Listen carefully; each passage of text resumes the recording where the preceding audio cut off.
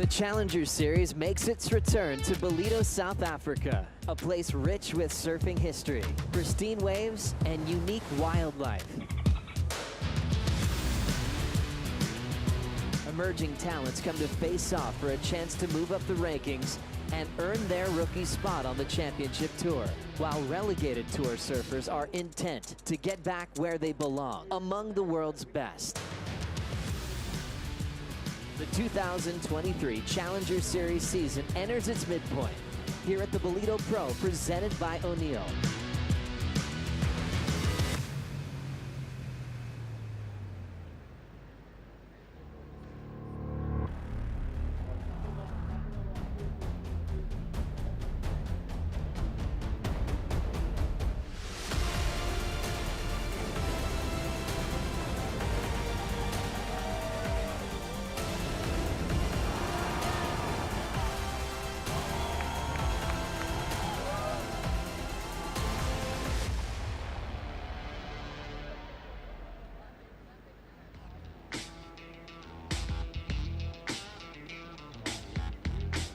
Stop 3 on the Challenger Series brings pro surfing back to Africa.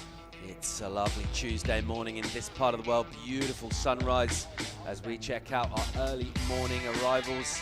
There's Sally Fitz, tons of competitive pedigree and experience from her, a couple of locals getting amongst it as well. A few free surfing waves. We've had a few glimpses this morning. Conditions from what we've seen, really nice, delectable. We've been blessed with swell for the first couple of days of competition. We're hoping to get more going. Miguel Tudela, that strong push from South America. He's enjoying his time over here. People getting barreled and loving the fact that Ballito offers great waves. We're looking forward to a big day of competition. We'll find out exactly what's going on shortly. In the meantime, joining myself, Paul Evans, is the Fru Brew. Mike Fru, how you feeling, mate? I'm inspired, I'm excited, and I think yesterday we saw the biggest level of high-performance surfing and the best aerials we've seen on this coastline, Paul, I reckon, this whole year. And, mate, I reckon if you enjoyed that, expect a bit more of the same today. We've got loads of heavy hitters coming in as well in this round, so we're expecting some really, really big performances. But before we get into any of that, let's find out what exactly we're doing today. Travis Logie, he's making the big decisions. He's with Tasha Mentasti. Day down on the beach. I'm standing alongside WSL Commissioner Travis Logie, who is going to make the call for us this morning. Good morning, Tash. Another great morning of waves, another super easy call. We're off and running. We're going to finish off men's round 2 and then go straight into women's round 2. So 15 heats today, 30-minute heats. Should be great conditions all day. Fantastic. So another epic day of surfing here at the Ballito Pro, presented by O'Neill. Great stuff. Thanks, Tasha. Can't wait for it. I'll tell you what, Travis Logie's really got sort of smart casual down, hasn't he? He looks comfortable, but he looks great. That's Travis. Travis is a smooth cat. So great that we've got it on. We're going to get straight into competition, and we got a light southwesterly wind coming a little bit later on this morning, Paul. So we're not going to have that strong onshore wind after lunch like we had yesterday. So we talked about some of those airs that we saw yesterday. Maybe not quite that air wind, but you know, a lot of these guys don't necessarily need that wind either. They can just blow up whatever the wind's doing. Yeah, 100%. And with the direction of that wind, what's happening is that's the first early sort of trails we're getting of that big cold front that we're expecting to hit tomorrow. And what that's carrying on the back of that is a big, big groundswell, which is great for the event. So we've had fun waves so far throughout the event. It's going to get a little bit bigger. We're thinking maybe a bit of wind coming with it too in a couple of days. But right now things are looking really, really nice out there. That's the scene this morning at Ballito. This is where we are welcoming the best challengers from around the world. You can see there's kind of spots up and down where those rocks run. There's various peaks up and down this coast, both to the right and the left of our main setup. So loads of opportunity for free surfing, which generally keeps our surfers pretty happy. Everyone's been getting barreled, and so far, everyone's kind of gushing in their praise of this region with good reason. The Quadacuza region, its main driver is tourism. This town of Ballito is built around the tourist market. It's only 20 minutes from our local international airport, King Shaka, and this is why people come here. An absolutely beautiful sunrise here. We get, obviously, we're on east-facing coast looking out over the Indian Ocean, so sunrise over the ocean, and it takes, what, 40 minutes, maybe an hour, really, of just, we've got that beautiful orange, kind of purpley scene, almost looks a little bit trippy. And then just sets up for a beautiful day of competition. Let's set our first heat, heat 10 of the round of 64. We'll see Aitan Osborne, the USA, Johan Duru from France, Luke Thompson and Daniel Elmsley, 2 South Africans in this one. Another great looking heat, the classic youth and experience blend. And that name, we chatted about him a little bit, Luke Thompson, O'Neill rider, a standout here in Ballito last year, and also the wildcard into the CT at J-Bay last year. So Luke Thompson won the Pro Junior, the WSL Pro Junior here in 2019. He was 16 years old at the time, so that was a big result for him. And that event really put him on the map. And then he came into the event last year as a wild card after getting signed for O'Neill, and had an incredible performance, Paul, and that secured him the wild card for J-Bay. And so Luke really had a banner year last year, and finds himself now really flying the flag for South Africa. We got a lot of South Africans tuning in for this heat this morning. Yeah, well, he's got a tough heat on his hands here. Names like Aitan Osborne is just absolutely electric with what he can do. Always bringing that X factor to his heats, bringing the unexpected. As we see Luke at 47, plenty of work yet ahead of him to get into the top 10. But hey, having an event in your home country is a pretty way of going up the ratings. Yes, Luke surfs this coastline and this beach in particular a lot over the winter when he's here and he's not traveling, competing overseas. And in green there as well, that's his fellow countryman Daniel Emsley. You'll recognize that surname. You're staying with Greg Emsley at this event. And Greg has been quite instrumental in coaching young Daniel Emsley over the years. Yeah, he was impressive in the early rounds as well, was Daniel. Let's see what he does now, coming in against a couple of the higher rated surfers in this one. You can see it's nice and clean on the face. No waves ridden as yet in this one. Just a little bit of kind of probing for position right now. This is the South African pair, these two, green and white. And they look to be heading just a touch wider to get one off the end of the takeoff peak. And our first wave could be ridden. No interest in that opening one, but already a little look at the size, and we're still in that head high, slightly overhead range. Looking at the sets this morning, the tide was very high to start at sunrise. We've got low tide this morning about 20 past 10. So today and tomorrow are the full peak of the spring tides that we're going to see this week in Ballito. And the movement or the difference in water out there is almost 2 meters, Paul. So around the height of a door or so. And so there's going to be quite a big difference between high tide and low tide in terms of what's breaking on that sandbank. Thompson looks keen here. Here he goes. Great looking entry into this. Going down the line, and an extended float maneuver. I was a little unsure whether he was going to attack then. I think that was a pretty smart decision, just to kind of offer the board up and let the wave do the work. So get to completion. Osborne, the American right now. Smooth entry into this one. Little whip off the rail. And then a nice snap and gouge to finish. Good stuff, good combo there for Osborne. So we're underway here. A couple of scores to come in. That wave, when Luke Thompson paddled into it, I mean, it's just dreamy kind of stuff. I think the light helps as well, but that smooth face, the way this thing just sort of cups out from the takeoff, looks beautiful. It's got quite a unique tinge of green, the water here, when you look at it. And whenever you look at photos or videos, you can tell straight away whether it's on the north coast of KZN. Aitan Osborne, Paul, has actually been here for about a month, maybe even longer. He's really good friends with Shane Sykes and his brother Justin. And they stay just up the drag here, probably about 5 kilometers from here in Salt Rock.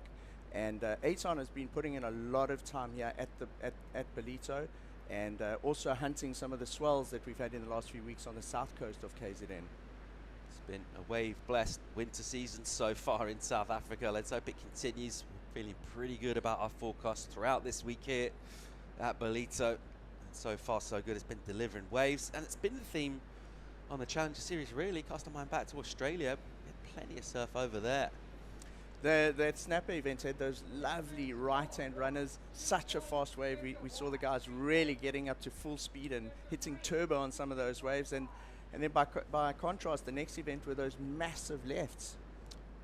So O'Neill coming on board as a presenting sponsor for this event again, and some cool activations surrounding this event. You have a role here with O'Neill in South Africa. Just tell us a little bit about what they're doing for this event.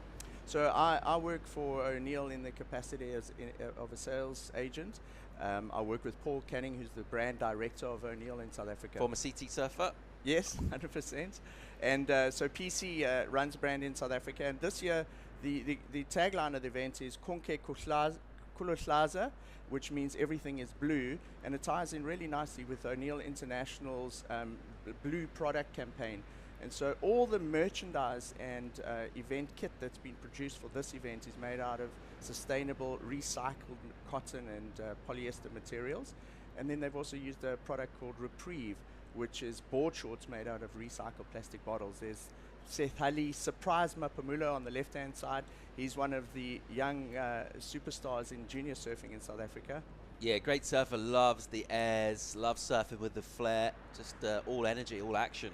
He typifies that that saying, you know, energy comes in dynamite comes in small packages. Osborne has to get out of the way there for Emsley. And a nice gouge from him, and he gets right back on the gas. A big wave, and does well to negotiate a closing section. Osborne, I tell you what, there's different sort of flamboyant ways of kind of seeding ground to a surfer.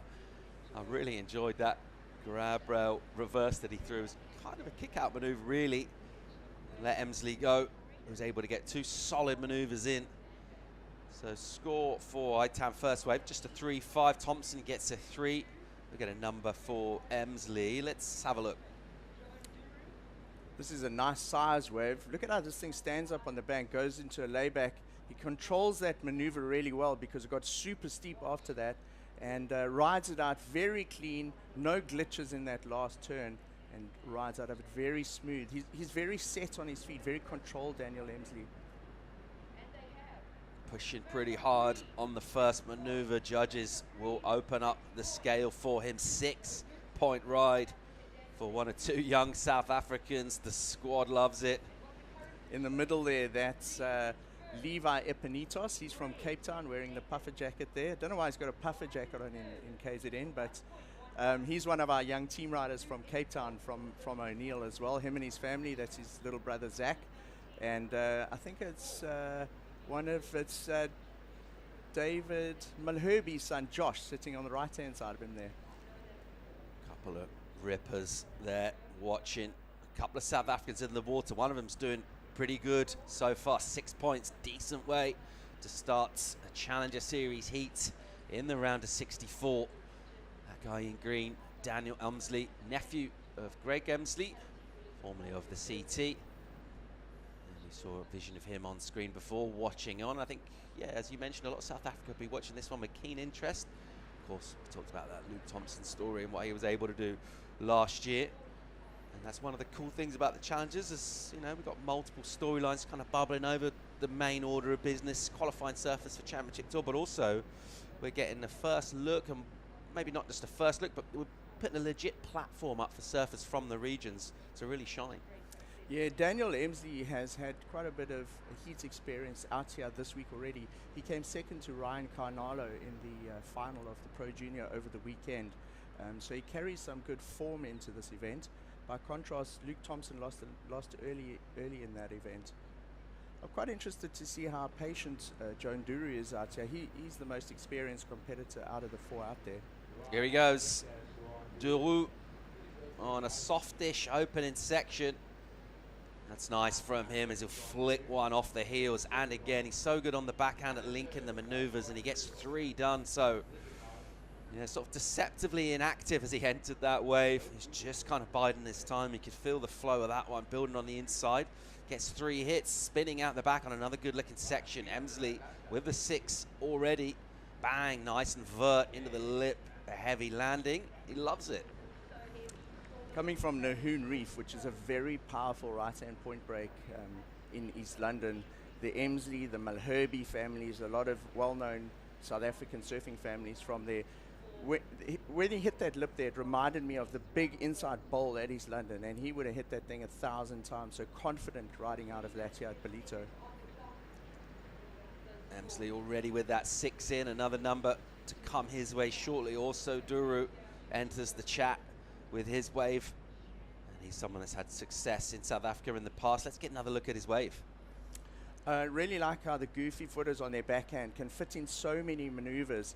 They're really rotating the board off the bottom straight back up at the lip, and in the space of probably 10 to 15 meters, he gets 3 turns in for. Here's last of Daniel Emsley, and comes off the bottom. Also almost double overhead this one, goes straight at the lip, and a critical landing. He came down really on the lip there, so really maintaining control. The center of gravity over the board was good, and so halfway down the turn, you could tell he most probably was going to like ride it out.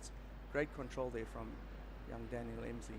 The 3 hits from Duru, good enough for 6, 6, 7 for him. Smooth linkage, decent number for him, the high score of the heat. Emsley's got a good backup number of his own for 1 hit, 5, 7, 3. Live action. Let's pick up the Frenchman. Joan Duru hits it hard and fast, and he'll get a steep section. He absolutely spanks that thing.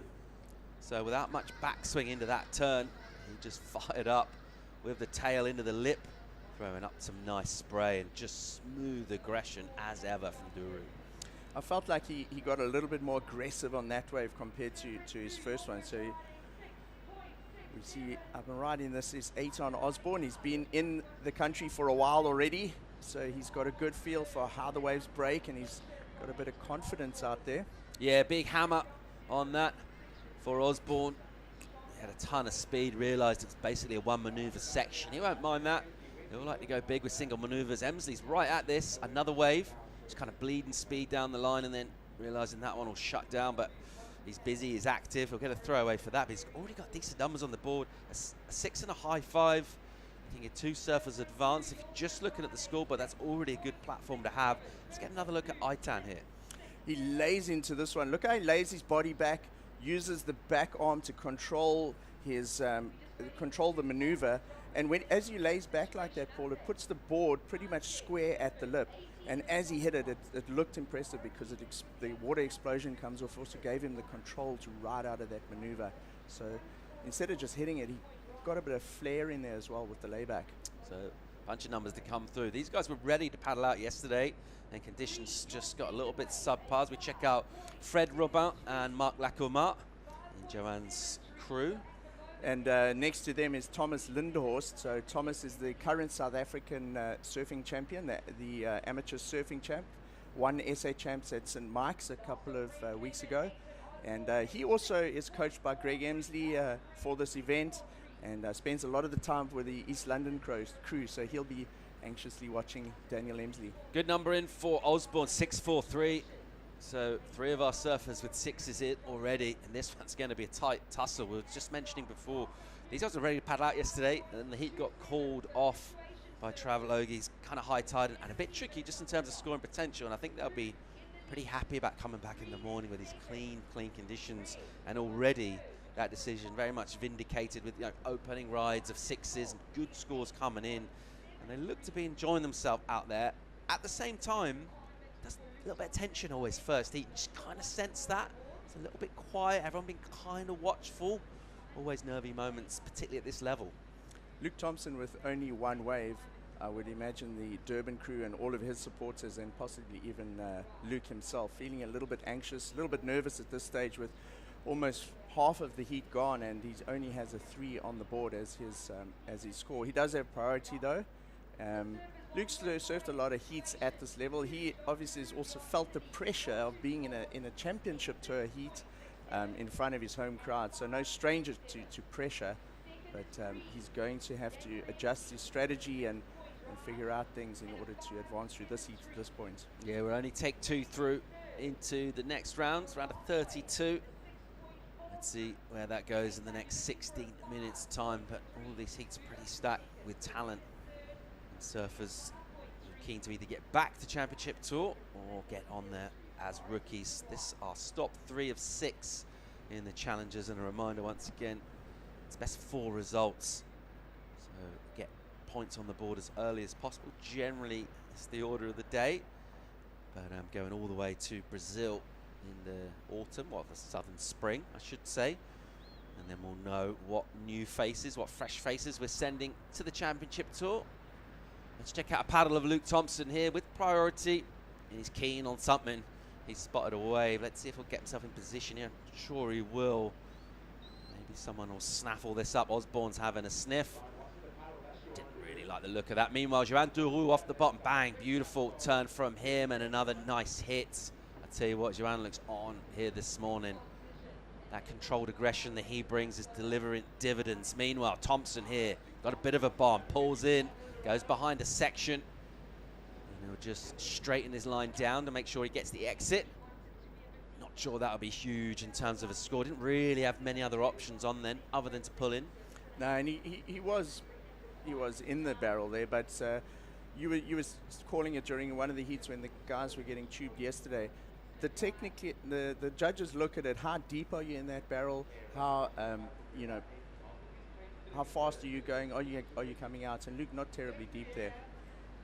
Yesterday was so interesting, Paul. We were watching heats through the morning. It was kind of like this. We saw Natasha van Grienen get through. We saw Zoe Stain get through.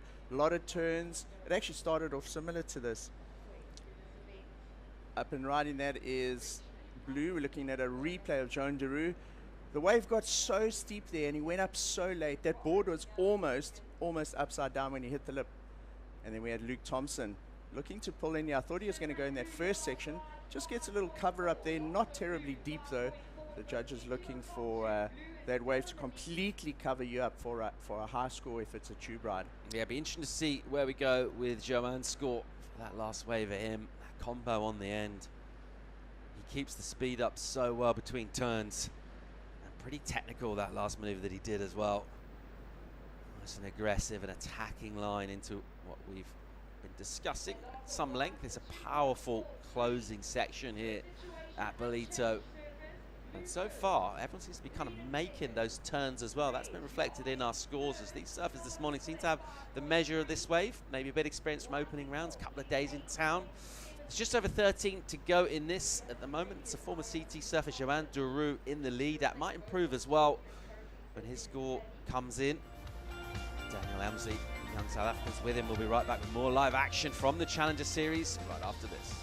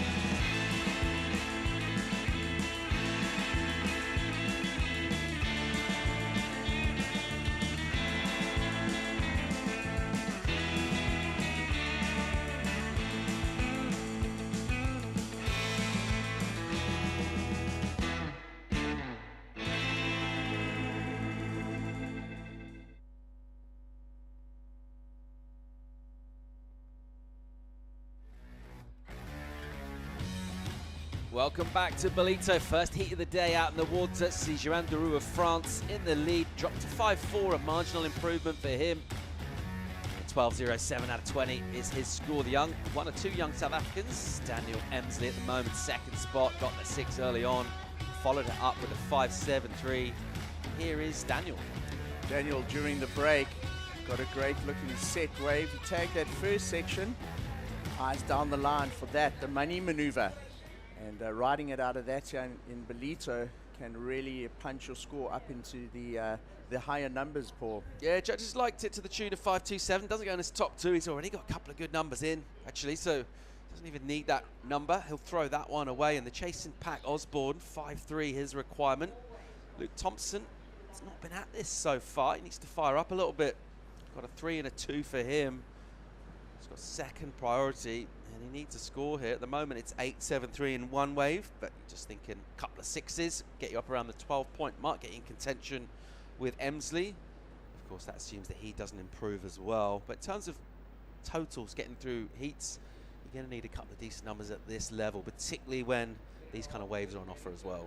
An 8.73 is considered an excellent score in surfing, the judging criteria of surfing. So Luke looking for something pretty exceptional at this point. This looking, just going back to that last wave, I think it was of Eitan Osborne, a bit of a throwaway air. all of the first couple of waves in the first few heats actually yesterday were all turns, closeout floaters, big hacks off the lip and that sort of thing. And then it was about the third or fourth heat of the day, Michael Rodriguez took to the air, and that changed the whole game for the rest of the morning. And I thought Aton was going to perhaps flip the switch there with that one. He didn't quite pull it off. But yesterday was some of the most exciting surfing we've seen on this coastline this year. It's so great to have the internationals visit the Quadakuza region, and we get surfers coming up as far as the south coast of KZN. They drive 2 hours every morning to come and watch the surfing here. Yeah, the other point as well is the beach is real close to the action here, particularly that section on the inside that they were punting on. So the squad watching on the beach, all the Groms, all the surf fans here, they're real close to that. They get great view of it. His vision of David Silva, unbelievable surfer in running right-handers for a couple of years in kind of small rights. I would say he's pretty much untouchable on his backhands. He was so good in these kind of conditions. And he's got a real tough heat. Imai DeVault, Kehu Butler, Christian Kymerson as well. The very first year that O'Neill sponsored this event in 2019, David Silva actually took out the win. And this big trophy next to me with the Nguni hard on, if I look, it's actually got David Silva's name engraved on it. Emsley here, opening up. What's he got for us? He's got a spring in his step, bounding down the line, and he'll punt and spin. And that one, kind of, we can almost feel that in our ankles here in the studio. It's an incompletion from him. He's fine, and he paddles back out with a little extra vim and vigor. Just washing off a little frustration of not making that. Plenty of time though, in second spot in this heat.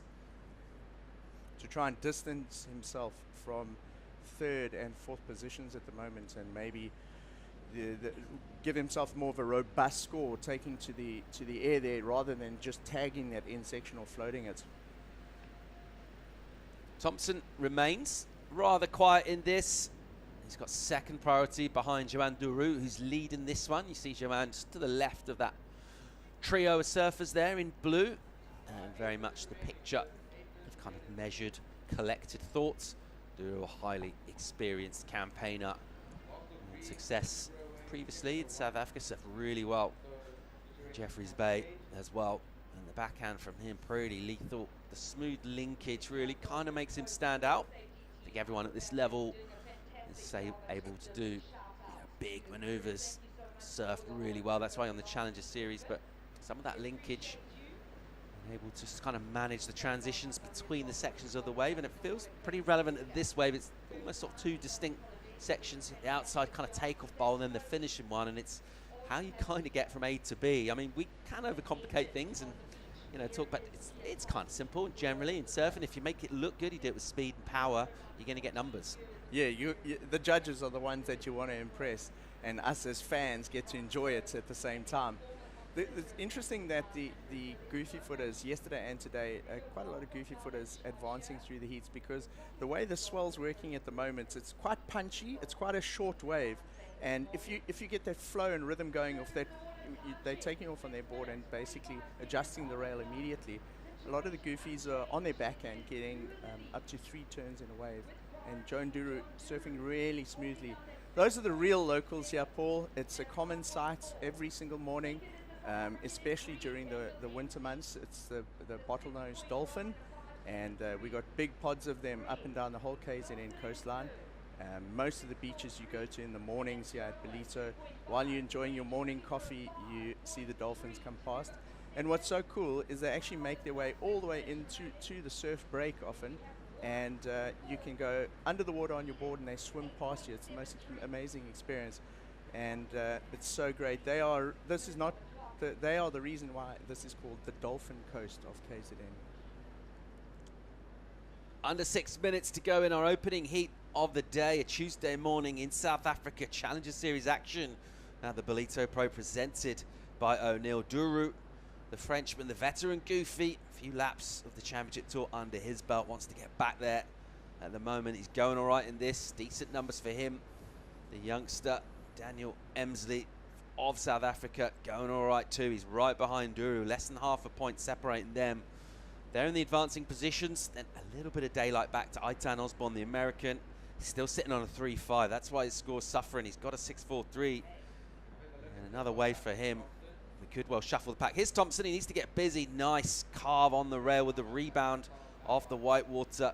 And then a little slopey section. That wave not really cooperating with him. Anytime you see a surfer heading that far back, kind of going left essentially on a right, it's impressive to hit the section like that, but generally means the wave's backing off down the line, and that's exactly what happened there for Luke.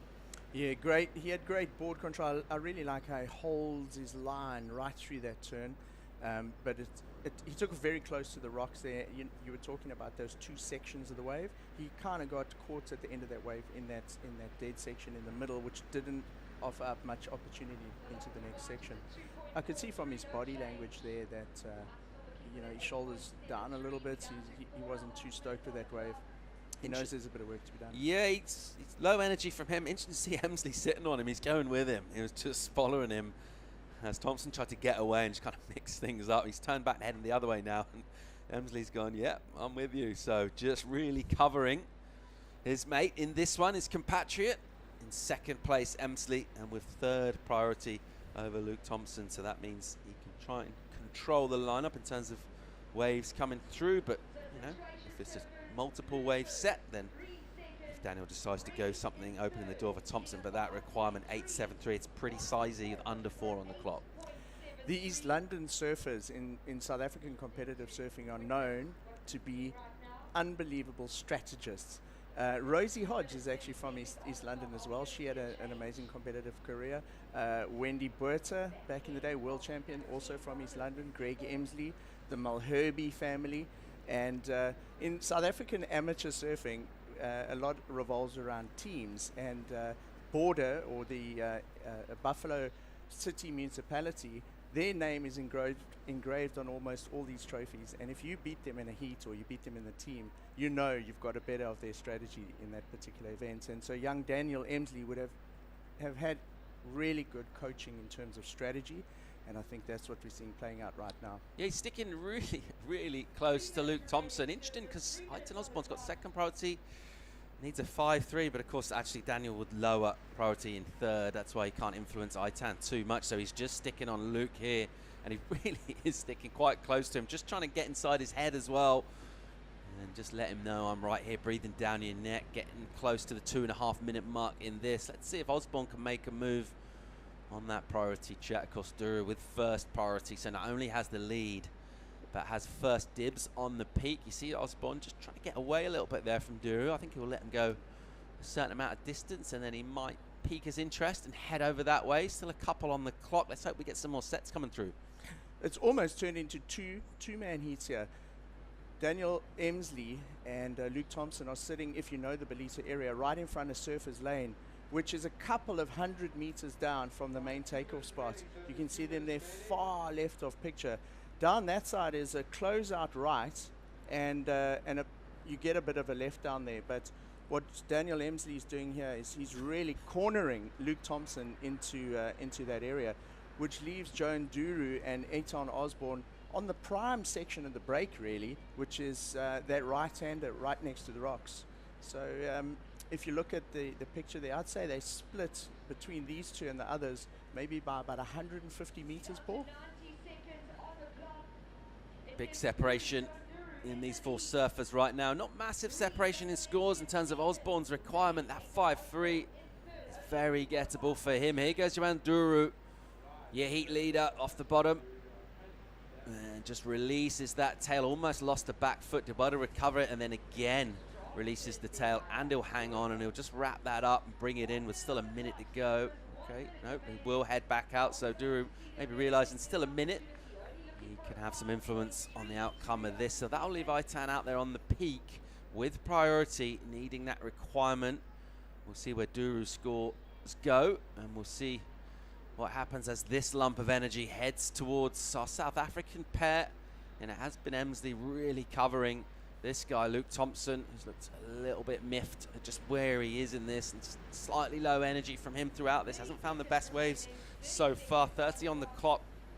Needs to go excellent. That's going to be a tall order. Aitan Osborne, what's he got out on the peak there at the moment? He's in third position on this, and it's not looking great for him in terms of sets coming through, and he just desperately wanted another wave. And it was that last wave that Joanne was able to get. Just kind of shut that one down, really, and just said, I'm in the lead here with that priority.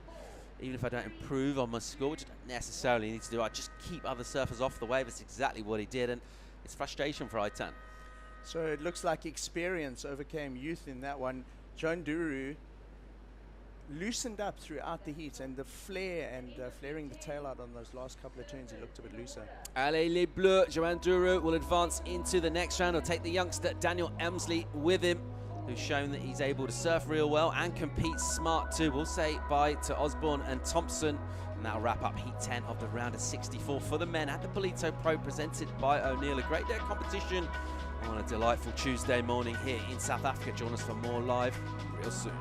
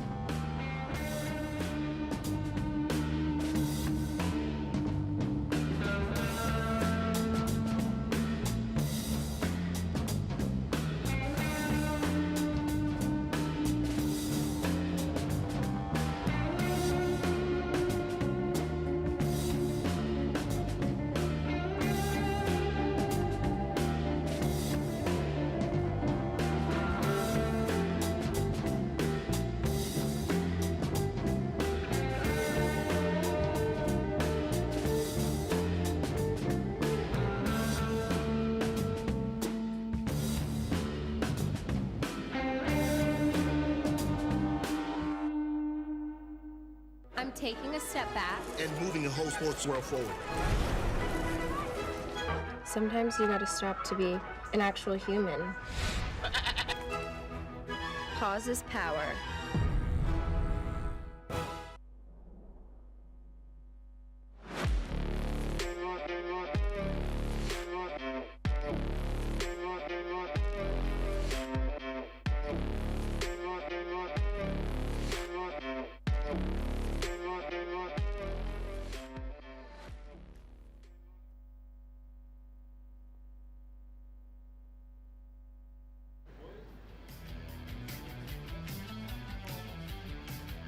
Challenger Series is back in Africa. It's the Ballito Pro presented by O'Neill.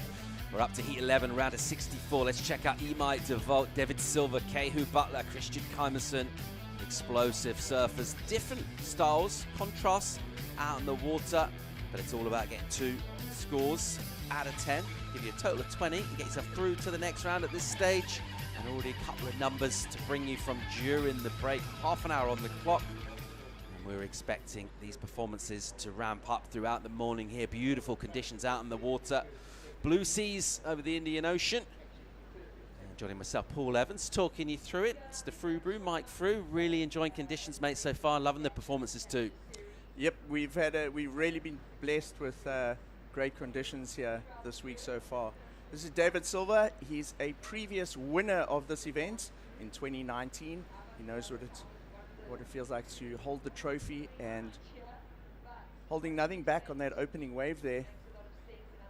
This is Kehu Butler from New Zealand. Comes off the bottom, and that first turn, a little bit of flare. Now looking for something down the line. What are we going to finish this wave with? Tags it again. You see how that spray comes off the back of the wave there, Paul? As the surf is hitting the wave, he puts a bit more pressure on his back foot, and what that does, it creates a bit of drift for the board, and it also then throws spray into that sunlight, and it looks impressive. Yeah, we talked about the backhand from Silva, didn't we? 7 points in for him already, and I feel like he did that without even really extending himself. A 7-point ride, a canter for a surfer of David Silva's quality. He's so good. Those backhand bottom turns he does, gets so much drive, rides pretty short equipment. And if you think about a steep wave on your backhand and those kind of angles that you can attack from, I think that rail line just fits so well into a steep pocket, and he's really, really good. Just blasting those maneuvers. You mentioned the success he's had, a former champion here, and surfers, you know, we develop different kind of relationships with waves, and that winning feeling gives you a special vibe and feeling with the spot. He's quite an emotional performer, and he'll already be enjoying this ride. Let's get another look at it. Watch how he drives with his back foot off the bottom to get that board up at the lip into into those bottom turns. The bottom turn is so critical. It's the maneuver in surfing that sets up everything else, and he really puts his board on a rail. This is live action from David Silva. See how he pumps the backhand or the back foot there again, and that pump generates enough speed to get around that section and find the money, the banker section of the wave. Yeah, he's loving life already here this morning. Paul's in there with the pig dog, gets barreled and comes out, and he was running out of space really, wasn't he? Able to get that turn in. He's so good at doing that. That previous stride, the 7, went for the little twofer combo on the ends. And I think some surfers have been maybe caught sometimes in two minds, maybe wait at the bottom of the wave and hit that powerful section. He actually got 2 hits in. He's going so quick down the line, able to link those turns together, and then very next wave gets himself a tube with a hit as well. Let's see where that goes score-wise, but David Silva wasted absolutely no time. A blistering start from him. And he'd love to get back on the championship tour, get in that conversation. Right, the Challenger Series, of course, heading to Brazil for our final event of 6. Plenty of the Challenger season as yet to come, but this guy's just shown his pedigree down the seasons. Let's get another look at his last wave. So a really fast wave. So pumping down the line, he gets in there. Now that was a little bit deeper than the one we saw from Luke Thompson earlier. He saw that section from inside the tube, came out the sort of little doggy door and hit it. And he got those 2 waves, Paul, within the first 4 minutes of the heat. You can't get a better start to a heat than that, and he's found a fantastic rhythm right off the horn. Yeah, you know, you contrast that in the last heat to the likes of Luke Thompson, who would have surfed this place an absolute ton, has had also success of his own here, but sometimes that energy of the ocean, you just got to be in the right place and take the opportunities when they come. That's what Silva's doing so far. 5.83 for him. Most of the points you think would be sort of for the combination of coming out of that tube and then getting the maneuver done on the end. Meanwhile, Kymerson here, we know all about him. An explosive electric surfer. Here's the wide stance, here's the punt, and he'll spin that one down. And I think he managed to stay away from his board. He's getting his rashi a little bit around their head. There's plenty of power out here in Ballito, out in the water. Kymerson will paddle back to think again. And you talked about seeing some of those aerials come. He'll look to bring that certainly throughout this heat, given any opportunity with ramps. And this looks like to be a really entertaining one already. Imai DeVault, he's been quiet. That's sometimes a tactic from Imai. He sits and waits for sets. He's so polished and stylish, is Imai DeVault. And at the moment, he's just taking more of a watchful approach to this, looking for the right wave. But so impressive to see David Silva getting on a roll in this one. Yeah, very solid start. And he's got back out there very patiently waiting for the next one. Christian Kymerson, for South African supporters here, is a name that's very familiar, and we know him as the air guy at the Ballito Pro. All right, here goes Imai DeVault out of Maui, and a beautiful looking opening section. Really nice snap and turn from him. And just controlled into that second maneuver, then loses control and goes down, and that will hurt his score because he was on his way to a number there. That was a great looking wave, almost a little, felt a little cash into that second turn. Silva pushing really hard, didn't really have anywhere to go in that as it closed out, and he tried to just almost release the tail over the curtain of the wave and just gets blown up from below. So an interesting exchange there, seeing 2 surfers of very, very high caliber coming off second best on this closing section. You've got to be centered over your board in order to ride it out of a maneuver, because once those fins grab, you want to be able to ride it out, and you've got to be centered over your board. And if you look at both of those last turns, it was a bit wild from both of them. As they went into the turn, the board got away from them. That combined with the high power energy of that last section, they were unable to ride it out. All right, just over 21 minutes to go in this. We'll cut up the scores. It's still Silva leading this one. Let's go down here from the winner of the last heat, the Frenchman, Joan Duroux, is with Kylinder. All right, another great morning in Ballito, standing here with Heat 1 winner for the morning. And John, you keep looking over your shoulder, looking at the action going on behind you. The waves are turning on. Yeah, waves are good. I'm stuck to be the morning because yesterday afternoon with the wind was hard. So now it's kind of pumping, so I'm stuck. Now, Ballito has been a very happy hunting ground for you over the years. You've had some fantastic results here. Obviously, you and Maud have been here for years. You enjoy coming to this part of the world? Yeah, I love here. I come since 2009, maybe since the first prime here. So I really like here, eating good meat every night, and really nice people. And the waves are strong, good beach break, and the right under if it's good. So I really like. All right, and any message for our French fans? Merci à tout le monde regardé, Maud, ma famille, et mes grands-parents et au Chilon. Awesome, my man. Well, incredible surfing as per usual for you, and we look forward to seeing you in the next round. Thanks a lot. Dude's happy. He's got a nice plate of meat in the evenings. If that's your thing, this is a good place to do that. You can interpret the second half of that interview for me, Paul. You live in Hossegor. Yeah, his grandparents are watching. Is everyone supporting him back home? Au Chilon at the end, that's his little slogan, his little catchphrase. Interesting that he said he's been here since 2009. So he would have possibly surfed the last time this event was on the Durban beachfront before it moved to the Quadakuza region. And Joe Nduru also been to South Africa many times, so he's been coming to this event for 14 years. That's a long time. So he'll know the wave well. He would have been confident going into that. And with that combined with his experience, I wouldn't say he took an easy win, but it was a confident win in that heat. Let's get caught up here with the replays. This is Imai de Volt. Oh, look at that flare on the first turn. The surfers looking back at that would have just seen fins on both of those turns. We can see David Silva looking back at Imai's last wave there. And then this is Christian Keimerson. He's very exciting to watch. And that's why going for a big rotation air, not quite sticking it. I had a look at his board yesterday, Paul. It's actually a carbon wrapped board. He normally rides black boards, or every time I've seen him in Ballito, it's always a black or a really dark spray. And I had a look at that board on the beach, and it's a full-on carbon wrap. And I would imagine the reason for that is it's giving the board a little bit more strength because of the amplitude of the type of airs that he does, and also it's quite light to get in the air. Quite short and wide as well, it looks from here. It did look quite short and wide. I didn't look at the dimensions. I was more looking at sort of what the composite was made out of. It was very, very light, and I had a quick look at it, and you can see those carbon sort of fibers on the board. The Brazilian squad watching on there. Michael Rodriguez, good energy from him. He's absolutely stoked.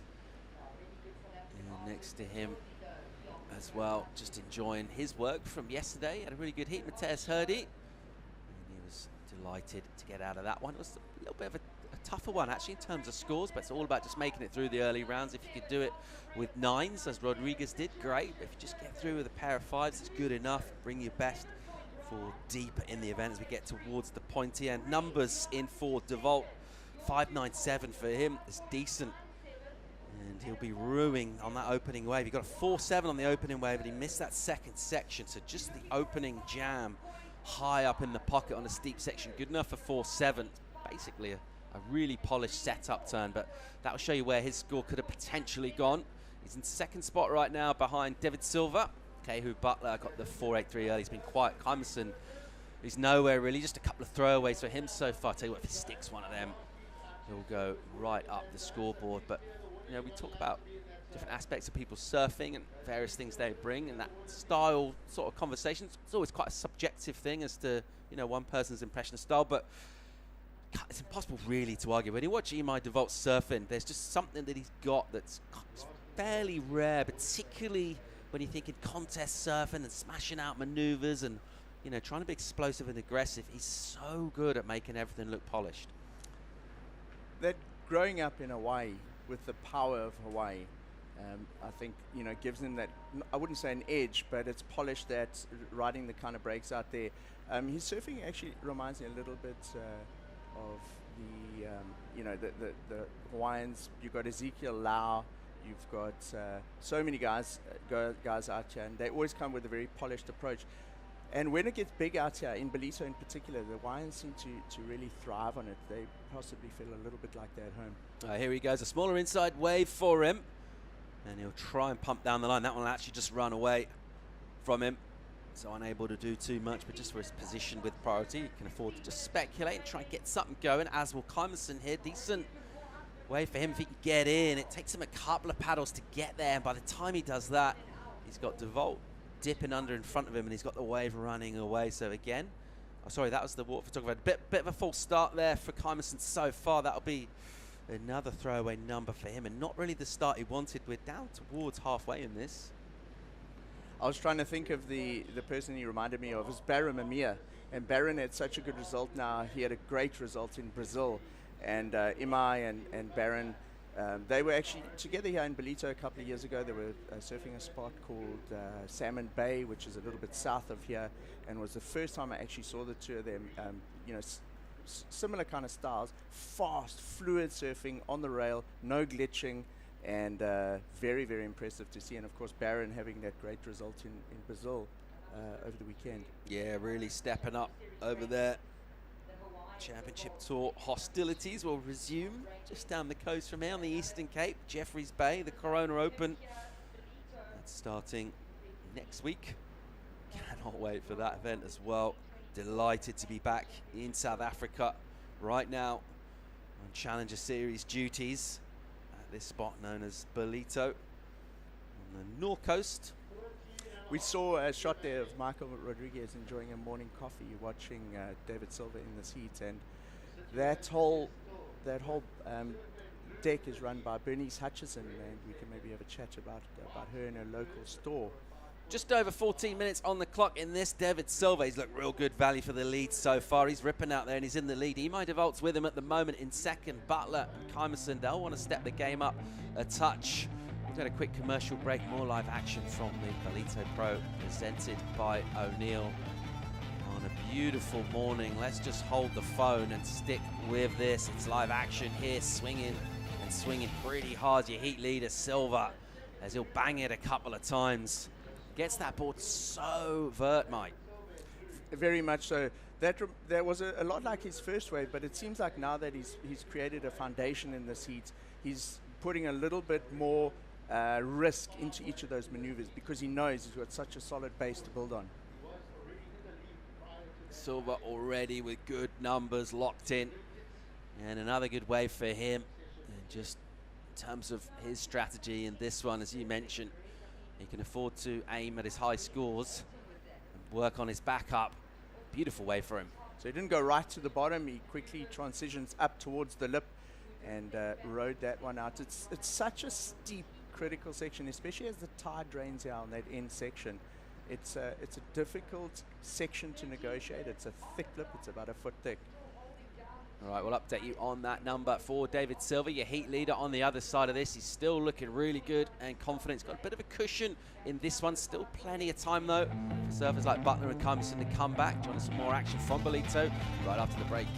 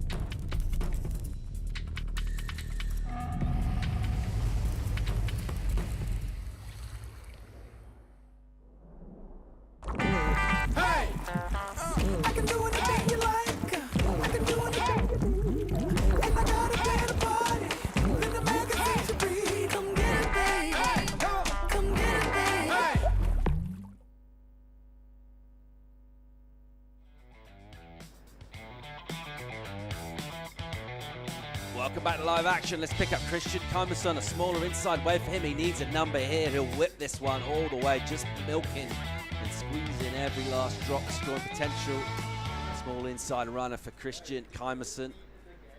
One of our two Brazilian goofies out in the water right now. He's chasing numbers here, Mike. He's only got throwaways on the board thus far, and not a ton of time. That'll feel a bit better. Yeah, two-thirds of the heat down. These are 30-minute heats, 11 minutes remaining here. And we know he can pull high nines out the bag in the dying seconds. We saw a couple of heats this event so far go down to the wire where a surfer got a score with 30 seconds to go. So it's certainly not over, but the pressure is certainly on, and he won't be feeling comfortable in the position he is in right now. Yeah, 4-1 in for Cummison. It's a bit better, needs to go deeper, needs to go back to the well and get a bit more where that came from. Think of those numbers for you, Mike. Just shy of a 6 to 5.97 plus a 4. And a decent chance of improving as well with second priority and still over 10 to go in this. So let's see how this one plays out. It's just gone a touch quiet since that opening, but definitely Silva managing to take those opportunities. Sometimes, you know, it's 4 servers out in the water, you're paddling out, taking your various positions. Sometimes waves just pop up next to you. You take the opportunity to get a score, and you're paddling back out, and there's no real rhyme or reason to it, but just as you're making your way back to the lineup, another wave pops up and you take it. It feels sometimes a lot easier to be the person in motion.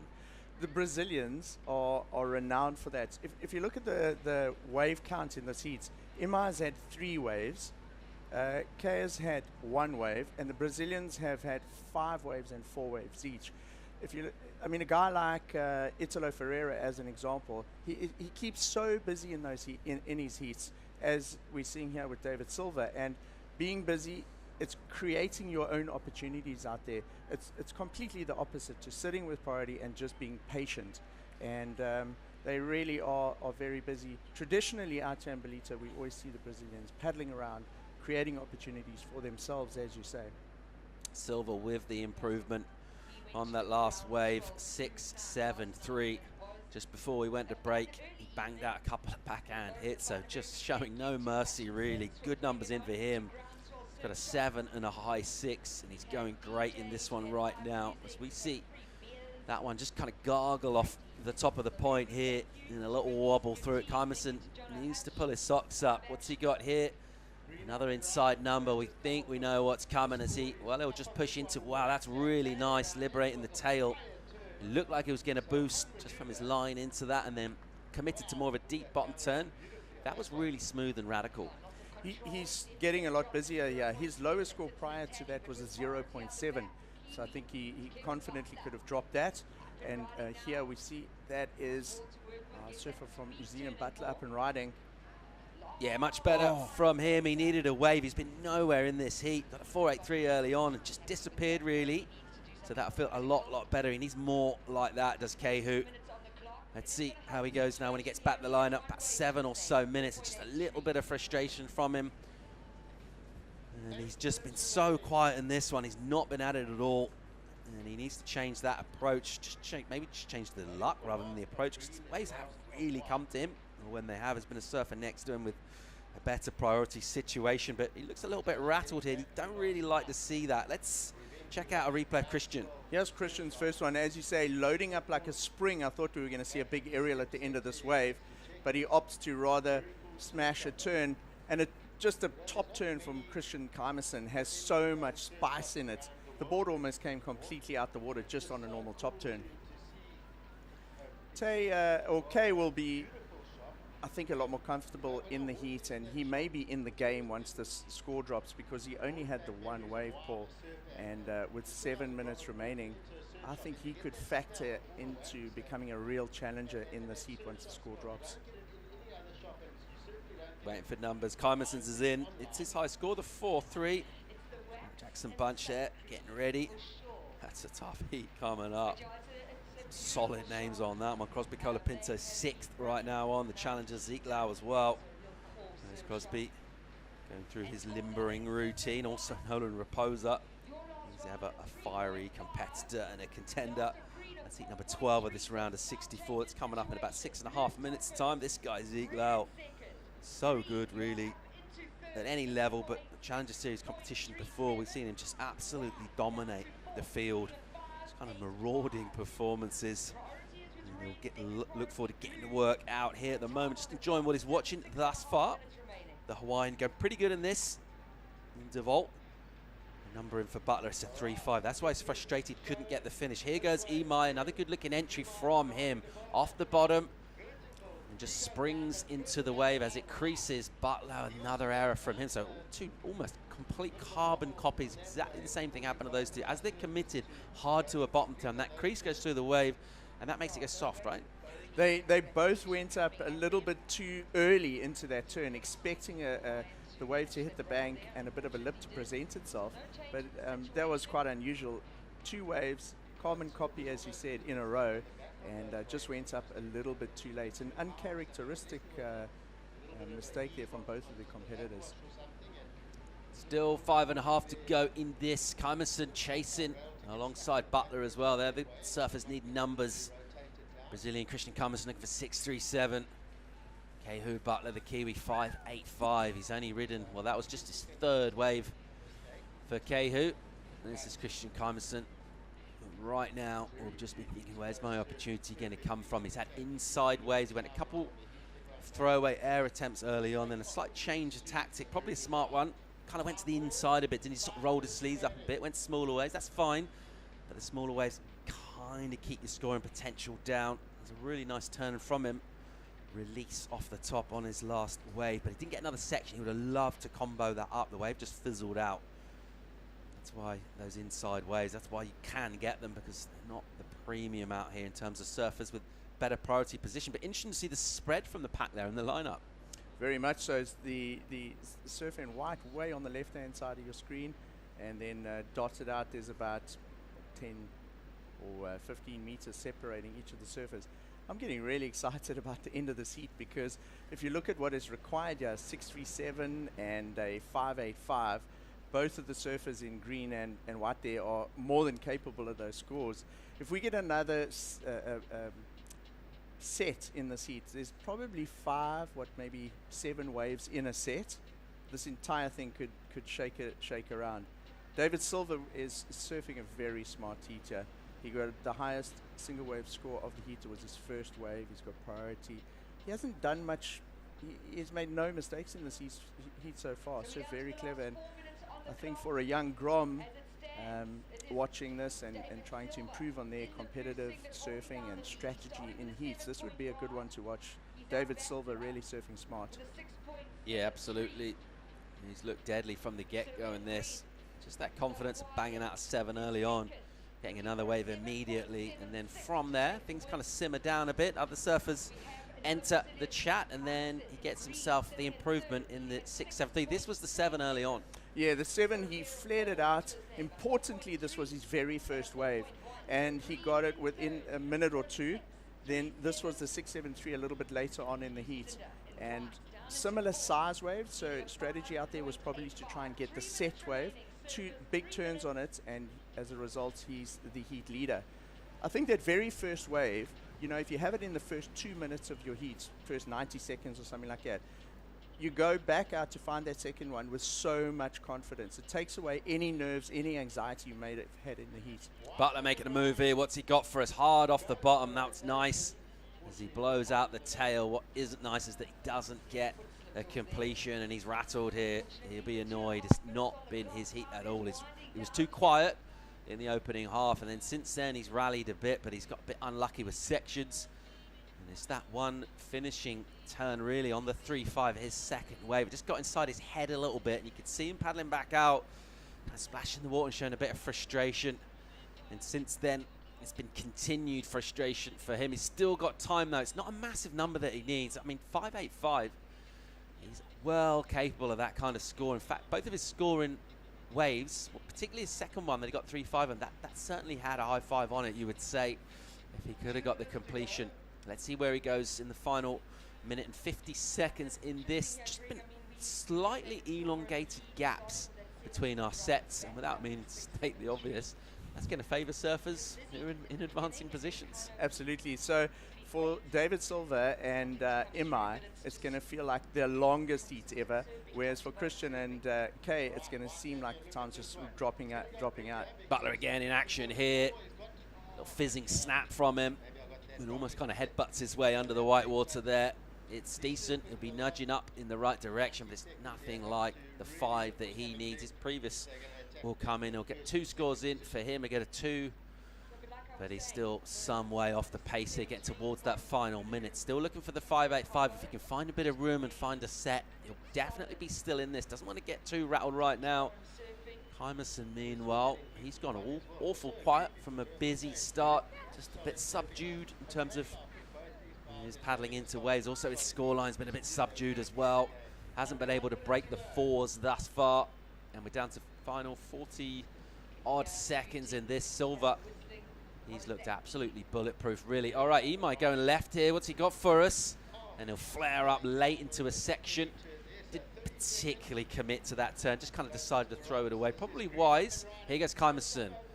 A float over a section on the roof, and he'll snap up the heels. A quick combo. Bang. He'll make that.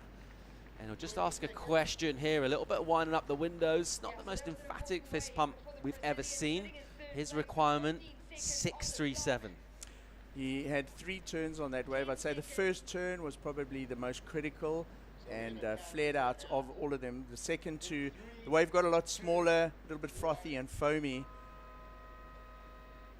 David Silva, the pace of his heat and the way he got his scores was solid. That's a great heat for someone who's trying to surf a smart heat and improve their competitive surfing to watch.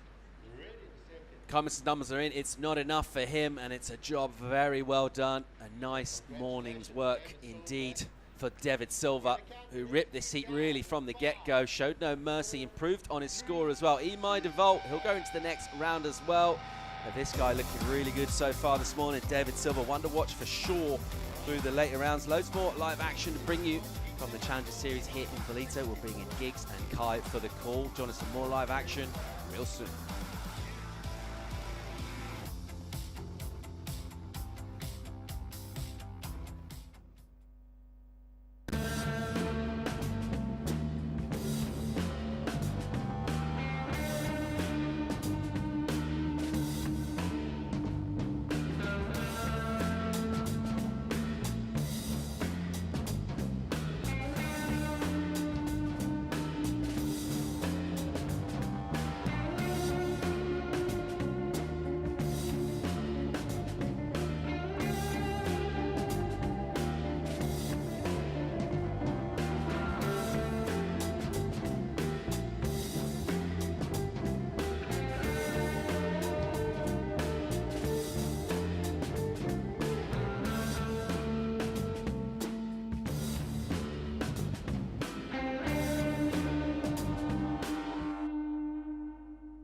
I'm taking a step back. And moving the whole sports world forward. Sometimes you gotta stop to be an actual human.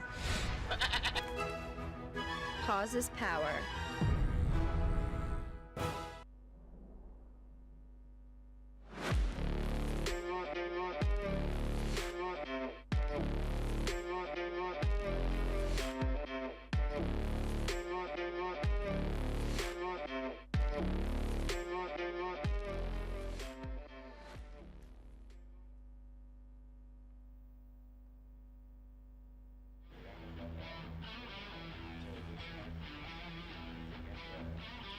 Sawubona is our greeting. You are with us in the heart of Zululand, KwaZulu-Natal on the east coast of South Africa. It is the World Surf League's Challenger Series third stop of 6 as we sift out the new talent, the CT surfers that have been debunked at the mid-season cut, and lots to talk about. Giggs and Kai Linda in for the call.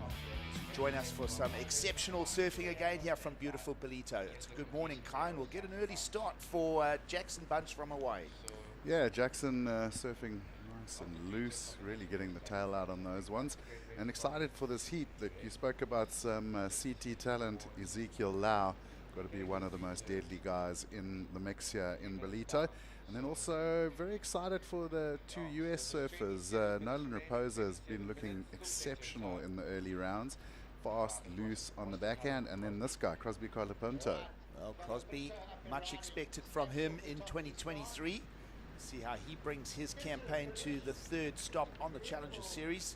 Nice hit in the junction there. Conditions, of course, this morning, Kai, very playable. Almost, there wasn't much of a land breeze this morning, actually. It was kind of just been glassy since dawn. There's been the stillness and an expected southerly wind to come through once the tide turns over from mid to late morning onwards. Yeah, I think the mornings have been playing havoc with Travis, because you come down in the dark and it really doesn't look that special. It was really small on the high tide, but As soon as that tide kind of starts dropping out, we've just seen more and more action in the lineup. A couple of big sets in the last 2 heats.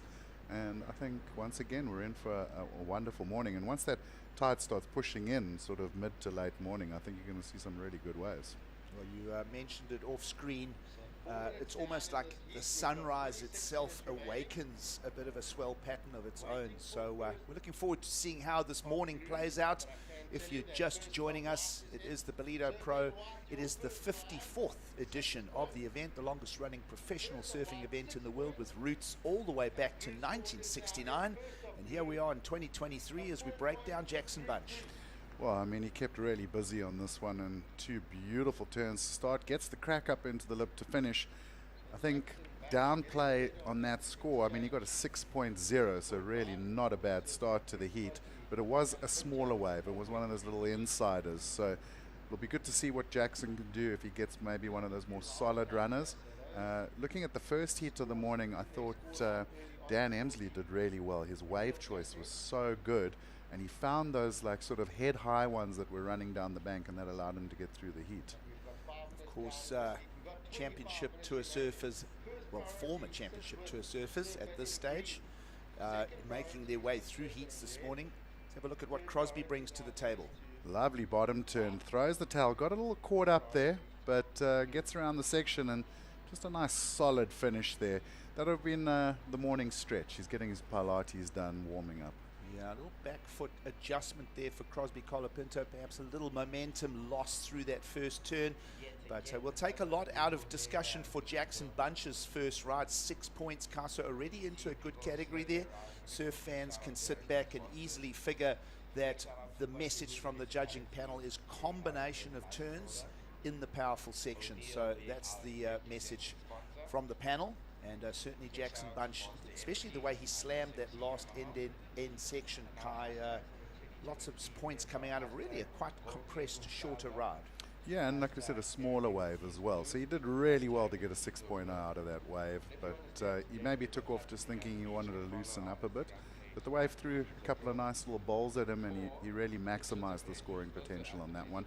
The sort of juxtaposition of that is in some of the heats this morning, guys like Eitan Osborne, 1 turn, and I mean it was a ridiculous turn, but he got a 6.43 just for the 1 maneuver. So the judges are going to reward those big maneuvers, but on the flip side of that, a wave like Jackson's where he really surfed it to its full potential, also being rewarded.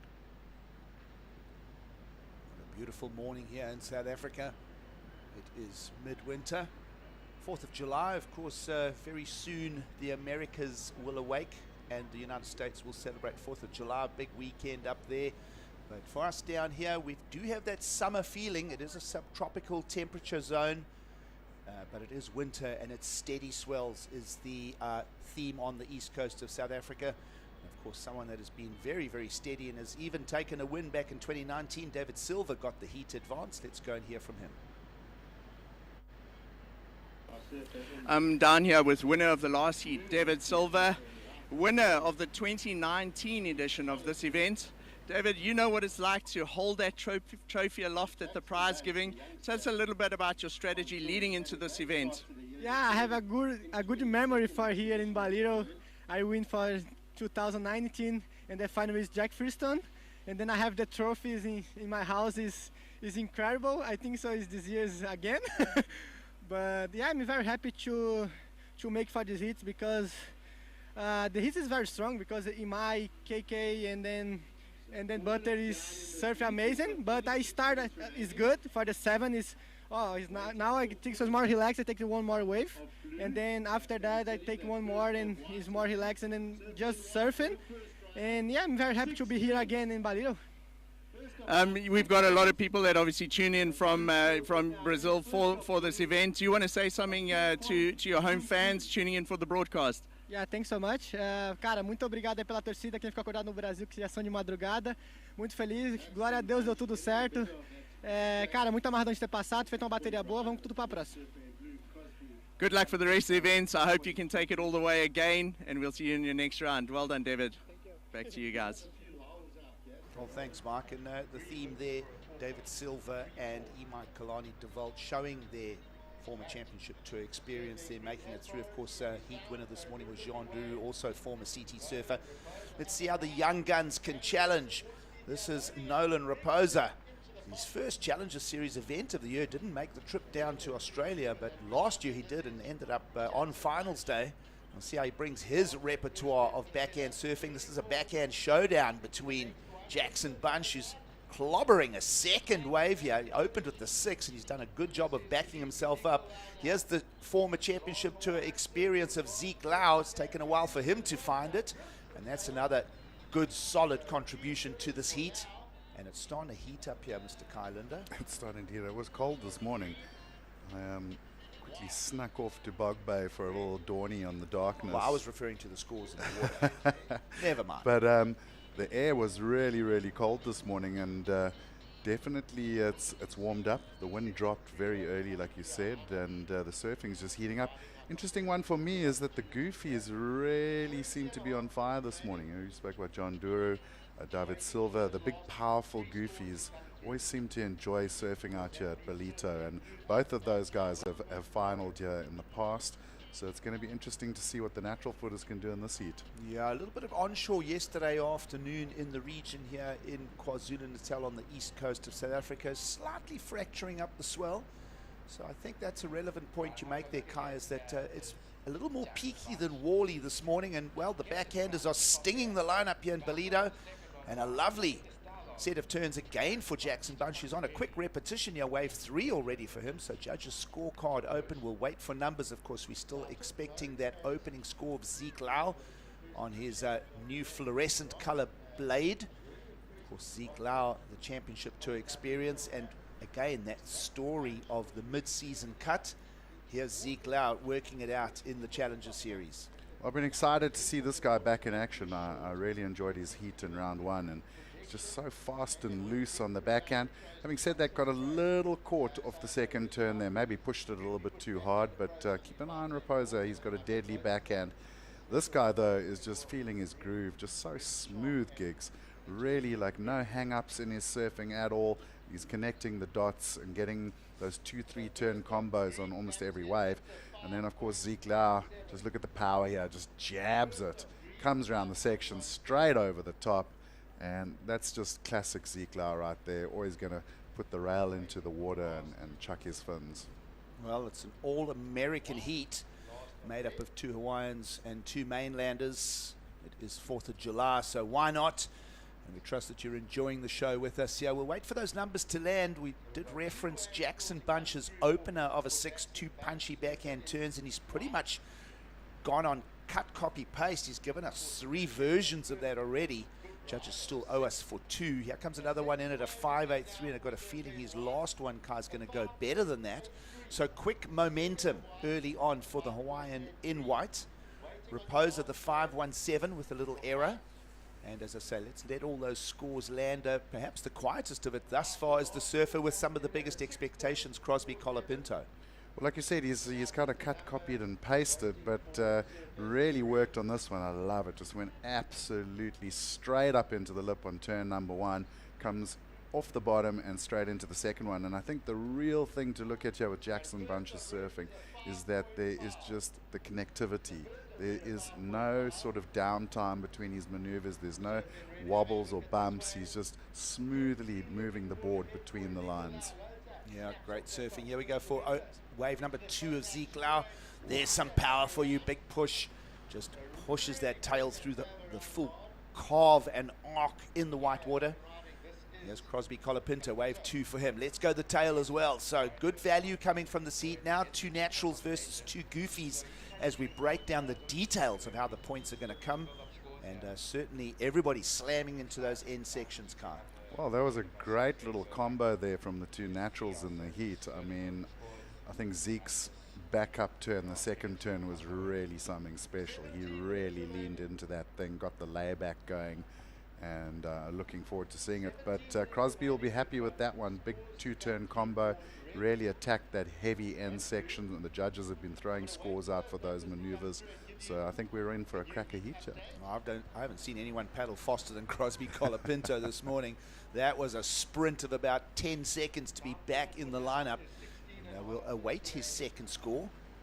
And as we mentioned, much expected from the surf out of San Clemente. Of course, brother Griffin just on an absolute tear in 2023. Let's break down wave 2 for Zeke Lau. Well, love how Zeke surfs. Nice little check turn, nothing too special, but watch this. Just wham, just throws his hip out and just destroys that lip. Better first turn probably from Crosby, and also a great second turn, but just looking at that exchange, I love the second turn from Zeke Lau. Back to live action here, tracking Nolan Raposa. Lovely on the coping, just gets the drifting in the pocket again, speeds up. And he'll just place those turns. Body language says, I'm in control of my delivery. I'm just going to put this in as my second score and then start working from there. And already halfway through the heat, Kai.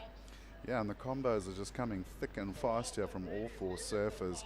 The big thing, Giggs, is though they're all in those similar score ranges. We haven't seen anyone go excellent yet, so the judges are holding back on that excellent score. They want to see something really spectacular. So one of these guys is going to have to put up his hand at some point and do something really. I think Zeke touched on it with that second turn on the 5-9, and Nolan Raposa there, that one turn was really fast and loose. He looks like a rock star and he surfs like a rock star. Judges having a think of Nolan Raposa's last ride. We'll reference the best wave of the heat thus far, Jackson Bunch's 6.47, which was very tight, very vertical, very punchy, but just 2 maneuvers to fetch into the good category score. So we see where the judges are going. They want that combination. Yeah. And as we wait for those scores to round up for Zeke Lau, where we mentioned a 5-9 for Zeke, and judges having a ponder on Nolan Raposa. And while we are waiting more action here, we'll take a quick break at the Ballito Pro. Stay with us. It's beautiful South Africa.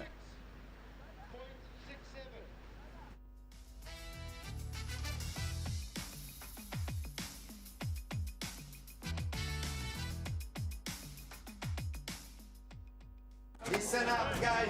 Our biggest problem right now, we are missing poses. You mean pauses?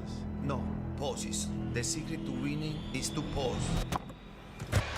Time out! Let's take a break. In through the bunny hole. Down the big tree. You like it, Tom? Now you're talking. Gorgeous work, Antonia. I'm taking a step back. Sometimes you gotta stop to be an actual human.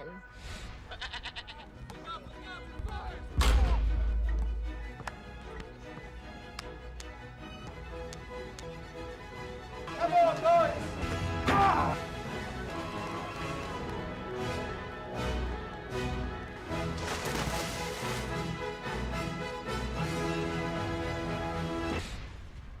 Hey, you'll get it tomorrow.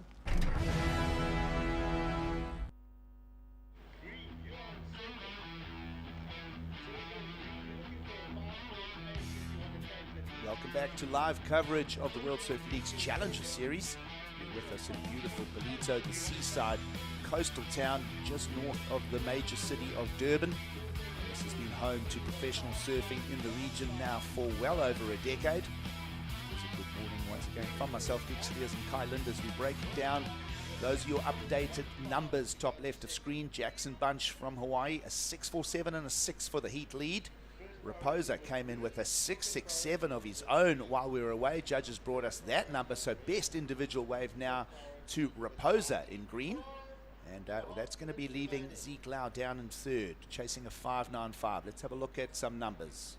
This is Jackson during the break. Lovely little opener. Comes screaming off the bottom and throws the fins again. Not able to get turn number 3 this time. This was the 6.67 for my rockstar surfer Nolan Raposa, and just watch this turn here. Wham! Just pushes that back leg out, holds it, and then still gets the momentum down the line to work another 2 solid turns. So that's why the judge is throwing out the 6.67. Love the way he framed up that turn, just firmed it up. Here's Zeke Lau down the line, zipping along, finds himself in third here in this encounter. His opening heat of the draw. It is the second round for men. We'll be narrowing the field down from here. Of course, 4-man each time send 2 advancing and 2 relegate. Let's have a look at Zeke Lau. It's a smaller wave for him, Kai. Yeah, but gets a big, powerful hack to start things off. Then goes for the little float, a little rock and roll down the line, and throws the fins right around. So it is a smaller wave. I don't think the judge is going to be too impressed, but he certainly didn't surf it badly. Well, wait for that number for Zeke Lau, who is chasing a 5.95. Crosby Colapinto has been very quiet, and we do owe him a score as well. And he'll be chasing a 6.15. So the two natural footers slightly against the ropes here, we feel, with 11 minutes to go. Yeah, but as we said, through the morning, the Goofies have been looking on fire. This was another wave for Jackson Bunch. Oh, really connects that first turn and then straight up in the lip. And he's sticking to his game plan, and it's working wonders for him. Well, those were very tight pivots in the pocket for Jackson Bunch, heat leader. I'll quickly throw a discussion back at you, Kai. Does he replace his opening score of a 6 with that last two-turn contribution? I'm going to say yes, and already the judges very quickly are agreeing with me. That looks like an excellent score. Comes in an 8.33. Heat preparation coming up next. Kyan Martin, Indonesian-based, calls Bali home, but is that global traveller. He's got a lot of experience. He'll take on probably one of the loaded heats of the draw in this round. Koali Vast and Timothy Biso and Maxime Huskino. So that's going to be great value, folks. Do not be going anywhere. That's coming at us in 10 minutes. Meanwhile, back to the lineup and the details of it. We're up to date. There's your scores. And Zeke Lau remains in third, chasing the 5.95. Colapinto searching for the 6.15. And, well, have a look at the priority rotations. It is a bit mixed up. Nolan Raposa does have that priority, so he'll start moving around perhaps and trying to cover Zeke and Crosby for premium wave selections. Yeah, this is that time of the heat where the game plans start changing, and you've got to really start working that priority system as well. Here goes Nolan. Yep, he's going to utilize that priority. He's going to block off Crosby. Just knifes that through the lip around the corner. This wave is fractured a little bit. Here's the second section coming at him. Lovely skid there, and he'll bring it to completion. If you're a skater, you'd call that a grind, right? Yeah, he'd be grinding the lip there. But what amazes me about Nolan, especially on his backhand, is how well he is able to maintain speed even through those flat sections. A lot of surfers over the last 2 days have had that like little sidewash slowdown section, and it's really thrown the rest of the way for them. Didn't bother him at all. Look, Nolan Raposa is not the tallest human in the world, but his compression and the way he keeps that his upper body so low down. Well, look at that bottom turn. It's a thing of beauty. Sees the flat section coming, still got the carve out, and then just whams the tail out the back. He did really well to pull that second turn in as well. Beautiful stuff from Nolan Raposa, who's trying to fend off and increase requirements for Zeke Lau and Crosby Colapinto respectively. And well, this will lead us to a very entertaining remaining 8 minutes and 15 seconds. Of course, the beach is filling up, everybody enjoying the festive atmosphere here. It's a carnival. There's all sorts of activities in and around this beautiful region. And temperatures are definitely beach user friendly. The evenings are balmy. And of course, a lot of entertainment lined up for the evenings ahead as well, Kai. Yeah, well, last night we had a great time at Groundswell Surf Shop. There was live music, Chad Toy playing some beats. They threw out 40 prizes, so it was a great vibe. Tonight's the Lambe Surf Riders, the local province, doing their fundraiser at a Mozambique restaurant, and that's going to be a great vibe, and loads of prizes and stuff again. There's a golf day with Fiami Grill and all the restaurant companies on Wednesday to raise funds for charity. And then on the 7th of July, it's the free music concert, which is synonymous with this whole festival and event. Matthew Mole, Majosi, Freddie L, the Southport. So it's looking like an action-packed week. Loving it. Everything's happening in Ballito this week on the east coast of South Africa. And that was a beautiful slide on the lip for Crosby Colapinto. He's been fairly quiet in this heat, chasing a 6.31. Here goes Zeke Lau, former championship tour surfer. Got that mid-season cut after Margaret River. Didn't find too much on the Challenger Series stops on the east coast of Australia. Not finding much out of this one as well. He's going to be feeling a little bit of pressure now as we go under 7 minutes.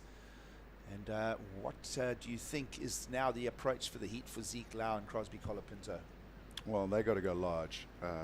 5s and 6s and cutting it really. I mean, I know they both need a 6 to get into second, but I have a feeling Nolan Raposa, he's got second priority. He's got some time on his hands. He could easily replace that 5.33. So we've got to look at now getting the big scores in. Crosby having a go, as did Zeke, but for example, the last two waves from Zeke, we've seen a floater, like over a soft section. That's not going to do it for him. He needs to get vertical. He needs to get critical. Well, surf fans perhaps will know Jackson Bunch's name the least out of the profiles of surfers in the water. And with 6 minutes to go, he's doing a great job of leading this. He's holding the priority, and we did loosely pose that question, Kai, in discussion. Was Jackson Bunch going to improve on a score? He did massively, actually. It's an 8.33, so judges love those two stings in the tail. Yeah, well, I think we've seen it this morning as, John Duru and your previous winner, David Silva, all on the backhand with just big, solid, old-school power surfing getting the scores. Oh, two-turn combo for Crosby. Colapinto managed to fit them in. You saw those two peaks squeezing in. Low tide conditions here. There was a lot of compression there and a lot of turbulence in white water for Crosby to navigate. Somehow did, but we got a feeling that he's going to need a little bit more than that. He's got to put the foot in the corner, so to speak, and really open up now. Yeah, he's been slowly building through the heat though, Gigs. 4.33, 5.7, 5.77. So he's just got to keep that momentum going now and continuously improve on his previous scores. But it's not easy out there, and it seems like the natural footers are getting a little bit more caught out by that little side wash bump as well. Whereas the goofies, it seems to not hinder them as much. We had a look at Maxime Huskino and his dad. They are coming up next. We'll talk more about that in around 5 minutes time. Right now, 4.5 remaining on the clock. And Jackson Bunch, as we mentioned, doing an excellent job with that 8.33. The young surfer, part of the Sambazon World Junior Champs that took place at Seaside Reef. He got a fifth and a quarterfinal finish. He only got beaten by Alan Cleland, who's been on an absolute tear this year. And, well, Jackson Bunch really showing his prowess and certainly in control of this heat now as we come down to a little over 4 minutes to play.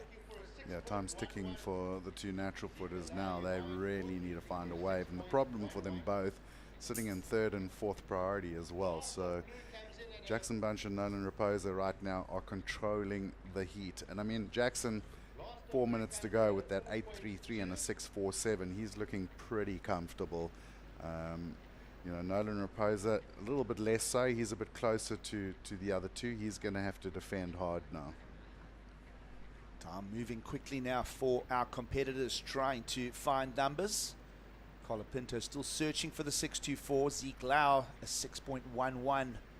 And the two natural footers have got to find something special up there. Also on the lower part of rotation on priority. So we're in for a prickly 3 minutes and 20 seconds here if your name is Zeke Lau or Crosby Colapinto.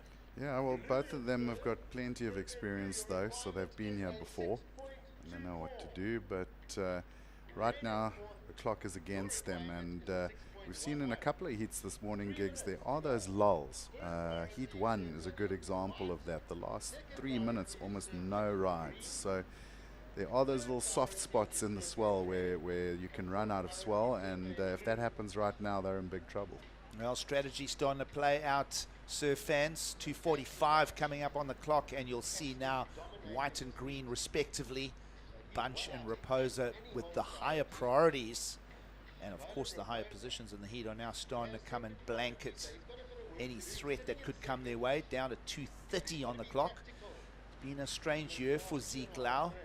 We'll talk more about that because live action Bunch is going to steal this one out. He's going to use priority, block it.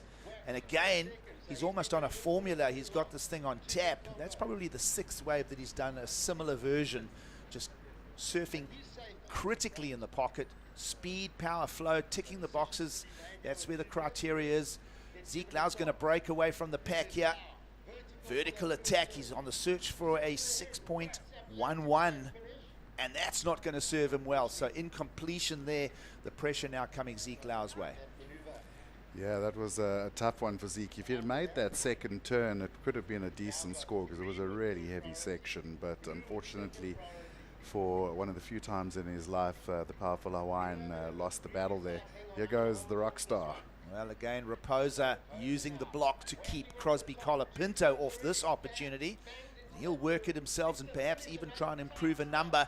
He likes it, he's feeling it. The two goofy footers have come to play, and with under 90 seconds to go, we're going to need a breakthrough moment here if either Crosby Colapinto or Zeke Lau are going to challenge for a heat advance. Well, they're in big trouble now, Giggs. That was a really well-surfed wave.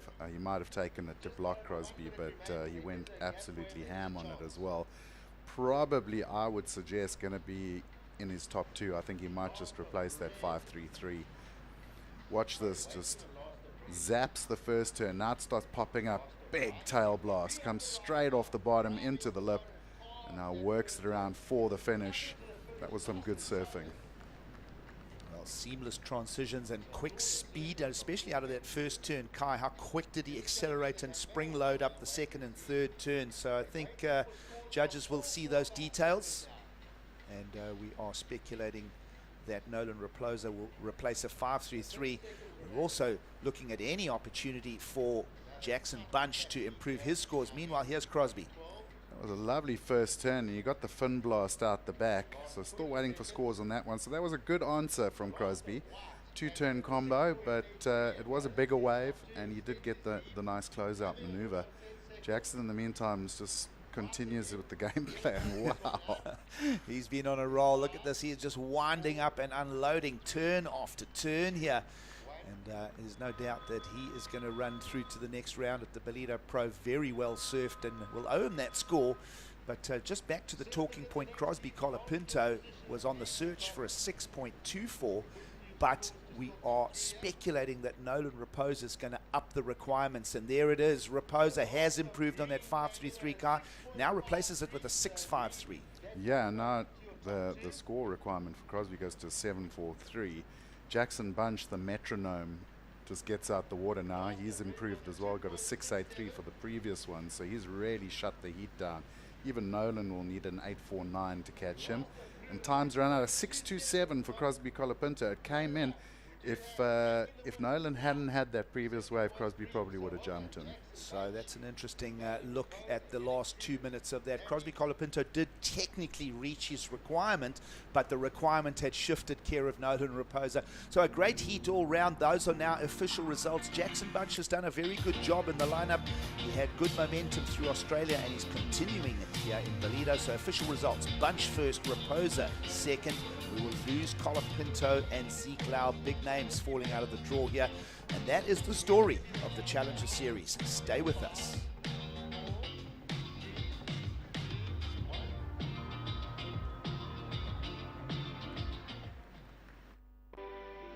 Welcome to Kwadukuza, the destination for all seasons.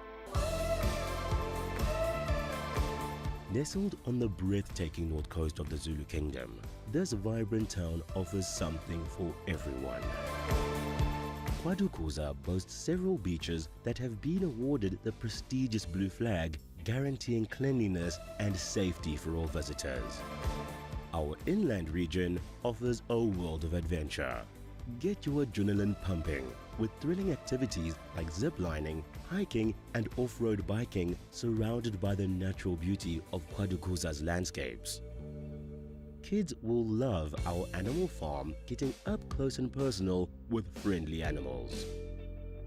Immerse yourself in history as you explore the rich heritage and legacy of great leaders like King Shaka and Chief Albert Lutuli. Conveniently located just a short drive from King Shaka International Airport and Durban International Conventional Center, making it easily accessible for both local and international delegates, with an abundance of world-class accommodation facilities, dining options and attractions nearby, you can truly make the most of your time in this magnificent region. Kwadukuza, the heartbeat of the North Coast.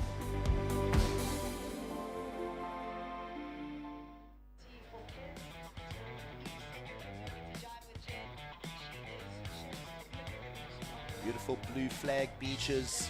It's warm and the waves are pumping.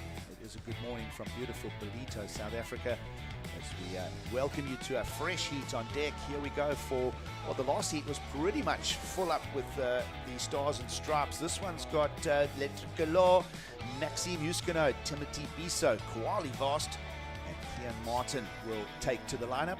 It's a very good morning from myself, Gig Saliers, alongside Kai Linda. We're having a great time with it. We trust that you are too, from wherever you are joining us around the world. This is the east coast of South Africa. Ballito, during this time of year, will offer you beautiful waves like that as Kian Martin will slam into a section, so a tube to turn combo, and he'll go down the roller coaster ramp there, and he'll get his campaign underway. That kid get born with a tube magnet?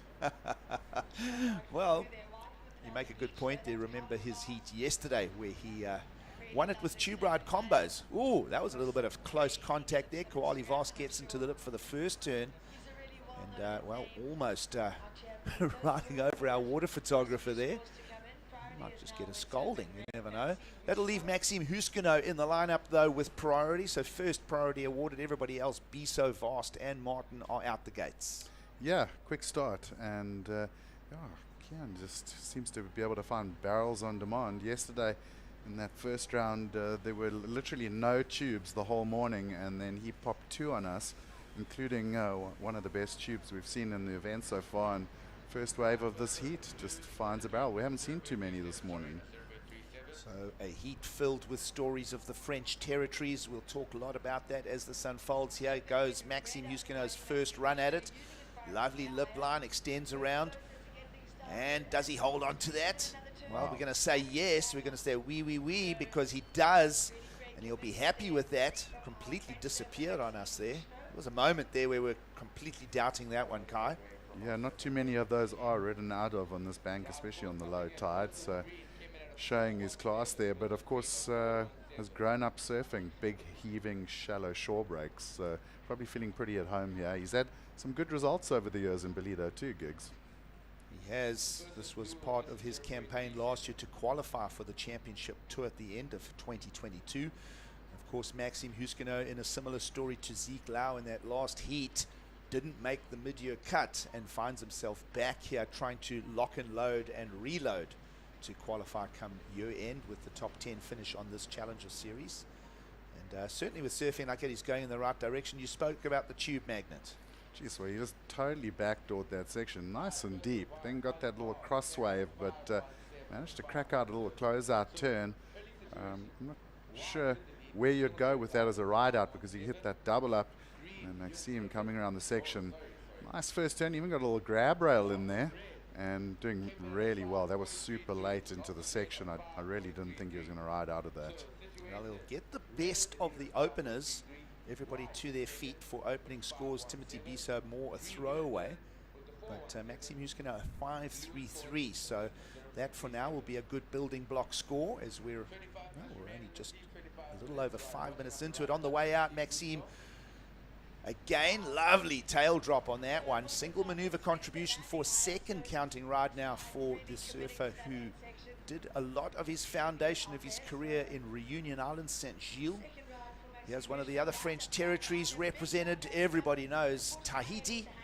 And Koali Vast, much expected from him in the years to come. We know his talent already, making that final against Miguel Pupo last year. Finals of a CT already at this early age. Expect much from Koali Vast, particularly in 2024. Yeah, and I tell you what, if he can get through the rounds and we do get that swell later in the week that it's looking good for, he'll be very dangerous. He revels in the bigger stuff and certainly has a lot of power in his surfing as well. But yeah, he must be absolutely excited for the big show to go to Tahiti next year, and he'll be at home and he'll have a most definitive advantage. So as we mentioned, the territories represented.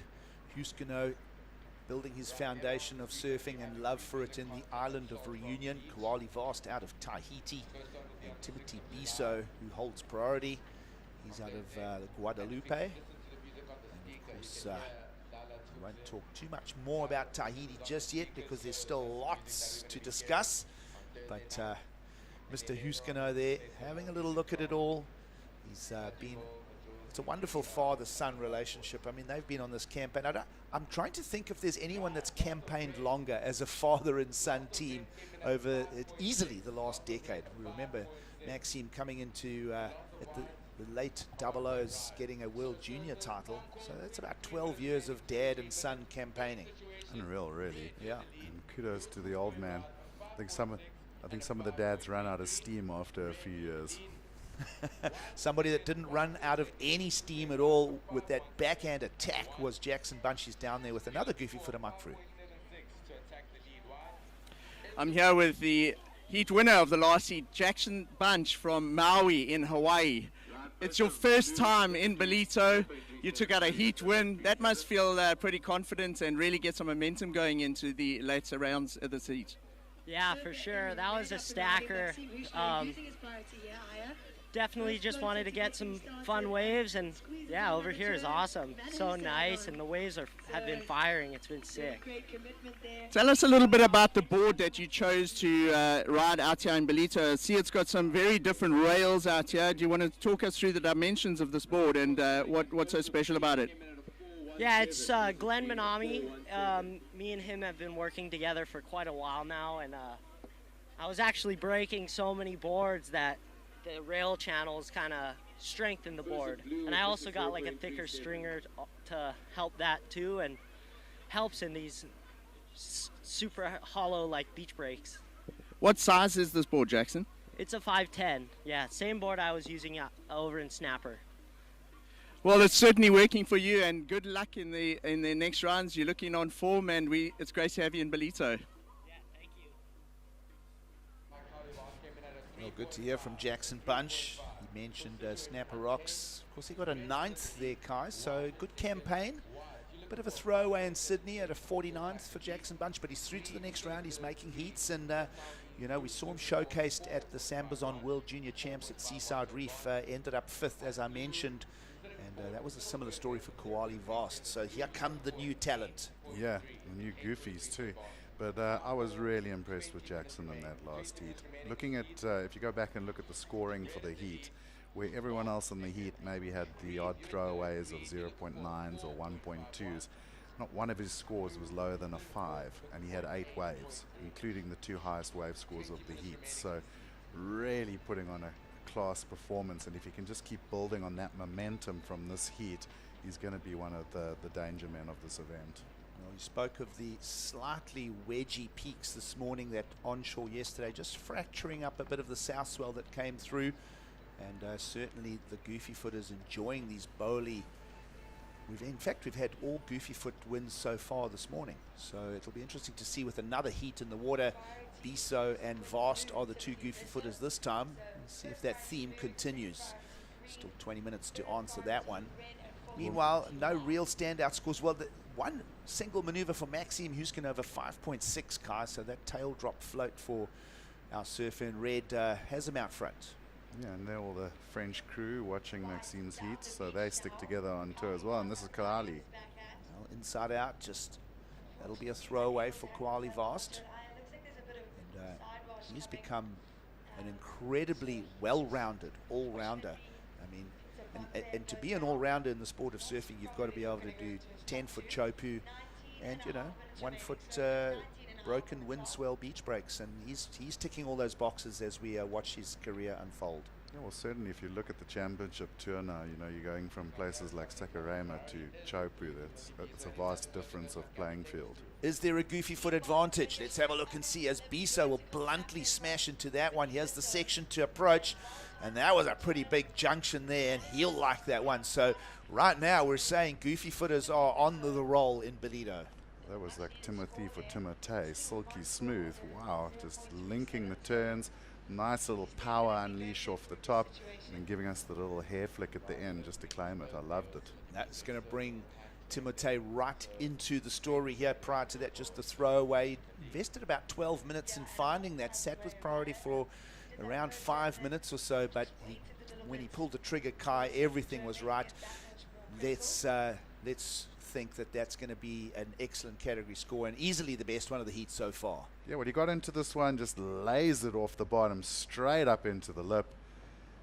gets into this like sort of little midsection, does well, a couple of pumps, and then just hooks it straight back into the lip. But that was a heavy section, and he's a nuggety surfer. This guy, he's built like a brick wall. So he's not going to hold back into those big lip sections. You know, in the sport, we often interpret and say, well, someone's got sneaky power. There's nothing sneaky about Timote's power. It's just blatant.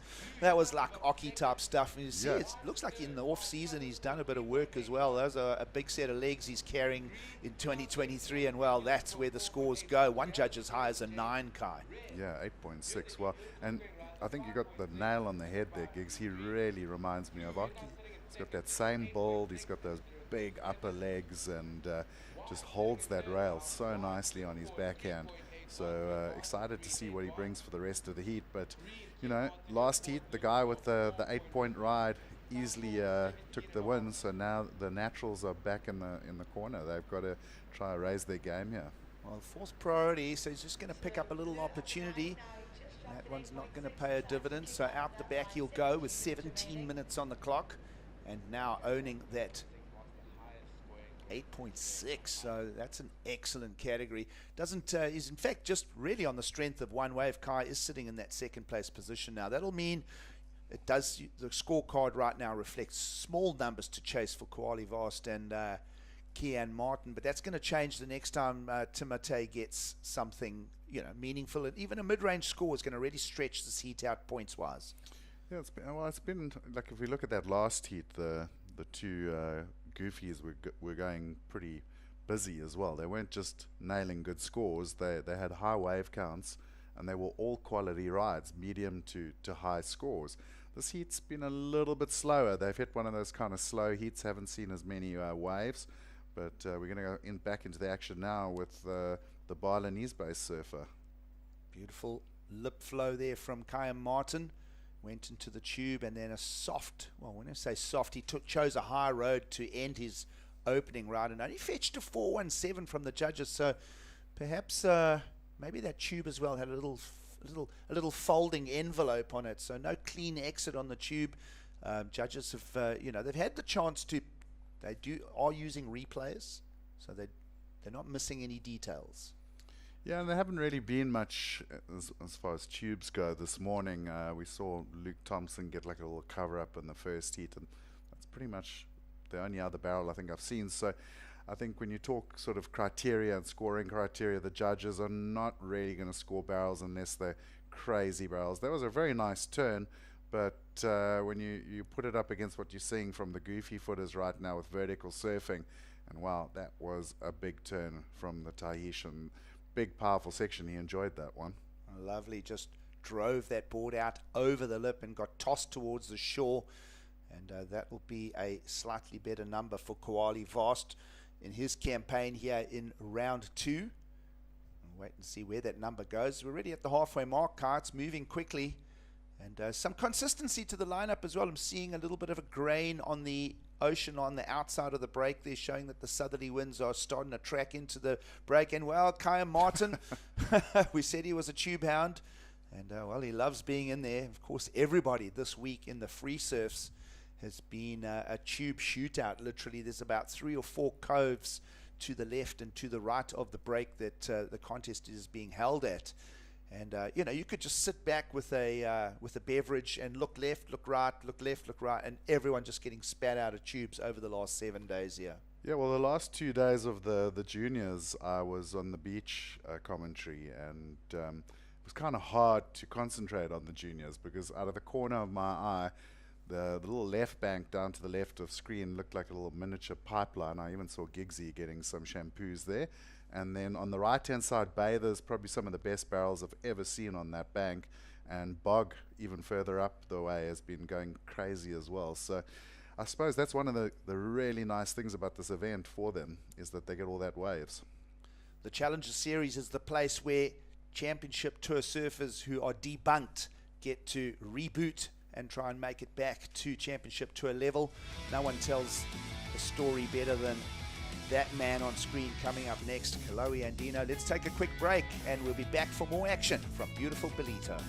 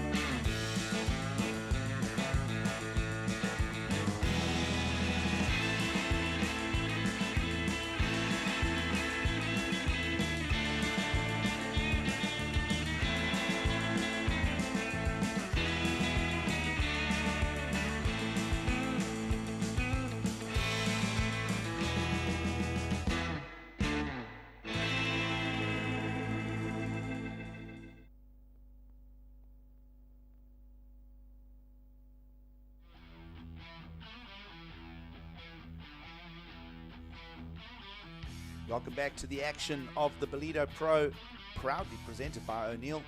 This is the World Surf League's Challenger Series 3. This is the third of 6 stops. With 12 minutes to go, the heat has changed shape while we were away. Koali Vast fetched a number, that big ramp off the exploding Whitewater for a 6.67. And the action will continue with a priority being played here. The block from Maxime Huskino, tight in the pocket. Former surfer from the Championship Tour who got the mid-season cut. He likes that one. 2-turn combo in the pocket. Big Celia's along Kai Linda for the call as we get stuck into the 11.5 minutes remaining of this very exciting French territories versus Bali, Indonesia encounter. Bali, Indonesia strokes Sweden. So representing Sweden, and it's been interesting to see how all the nationalities are swinging and changing and surfing. But he certainly is no slouch, and we've been speaking about Kai, and he really is the tuber, and he's been just looking for barrels all over the place. Also interesting in the break to see O'Neill, Women of the Waves. That'll be going down today in Ballito later today. They have a great initiative getting younger girls into the water and into the sport. So big shout out to O'Neill for that. Well, we love it. Of course, the O'Neill partnership, a long-standing process here in beautiful Ballito. And, you know, we can even wind that relationship all the way back to the very formative years of the Gunston 500. Of course, Sean Thompson was the first real professional athlete, you know, to carry the image of O'Neill back in those early days. And, of course, Sean with his run through the mid-70s. And, well, someone that's on a run here and is going to fetch a number is Maxime Huskino, Kai. Yeah, well, great first turn on a pretty heavy section, and then just backed it up with an even heavier one. He was considering going for the third there, but I think he made the right call. That section coming at him from the left looked pretty deadly. And yeah, O'Neill have got a great heritage in South Africa. I mean, Gunston 500, Sean Thompson, back in sort of our heyday, of course, the Coldwater Classic in Cape Town was a long-running event as well. And you look at this man here, Kaloe Ndino, Team O'Neill as well. Excited to see what Kaloe is going to bring to the party today. I think these waves suit him as well. Let's have a look at Maxime's going to start going into the wind. That one on the low tide, not offering up a ramp or an opportunity, but it tells a little story of perhaps where the scores may go when the tide starts coming in around an hour's time. But, looking very forward to this day 3 of the Ballito Pro. Timothy Biso just putting that one down flat, a little bit awkward in the lip, kind of didn't get into full flight on that one. Nonetheless, he'll replace a 0.7 with around 9 minutes to go. Yeah, and I mean, he's sitting with an 8.6 because he absolutely destroyed a set wave earlier in the heat. And he only needs a 3.24 for second, and probably a pretty similar score actually to get into first. So if he goes sort of above 4.0, he's going to take the heat lead with that big 8 in his arsenal. Well, if anything, Kaya Martin is a little bit off the pace here with his 4s and 3s in the lineup. Everybody else has got something special to hang their hat on. Timothy Biso for now down in third, even with that new 2.4 replacement score coming in. Only chases a 3.24, so the strength of our surfer in blue on the 8.6. Koali Vast has fetched the 6.67, the man in white, and then of course Maxime Huskino that last wave, the two-turn, really strong turns in the pocket on a little bit of a funneling wave for a 6.43. So this is a story where anything can unfold. Yeah, it's super tight between the three of them. And even Kai, I mean, he can still get right back in this heat. There's still 8 minutes on the clock. And wow, Maxime really has targeted the lefts all of a sudden. Yeah, let's have a look at that one. Two-turn combo again. He likes that. He likes the feel of it. Trying to replace a 5.6, and perhaps he's done that. Biso's going to go to the similar theme. That one not opening up enough for any opportunity. You know, Timothy is able to go to the air. He's got that that grab rotation pretty much on tap. And we love what Timothy Biso brings. His energy, of course, the Guadalupian. And he's always he's been around quite a while as well, Kai. If you think of Timothy Biso back to the World Junior Champs almost a decade ago, he's still sort of, it's a similar story actually to Maxime Huskina. He's just campaigns year after year. We've seen that from some people who, right, this is my profession, you know, Rafael Teixeira, another name like that, where they're doing this 12, 15 years. Yeah, they love it. And sometimes don't even make the championship tour. Yeah, well, a lot of guys don't, and it's tough. John Duru, I spoke to him this morning after his heat win. He's been coming here since 2009. Yeah, it's crazy. Here's Kuali Vast, who definitely won't take as long as some others to get to the top of the sport. Two-turn combo there, just slices it. Little windshield wiper for the third maneuver. 6:45 on the clock as he regroups. Here comes some more for the heat. And that is a good input for Kai and Martin. He's going to hang on to that one, so perhaps his best score, Kai.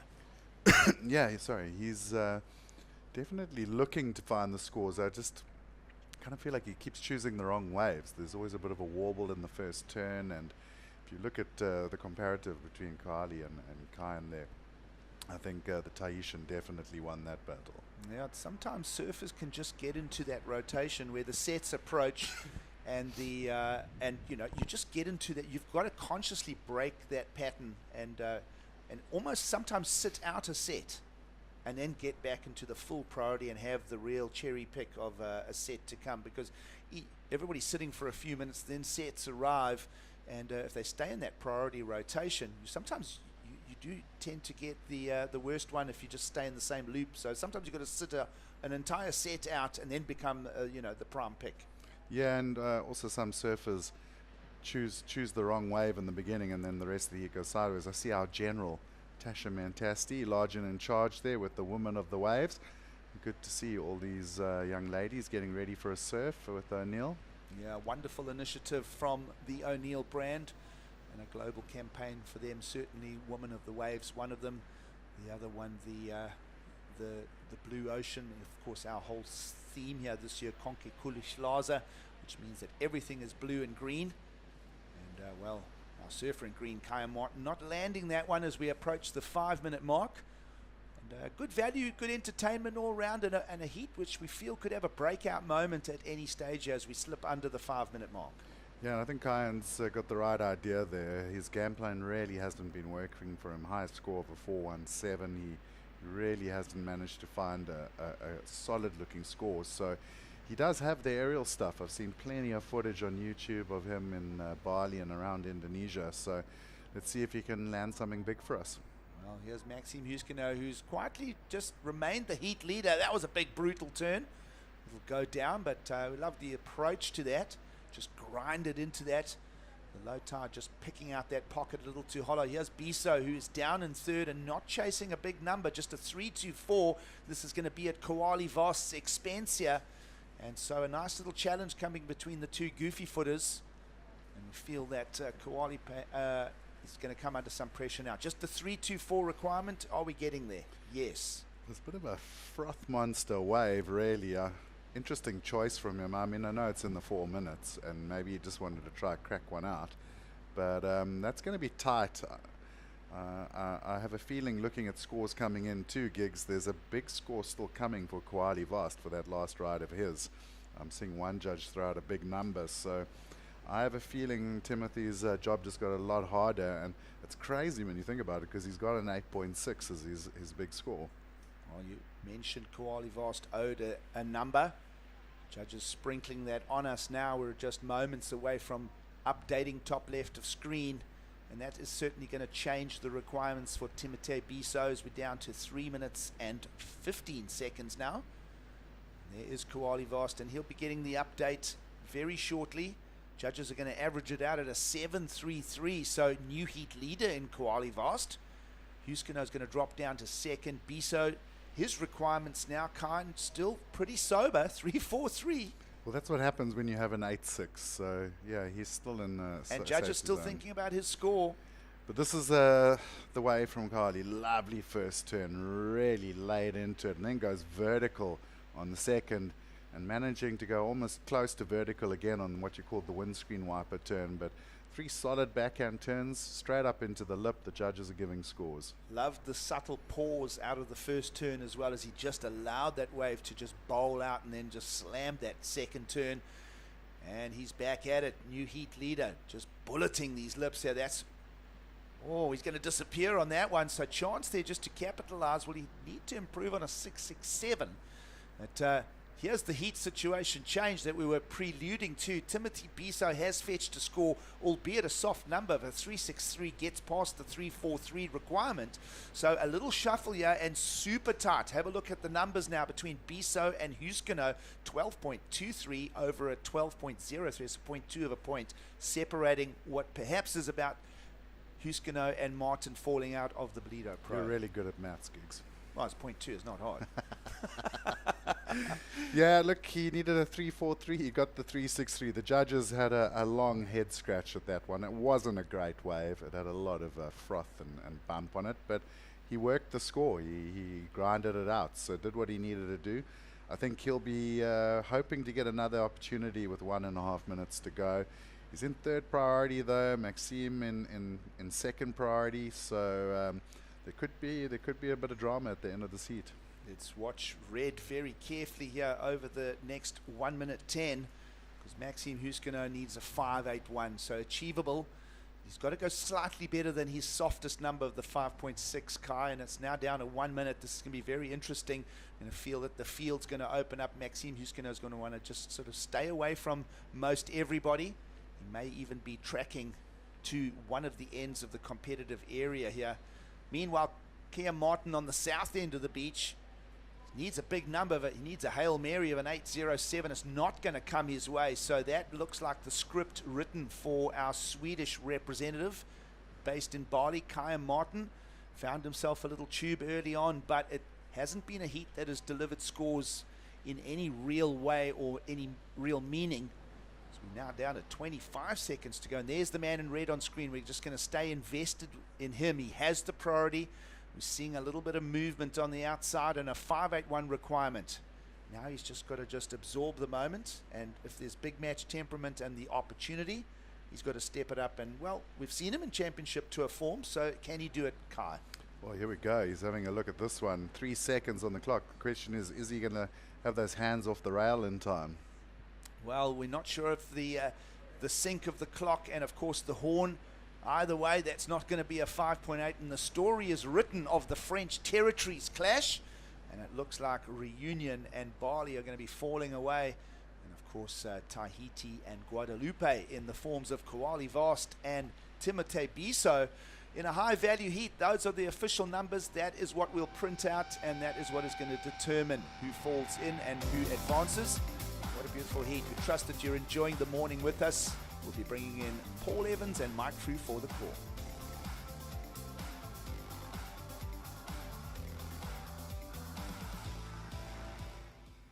I'm taking a step back. And moving the whole sports world forward. Sometimes you gotta stop to be an actual human. Pause is power.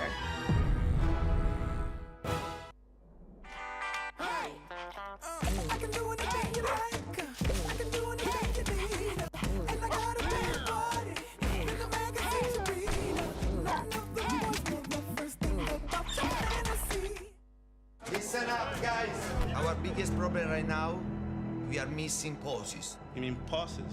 No, pauses. The secret to winning is to pause. Time out! Let's take a break. In through the bunny hole. Down the big tree. You like it, Tom? Now you're talking. Gorgeous work, Antonia. I'm taking a step back. Sometimes you gotta stop to be an actual human.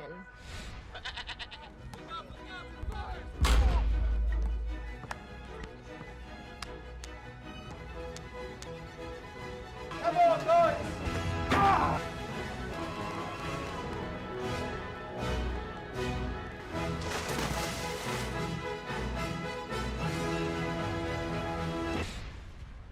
Hey, you'll get it tomorrow.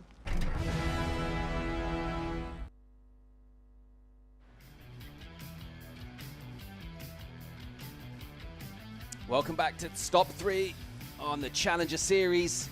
And the heats are going to come thick and fast. It's up to heat 14 of the round of 64. Heavy hitters out in the water. Here to talk you through it, John and myself, Paul Evans, Mike Brew. How are we feeling, mate? It's a beautiful morning. It sure is, and the Goofy footers on fire, Paul. I think they've taken out every heat win of the morning so far.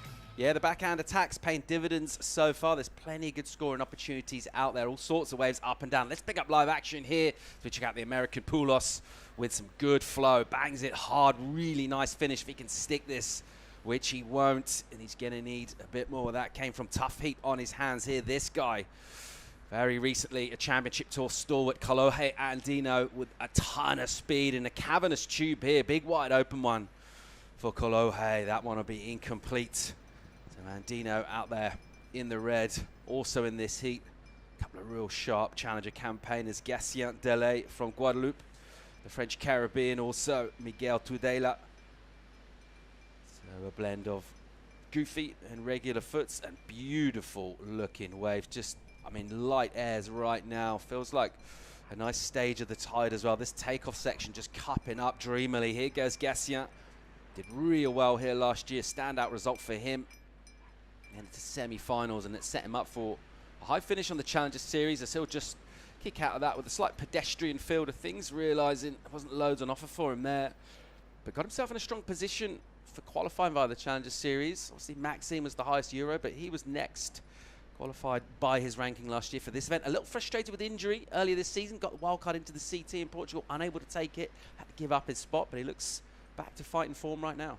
Yeah, really looking strong, fit, and ready to give it a proper go in this heat. That last one featuring the three Frenchmen. And Maxime will be, well, devoed really to go out of that one. That was a really tough heat, but Cowley and Timothy Bissot just absolutely leathering that. We talk about those strong quads that you need at certain waves around the world, those powerful thighs, and those two just belt in the lip out here. Really good to watch when you time it sweetly. Massive spray. Enjoying the judging panel, enjoying what they're seeing, as is the spectator crowd here. Here goes Tudela with a hit from him. Maybe just doing a little too much on that, and he'll watch it run away. So just a quick hit, and he has a little rueful glance down the line to what he possibly could have won. Plenty of time left in this half an hour to get two waves. And from the opening exchanges, they're going to be pretty modest numbers all around. No one particularly getting hold of this thus far, but that was a nice hit from Miguel. Yeah, I like that, and continuing the momentum that the backhanders have out here this morning. Very quick surfing and managing to get a couple of turns in. Poulos here. Dimitri. Yeah, off the bottom hard. Nice snap for him. Gets a touch hung. Recovers it really well, though, to do that. That was nice. So a good combo. Judges like that. And he recovered that. He got straight back on the accelerator. Here goes Kolohe. Just charging down the line. What's he got for us here? He'll get a big extended float, just taps down with the front foot as well to get that release. That's really technical serving, nicely done. Let's see where exactly that goes score-wise. Chloe down on the inside there, just recover the board. A big float for him, an incomplete tube for an opening ride, and everyone getting down to business here. And I think that's a pretty smart approach. I don't want to sit out there too long. Everyone with a couple of waves. Well, three surfers with two. That'll be a first ride for Tudela to come in, but conditions look so good out there, Mike. With the southwesterly wind is blowing, and we expected it's very big contrast to yesterday's northeasterly onshore wind.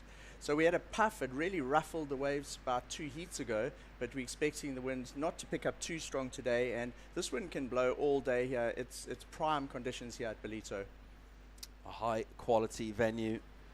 When we conclude it, we'll make up the midway point on the Challenger Series. Let's get another look at Kalohe. Pretty technical floater maneuver. Where's this going to go score-wise, you think?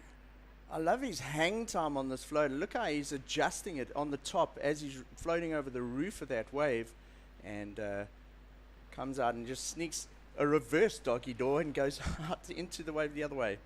So Poulos' combo good enough for 5 points for him. And Dino gets to 3-3-3. So Dimitri Poulos, one of 2 Americans with the best of this thus far. So interestingly, Dimitri and Kalohe are both O'Neill team riders. I know that we've got, from an O'Neill point of view, we've got our whole team in Europe tuned into this heat. So just a shout out to Nick and everybody in Amsterdam having a look and watching this heat. And then of course, Kieran and the crew in the USA also tuning in, watching the American surfers in this heat. All right, here's Gatien Delay off the bottom. And he'll just clip a section, crumbling slightly as he arrived. A little snap down just to check himself. That was a nice turn to finish.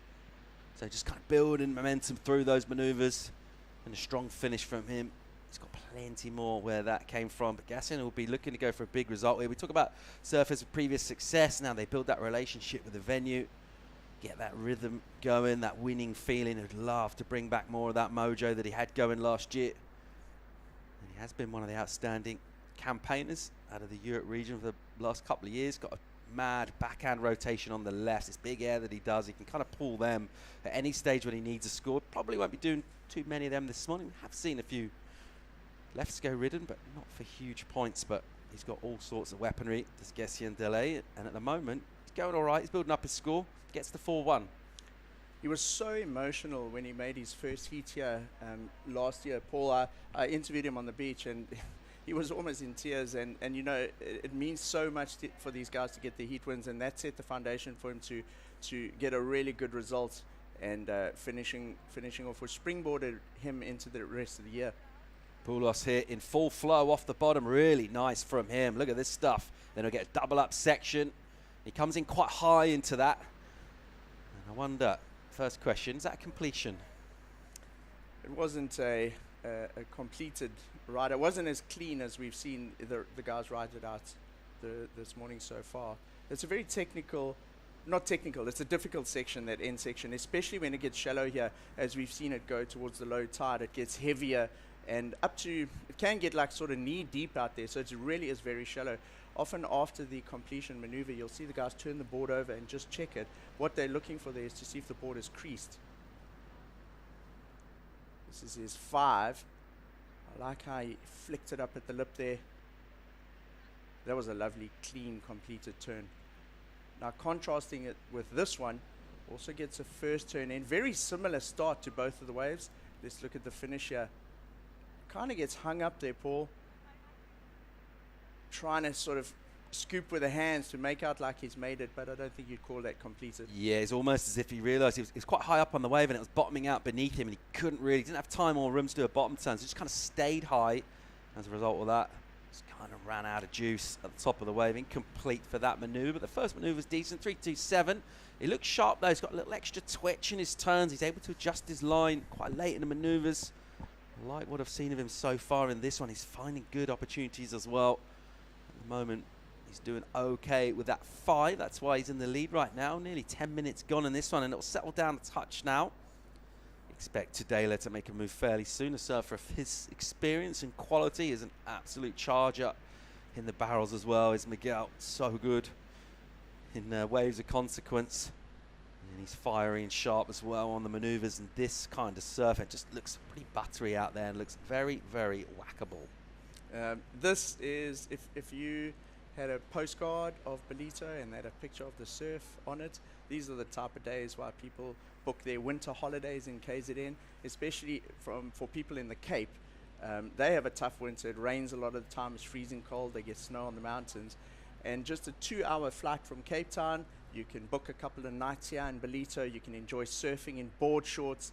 And if you leave your flight, if your flight leaves Cape Town 6 o'clock in the morning, you can be in the water here at 9 o'clock. Yeah, absolutely stunning part of the world, particularly at this time of year, prime surf season. It's so good to have Challenger Series events held in prime surf season. Very much a wave and swell drenched season thus far in South Africa. Of course, Championship Tour will resume hostilities real soon at Jeffreys Bay. You've probably heard of that spot. Cannot wait to see what happens down there. But in the meantime, we're looking at qualifying for that tour for next year. And a great chance to make a statement performance here and get big, big points on the board. It's exactly what Rio Wider did here last year. It just looked absolute fire in this event. Got in a real role in the mid part of the season, and he qualified real early. Got confirmed of that status in Portugal in early October.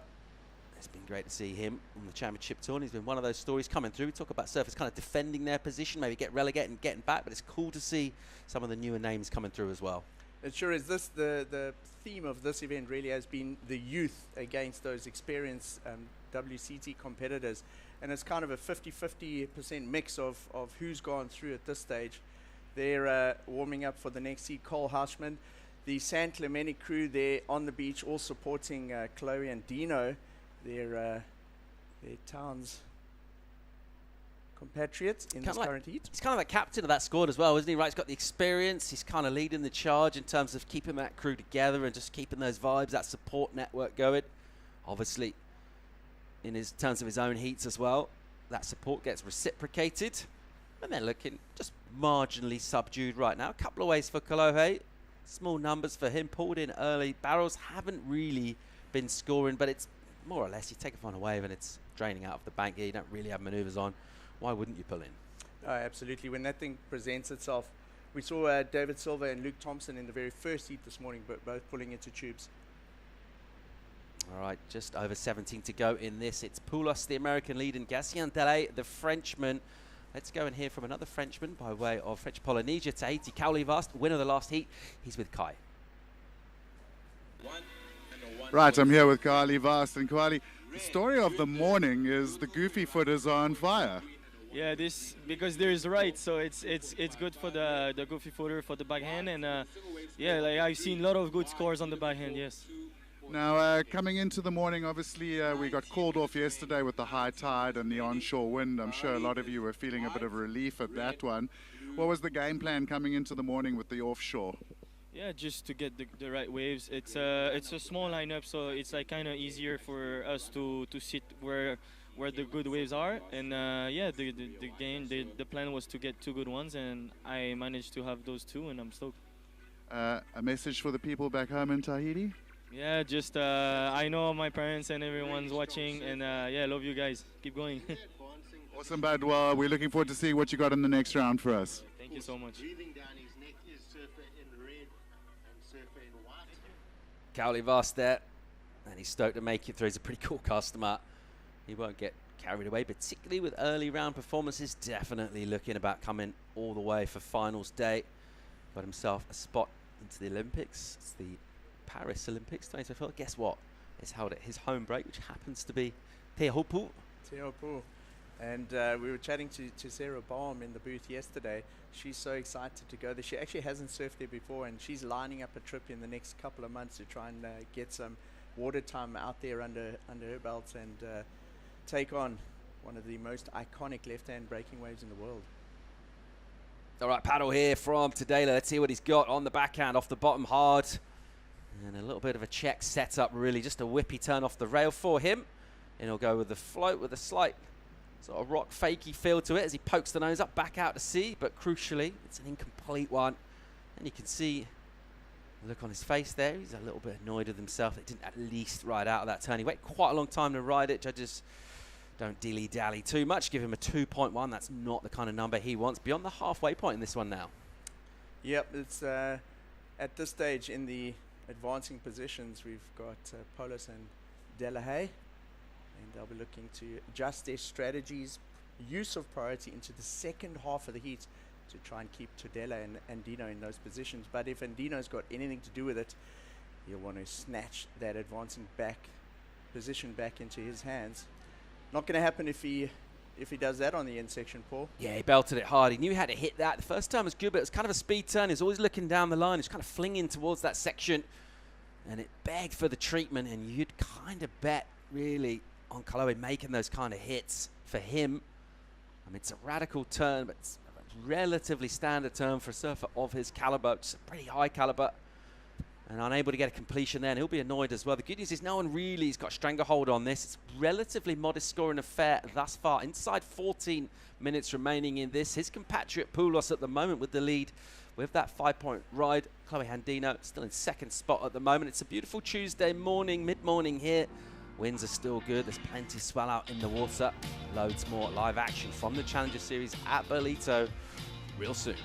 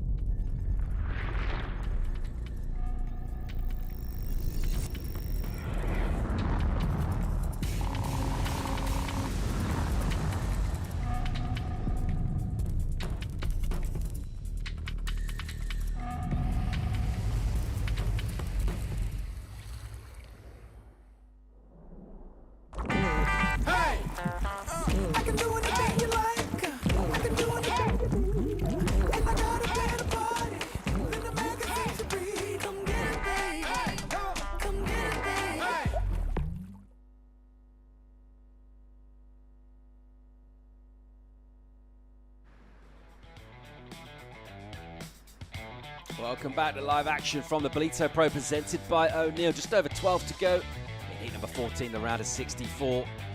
And it's high stakes on the Challenger Series. And at this stage of competition, all about making it through, coming back to accrue points towards the dream, the goal of qualifying for the Championship Tour. Right now in the water, it's 2 Americans, you've won 2. Modest numbers though here, Mike. This has not been a classic thus far. If I looked at the seats on paper, I didn't think Kaloa and Dino would need a 2 in order to progress. We see a set stack up on the outside here. Priority is with Dimitri Poulos, your heat leader, and he'll take this wave. Might go a little slopey for him from the get-go, and he's aiming at a section down the line. He's got his BDI on something here. We're just trying to liberate that rail and build up speed to outrun the wave, which ultimately he can't do. So uses up priority on a bit of a bomb, and that one just pushing off the bank, really, getting a little wobble through it as well, so unable to really tee off. Meanwhile, see on your scoreboard, we've had a bit of a change here. Let's just check out the replay of what went down, and this was Chloe Andino, and this is much more like it. Oh, wow. Now that's the Chloe Andino that we expected to see surfing in the seats, and you can see it means a lot to him. He's pumped with that turn. It was a solid wave. That's the wave during our break that came through. He got rewarded with a 7 for it, and he surfed that end section to perfection. He was well balanced over the board, surfed it critically, a little bit of air under the board as he rode the landing. The judges liked that, Paul. Yeah, they did. 7 in for Kaloe. Goes straight to first, so jumps up. Bit of quality from him. Big hit. He's been waiting for that to make that turn. I think in terms of that little fist bump we saw from him now, it's mainly getting relief out of that. He just like, that's the kind of stuff I expect myself to be doing, and definitely feeling like he's in a position to throw down those kind of turns and make them crucially. It's what he's done here. 7 for him. Decent. Builds him a platform. Now the backup with the 3-3-3. He knows exactly what to do towards working that off. Poulos drops to second spot. The other American, Yassian Delay, lurking in third, looking for 4-1-8. Interesting that all of our surfers are sitting on a score of a 3 or lower. So not a big scoring encounter thus far, but Chloe Andino has shown that there is some quality out there, and crucially, if you don't get the runners that line up, it will be that one big muscular hit that can get you numbers. Here's Tadela on the backhands. What's he got for us here? Nice, really sharp turn from here. Goes up vert, hangs it up, releases the tail, and then all sorts of stuff happens in the white water. Has a bit of a flap at it, and I think it's probably going to be a thumbs down in terms of whether that was a make or not. He needed to get ahead of that white water and ride it out into that green water that was ahead of him. He was sometimes, there is that little bit of energy that just can push you through and create the completion, but he was really working it hard to try and sell it there. Yeah, pushed that turn really hard, didn't he?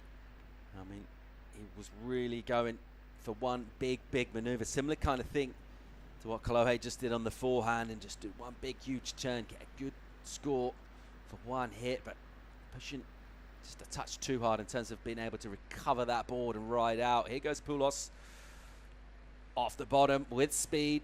Nice turn from him, releases the board. That's great, really good finish from him. Love the combo there, judges will like that too.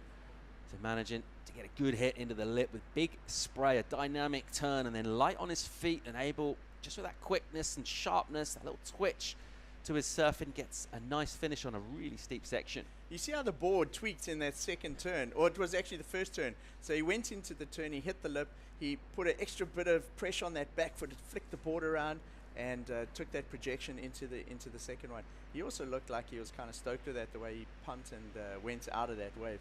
Yeah, it's a great response from him as well, because he kind of got a bomb a couple of minutes ago with priority. It's kind of a road to nowhere, wasn't it? It's one of those big waves that pushed him down, took him out of position, nothing really going. He had to just kind of kick out of that one, and there's a couple of ways you can respond to that. You can start to get inside your head. He would have heard the lead go over to Kolohe, but this is the way to respond. Great surfing from Poulos. Watch his first turn. Hits it, and then just drifts the tail, gives it a little bit of extra flair, and then rides out that end section cleanly. That end section, Paul, really is so critical. The judges are looking for how the surfers complete that ride here in Ballito. It gets heavier and heavier through the morning. Kolohe kind of set the tone of what we can expect in this heat with how he rode his last wave, and Dimitri following it up very similarly, although on a smaller wave. Yeah, solid from him. 5.27, that's his high number. And puts a bit of distance now. Delay with some work to do. He's been awful quiet as Gassian in this three-ways ridden. That was in the first few minutes. He's been nowhere for a while here. And his requirement, he'll need at least a 6.17, possibly better. Surfers ahead of him improve. And a bit to do here. Tadela's had a swing at a couple, and there's been a bit of frustration in terms of not quite making sections. Let's check out Cole Hauschman coming off the back of a big win in Sydney. And he's third on the Challenger Series right now. He's got a tough heat though. A couple of real highly rated surfers. Well, three of them, in fact. Likes of Dylan Moffat, so good in these kind of conditions. Jarvis Earl, very much highly rated up and come up. And Guillermo Sat as well, who ripped early on in this one, coming from quite deeper down on the rankings, but looking blistering in the opening round to get himself into this position. Be interesting to see how Cole goes out here. He's got such a good backhand attack, and he's a big guy, and he can put himself in some real tight positions. Here goes the backhand of today, looking to get out of trouble. He's in fourth right now, not where he wants to be, and that was a decent turn, one hit, but he wanted another one, and his bottom turn could only really take him just to punch through the wave. And I'll have to carry on, and I'll need a bit more of that came from him. He's on the wrong side right now of a 7.27. There's Moffat, looks picture of calmness right now, just surveying the scene. This guy's super light on his feet, surfs really fast, Mike. I don't know Dylan that well. I'm excited to see his performance in the next heat and get to know his surfing and watch it a little bit better. As on screen, we've got a paddle here between Red, Lowe, but Gassian has the priority, so he'll take off on that wave. Big hit, not a super critical section. That one kind of went foamy on the top there, Paul. Not what he wanted at all. He's waited ages for that wave, and just a soft one. And some of those big ones do flatter to deceive, don't they? That one's shouldering off. Meanwhile, straight back on the tools to Taylor. Douses Delay with a big spray, and again comes off second best on the inside section. That's, what, the sixth time for him, sixth wave anyway, and he's fallen several times on the end section, and he'll be a bit annoyed. But I like the way he's getting another wave straight away. So paddling back out from his previous and then straight into that one. Good opening turn. Doesn't get a finish. He'll just keep on the prowl. He'll keep in this.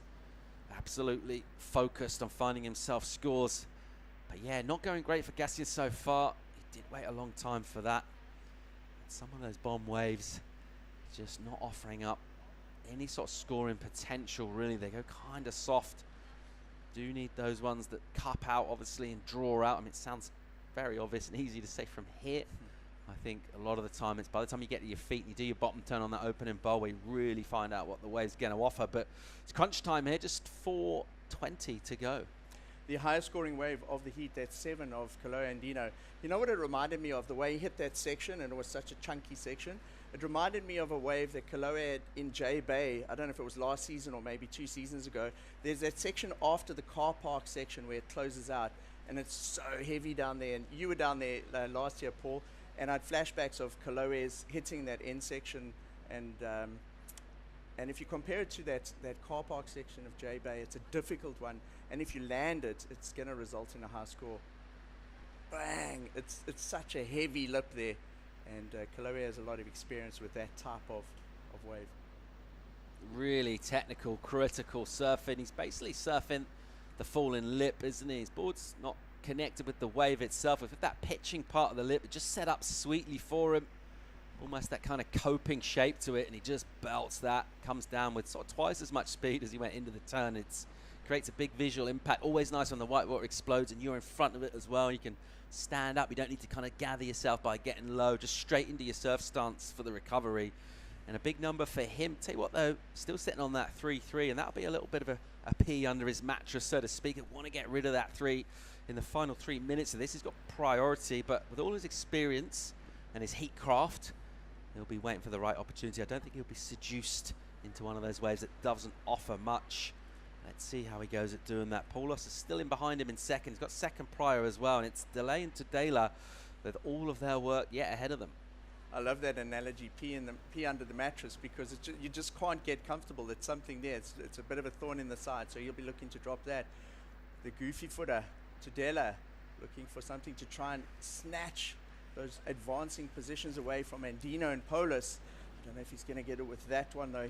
He needed a 6.7, and now Polis up and riding. Dimitri going, liberating the board from the lip. Almost disappeared for a second there as that one blew up, but he emerged. So Dimitri Poulos looking to consolidate second spot. He's got the bit between his teeth here. He's got some grit. He'll paddle back out with a couple on the clock. Looking to improve on 5s. Doesn't want to feel a late charge from Delay or Tadela. But Miguel again, just frustrating really. Let's check out Dimitri and see what he did here. So Dimitri, the surfer from Ventura in California. Wow. He rode that out. He definitely didn't see to get to Tadela there because of the white water and the foam or anything, so he lands just in front of his competitor.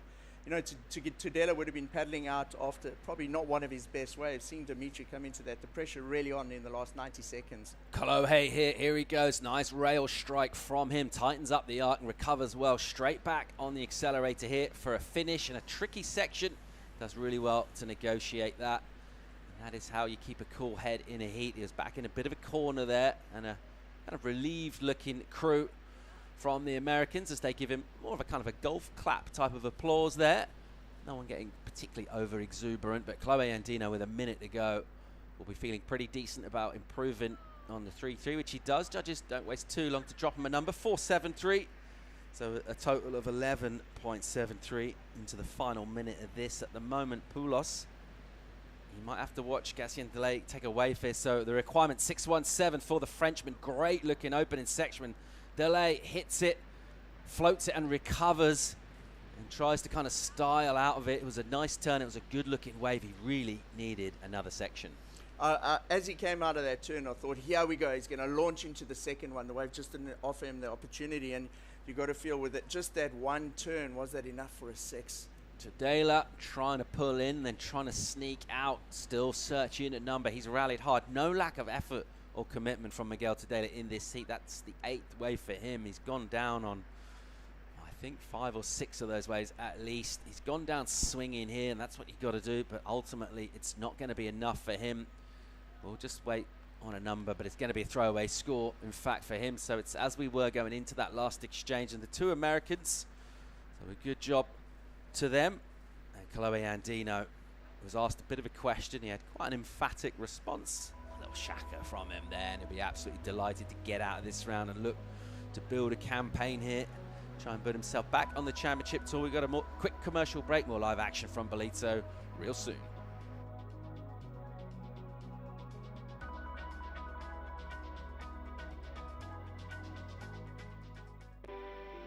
Welcome to Kwadukuza, the destination for all seasons. Nestled on the breathtaking north coast of the Zulu Kingdom, this vibrant town offers something for everyone. KwaDukuza boasts several beaches that have been awarded the prestigious blue flag, guaranteeing cleanliness and safety for all visitors. Our inland region offers a world of adventure. Get your adrenaline pumping with thrilling activities like ziplining, hiking and off-road biking surrounded by the natural beauty of KwaDukuza's landscapes. Kids will love our animal farm, getting up close and personal with friendly animals. Immerse yourself in history as you explore the rich heritage and legacy of great leaders like King Shaka and Chief Albert Lutuli. Conveniently located just a short drive from King Shaka International Airport and Durban International Conventional Center, making it easily accessible for both local and international delegates, with an abundance of world-class accommodation facilities, dining options and attractions nearby, you can truly make the most of your time in this magnificent region. KwaDukuza, the heartbeat of the North Coast.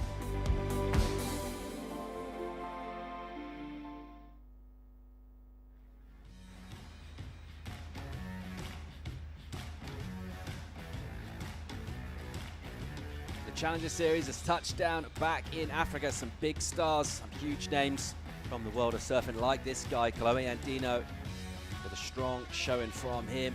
Meanwhile, out the back in live action, guy coming off a win in Sydney, Cole Hauschman, belting it on the backhand and making good use of that strapping physique there to hit this lip and Ballito pretty hard.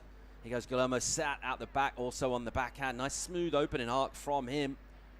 And then gets a little caught there, does well to recover that one. And then back on the tools for a finishing hit. Great way to finish off. You want to go complete for sure. Multiple maneuvers. Just from our vision that we picked up of that, you feel like the energy's probably with Hauschman. Let's set the scene here. We'll check out razor sharp Dylan Moffat from Australia. Cole Hauschman, third, high flying on the Challenger Series rankings.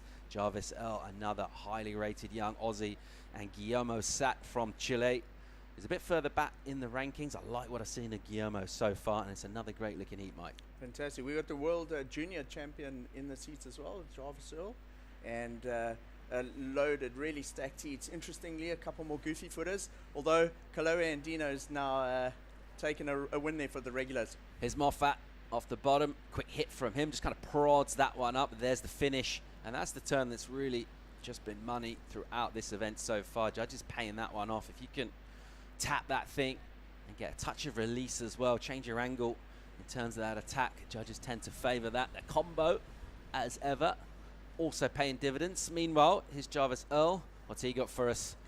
The goofy, hard off the bottom. Nice snap with speed. Look at that beautiful wall, and he'll tag it really hard for a finish. Gets a little hung. I think everyone watching neutrals at least would have been kind of willing him to make that, because it's such a nice looking wave. It sure was, and you see him checking his board there. We were talking about how that end section can really eat boards, create creases, and often the surfers will complete that maneuver and then check their board. Now Sat up and riding on his second wave of the heat. Yeah, not wasting much time getting another wave, but it's not going to be a huge number for him. And right behind, love these exchanges. The set's just pouring through. Hauschman hard off the bottom, massive spanking turn from him, and he just stands up a little tall by way of showing that he's reasonably pleased with the work that he did there, and already a good number in for him. He'll get another score as well, so he's just picking up pretty much where he left off, where he didn't lose a heat in his last event. Earl again on a frothy one, this one bottoming out. And he got real close to, I think, Sat there. He was just trying to dip under that wave and having a little look around. We'll check the timepiece as well. Yeah, that's Guillermo Sat just making his way back out. Jarvis Earl with a frothy looking wave here. Again, a sparky start, and we like it. Guillermo Sat, his style, his whole look reminds me so much of Nolan Raposa. I think if you got those two in the heats, it would be difficult to distinguish between them besides the vest colors. I really like how Jarvis Earl, using his junior experience that he used to get that world junior title, very busy start to the heat for him. plenty waves. There were probably 8 or 10 waves in that set, Paul. Yeah, real consistent and opportunities for everyone to get a couple of waves. I mean, how good is that? Waves are short paddle out, so we can get 2 waves in the same set. Really enjoyable. What that means for our judges, their workload piles up. They're in tray on their desk. There's a bit to deal with. They're dealing with that right now. A couple of numbers for Cole. The 517 early doors. Back that up with a 487. So wasting very little time. He's got loads more where that came from as well. But already a couple of decent numbers for him. Also, Guillermo Sat, 3.5 and a 183. More modest. And we're waiting on numbers for Earl and Moffat. Moffat's opening his second ride with that combo of turns. Let's see exactly where that goes. And Jarvisell, you would think, was on his way to a big number. If he'd managed to get a big backhand hanger completed, that would have paid off. Moffat likes the look of this. He's looking down the line here, and here he goes off the bottom, arcing bottom turn. Check the spray from him as he just knifes that board, and again changing up the line for a slightly different turn for that close. That comes in a little more laterally and able to just kind of push, get a little bit away from the board to show that variety. It's what he did on his opening legit wave after throwaway, which was a 4.5, and he'll get a number for that one. I haven't, as I said, I haven't seen a lot of Dylan Moffat from Australia surfing before, and I really like how he went straight up. He went straight up the wave face on that first turn. So I was chatting to some of the guys and the officials and the judges through the event so far, and I was saying to them, you know, what are the guys looking for out there? And they said, particularly no lateral surfing at a break like this. So you don't want the board going along the wave. You want it going from 6 o'clock to 12 o'clock. They want to see that movement in the board. And that last wave of Dylan Moffat, that bottom turn set him up nicely to go straight up at the lip.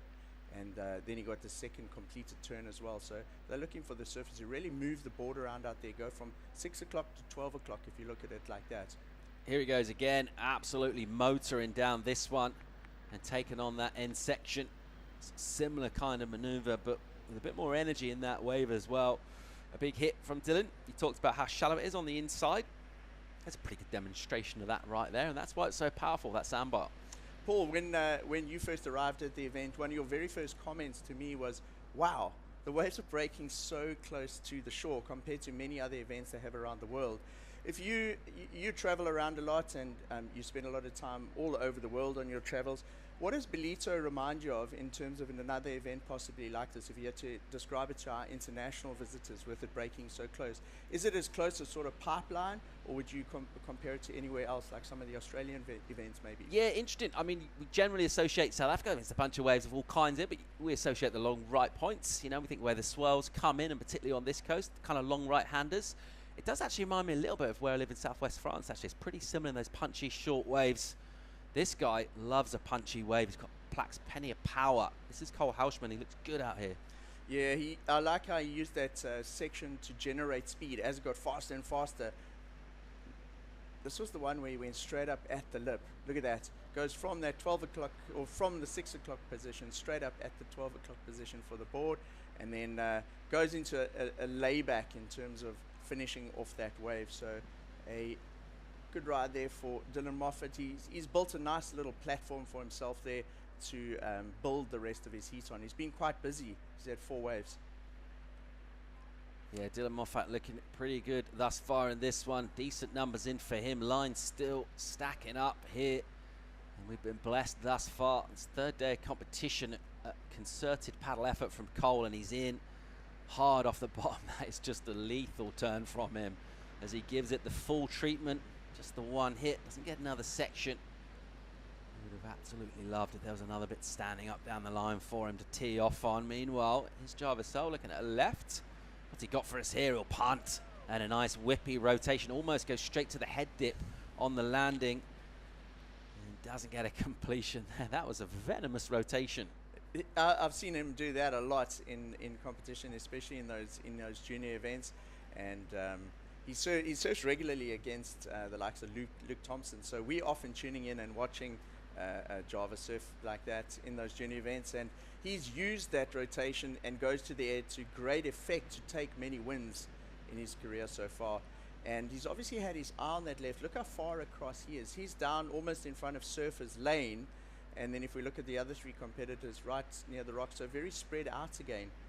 in the morning heats, it has seemed like there's not one definitive takeoff spot. Multiple peaks coming through, and Jarvis, probably one of the better lefts we've seen this morning, Paul. Yeah, he got so close to sticking that as well, didn't he? Interesting to see where exactly that would have gone score-wise, but loads of speed in that whippy rotation. I like the idea of surfers keeping their options open. We've seen scores come in a bunch of different ways, really. And if you're goofy, well, and a left's coming your way, you probably don't need asking twice. That wind has also changed direction today. So it's blowing, if you're looking at the screen, from right to left. It's a southwesterly wind here. We're east-facing on the east coast of South Africa. And Jarvis is perhaps using that wind as a bit of an air wind. Yesterday, you had to go into the northeast, which was blowing across. Just looking at using that wind to help some of his punts there and try and get a big number in the seas. Dylan Moffat, the left of that pair in the red right now, your heat leader, as you can see from the scores split. And him on that end section so far. He's doing pretty good at taking it on. He's had 3 makes and he's building up his score. That's the national flag of South Africa. It's very multicolored, as you'll notice, and all those colors represent the many nationalities in South Africa. Paul, we have 11 official languages in this country. How many of those do you speak? I can speak English, I can speak Afrikaans, and I can greet you in Zulu. That's about it. But for the first time at a WSL event in South Africa, we have young Aya Nzuza on the beach as part of our beach commentary team, and we're offering commentary in Zulu for the first time at a WSL event in South Africa. Yeah, that's really cool. So we're part of the Zulu Kingdom here. And just where exactly does that run? That runs down past Durban? So basically the Zulu Kingdom, you may have heard of King Shaka Zulu. There's a lot of films and media that's been made over the years of him. So him and his brother Dingaan were basically established the Zulu nation in this area. His burial site is actually in the town of Kwadakuza, the Kwadakuza municipality. So the King Shaka Memorial and his burial sites are back there. All right, just over 17 to go in this one. Dylan Moffat from Australia in red at the moment. He's doing well with a strong performance. And another surfer, a name we recognise very well, formerly the Championship Tour, Chloe Andino, winner of the last heat. He's with Kai for a chat. Chloe Andino, it's been a bit of a story of the goofies this morning here in Ballito.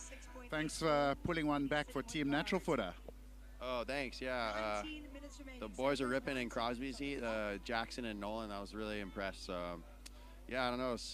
I was more stoked to get one back for our team house because Crosby went down. It was kind of a bummer morning, but yeah, we got Cole in this heat and then Nat in the next heat. So hopefully I can turn around the momentum. All right, we're saying that conditions change so quickly here on this bank as the tide bottoms or the wind changes. It was really bowly and peaky this morning. You were saying that in your heat felt like it had gone a little bit straighter. Yeah, I just felt a little straight and maybe like the tide was bottoming out, like not many waves and yeah, like one maneuver waves. But I'm just stoked to make a heat. I don't really care. I always, even when the waves are firing, I just worry about making the heat and yeah, just stoked to get through. Well, the good news is the forecast is looking pretty good for later in the week. You've been here for that crazy year in 2013. Hoping for a bit of size? Yeah, I mean, I haven't even surfed out here because I've just been surfing other spots and having the time of my life, just getting barreled every day. So, I don't know, Africa is amazing, and I'm just really happy to be here and super lucky that we got swell. Well, thanks, bud. Looking forward to seeing you in the next round. Thank you. Thank you. All right, thanks, Kai. Great stuff, Chloe Andino. Happy to make it through that one. Expect him to just ramp up those performances as well. A surfer of his polish and aplomb through the later rounds in this. Right now, 15:20 to go. It's gone a touch quiet, actually. We had a few fireworks, a bit of a banging start to this, bit of a frenzied start, and it's all kind of just simmered down right now. We put the lid on the saucepan. We're just trying to turn the heat down a bit. It's bubbling away. I think we're going to let that just hang there for a while. During Kaloe's interview, we saw on the side screen there, White had a wave, and he's made his way all the way across. As we see Satnar lining up a check turn. What are we going to see on the end section here? Oh, how's that float? A lovely air under the board to drop it off. And he makes that section, Paul. That was a very difficult end section. He went in very, very late. 2 waves converging there, making it even more difficult as that wave imploded on that inside section.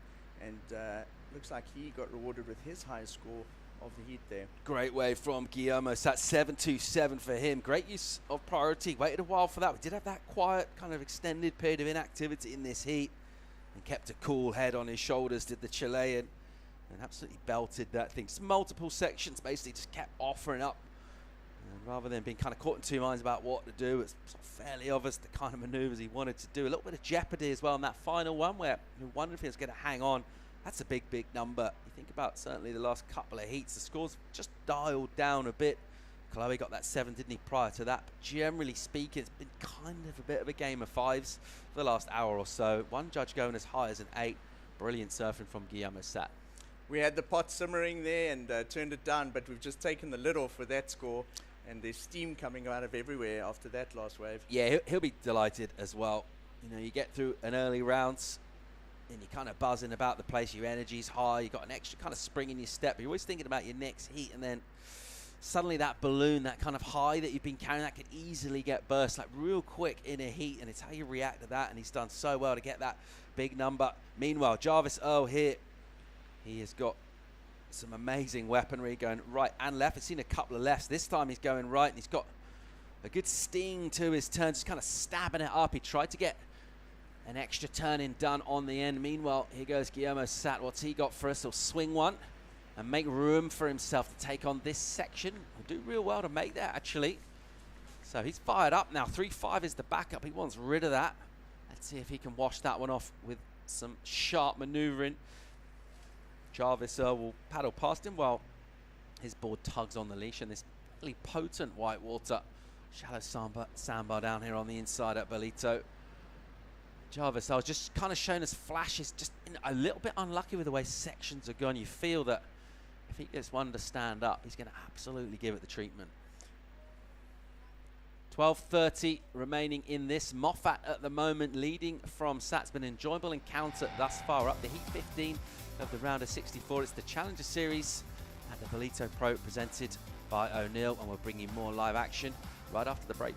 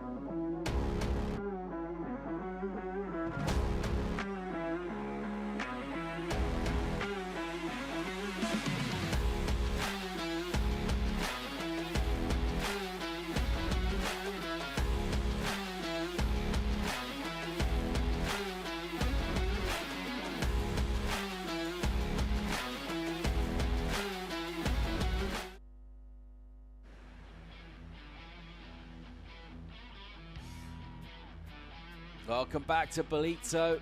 Under the 11-minute mark in this heat 15 of the round of 64. There's the scorecard, which sees one or two Australians in the water. Dylan Moffat going good thus far.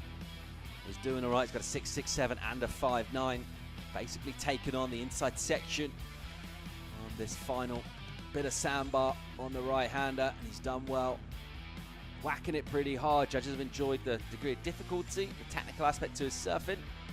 At the moment, that's good enough for first place. Mounting a solid comeback, though, with the high score of the heat. Guillermo Sat from Chile, the relatively newer face on the Challenger Series. We've seen Dylan do a few laps of this tour. Guillermo is absolutely no slouch. You mentioned the style that he's got. He's mixing that with aggression as well, and just finding himself good rhythm to get that long running right. And a 7.27 will feel great in his pocket. But by contrast, I feel like Jarvis Earl has had to change his strategy during this heat. As we look at a replay of Cole Hauschmann's last wave, tags it nicely. The wind just creating a little bit of foam on top of that wave, and perhaps you know, when you hit that foam, it makes it slightly easier to make those maneuvers. Yeah, good stuff there, wasn't it, though, from Cole. He's got a couple of 5s so far. You'd expect an improvement there. The way the energy came out of that turn, that last finishing maneuver with, added a bit of pizzazz. Judges enjoyed it. 7-2-3. Good stuff from him. So real close to Sat's high number. And he's right back at this now is Cole. This guy, Earl, with priority. What's he got for us here? He needs a big number right now. Bang, hits it. Really nice stuff from him. He's got such a spring in his step, but again, he goes incomplete on that final maneuver. I tell you, the first turn was so good. He almost came out of that with a little much too speed, just loaded up on that rail, but I love the aggression, the way this kid surfs. That was very similar to one of his earlier waves in the heat also, where he had a big first turn and we anxiously leaned in to see what was going to happen on that end section, and he just went up too late. So he started the heat on these rights. He had that turn, he fell. Then he went across to the left, tried to do the air into the wind. He had another one like that, but the wave didn't really play, and then he went back to the right. So you feel like he's constantly having to change his strategy through the heat, where Dylan Moffat looks a little bit more set, a little bit more relaxed. He's sort of sitting on that right and just patiently picking off the good ones. Yeah, just on the flip side of that, I can't help but feel if this guy connects Jarvis early, he's going to get big numbers. I don't mind his strategy. You know, so far, it's not come off for him just in terms of getting those completions. But when he gets one that he can stick, I reckon he's going to go right up through the scale. Here goes your heat leader, Moffat. Big stinging snap from him. And again, into that end section. And we've seen him do that turn a few times. Each time, just slightly different. Maybe put a touch more into that finishing maneuver there. And he looks like he's got his strategy absolutely dialed in. This guy's going good as well thus far, as we curse him. And Guillermo Sat, who now finds himself back down in third position. And he's looking for a number of a 5-1-3. That wasn't it. No.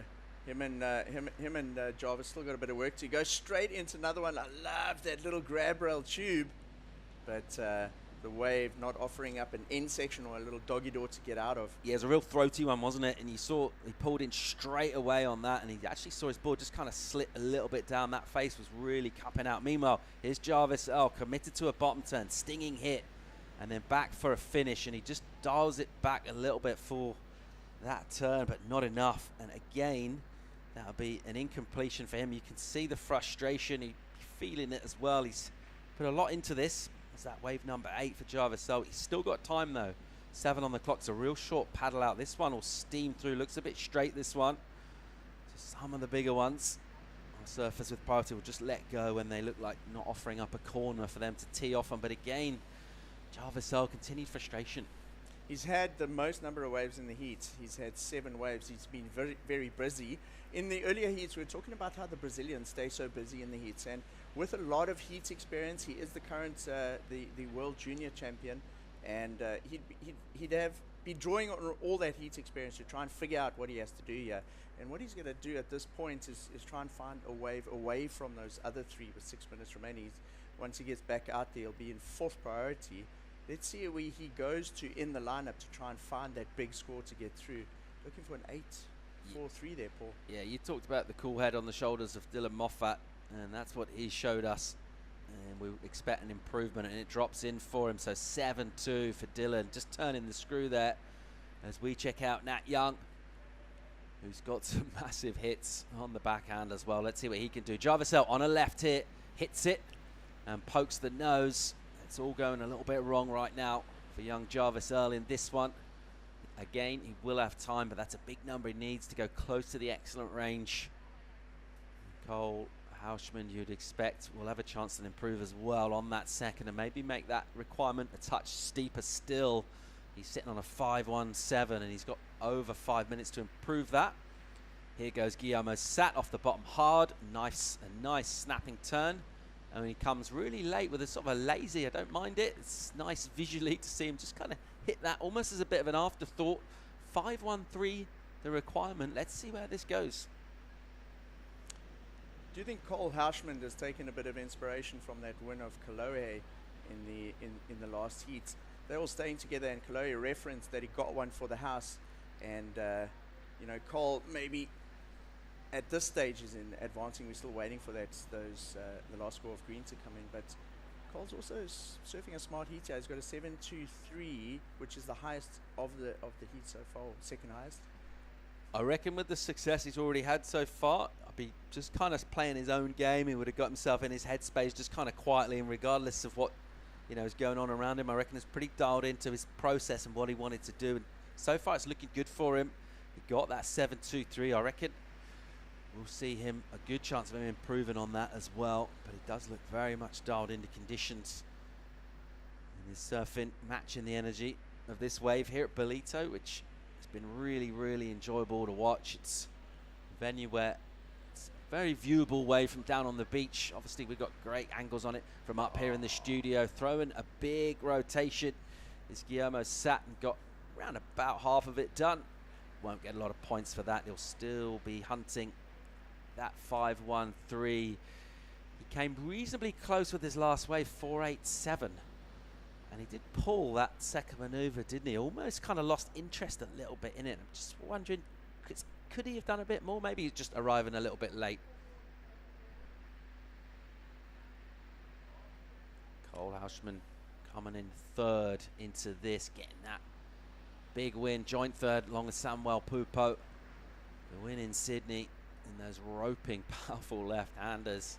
He's a pretty big, solid guy. He matched that power.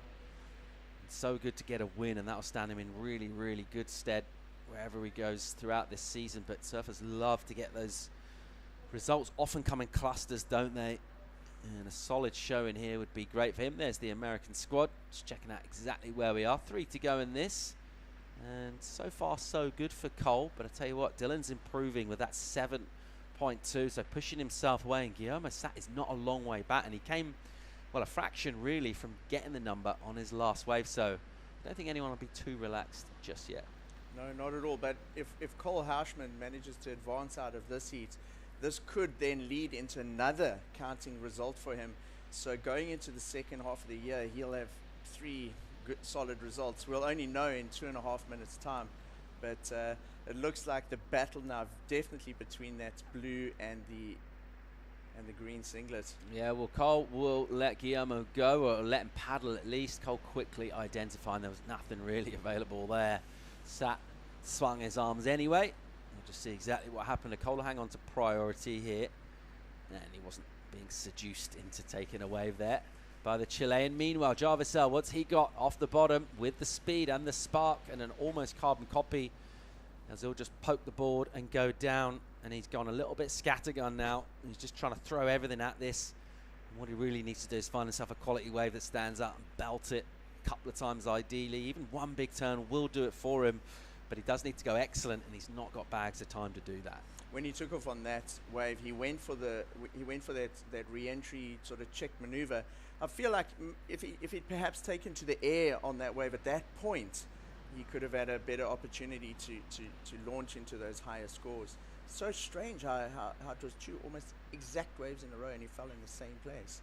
But he's definitely, that's what he's looking to do at the end of this heat, is hook a little left there, perhaps take to the air, a little bit of a Hail Mary in the last minute or so to get through this heat. Let's see what we got as we head down towards the final minutes.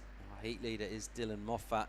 As we watch a paddle of Guillermo Sat, Dylan has a look at the left and has a heavy section in front of him. It could have been more of a right even, and so he decides, yeah, not much on offer for me there. He's got good points on the board already though, 13.87. That's solid.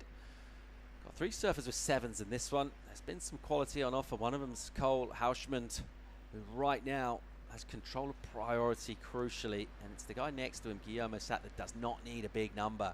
Chasing the 5.13, very gettable. So what Cole will do, he'll just look to control any opportunities. A wave that he thinks has got a 5 on, he'll take it, and that's what he's identified here. And there's nothing really doing on that wave, so he's played the priority cards. Nothing doing really on that wave, and we're counting down now. I'm not sure there's going to be much more opportunity for Guillermo Sat, who's given a really good account of himself out here. He's busted a big 7 for multiple backhand maneuvers, and he's going to be just a little frustrated, unable to really have a swing and ask a question of the panel. But it's a well-surfed heat from the likes of Cole Hauschman, and particularly from Dylan Moffat, who looked Like you mentioned, he just looked kind of composed in his general way he approached the heat, and certainly on the wave itself. He hit the closing section hard and got rewarded by the panel. And another strong performance from Dylan Moffat, this guy right here. And he'll take that through to the latter rounds. And he's got plenty more where that came from as well. Job well done from Dylan Moffat. Cole Houshmand looking to carry over the form from Australia. Here in South Africa, we'll see those two in the next round. We can go to a quick commercial break. We're going to bring Giggs and Kai back in the studio for the call as well. We've got some great looking heats hitting the water real soon. We'll be right back.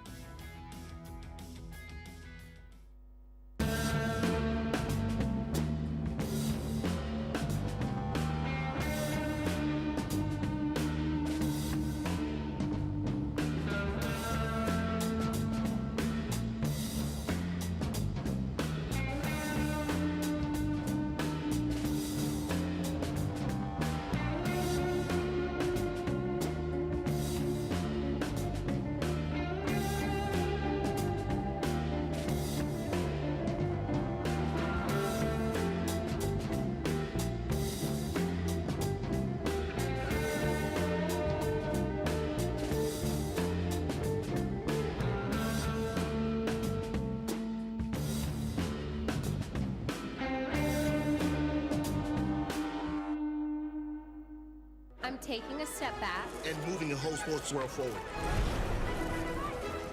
Sometimes you gotta stop to be an actual human. Pause is power.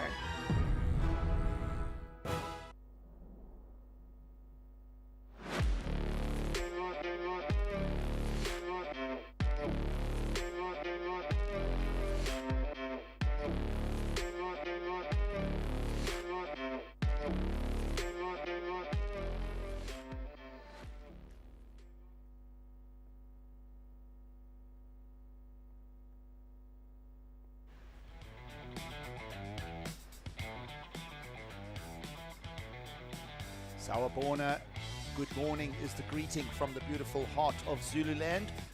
You are at the Ballito Pro with us, proudly presented by O'Neill Giggs alongside Kai Linder for the call.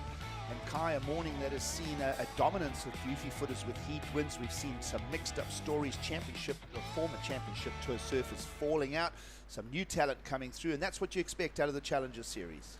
Yeah, it's been some of the old hands of the business showing how things should be done, some really powerful goofy foot action. But nice to see a championship pedigree surfer like Kaloa Andino coming through and taking one for the natural footers. Yeah, Dylan Moffat doing a good job in that last heat as well as we set up another heat. This heat will signify the final heat of the round of 64 as we chop the field in half here and quickly into action. On your screens, Joel Vaughan, the Australian talent, comes to Ballito and brings his momentum. He'll take on Hiroto Ohara from Japan.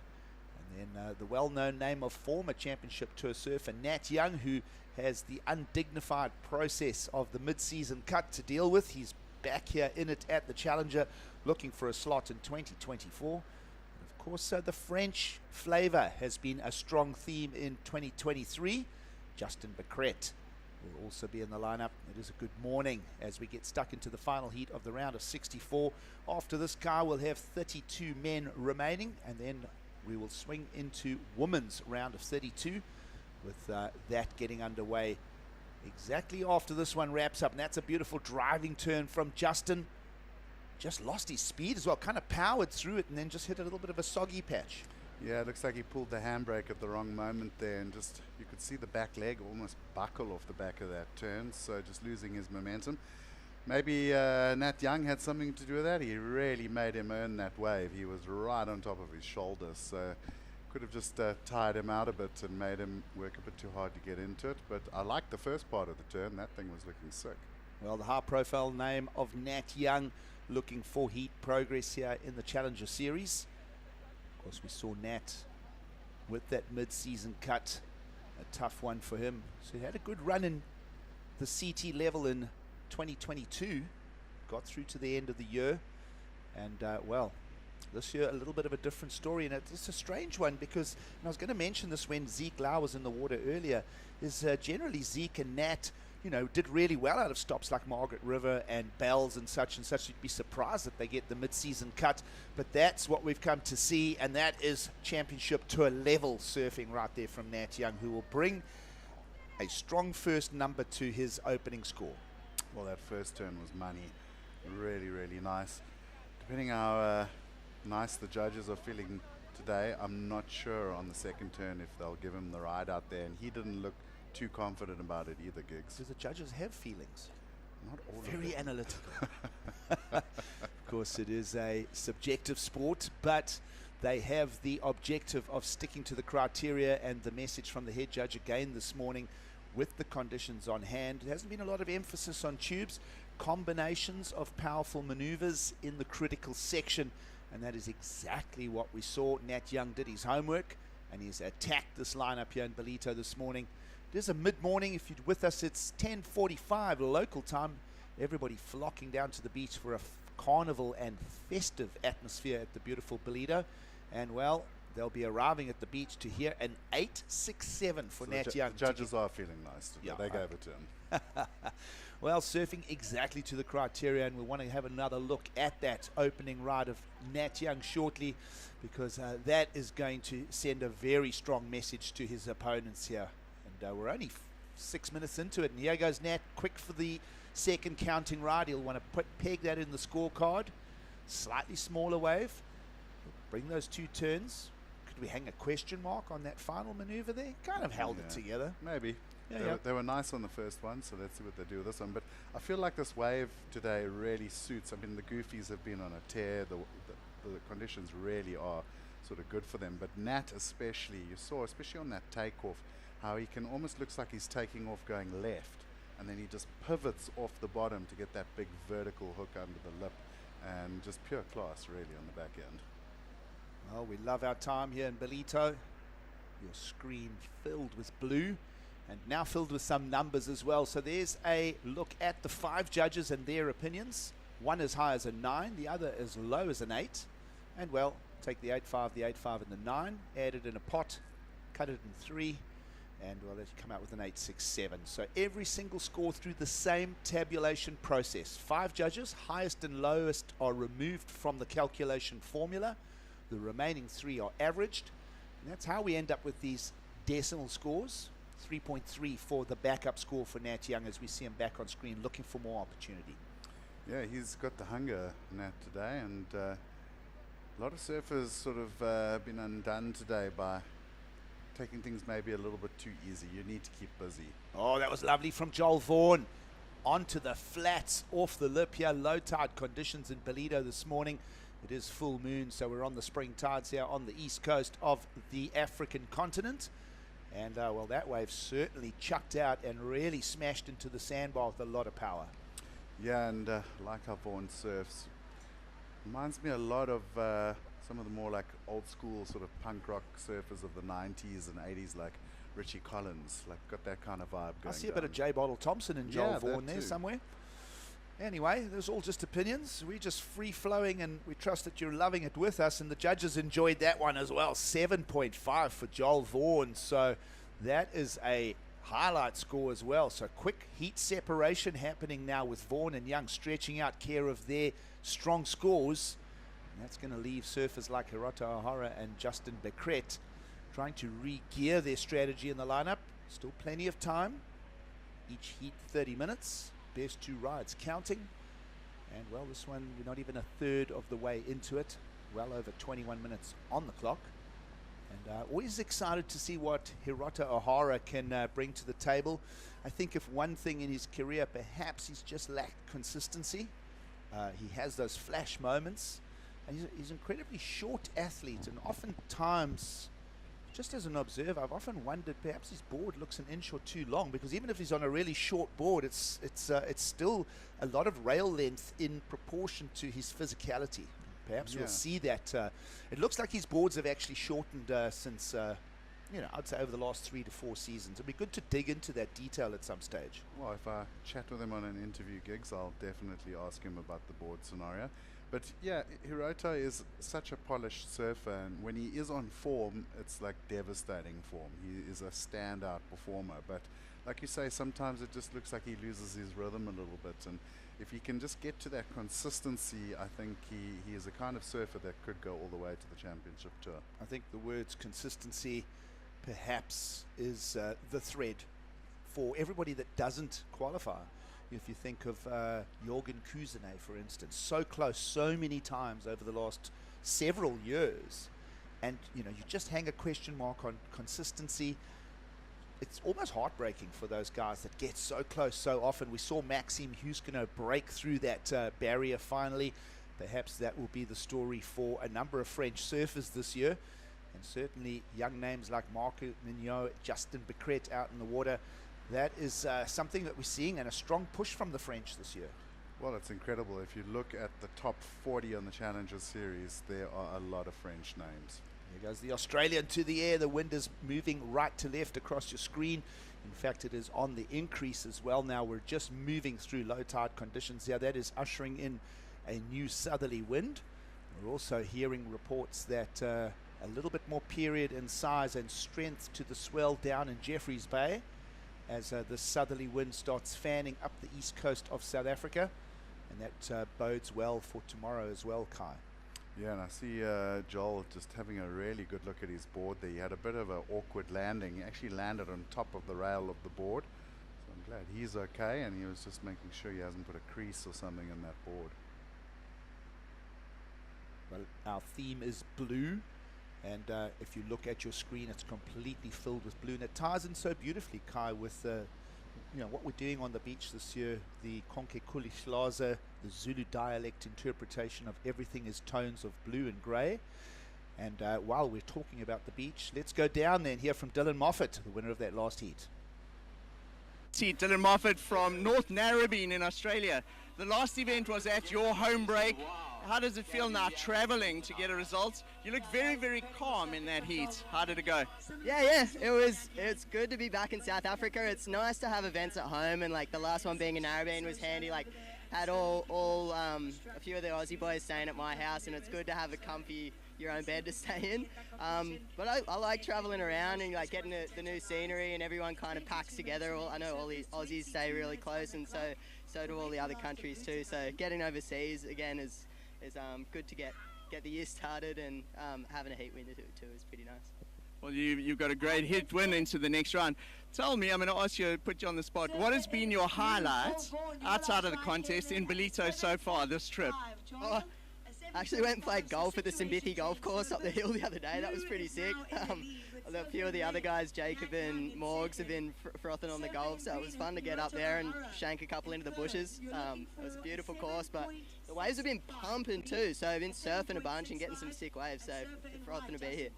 Well, well done on your win. We'll see you in the next round, and it's great to have you back in South Africa. Well, meanwhile, over the shoulders of Dylan Moffat and Mike Frew, you saw in the insert screen there, LMB 2.0, the Australians are on a charge here. How about that punt of Joel Vaughan? And we definitely want to have a look at that one. Kai, this one was as lofty as they get. Well, he was eyeing out the lefts already earlier in the heat. You see him just go straight to the lip, and almost going full 720 on that one, Gigs on the backhand. That was a proper air reverse on the backhand. How short are we going to be of a 10-point ride with that? Because that was incredible. We're not even making enough noise about it. It's going to be a decimal short. A 9.83, ladies and gentlemen, surf fans around the world. Please give us another look at that team in the studio, because that was insane. One judge did go with two judges to a 10, Kai. Yeah. That is a big number.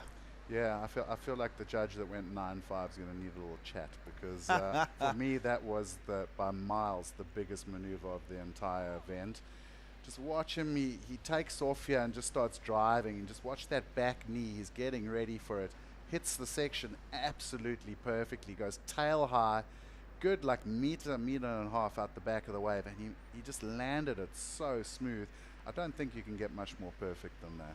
Well, a couple of the judges are going to argue on that, Kai, because not absolute perfection, but so ever close. Perhaps all the detail of any decimal short of the perfect 10 was just in the way the board did that little twitch at the bottom. It didn't, what they call it, a bolts landing. It didn't get perfect bolts landing. Here's someone that we've spoke about that if he can bring consistency, he has that X factor to his surfing. Hirota O'Hara will go incomplete as we reach the midway mark of this heat already. And just a reminder that this is the final heat of the round. Of course, 2 through each time, and at the end of this 15 minutes still to play, we'll be down to 32 men in the draw. Yeah, and it's going to be an exciting round, a really high level of surfing already in this round. Well, the pace has been set by Joel Vaughan, and well, there's people ejecting and flying all over our screen here. Nat Young just trying to bring a better number than the 3.3 that he currently has as a backup score. But let's again reference the rock-solid opener of Nat Young, built in a completely different way, an 8.67, 2 massive turns on the backhand, and we've seen that theme all the way through this morning, Kai. Yeah, it's been a good mix. You've had the guys doing big single maneuvers with scores. You look at Kaloe and Dino, for example, and then you've had the guys like Nat and some of the other goofies really sort of working out big scores with multiple maneuvers. And then Joel Vaughan again, just one big maneuver for the 9.83. But what a nice way to end round 2 of the men with a high scoring heat. Already got the 8.67 and a 9.83, a 7.5.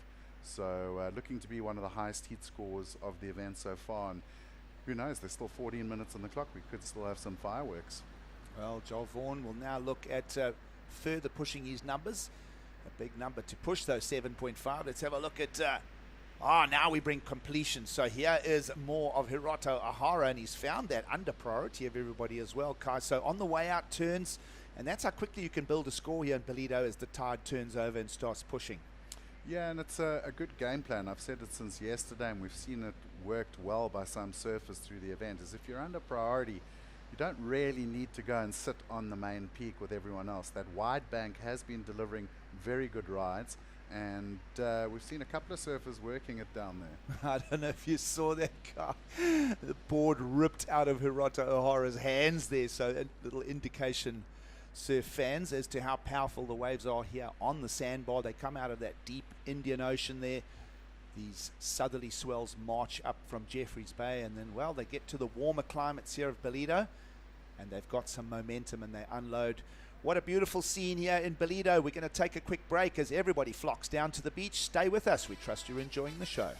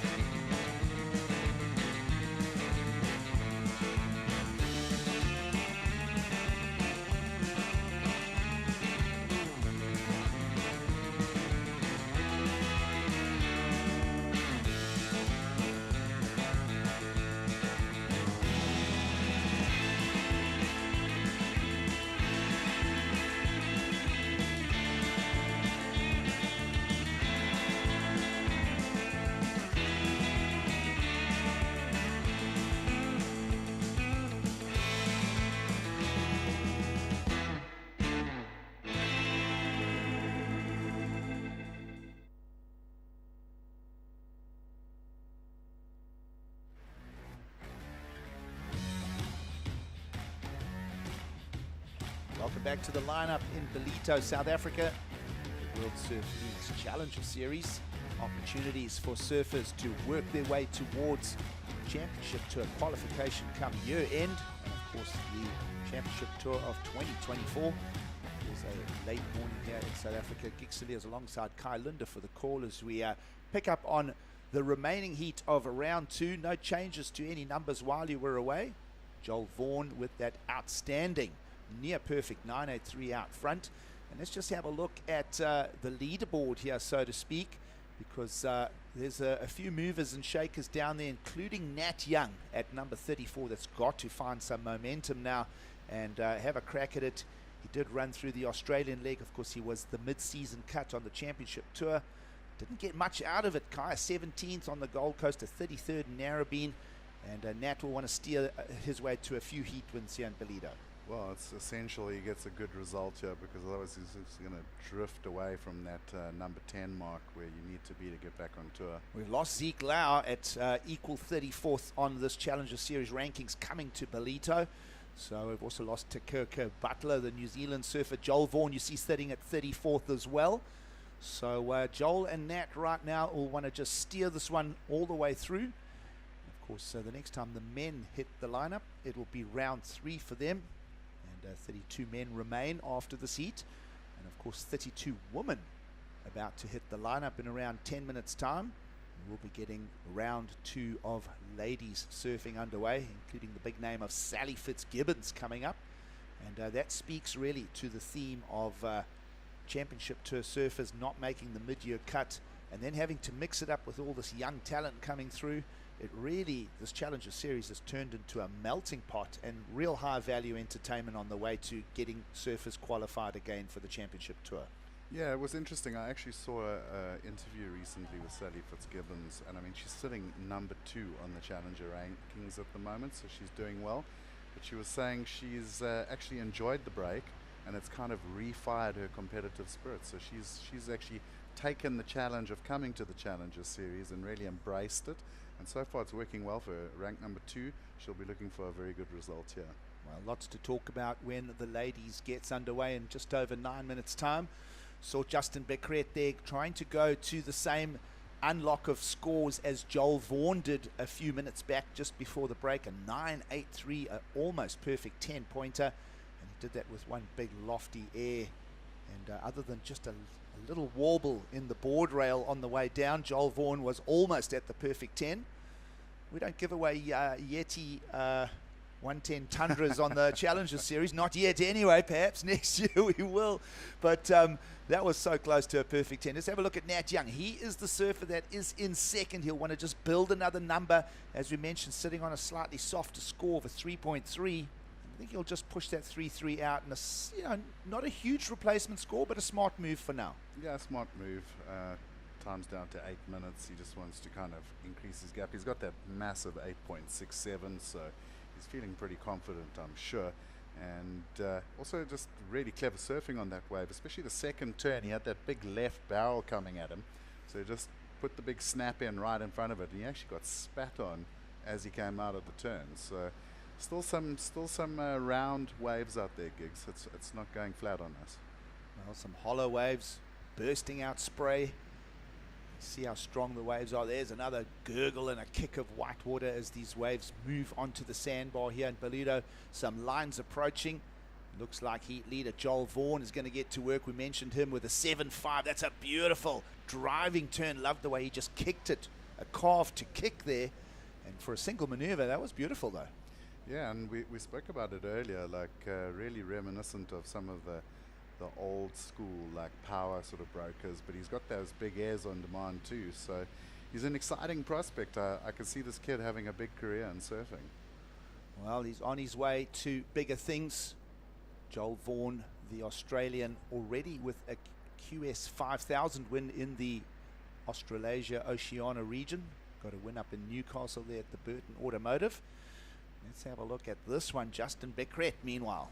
Yeah, I think this was the 5.0 while we were away. Lovely bottom turn. Hooks it in, and she's how's the airdrop there. That section was looking for victims. Oh, wow. That thing was like a steamroller. That was amazing. So do the judges deem that complete? Kai will discuss that quickly, because he did put the board down flat, but then it was a Mack truck of white water behind him. It completely steamrolled him. Got the turn up in the top corner. It was pretty much all he could do with it. I mean, if you'd gone for a death floater on that. Oh, no, that was a killer. Yeah, that was just a little too heavy. So, folks, there's a lot of power in the lineup here. And we trust that you're enjoying the show with us. Meanwhile, Priority, now with Hiroto Ohara, who's quietly been getting on with the job of improving scores. We did see a 5.83 from him come to the scorecard for that big end section hit of his very own. But he's going to chase more than that. Kai is in third, chasing the 6.82. Yeah, and I'm interested to see what the score is going to come in at for Justin as well, because that might shuffle things around a little bit if they gave it to him, because it was a very heavy section and he certainly committed to the turn. So It's just on whether they gave him the run out or not. Do you think that was a make? I think that Whitewater just rumbled him. I was calling it a make, and then suddenly he was just. And then the Whitewater had something different to say. Well, wait and see what comes out on the scorecard. We'll very soon know if it was a make or not. As we're moving very quickly down, 5:20 remain on the counter. As we just let that number settle, it'll give us a very clear indication. As we know, O'Hara in third chases the 682. Becret trying to, well, find a 765 in the lineup. And meanwhile, not a massive improvement on the 3.3 for Nat Young, by the way. Just a 397, so half a point on top. And that's what sets the 682 and 765 to chase for third and fourth. Yeah, so Nat needs to get the backup. And judges are still looking at the replays on that wave of Justin's. So they really are scratching their heads on whether that was a make or not. Well, Nat Young, no stranger to surf fans around the world. Of course, out of Santa Cruz, California. Saw him as a Rookie of the Year all the way back in 2012 or 13. It was that far back. Remember making the finals at Bell's as well.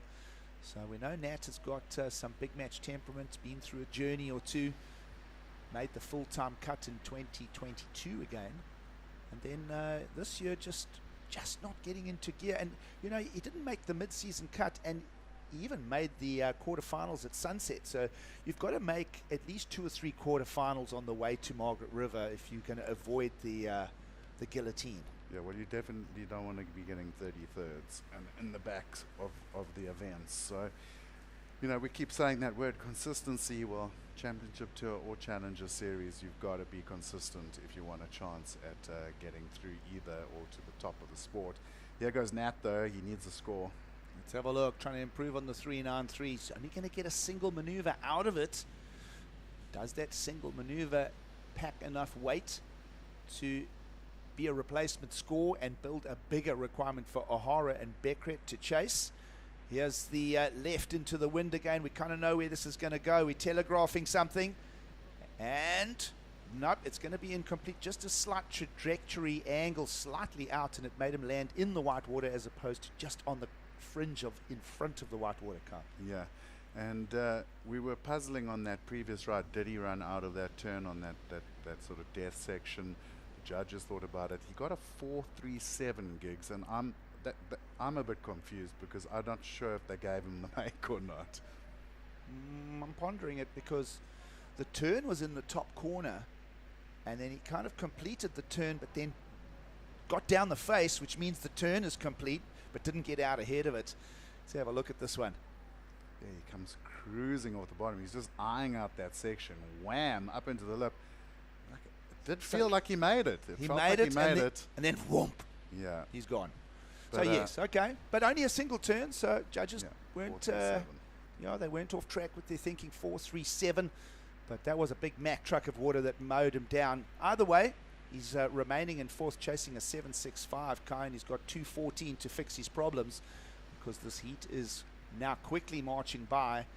And a quick look at Nat Young's numbers, and Nat Young not improving on his 397. His last one slightly short of 3.73. So Nat Young sitting fairly exposed, you may feel, as a Championship Tour surfer with a soft second backup score. Yeah, luckily for him, time is working against the other guys in the heat. Here go, I had a look, but your heat leader taking priority. Well, Joel Vaughan has done nothing wrong here. Beautiful momentum, lovely, kicks that board out. A little bit of Mick Fanning style off the lip there, adjusts and swivels through the hips as he tries to land that one. Oh, snapped his leash. And at 90 seconds to go, Joel Vaughan's going to go for a little swim. There are a few rocks on the inside here, so it's not all sand. He's recovered his equipment quite well, so perhaps that is the campaign for him, depending if it is a urethane cord snap or if it's just a collar that came undone. It looks like just the leash literally got blown off his ankle there, Kai. Yeah, well, if I was Joel, I reckon he's pretty safe with a minute to go.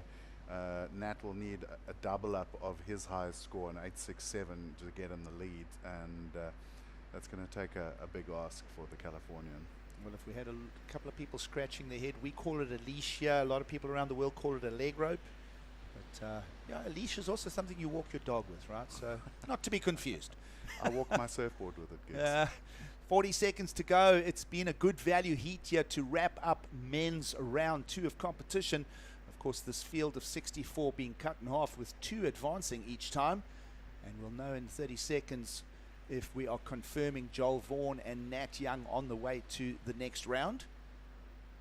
And there is Joel Vaughan on screen, as we mentioned. Pretty much done nothing wrong and everything right as far as an almost perfect 10-pointer. So he's played some right-handers for the walls and maneuvers, and he's used the wind right to left on screen for a big score as well. Yeah, and I think he has maybe put a small crease in that board, because we saw him after the first air attempt have a real good look at it.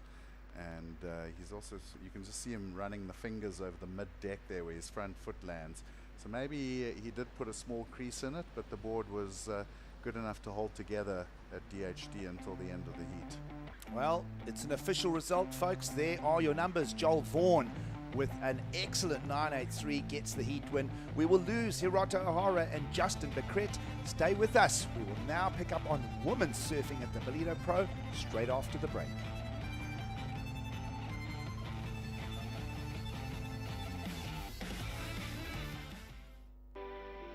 Welcome to Kwadukuza, the destination for all seasons. Nestled on the breathtaking north coast of the Zulu Kingdom, this vibrant town offers something for everyone. Kwadukuza boasts several beaches that have been awarded the prestigious blue flag, guaranteeing cleanliness and safety for all visitors. Our inland region offers a world of adventure. Get your adrenaline pumping with thrilling activities like ziplining, hiking and off-road biking surrounded by the natural beauty of Kwadukuza's landscapes. Kids will love our animal farm, getting up close and personal with friendly animals. Immerse yourself in history as you explore the rich heritage and legacy of great leaders like King Shaka and Chief Albert Lutuli.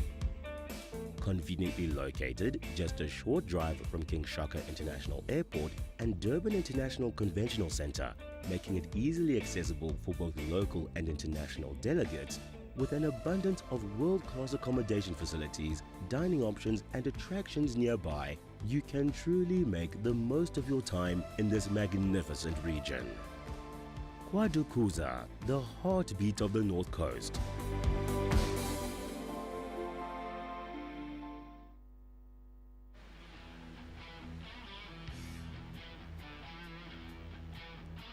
Beautiful scenes here from the lineup in Ballito on the east coast of South Africa. Men's round of 64 has now set up the round of 32, and of course now we transition to women's round of 32. Welcome to the lineup in Ballito. King Salia's alongside Kai Linda for the call as we get surfing underway, and we'll take these 4-man heats and push 2 athletes through to the next round of 16. It is a late morning here in Ballito as we greet you, and a big heat on deck as far as topics go and opportunities. And talking of opportunities, Anon Matsuka, the young surfer that has taken a win here in the O'Neill Smith Shapes Rookie Rippers, will just go down. And good morning, Kai. I love this heat, the way it frames up young talent coming up against perhaps the most consistent professional surfer on earth not to win a world title at the WSL. Sally Fitzgibbons. Yeah, I'd say Sally and Taj, pretty much top of the list on the male and female side there, but also just such an athlete, you know, one of the fittest humans on the tour across both male and female sectors. Also, something I never realized, I mean, we all as surfers know Sally Fitzgibbons, but speaking to Australians is you realize how famous she is in Australia. She's obviously a sports presenter on one of the biggest TV networks in Australia. She's got done health and fitness shows, and she's a huge advocate for the Australian government for healthy living and healthy lifestyle. So just a all-round rock star coming out of Australia.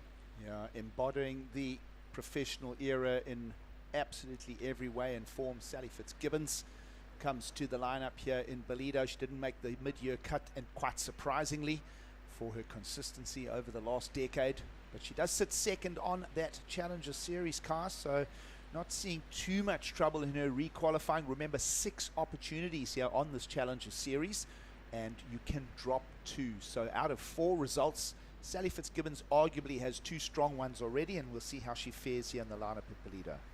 Yeah, and of course, if you look down that list, coming in at number 8, Sarah Baum, that's where you're going to hear the beach really come alive today, is when she paddles out for her first heat in the event.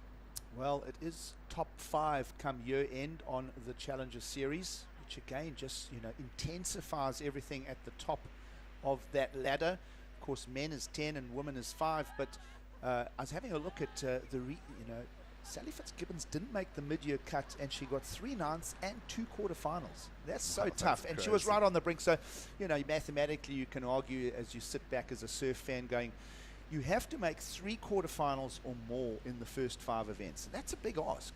Well, and especially on the ladies, because obviously it's a smaller field, so the ask becomes even more difficult for the girls. And also, like, let's just talk ladies surfing the last 2 years, and maybe a bit more, but this year, the level of surfing you are seeing at the Championship Tour and at the Challenger Series in the ladies, the surfing has literally just gone stratospheric. I cannot believe how strong the surfing in the ladies division is. Well, Laura Robb, a 4-pointer for her opener. Sally Fitzgibbons has just found a 3.3 in the lineup.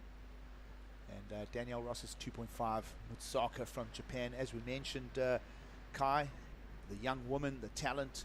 Exciting final there between Mutsaka and Alyssa Spencer. Yeah, Alyssa Spencer too. She's in the warm-up surfs and the juniors. She's been going crazy. But I know Mutsuka, it's so funny. You meet her sort of on land at the contest site, and she's like this really like small, cute, like she's like a little Pokemon. And then she gets in the water, and it's just like this monster comes out. She is so aggressive and absolutely attacks the lip. And during the juniors, the surf was on the hefty side. It really was not easy surf. It was big. It was really powerful, and she just absolutely was going hell for leather. So Lifesavers running a little drill out the back there. Of course, our water safety and a lot of the equipment, all the wave runners from Yamaha, supplied by SMG Yamaha. Great to have them on board again for the Ballito Pro in 2023. And of course, so many different sponsors on so many different levels to make this event here the festival atmosphere that it has become. Yeah, and there's just so much going on. I mean, there's this great village up the alley at the top behind the buildings. You know, you get like food, and there's clothing, and there's event merch. And then all the time around the event, there's music, and there's so much going on. So it's just a great time of year to be here. The rest of the country is just freezing cold and raining and snowing, and here it's tropical days on the beach. Well, the familiar body frame and silhouette of Sally Fitzgibbons just getting a turn under the lip there for us. She played the priority against Laura Rupp. Meanwhile, here's a young surfer that's on her way to some greatness of her own, the Peruvian Daniela Rosas. And just trying to build a second score for her. We're noticing also tide starting to push here, Kai. Wind definitely on the increase as well. We're going to be interesting to see how far Commissioner Travis Logie allows the rounds to unfold here. It's now 11:15 in the morning, and I would think by about lunchtime, 1 o'clock, there's going to be quite a strong wind running through this lineup.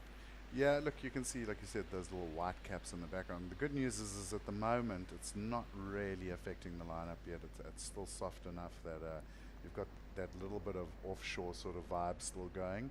But we saw that east yesterday come in a lot quicker than we expected, and unfortunately that meant that we had to end the day quite early.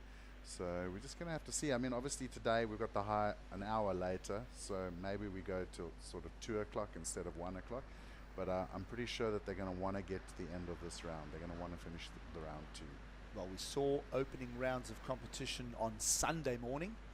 And, well, now Tuesday morning, and still 5 days ahead in our window for this Ballito Pro. So Travis just picked the eyes out of it. That low tide this morning around 10:24 in the morning. That will move out subsequently, making progress on the clock. So tomorrow around 11 a.m. will be the low. And so it will move through the days. So, you know, we've got all the way until Sunday afternoon to do this thing. And, you know, a lot of people in and around greater region of South Africa planning some vacation trips. A lot of people heading down for finals day later this week. Yeah, and you know, looking at the forecast, I think Thursday is looking fantastic. And Friday, Saturday, all looking good. Sunday could be a bit of a call, so we might see a finish on Saturday. Well, numbers up to date, top left of screen, no real scores coming our way. Let's go down and hear from Joel Vaughan, who found an almost perfect score in the lineup. He's there with Mike Frew. I'm here with Joel Vaughan from Central Coast in Australia, winner of the last heat, and now he holds the highest single wave score of the event so far, 983 for that massive aerial. Tell me what was going through your mind prior to that, and then after they announced that score.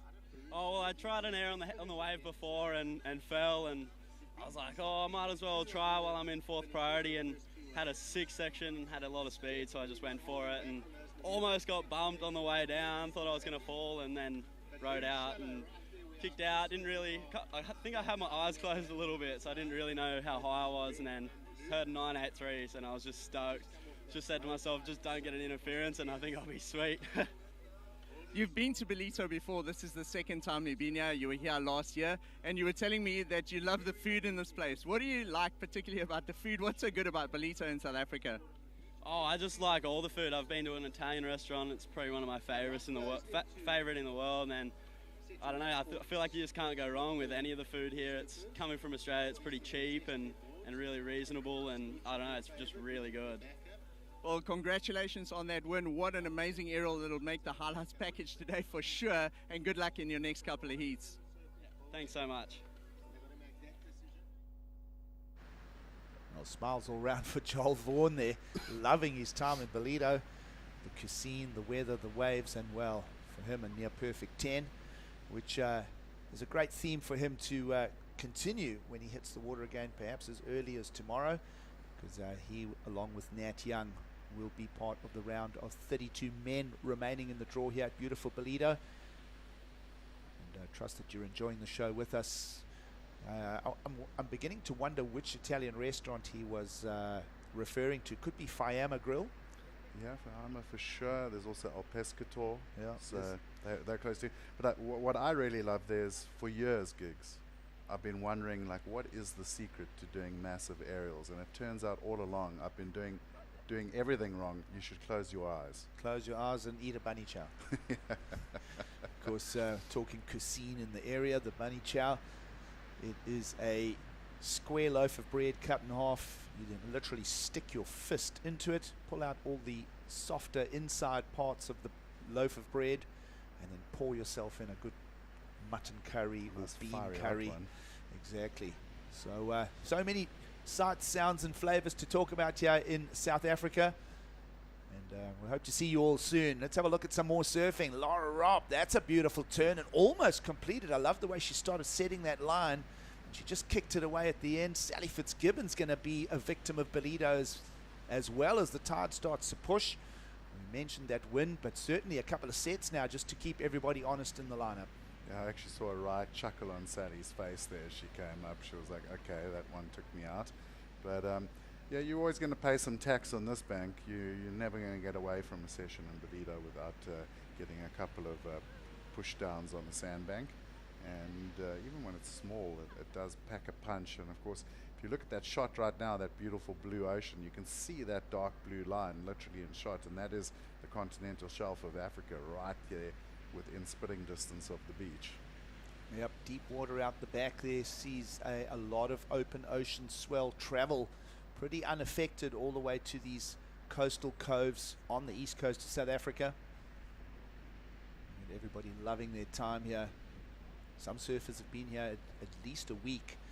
Who I did have a little compassion for yesterday were surfers like Jadson Andre and Samuel Pupo, who had literally dropped tools in Saquarema, made the flight, got to partake in the heat yesterday, and you could see that there was perhaps a little jet lag to blame for that, because it was a really it was a tight schedule for those guys, opposed to the story of people who've been able to camp out here for a week and they've literally been getting tubed every day for 7 days. Well, and getting a good night's sleep in between. So I think the ideal for any event is to get there early and just find your rhythm, get over the jet lag. I mean, if you look at people like the Moni's, brothers coming all the way from like Hawaii, probably traveling close on 70 hours to get here.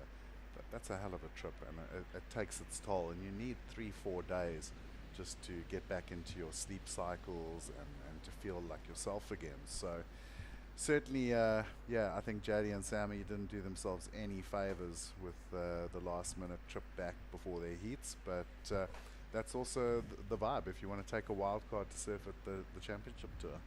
Now, you're referencing travel time. The one thing is, with coming down to the bottom of the African continent, it is a far journey, but once you're here, I think 2 days into that, we heard Joel Vaughan and saying how cheap it is, the conversion to the local South African currency, the South African rand. And of course, well, once you're here, there's just so much on offer: the wildlife, the flavors, the culture, and of course the waves are pumping. And while we leave you with those thoughts, we'll take a quick break as you ponder your trip to South Africa.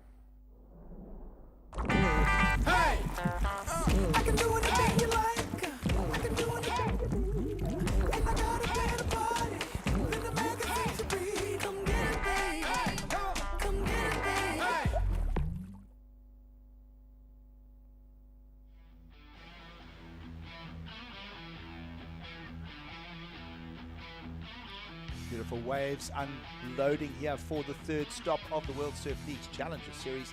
Welcome back to the first heat of women's round 2. 32 ladies remain in the draw here. Keeps Elias and Kai Linder breaking it all down for you as we move through the morning. It's now a late morning. We're on our way to midday in beautiful South Africa. Of course, the world's best on their way to Jeffreys Bay, which I believe there's some swell as well. We have already been told that the swell is busy lifting. We'll get the benefits of that this afternoon and tomorrow as we focus in on the World Surf League's Challenger Series Stop 3. And an unloading turn there for the young Japanese talent Anon Matsuka, who showed her worth in the junior event a few days back, Kai. Yeah, and she did it in some pretty heaving and hefty surf too. Like I said, she's not scared to attack the lip on her backhand, and one wave maneuver there, but she really went for it and got the tail out. So I think the judges are going to like that one, and that's exactly what she did in the Pro Juniors. She just attacked the lip and went pretty aggressively down the line as well. So I think she's fortunate in that she's been able to carry that momentum from the junior into the main event. Well, perhaps a lesser known name, make note of that name of our surfer in the white singlet, Matsuka. She did get that win over Elisa Spencer in the junior edition here of the Ballito Pro. Meanwhile, Sally Fitzgibbons, let's see what she finds in the lineup. Oh, nice little power hack to start things off, and then did really well to get up and over that oncoming section. So solid two-turn combo for the 7.0. Well, for one of the better known names in women's surfing globally, what a torchbearer she has been, an Olympian, and of course so many championship tour wins. And just this year, just a little slower in the momentum, and then suddenly, boom, the mid-season cut, and well, here she is, rolling her sleeves up against the young talent like young Anon. Yeah, but in some ways that is one of the most amazing things about the Challenger Series, is that getting to surf against someone like Sally is only going to improve how these girls out in the lineup perform. Oh, that was lovely. That was rope. And what about this tube ride for? Wow. Is she come on, come out, come out. Oh. Wow. Okay. Well, we'll give her the make. We're surf fans. We love that. Sally Fitzgibbons gets a chance to travel behind the curtain, but what about young Laura Ropp, who ripped that turn off the lip? So some good input coming from this first heat of women's round of 32 now, Carl. Yeah, and Laura was one of the standouts in round one. She really tore the bag out of it in the first round. So I've been watching her surfing for quite a while, and she really is one of the standout young surfers from Brazil right now, and she's definitely going to climb up the ladder. And what I like about these heats again, Gigs, is you look at this heat, you've got like the Master, Sally Fitzgibbons, and you've got the Grasshoppers. And the Grasshoppers get their chance at taking down the Master in the Challenger Series and earning their stripes and getting to the championship tour. Yeah, great theme coming out of the South Americas with both Laura Ropp and Daniela Rosas from Brazil and Peru respectively. Both of them faring very well at the Sambazon World Junior Championships at the beginning of this year as well, Kai. I mean, Laura Ropp got to quarterfinals. Daniela Rosas finished 9th. So an early showing in 2023 of the talent coming their way via the young ladies out of South America. Yeah, and just watch this. So this is the young Japanese surfer, lovely deep bottom turn, just flings the fins out the back. She got the 4.8 on that one. The 5.67 for Laura. A little check turn to start, but here's where the money comes. Bang, straight up into the lip, and very strong surfing from the young Brazilian. And then Sally, of course, took off on this one, just kind of an in-betweener, but found the barrel, weaving through the sections. And for us, she found the doggy door, but the judges weren't as impressed. Oh, I love that one. Just a 1.7 for that. But the two-turn combo prior to that is going to build the strength of Sally Fitzgibbons' campaign here in her first appearance in Ballito in quite a few years. 7-pointer on the cards now for Sally. She was looking a bit confused on screen there. She was like, what? Of course I made that thing. Why are you giving me a 1.7? Well, judges want to see clean exits. They also want to see clean landings. So taking away lots here from interpreting the judges. We're loving it. Of course, coming up next, more talent in the way of Luana Silva. She's going to take on Vienna Fierro. Philippa Anderson, and a South African in the lineup. Coming up next, Jessie van Niekerk. That'll have the locals heavily invested. And what a day it is to be at the beach in Ballito. Here is the young Japanese, Anon Matsuka. Oh. And now, that was a big section right there. She's going to disappear in it. So two-turn combination. We've seen that theme all the way through the morning. Two-turn combos on the backhand and forehands. And now Daniela Rosas. Lovely surfing from her, well calculated, good rhythm to that one.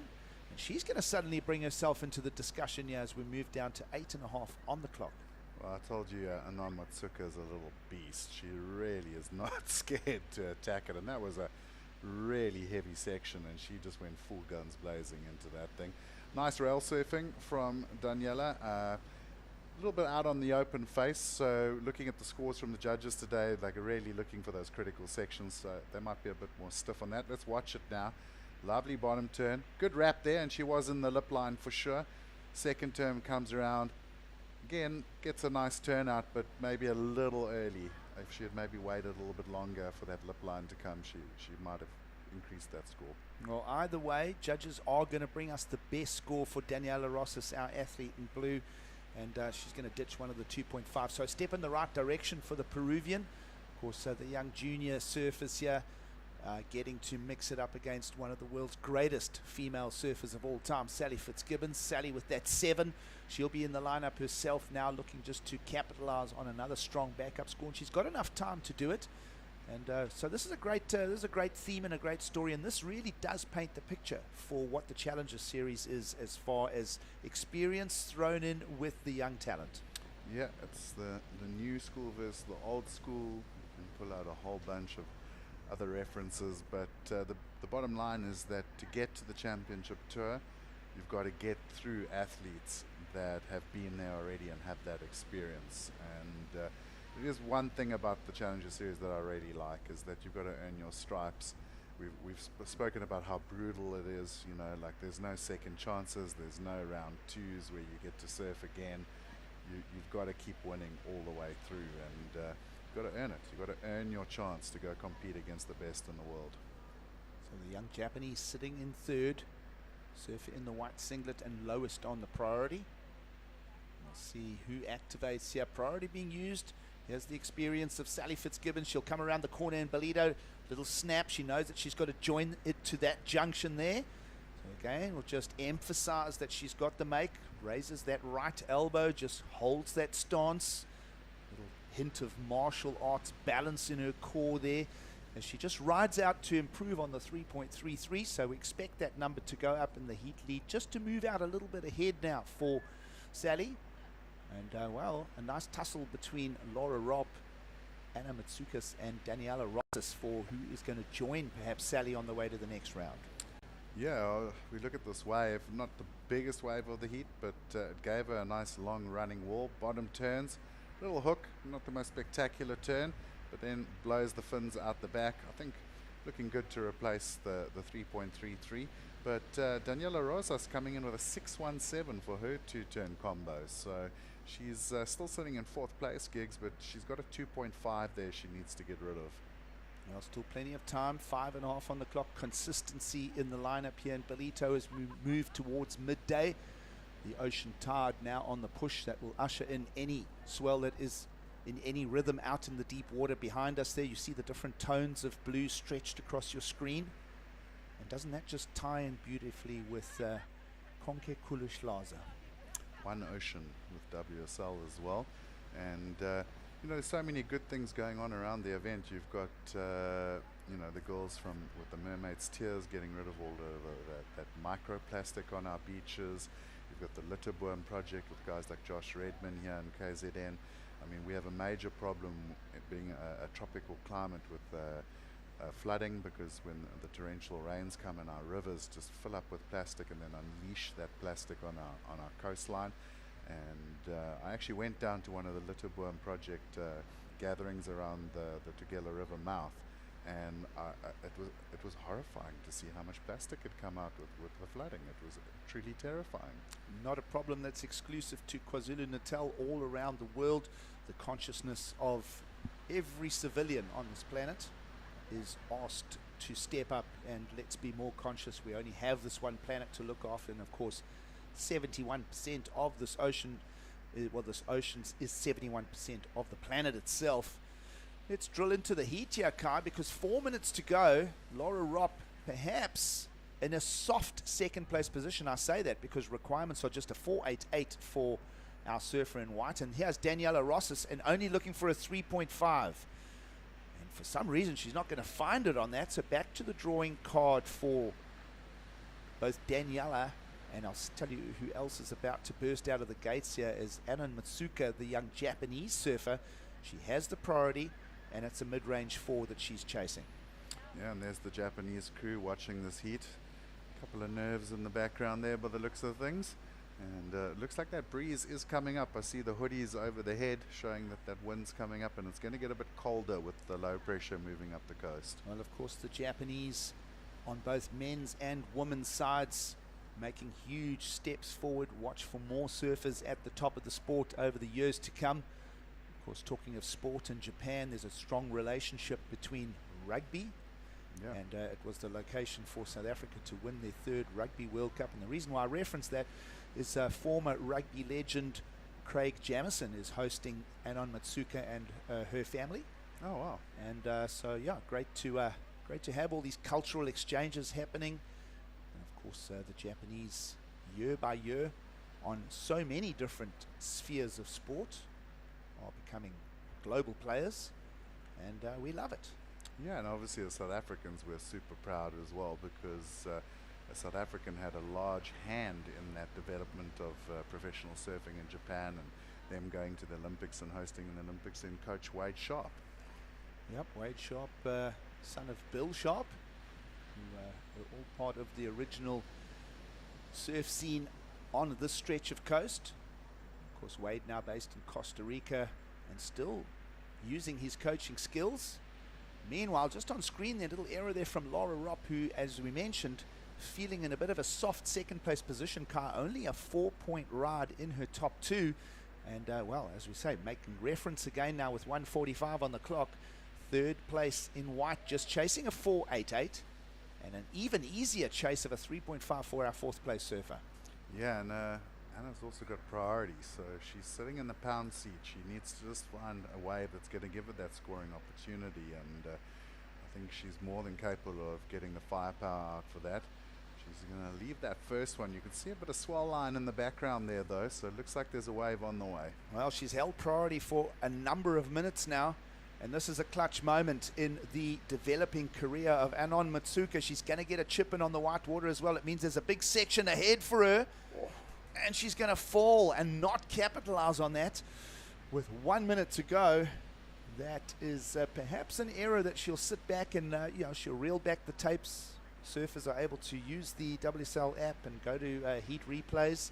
She'll go back and go, why did I drop the ball on that? Perhaps more of a quicker mid-face jam instead of going all the way to the bottom car. Yeah, but once again, I'm just going to reiterate the fact that she really is not scared to go for those big sections. And, you know, whether she makes the hit or not now, I'm telling you now, you better keep your eyes on Anna Matsuka. I think she's got a big career ahead of her. I'm excited to see what she's going to do at some of the other locations on tour, like Kaliva. Well, 25 seconds to make this an official result. No surprises there. Sally Fitzgibbons' experience shining through, found the best single wave of the heat with the 7, and she did improve on her backup score with the 4.83, and have a look who's got priority as well. So perfect methodology and approach to what was probably her 5,000th heat that she'd be surfing in her career, Sally Fitzgibbons. We've known her from, well, over the last 20 years. She's been on everyone's radar, a household name, particularly over in Australia. And there's your official result. Sally Fitzgibbons is on her way to the round of 16. She'll take Laura Ropp with her, and it will be at the expense of Anna Matsuka and Daniela Rosas. We'll continue with women's surfing. Round of 32. We'll bring in Paul Evans and Mike Frew for the call.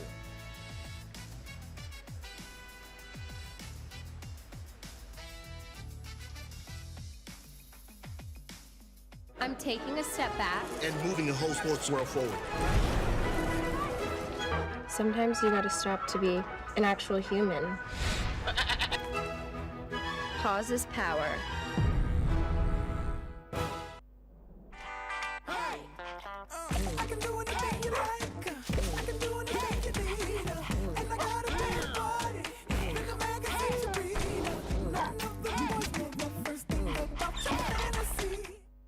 Listen up, guys. Our biggest problem right now, we are missing poses. You mean pauses?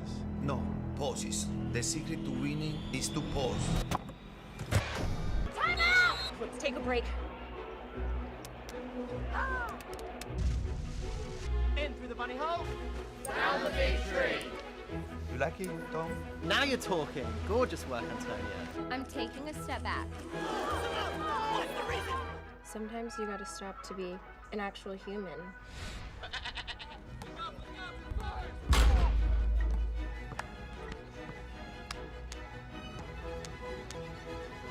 Come on, guys! Ah!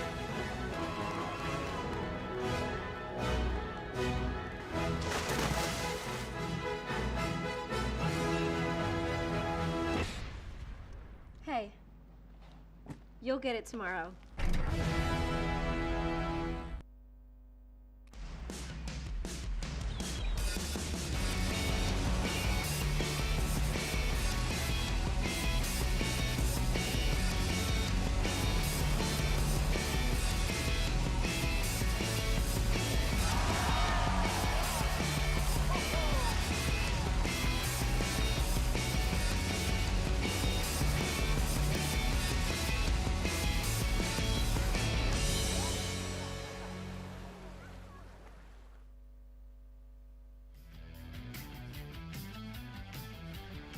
Welcome back to the Challenger Series, where Sally Fitzgibbons is all smiles.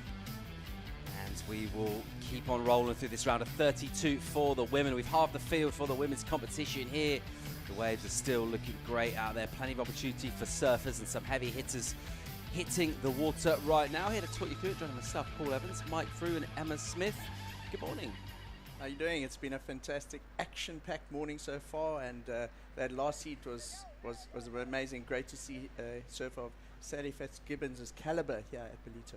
Emma, how are you enjoying some of the action you've seen so far? Oh, amazing. And I feel like we're just getting started, and in that last heat we saw some bigger sets coming through, and I think it's, as we see now, another big set coming through.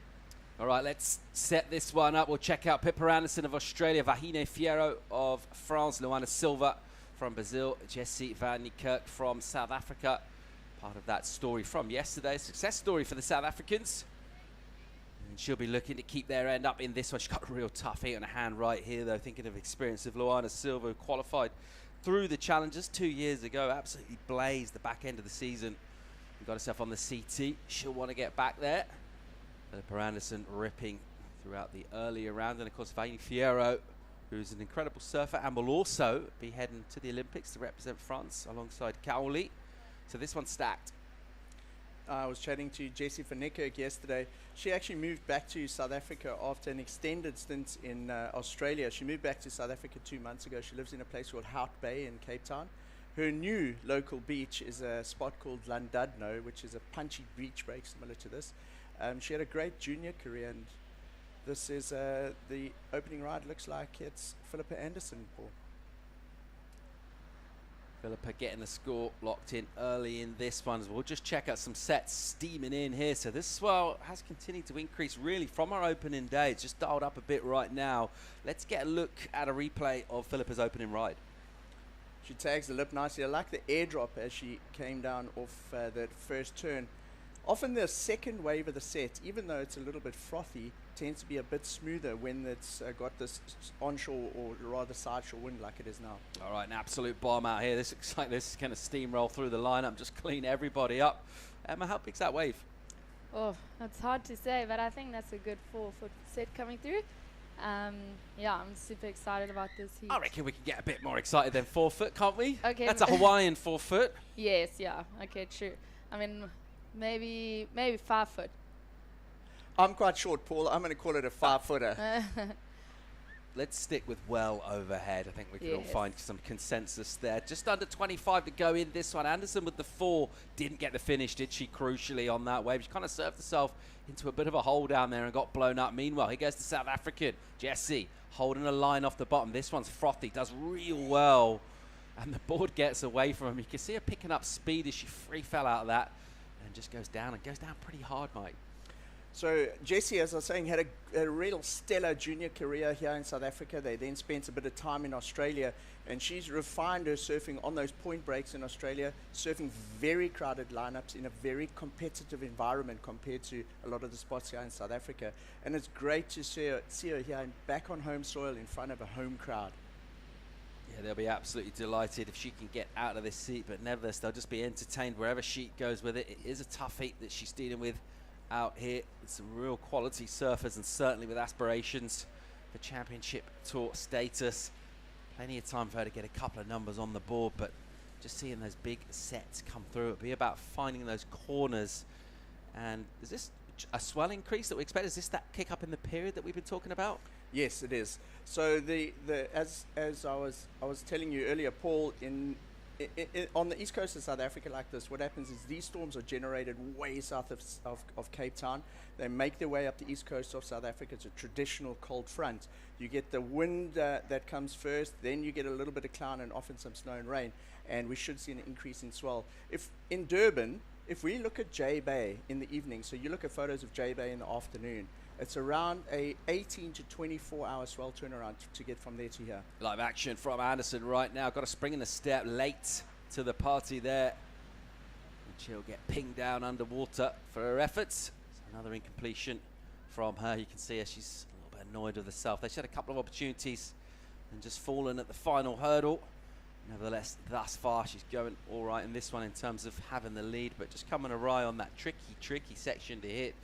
The goofy Vaini Fierro, what's she got for us? Top of the point here, she's deep, and she springs into action, and she'll just spike that one with the board. And again, it's another incompletion, so a couple of sort of false starts so far, Emma. And we talked about how tricky it is to hit this end section. Yeah, I think I've had a good fair share of going for that end section and just coming completely unstuck. We definitely see in heats here that if you manage to nail and stick that close-out maneuver, you definitely come out top in the heat. Yeah, and I think all these girls can also bring a bit of variation and innovation to the end of that. Here goes Luana Silva. Nice snap from her. That was vicious. And again, and a similar story as she'll go down, but she actually got some pretty decent work done before that one of those kind of speed snaps that you do at the top of the wave and then just keep your line plugged in. Let's see where that goes numbers-wise for Luana Silva. She'll finish up way down on the inside and look to paddle back out. So just stretched out our lineup a bit more. That was some of these increased sets. That took everyone a little bit out to sea. We got an absolute boomer come through. Probably the biggest set we've seen so far today. Plenty of time in this one for a couple of numbers to come in, but nothing huge thus far. Let's see where Luana Silva goes with that score. Of course, representing Brazil. Had a lot of time growing up in Hawaii. And she's got that kind of feet in two camps kind of energy, which is always an advantage for you traveling and helpful to feel at home. Being bilingual as well. And her travels will take her to Brazil on the Challenger Series later in the year. Right now we're in South Africa. The Challenger Series, of course, CT coming up real soon as well in J-Bay. We're talking about that South African squad and that talent that we've seen from the likes of Jessie van Niekerk. Where's dominating right now for talent regions, right? Emma, you're from Jeffreys Bay. You're from this part of the world here, Mike. Where's the talent coming from? Where's hot? I think Emma will agree with me. The real hotbed, the talent has been pouring out of there. Has been a tiny little community in Cape Town called Komiki for the last couple of years. But we're seeing a lot of youngsters starting to come out of this Kwadakuza region and Ballito in particular. A lot of the youngsters winning SA champs and the junior divisions are coming out of Ballito. Yanni Fierro, here she goes late to that. And again, unable to stick that one. So she's going pretty hard at this. Didn't have loads of options in terms of maneuvers there. That one was running away. She won't add anything of major significance on the board. But tell you what, great number in for Silva. The 5.83. So even with an incompletion, if you get your work done early, and how good's that going to feel, Emma, for Luana Silva, getting that number, just in the context of what else we've seen with over 10 minutes gone in this? Yeah, I think she would feel super confident. And here we see Jessie up and riding. A little bit of a tricky section to get across. And yeah, just doesn't manage to get an extra maneuver in there. Yeah, tentative from her, wasn't it? She just looked a little bit stiff at the bottom of the wave. They're unable to unleash. Here goes Pippa Anderson. Quick combo. And again, she goes down. She looked annoyed when we saw her emerge from her last wipeout. And she'll have to just wash that frustration off again. And just basically go again, regather, regroup. Plenty of time left in this, but not easy. And this increase in swelling period has just pushed so much energy to that inside. The wave's really bottoming out. You come into that section with speed. Really technical section to hit. It goes Vanni Fiera, a little bit more slope for her, so she'll just bank her first turn. And then she'll go into another one with just slightly subdued energy, but crucially a completion from her, and she'll certainly improve her position. Yeah, that is much, much better for her. She'll take a bit of confidence out of that into the rest of the heat. Just looking at that last set that came through, that solid one that caught all of the girls. If we look at the swell charts, or we look at photos or videos, if you can access it at the end of today in J-Bay, right?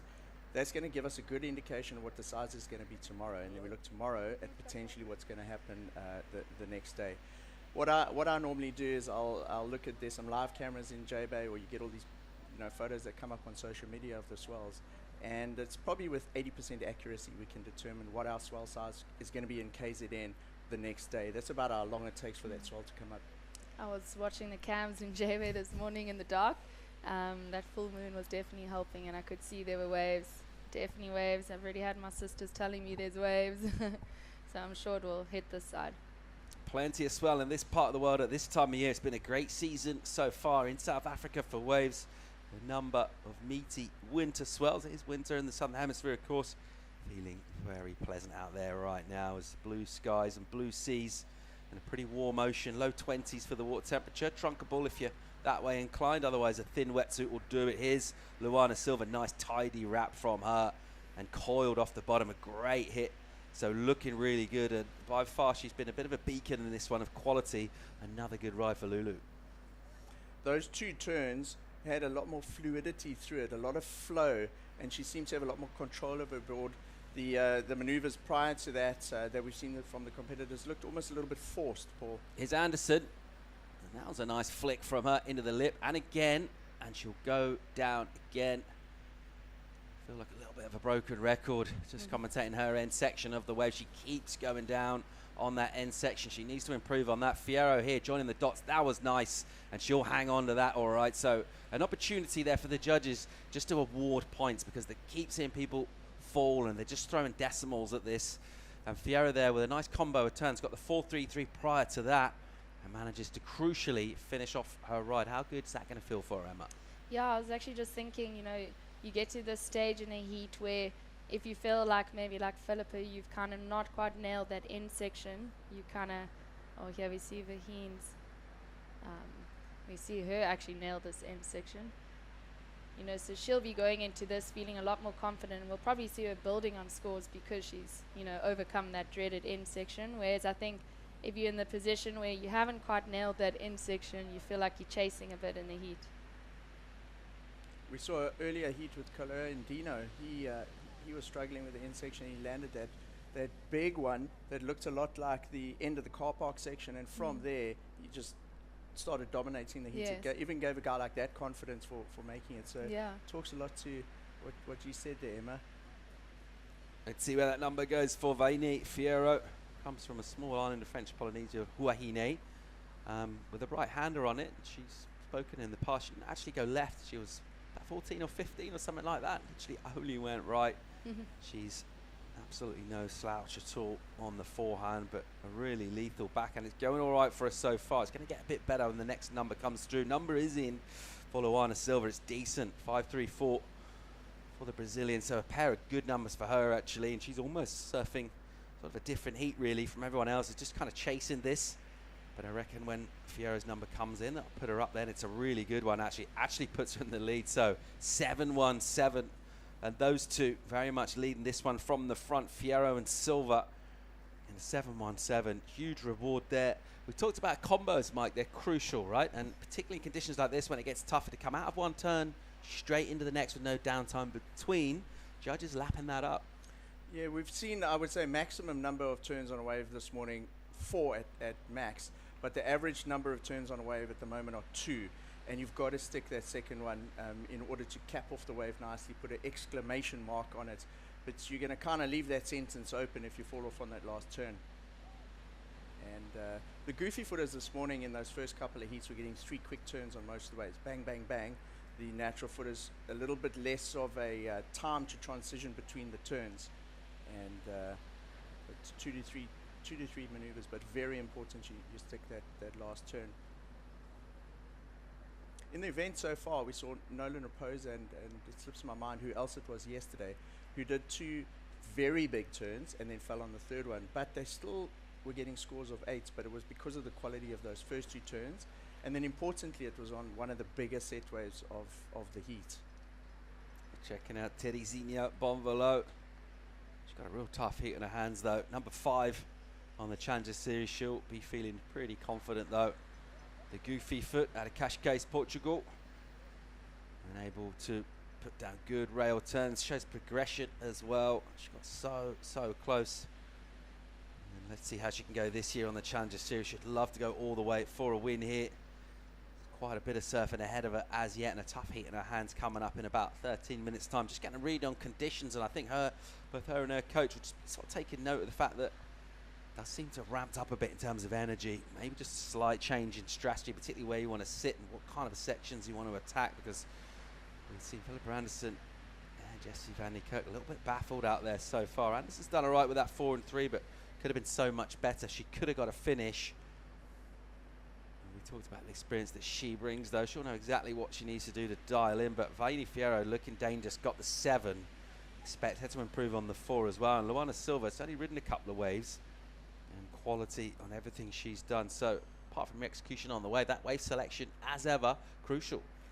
Vahin Fierro has spent a bit of time here, if I'm not mistaken. Emma, she spends a lot of time with Sophie Bell. Yes. So I think they stay, Vahin stays with the Bell family. They are very well known in the Quadricruise, the Ballito area.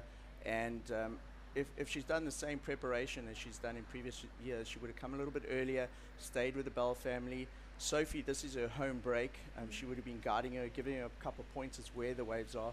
And at this stage of the heat, with her scores and where she is, it's paying off for her. And with Vaheen, often we get a lot of the locals come down, they stand in the lane and support her. She's very well liked in the town. She's made a lot of friends. Yeah, I feel like this heat has got almost, I think, everyone's experience with Ballito. You know, Philippa's been coming here and to South Africa from South Africa for years. Luana was here last year too. All right, we've got a wipe out from Van Niekerk deep up the point, but here goes Vaini Fierro, your heat lead off the bottom hard with a nice opening hit. And she'll tag it again. Not wildly dissimilar to her last ride. Maybe that one just a slightly more stretched out between the maneuvers. Fierro's got the bit between her teeth here. She's at this. Couple of missteps early on, throwaways. And then she's just been improving her numbers throughout. And interesting to see that position. And we talked about wave selection. She actually paddled herself wider in order to be in position for that wave. What was the thinking there, Mike? I think if we look at the time right now, the tide has been an hour after the turn, so you've got a little bit more water on that bank, and as the tide fills in on that bank further down there, you're not going to get as many closeout. If you get the right one on the right angle, it's going to give you the opportunity to do 2 turns, but more importantly, if you make the closeout turn down there, it's a lot more critical. It's a heavy section and potentially going to give you a bigger score because it's so risky down there to do a big closeout turn. Let's see if that position pays off. We're going to go to a commercial break. It's a packed beach down here. A beautiful Tuesday, late morning, getting towards lunchtime. Plenty of action out in the water as well at the moment. It's a French-Polynesian Fanny Fierro leading Luana Silva in this. Plenty of time left to go. Stay tuned.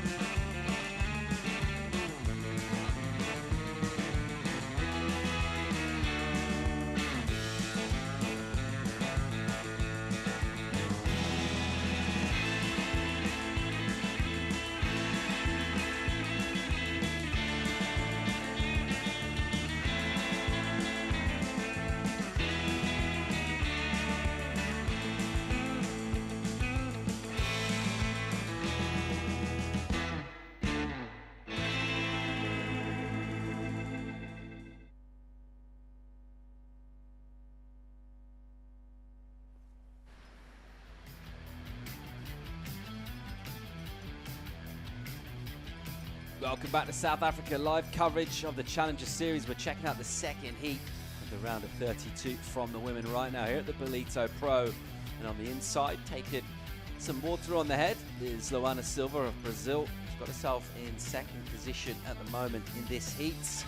We're under the 9-minute mark in this one. The headline story's been the big number of Vain Fierro, Goofy, and French Polynesia representing France, 7-1-7. For her quality, and guess what, she paddled wide, she improved on that as well, that number in 5-6, so she's turning the screw here, applying real pressure. She looks like she's back in that kind of position, decides not quite the one she wants there, but interesting that redirect. And it's easy to be wide after the event and say, yeah, smart move, it paid off, but hey, she moved down the beach, she didn't have priority. I think she was maybe 3rd priority, improved by about a point. Emma, it's going to feel great.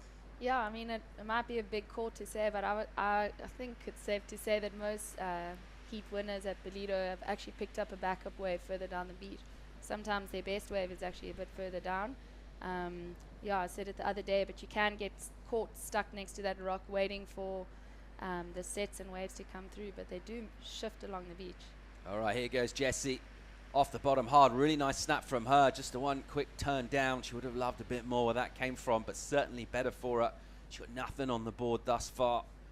And getting a nice powerful turn done at speed. It's going to feel good as a surfer. It's also going to feel better to get some points on the board as well. At the moment, she needs a combination of waves.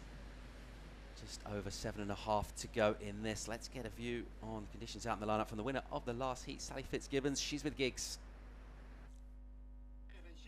Someone that needs absolutely no introduction. Everybody knows Sally Fitzgibbons. But Sally, let's talk the heat win quickly. Let's just go through that. You did the basics. You got the job done. Gigs, yeah, it's just an awesome adrenaline rush, even after all these years. We've had a few days to warm up and just watching really good surfing and tight heats the last couple of days. It's like, you know, that energy's in your feet and you're ready to surf. So it's good to have an outlet there and run out in the heat, and had to be kind of a bit chest matchy in that one, but it was awesome to get off to a start like that. So the last time you were here, 2008, that was the first year that this event had moved to this location. That set you up, then off you went on the CT. How does it feel to be back here? Firstly, to visit Ballito, let's talk that one. Oh, it's a pleasure to be back. Like the energy and it's holiday season here, and coming back and just seeing the swell light up all the different bays. It has been a minute since I've been here last, and yeah, I think just coming in and have people come up and share stories of that they started surfing after, watching me on tour or visiting in 08, and that's what it's all about. Like everyone picking up that board and catching their first wave. So it's a pleasure to come and leave that spirit here. And now, what about the whole mental process of this? You're off the CT. No one can believe that you're not on the CT. Let's talk about that. Well, I feel like after all these years, it's something that, you can be constrained by being on this tier or that. And for me, it's kind of gone beyond that. And I love this sport. I love where it's calm, especially on the women's side. And I'm just here to kind of watch what we kind of work so hard to create as a generation. And seeing these young kids now come up and they're ripping in heats, like, yeah, I'm trying to keep up and keep, evolving my surfing. But I take a minute every free surf and every heat and sit back and just go, wow. And I'm just enjoying it. And just have that opportunity to put this jersey on means so much. And are you feeding off the freshness? I mean, how about all this new talent coming through that you said that your generation has created? How's that feeding you? Totally feeding off that. And for sure, they're coming in now hot, like half our age. And, it gets you out of bed in the morning. And it's like, yeah, we might need a couple more minutes to warm up. But I feel like in my surfing, like there's so many tools that I want to access within the heat and within pressure that, I want to show up time and time again and try and perfect that. So there's no need for motivation. It kind of is that internal drive for me. It's always been there. But I just come in here and just soak it all up and see how far I can go this week. But I've already kind of won in my own mind. Well, we can't summarize the Challenger Series theme better. Good luck, Sally. Cheers, guys. Enjoy the surfing. Yeah, great interview that from Sally. I just love her energy, unbelievable. If you could just bottle that and bring it back each day to competition, you're halfway there. I think it's fair to say we're not worried about Sally. I think she's looking great. She's in really good nick. She's talking about the younger generation, be generous about them, but I'll tell you what, her surfing is still absolutely relevant and of that championship tour level. I don't think anyone's going to be too surprised when or if she gets back there. Yeah, it's very on point absolutely, and I would expect possibly to see her back on that tour again. I was looking at the beach just before coming on and back into the booth, and there was, as she said there were so many youngsters that came down to watch her surf that heat. Not just youngsters though, but people that remember her from her prime years. Bit of scoreboard news to get you caught up with. We saw a couple of live waves during that cross. A crucial one for Philippa Anderson. Went complete as well, 4.9 for her. She's back at this, chasing a 6 down right now. Number in for Jessie van der Kerk, got a 4.33. So much better from her. A significant improvement. Also now looking for a 6. So from a combo into a position where, yeah, it's a good score that she needs, but it's a totally gettable score for her. Just, well, exactly 3.30 remaining in this one. Friera will still lead it though right now. We've got a paddle here from Silva. Big wave from her. Deals with some white water. Patient off the bottom from Luana. Massive hit. Love it with the speed. And then realizing that one will just roll away from her. She'll get the exit done as well. Meanwhile, behind Sigurds van der Kerk, what she got for us? Tricky section, troublesome. Gets in all sorts of trouble, really tangled up there. She'll get a bit steamrolled by that. So Luana Silva, just the one quick turn. It's a really nice one. Love the speed she's bringing. In second, prior to that, looking to attack Fiero. She'll need a 6.95 or better to go to first. Not sure we saw that, Mike. No, I love the drive that she had on that wave, and with that close camera crop, she was really racing across this section. Put on the turbos there, but maybe just timed it not quite right. I thought she might have had a second turn on offer there, and the wave just hit that bank. And like it's very close to the beach, so when that wave, it looks like a point break wave when you're on it, but it can just suddenly turn and it's unloading on that bank. Yeah, Emma, Sally was referencing the young generation. they're kind of causing some of the veterans to have to step up. Luana Silva, very much part of that young generation. We saw her qualify a couple of years ago. What is it about a surfer that excites you? What do you like about what she does out in the water? Yeah, so I actually managed to get some surfs in with Luana last year, and I was just so blown away by just the power and the way she just goes into such critical sections and just absolutely destroys the lip. I was surfing with her at Bogs, and she was taking off, you know, the furthest out, basically behind the rock. Felt like I had a good view watching. I wasn't getting much waves myself. Yeah, it's amazing, and I think, you know, we've got such a like all-round heat. You know, Philippa's been doing contests for years, but also, you know, I think now that she's nailed that close-out turn on her last wave, I'm kind of expecting her to maybe keep building too, although there's only a minute and a half left. Yeah, that final 90-odd seconds to go, and this an improvement from Silva, the 6.17.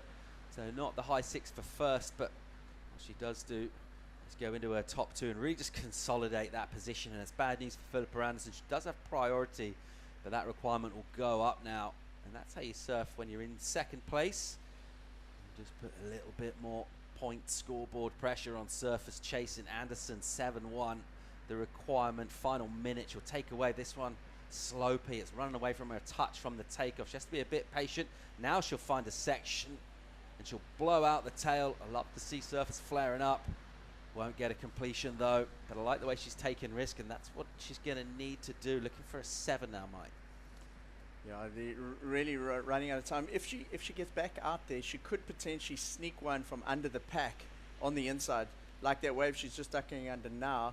But it'd be important that that the other 3 aren't on one of those waves. This looks like a set pouring through. If this particular wave sets her back with the duck dive, she may not get another one with 18 seconds on the clock. Yeah, this is going to be tricky for the chasing surfers right now. They both need 7s. And we're going to start counting down from 10 seconds now as we look out to sea. Not sure too much more energy heading this way. You've got to think about the polish of Vaini Fierro. Getting that 7.17 and backing it up with the 5.6 as well. You know, 2 waves really just nailing the heat with some authority. Luana Silva looked good from the start as well, actually. Got those 5s in early on, and she was good enough to actually improve on that and get a 6 towards the end of the heat. So those two will be absolutely delighted to get out of a tricky heat. And that's what's at stake right now. A shot in the round of 16 on the Challenger Series and a chance to go really deep into the event. The surf's just picked up a touch. We're enjoying this incoming swell. Waves not a problem at all this week here at Ballito. Join us for more live action from the Challenger Series right after the break.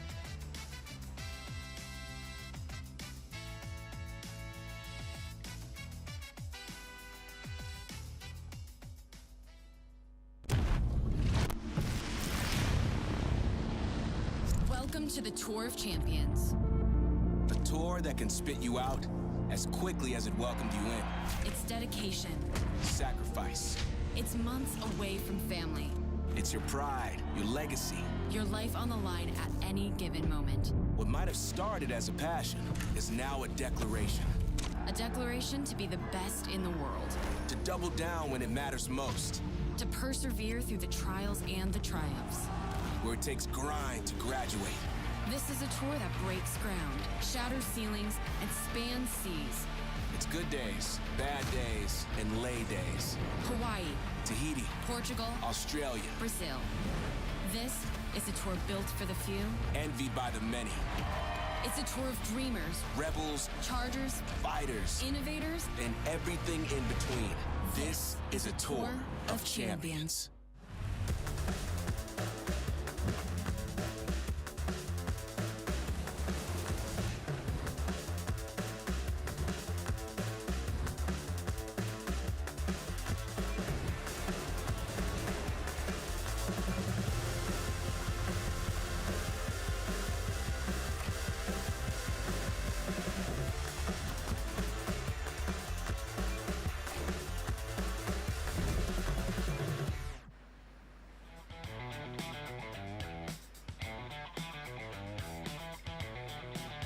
Welcome back to live action from the Ballito Pro, presented by O'Neill. We're on the Challenger Series, providing a platform for qualifiers to step up to the Championship Tour.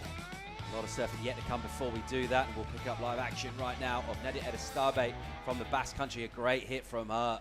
So already down to business With an authoritative stamp on a closeout section. Belts it nice and vert.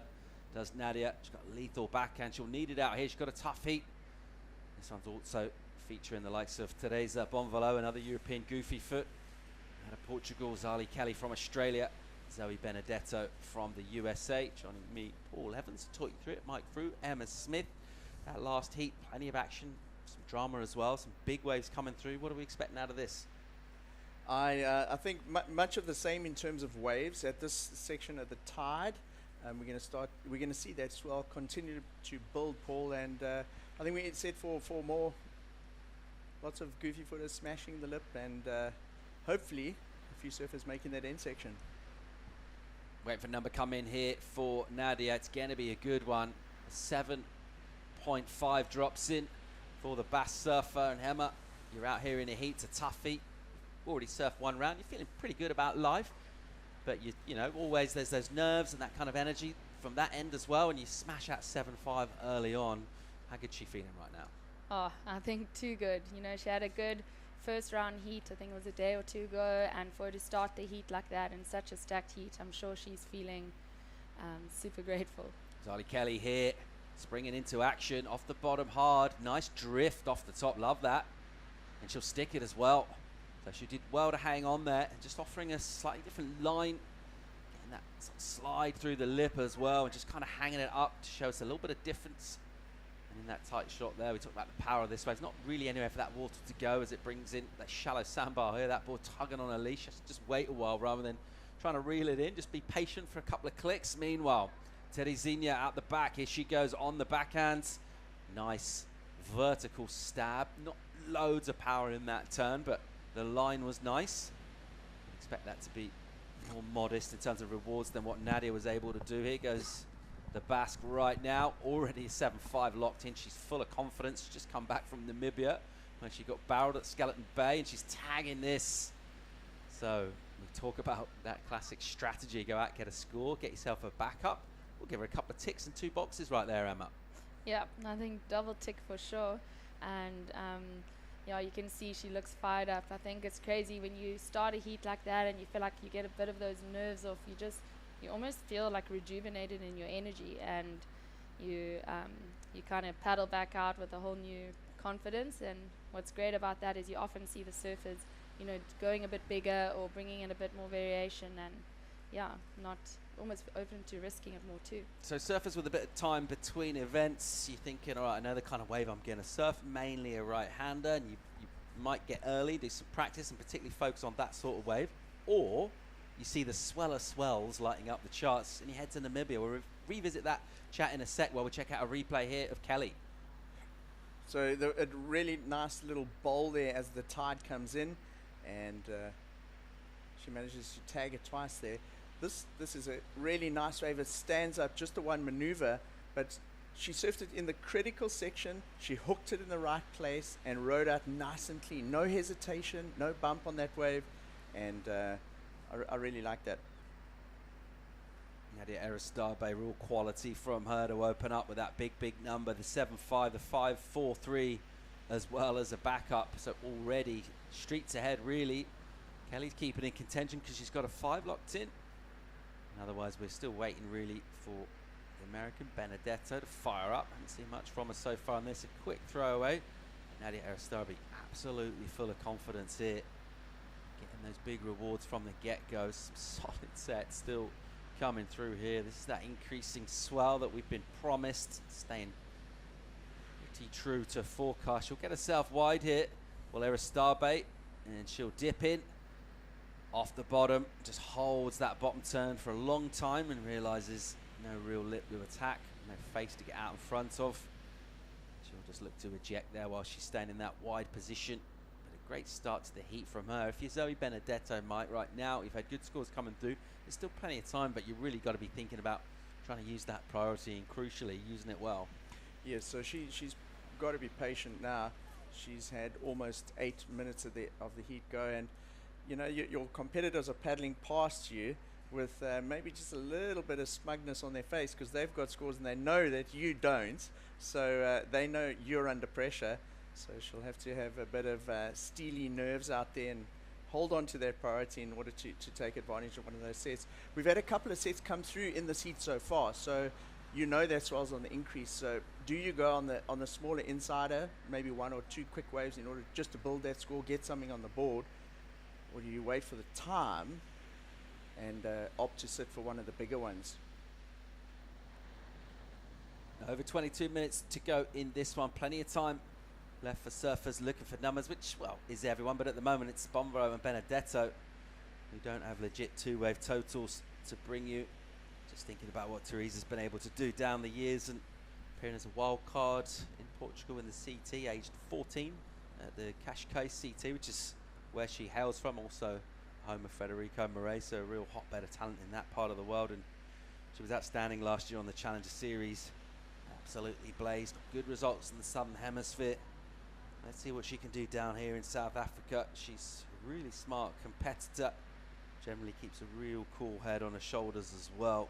But a tough heat here, and a surfer she competes against a lot. Nadia, should have heard that 7.5 come through. That'll certainly be food for thought. But just thinking the situation that Zoe's in with nothing on the board, you hear big scores coming through, but if you're in a lully ocean and it's small and it's marginal, and you're thinking 7s, where's that? The one thing is we've got waves right now, so you're almost halfway to a score if you paddle into a set wave out here. Or do you build it up over 2 4-5s?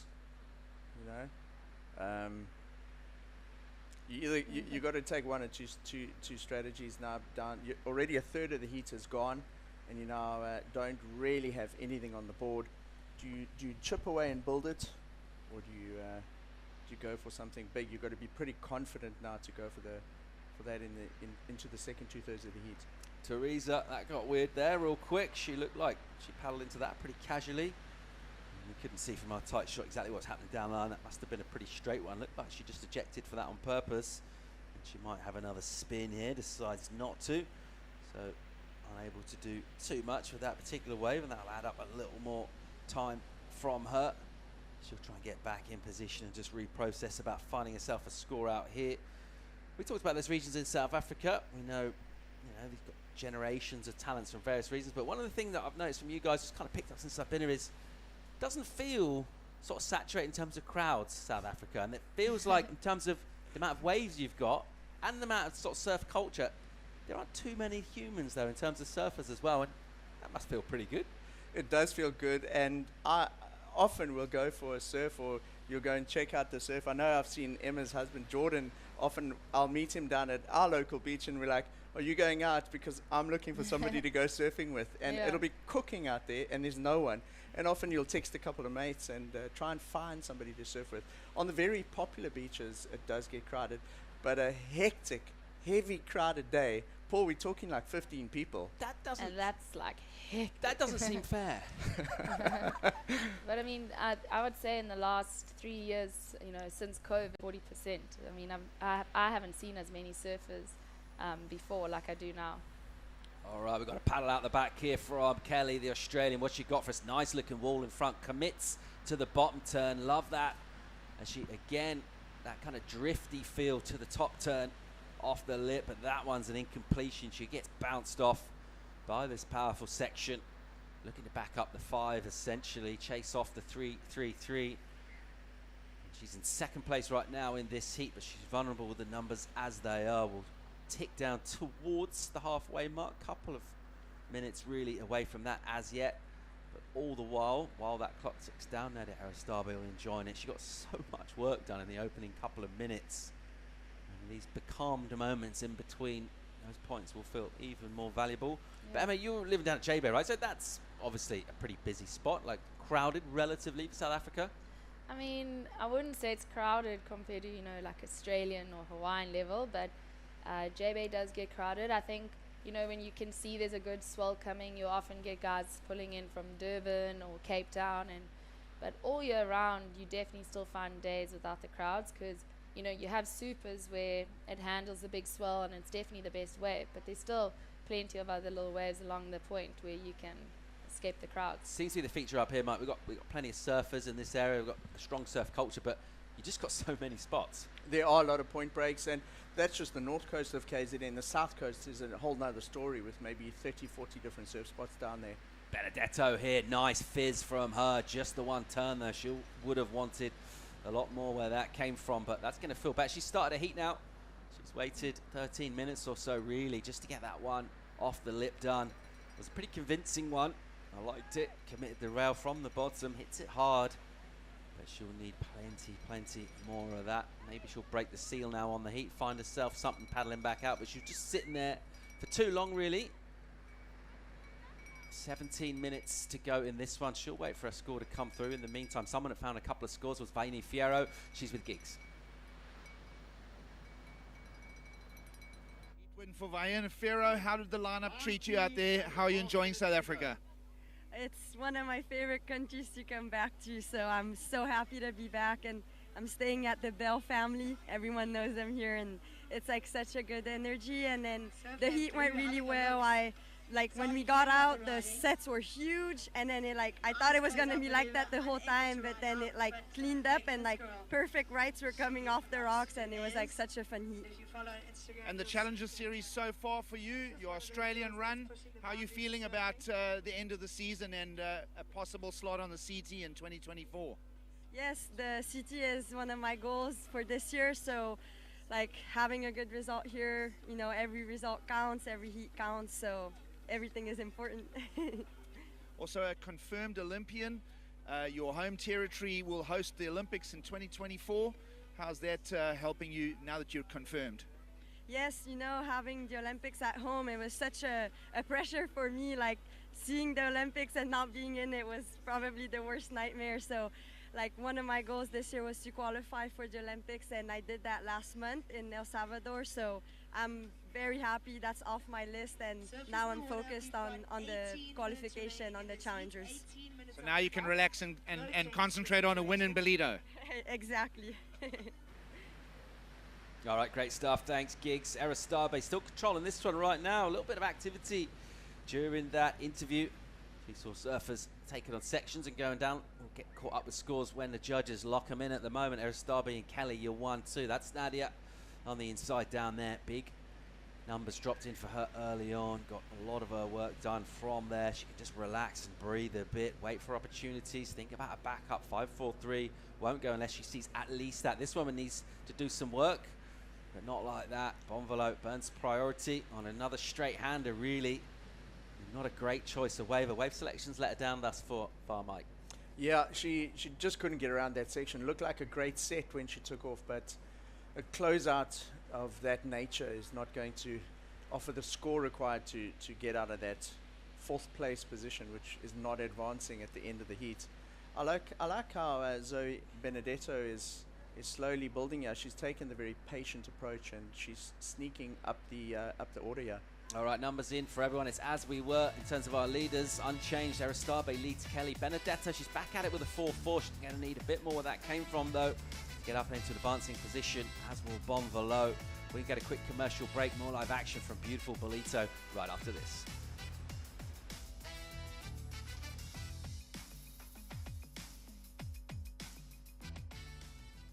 Listen up, guys. Our biggest problem right now, we are missing pauses. You mean passes?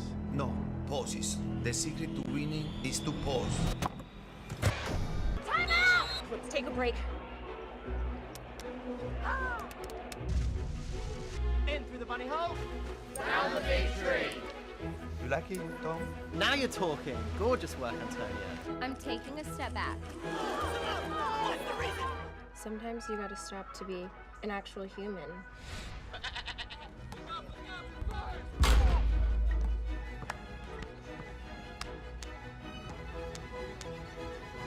Come on, guys! Ah!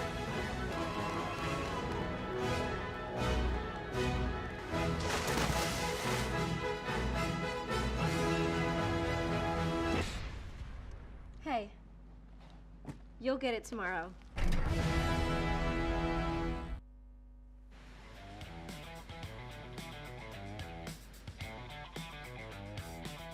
Challenger Series is back in Africa, where we see 4 surfers vying for a spot in Round of 16 for the women here at the Ballito Pro, presented by O'Neill. Right now it's the basket of Starbait.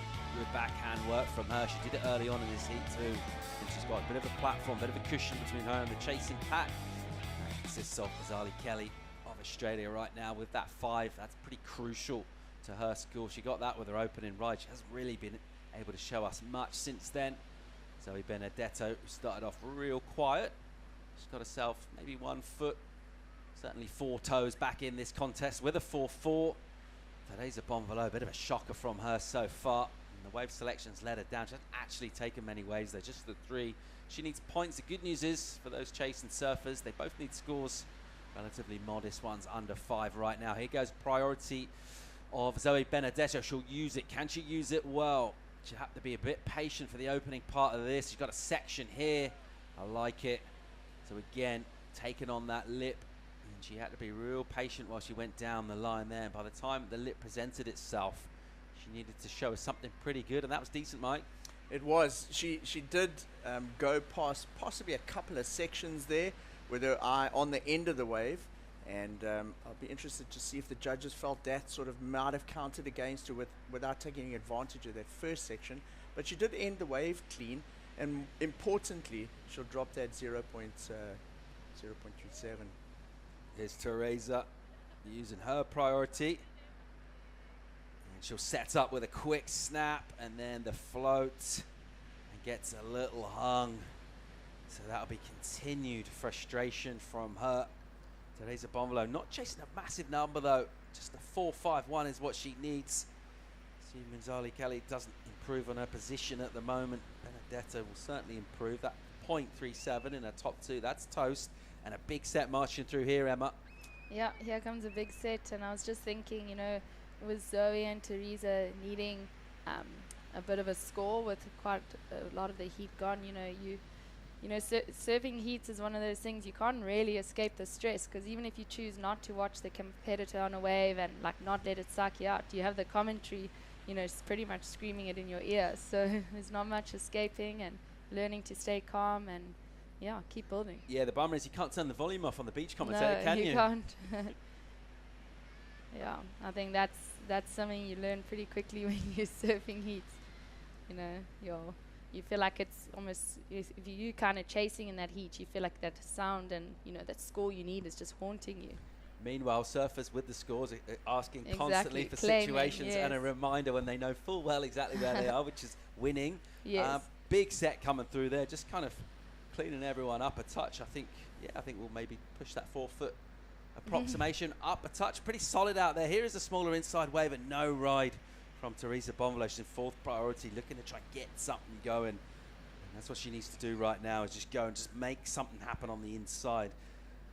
Zoe Benedetto has done that. The 4.63, it was just enough to put her into 2nd, which puts Zali Kelly down now into a 3rd place position.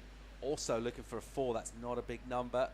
Teresa Bonvalo, her requirement will change. Coach looking on, overly impressed probably on what he's seen so far. And a 5.2 is the requirement now for Teresa.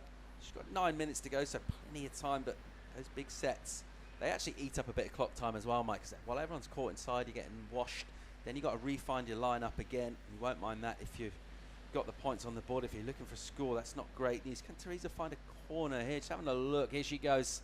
Bonvalo, the Portuguese, goes left with a quick clip. And it's a completion. It's not going to be a big reward in terms of points. Interesting. That was quite interesting. As she took off on that wave, she was clearly looking at the right, and perhaps the right sort of closed down, and at very short sort of notice she decided to go left, and she tagged it there. Not sure if that wave will count as part of her top 2, but she still has a steep amount of work left to do to try and advance out of the seat. Yeah, not going to do too much points-wise with that, with a 2.83, but she's still alive here. 8 minutes by the time she gets to the lineup. That's plenty of time for her. A 5.2, totally gettable for her. Zoe Benedetto, of course, might well have opportunity to improve on her overall points after a really, really slow start to this. Line still filling in here. This fresh swell just increasing the energy. A long period helping that. just propagate up the coast here and fill in at Ballito, where we have been surf blessed from the get-go. Not much of a call really for Travis to make on opening day. We've been running each day. Here goes Benedetto, the American. Nice entry into a wave here, glassy on the face. Lovely speed turn from her. It's just the one maneuver. Doesn't need to do too much with the board there, Emma. Just putting it up, and the power of the wave did a lot of the work for her. Yeah, definitely. I really like the look of that first turn, and I'm sure Teresa's going to give us something to look at too. All right, much better from her. She asked a question to the judges. I mean, it's not like she can have too much to question about scores. She's just not had waves so far. She's not been able to finish.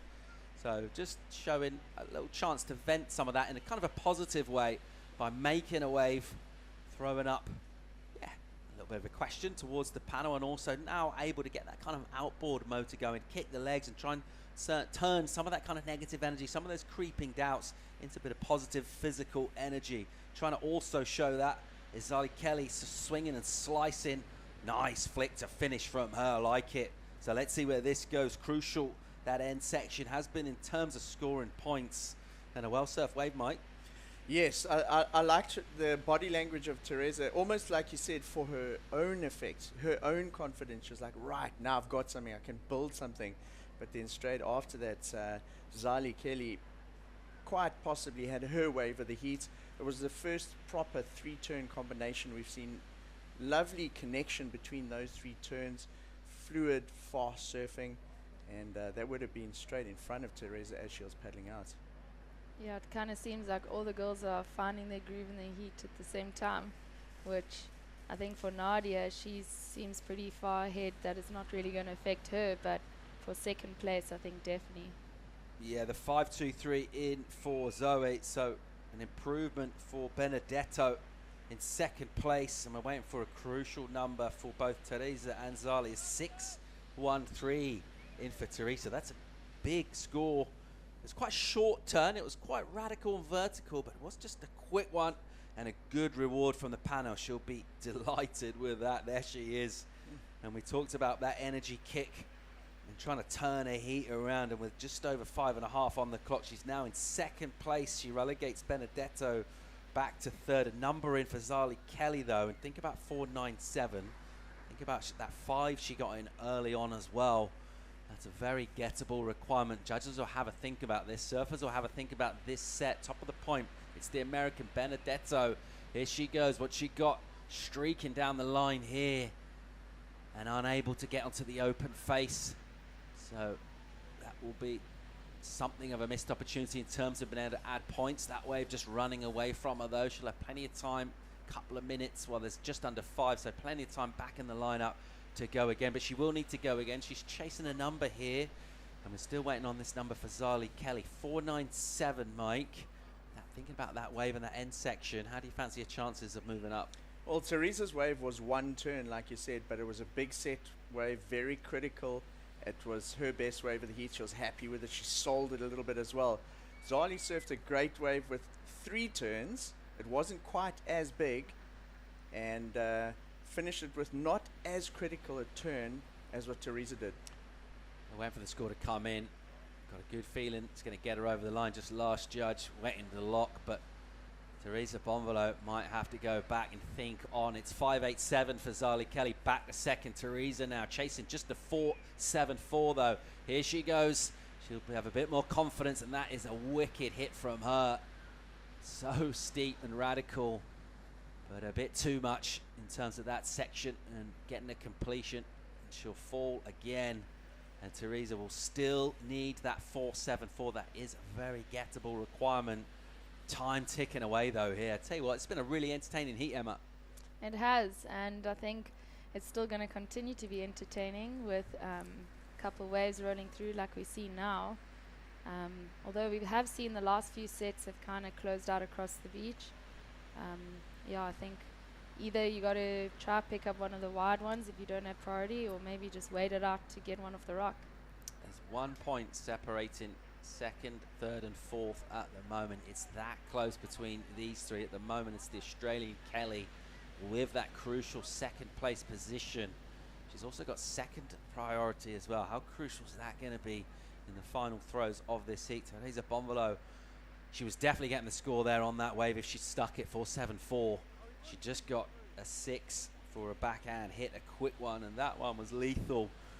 Deadly turn, but doesn't get a completion, and she'll still need to surf again in this heat. Zoe Benedetto, she got herself from a sluggish start into a decent position.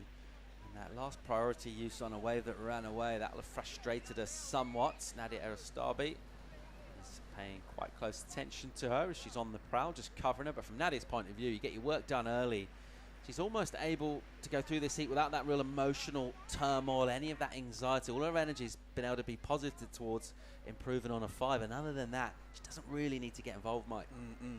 As we saw in that wide shot, she's now fully covering off Zoe Benedetto, and then on the left-hand side of the beach there, we've got Zali Kelly covering off Teresa.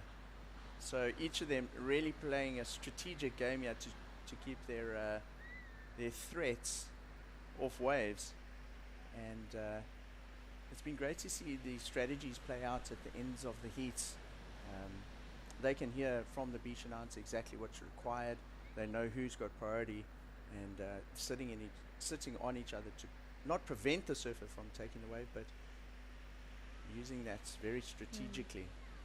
Yeah, I think you can definitely see that come into play when, you know, someone will have priority, but you can see the surfer with or without it sitting just a little too close to that person. Not enough for it to cause any issues, but definitely enough to give a subtle hint of, you know, they know what's going on. And also crucially just sitting a little inside as well, so they can see what their opponent, what decision they make. If they do want to go for the wave, they can just spin and basically drop in. Set coming through now, last minute of this, and it'll be nervous moments for the Portuguese contingent as Teresa Bonvalo, who's going well on the challenges, she needs a wave here. She's in 4th priority. That's bad news for her. The requirement isn't a big one. That's the good news. 4-7-4 she's chasing. Will she get a wave? This looks like Nadia Erastabe, and she'll use her priority and just swing a couple of times out the back. Doesn't need a number. She's looked great from the get-go in this. All of her work done in the open in 5 minutes, and she built a big platform. It's been too much for anyone to really answer back to. The battle for second's been really entertaining.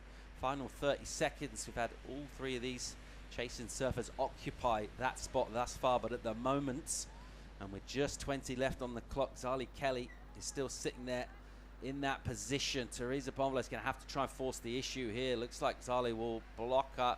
Teresa might go left. We'll stick with Zali Kelly on the right. Nice clip from her just to finish off.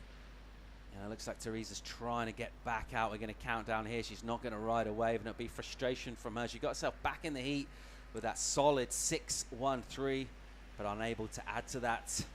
And it's brutal on the Challenger Series. Come a long way with high expectations and high hopes. The dream of the championship tour, that's always there. That's the big carrot. And the stick is some real talented surfers out in the water also looking for one of those 2 advancing spots. Great job, well done, Zorionak for the Basque. Nadia Erastabe, who once again has looked great out there. The 7-5 was huge, and she's looked really, really quality. And a good job for Zali Kelly to show a bit of grit as well and just hang in there. Improved on her 5, gets herself out of a tough heat. That's the way things are going down to wrap up heat number 3 of the round of 32 on the Challenger Series here at the Ballito Pro. We're going to get a break. When we come back, we'll bring in Giggs and Kai for the call. Stay tuned.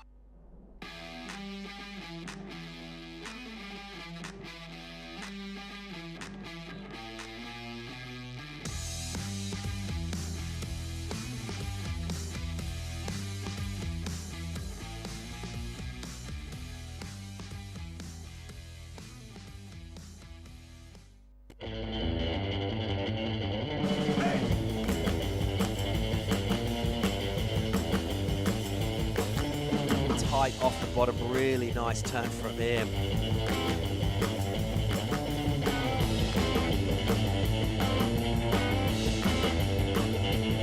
Here's that slam. Oh, that was beautifully done.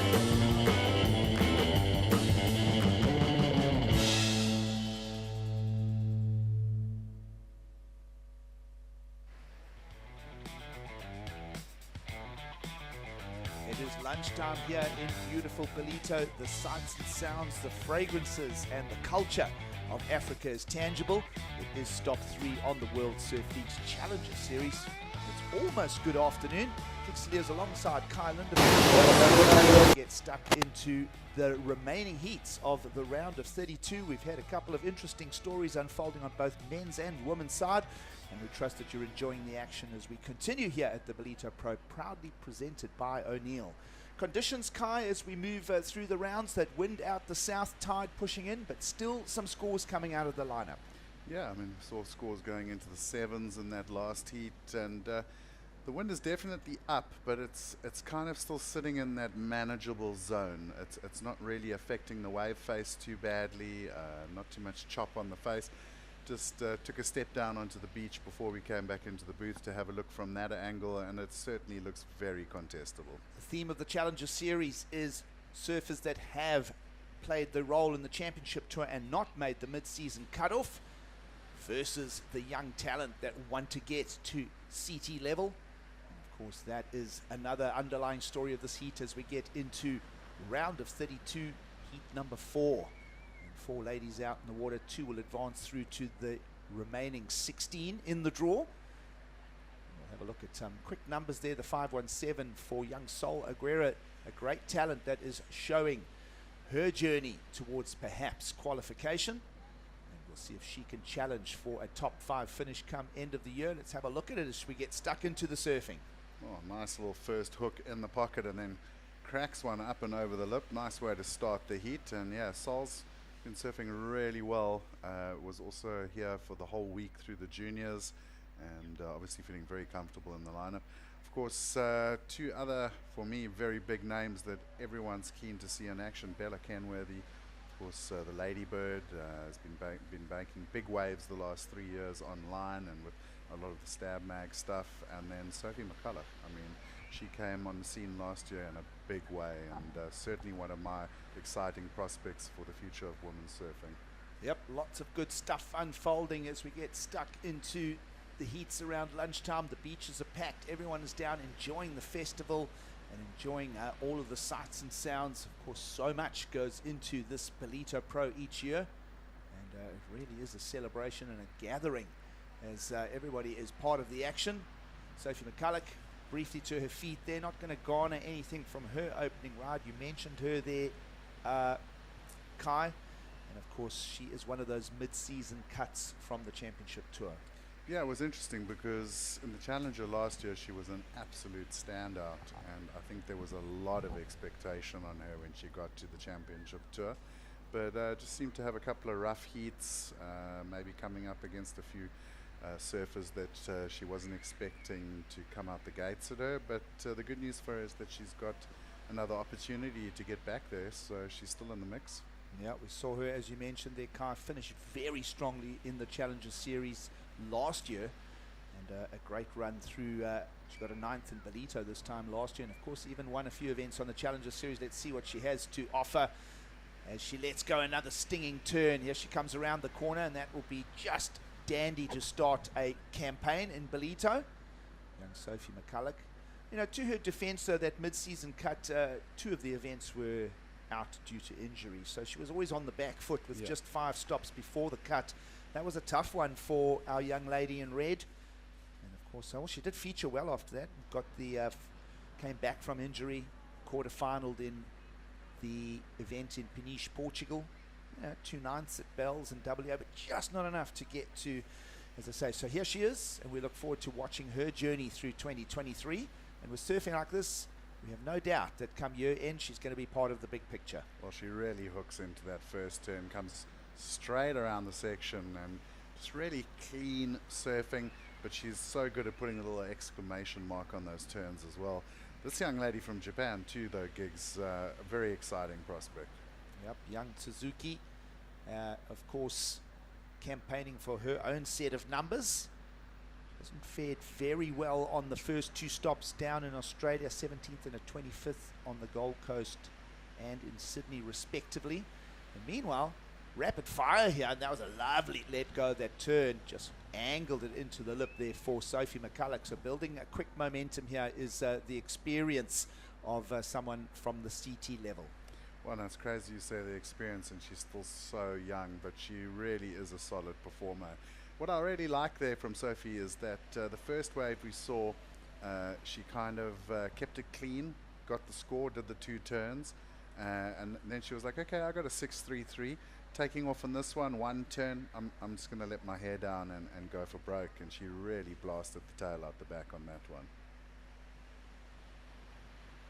See the lines approaching Ballito here. Reports of an increase in swell energy from further down the coast, so this gone as well for us. Just look how she just let loose with the back foot there.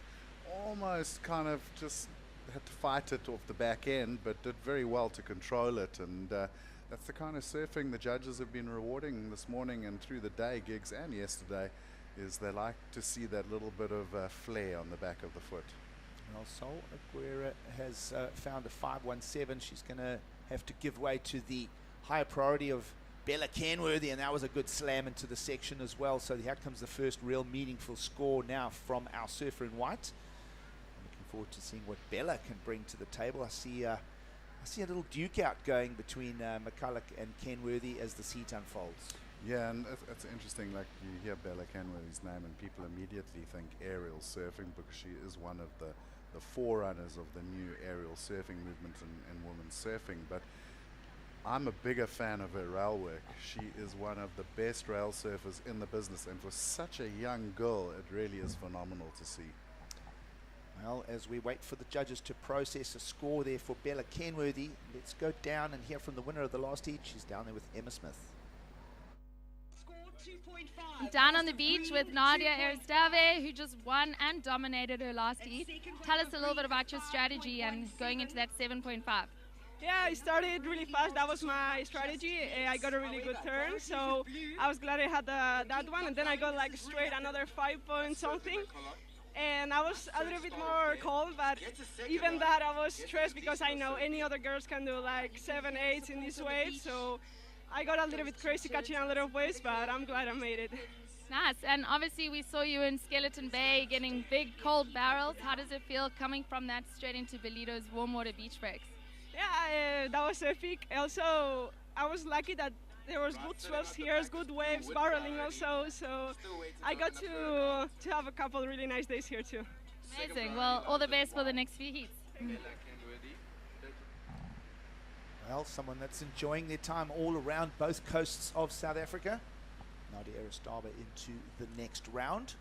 So she's already into the final 16. This is the round of 32. If you're just joining us, it is the World Surf League's Challenger Series. Championship tour surfers who didn't make the mid-cut are here to roll their sleeves up and challenge against the world's up-and-coming talent.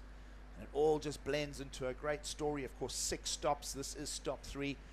And come year end, the top 5 women will qualify for the championship tour of 2024. And so many stories to unpack on the way.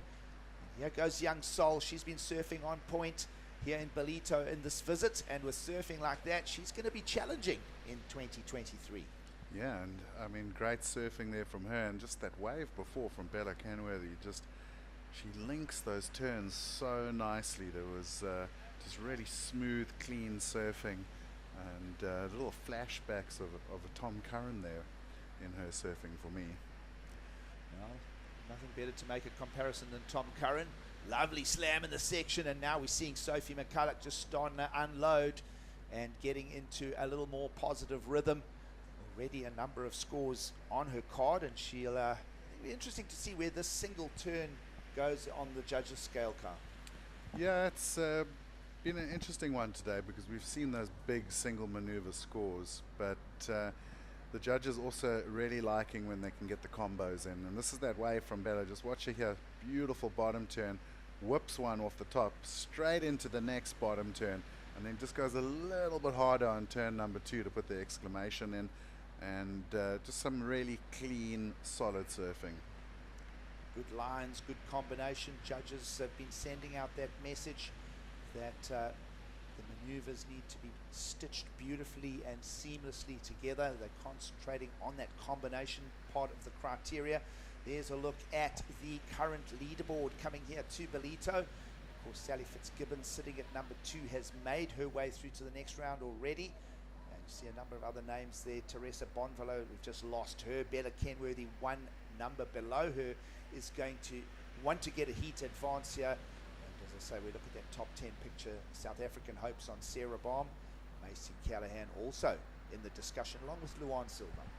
Yeah, so very strong top 8 as well. I mean, all of those girls absolutely shred, and it's going to be tough for the other girls in this round to get around them, because that top 8 are looking very strong.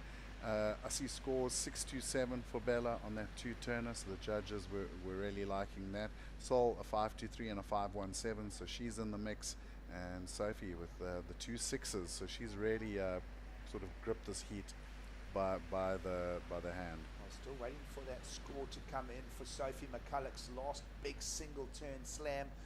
We want to know if that is going to end up being a counting rod and a replacement score for the 6.17. While we discuss that, he's going to disappear inside a Ballito chamber. Having a little run at it there, Sophie McCulloch will find nothing from that. Kind of dangerous actually with the hollow conditions on the sandbar there. Just having a look to see if her equipment is okay. She seems fine. Still 16 minutes to go as we approach now the halfway mark in this heat. So a pair of 6s, waiting to see if there's an improvement. Judges have left. They're having a strong discussion about it, Kai. Yeah, when you see the next score come in on the line and that one's still blank, you know that the judges are having a good review on that. Obviously, they've still got to keep their eyes on the ocean and the action that's currently unfolding, and there is a large wave count here at Ballito. It is a beach break. There's a use of priority from Amara Suzuki. She'll just rumble her way into that, and she'll want a little bit of a cleaner delivery as far as a counting run. That was only her second counting wave as well, Kai. So a slower heat unfolding here for our Japanese surfer in blue. She'll want to keep the pace on this. She'll want to stay in the story. For Sol Aguirre, meanwhile, has been doing a very good job of getting up to second, care of a pair of 5s. And so that sets something for Bella Kenworthy to chase. Not a big number to chase, just the 4-1-3. But a nice race for the finish line coming here. And we were speculating, discussing, was a single maneuver from Sophie McCulloch going to end up in her top 2? It has. Yeah, well, I mean, she's sitting on 3 6s already, so very consistent from the Australian. And she does improve on the 6-1-7, goes to the 6.3, so the judges liked it. I'm also very interested in her game plan here. She came back from that score, and she knew she was in 4th priority, sticking wide, going for that wide bank. And we've spoken about it all morning, is that a lot of surfers go and sit in the queue for priority, but there are some pretty high scoring waves down the bank. Let's have a look at the conditions on hand here. You can see lunchtime, everybody relaxing, enjoying. The temperatures are up. It is beach festival season here in South Africa. We'll take a quick break and we'll be back for more from the Ballito Pro, proudly presented by O'Neill.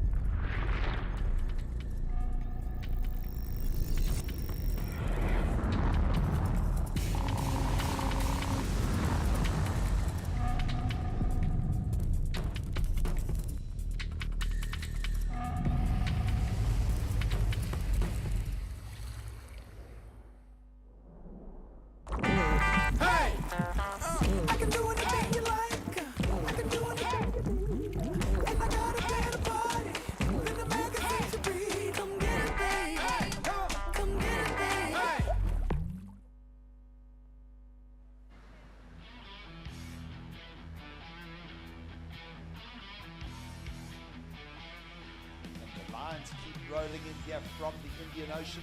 You're with us on the eastern shores of South Africa. It is a hearty lunchtime welcome from the Ballito Pro, proudly presented by O'Neill. You're with us in second round of women's competition, already day 3 of the third Challenger Series stop. It's now a good afternoon from myself, Kixeliers, alongside Kai Linda for the call as we break it all down and, well, sometimes give our opinions, sometimes just, you know, try and remain neutral. Either way, we love doing this. We trust that you're enjoying the show with us. And we'll await some scores for Sol Aguera, the young surfer who has now, during that break, dropped down to third as we catch up all the numbers. Yeah, she dropped down to third. Here comes Bella's ride. So she wanted to back up that 627. Oh, lovely little snap up into the lip. Comes around the corner for turn number 2. Wave gets a little fat and washy, but she does well to carry her momentum down the line and finish off with the little blowtail. And got the 5.7 for that from the judges. And then Sol got this one just before that big set rumbled through the lineup. 2 good looking turns, drops the 5.67, still in third place though. Giggs are going to need a 6.3. And just during the break, seeing that advert from O'Neill, of course, coming up on Sunday, Giggs, Jack O'Neill Day. Jack O'Neill Day. I'll tell you the other big thing that's happening. It's 4th of July. Everybody's on the party. It's festive.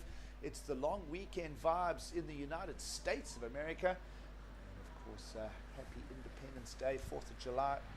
What a blast we're having. And yep, 4th of July celebrations all around. Seen a couple of the Americans getting good results here today. I think particularly back to Kalohi Andino. He's on his way to a result perhaps in Ballito this year. We'd like to see him back on the championship tour come year in, and that's the theme of the Challenger Series. We'll look in the athlete area here. Minami Nanaka in heat preparation. It's a big one for her. She's taking on Isabella Nichols. That's a name we know well. Also Pua DeSota from Hawaii.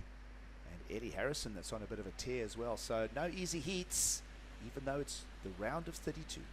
Well, Challenger Series equals no easy heats and no second chances either. You're going home if you lose in 3rd or 4th place. So you've got to make sure you keep your roll going. Of course, you don't have to win your heats. You only have to win the final, but you've got to get in that top 2.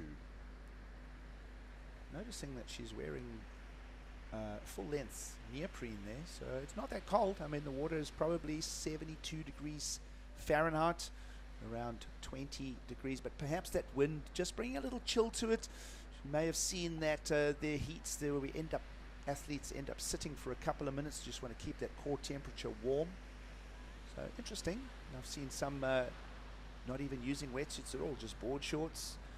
There's a shorter neoprene being chosen by Isabella Nichols. Well, and we have these discussions about surfers who've been on the championship tour and you know, now in the Challenger Series. Isabella Nichols, I mean, one of my favorite surfers, and has had some big results on the championship tour at some proper locations, but seemed to have a bit of a bad run, and here she is. She's having to fight to get back on the championship tour. Yep, another heat with someone that didn't survive the mid-season cut. Here's Sophie McCulloch as she wants to get back to the top of the Challenger Series rankings. A little stumble there from her. Just kind of did all the hard work, did the landing, just rail tripping over there. But plenty of time still to fix that. Sophie McCulloch already with that pair of 6s. You know, in a firm lead, let's call it. Looking at the point spread there, bigger numbers now required for young Sol Aguera, the young Peruvian in green. A 6.3 required for her. And our Japanese surfer falling a bit off the pace here, Kai. Yeah, she's looking at a big score, 8.3. Only a 3.67 and a 2.5, so she just really hasn't found her rhythm in this heat. Right now, the other 3 have all got scores. I mean, Sol sitting with a 5.67, 5.23, Bella's on a 5.7. So it's tight between 1st, 2nd, and 3rd. Anyone's heat. It's going to come down to which of these ladies gets that wave that just really allows them to impress the judges. Seeing a little bit of debris floating out the back there. Of course, a number of rivers on this stretch of coast. Noticing some sugar cane floating there. Of course, the area and the landscape behind us, a lot of agriculture in the sugar industry. a beautiful part of the world. Of course, the rolling hills of Zululand. Think of the culture, a place that you are now residing in. Yeah, it's definitely different to where I came from, which is the Garden Route, Jeffreys Bay, through down to Mossel Bay. Also a beautiful part of the world, but a very different climate, very different waves. You know, I grew up on point breaks primarily. Now I'm surfing a lot of beach breaks and sandbars. Well, sand bottom waves here with still packing plenty of power. And Suzuki is not going to engage a number out of that. She'll go back to the drawing board, still looking for the 8.3, Kai. And it's a soft set of numbers for her. She really hasn't managed to stick into any real scores yet. Just the 3.67 and the 2.5. Do you think there may be a big moment on the way for young Amora Suzuki shortly? Well, we're going to hope so, because it's just going to make the heat even more exciting to watch. I'm definitely noticing an increase in swell, and that's on top of the high tide coming in. So for the waves to be looking bigger on the high tide, you know that swell's really starting to increase. You're right, Gigs. I'm seeing a lot of like natural debris out in the lineup all of a sudden, and I'm wondering if it's not just that south wind really starting to push up from Durban side. Of course, there is a big river just between Ballito and the next little town down Westbrook, and they did have some flooding a couple of weeks ago. So yeah, we had a cyclone roll through the area and really tear a lot of devastation on the 27th of June. So, you know, middle of late last week. Yeah, and that's right in that area, just inland. So maybe just that southerly wind now starting to blow some of that debris, because that storm literally cut off at Ballito. Richards Bay, we had a beautiful, which is like an hour and a half up the coast, we had a beautiful like 30-degree day, no wind, while there was a cyclone 2 hours down the coast. So I think that's definitely what's happening, is that big push of swell and wind now is just pushing debris from that storm up to our part of the coast. Well, of course, a strong theme here in 2023 is to stick to that consciousness of blue, konke kulahlaza, we call it. Everything is blue, with, you know, with hints of green, and we talk to a collective mind space of being conscious of keeping this, especially the ocean, is keeping the ocean clean. Let's start with that, and then, you know, sort the landfills out and everything else. And we always talk about it, surfers as a global tribe, perhaps the most interactive on the fringe of the continents and the ocean itself. And so yeah, we're called to be custodians of keeping this planet clean, and it's down to every single individual. Yeah, well, I mean, I'm happy to look at a lineup and see debris, and it's natural debris. That's fine, you know, that's nature. But what we don't want to see is packets and bottles and lighters and vapes and all these other sort of throwaway plastic objects that we as humanity have really gotten into using.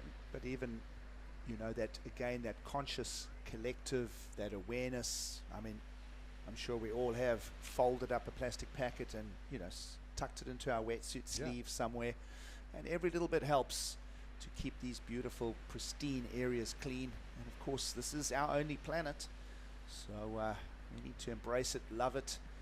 Of course, we're loving our time here in the Quatakuza region.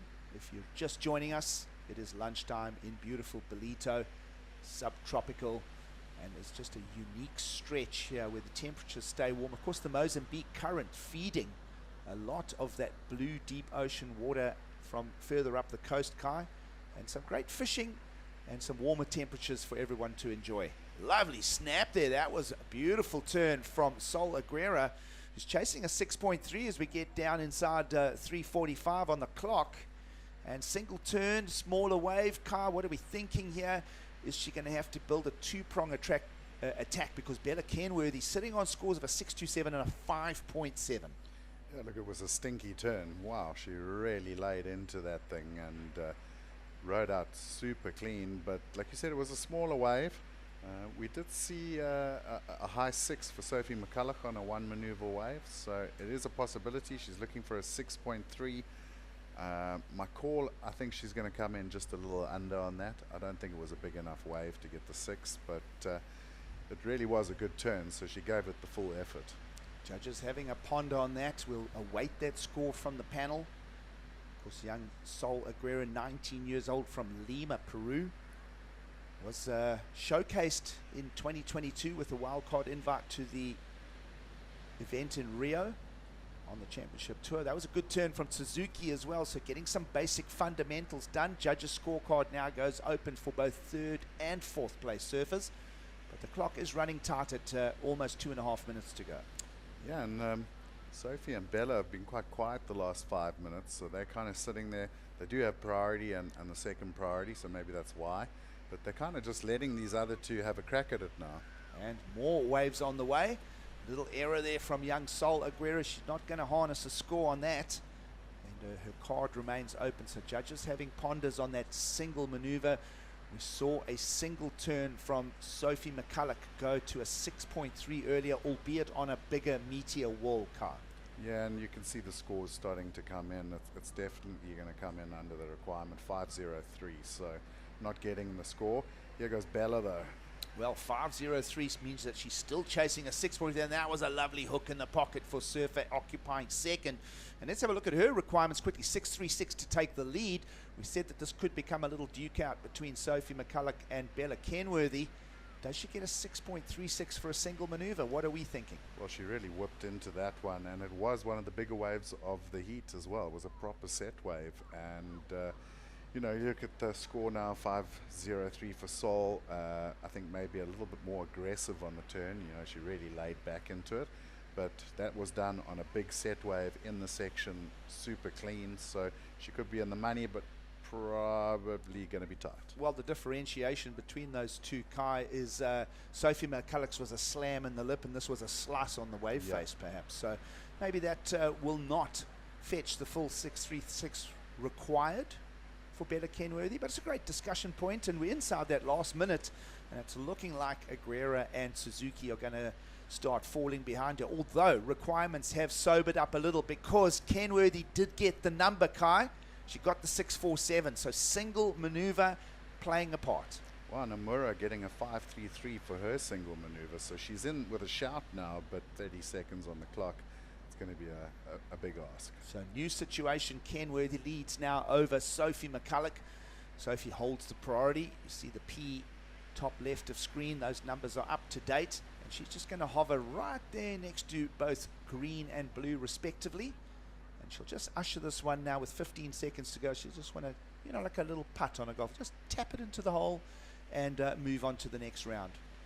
Of course, this is the round of 32 women in the draw, and we'll halve the field. So the next time Bella Kenworthy and now confirming Sophie McCulloch will get to the water, it'll be down to 16 women remaining. There's Bella Kenworthy's spread of opinions, and well, a very good average.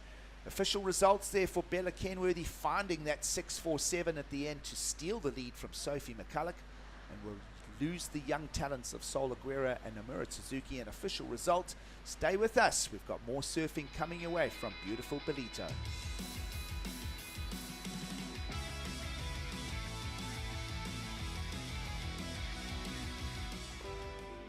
Welcome to Kwadukuza, the destination for all seasons. Nestled on the breathtaking north coast of the Zulu Kingdom, this vibrant town offers something for everyone.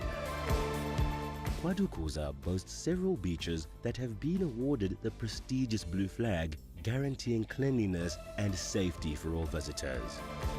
Our inland region offers a world of adventure. Get your adrenaline pumping with thrilling activities like ziplining, hiking and off-road biking, surrounded by the natural beauty of Kwadukuza's landscapes. Kids will love our animal farm, getting up close and personal with friendly animals. Immerse yourself in history as you explore the rich heritage and legacy of great leaders like King Shaka and Chief Albert Lutuli. Conveniently located just a short drive from King Shaka International Airport and Durban International Conventional Center, making it easily accessible for both local and international delegates, with an abundance of world-class accommodation facilities, dining options and attractions nearby, you can truly make the most of your time in this magnificent region. Kwadukuza, the heartbeat of the North Coast.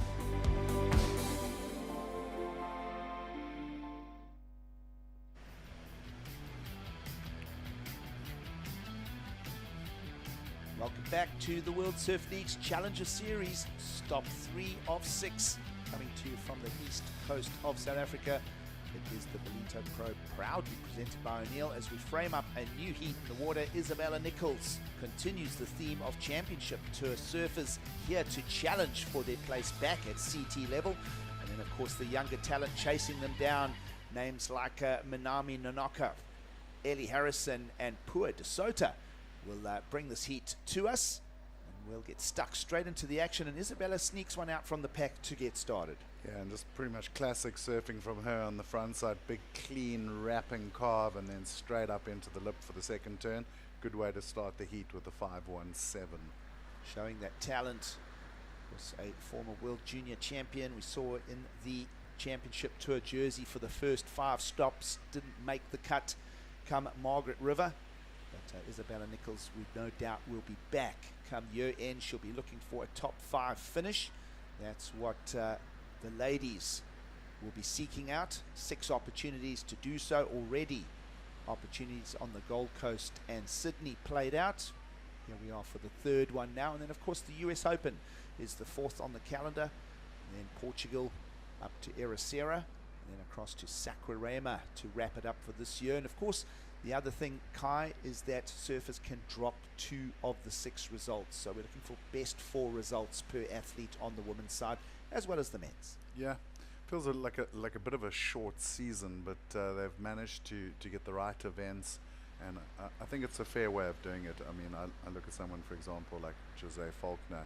He had a bad injury and he had a bad run in North Africa, leaving there, so he couldn't make Australia, and it's okay. Those are his 2 throwaways. Yep.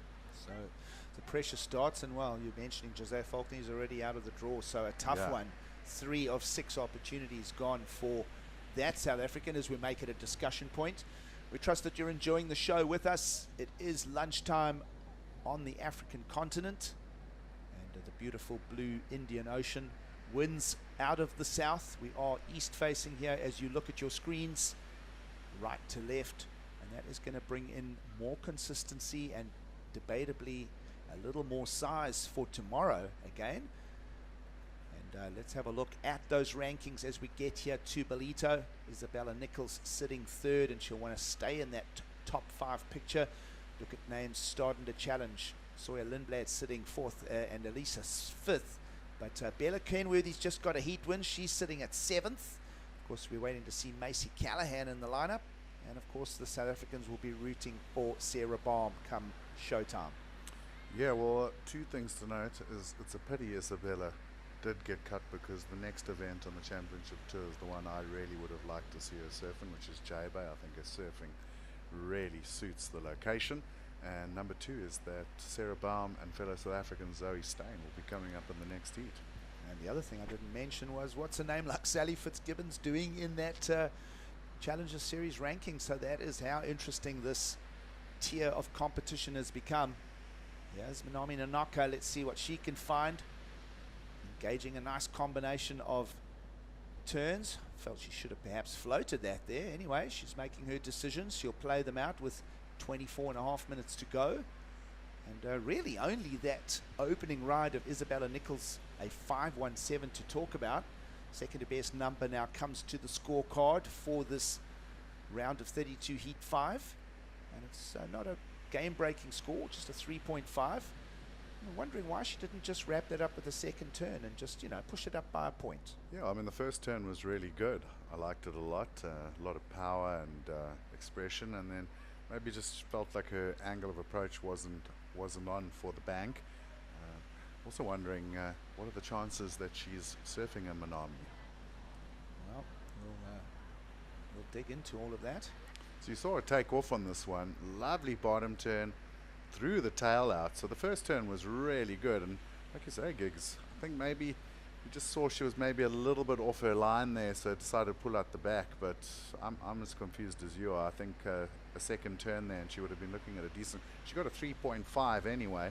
For one snap. For one snap. It was a smaller wave, it wasn't a set wave, but she could have maybe pushed up into the 5 range and put herself in a good position in the heat. Let's have a look at Ellie Harrison, who's trying to get her momentum underway here in the Ballito Pro. Of course, second surf for her. She was part of the first round draw a day or two back. She'll want to get a little momentum of her own here. And of course, Pua de Soto making her way from that opening round through here to round 2. So no real numbers jumping out at us just yet, Kai. But plenty of time. 22:45 remain. Yeah, lots of time. Pua, of course, surfed in the Pro Junior, the JQS as well, and some pretty solid surf, and she had a great run as well. And I've been coming down in the mornings, not being on the first 2 heats, and having a surf, and I can tell you that 5:45 in the morning here is pitch black. It is still very much dark. Pua and friends have been out there surfing in the lights from the event site. They've been paddling out at 5:30 every single morning. Well, the water is technically warm enough. The air, if not a little chilly in the pre-dawn surfs. Let's have a look at Isabella Nichols here. Already a win on the Challenger Series. She'll be looking to repeat that here in Ballito. She comes off her momentum from Sydney. And just working away, just a quick banking.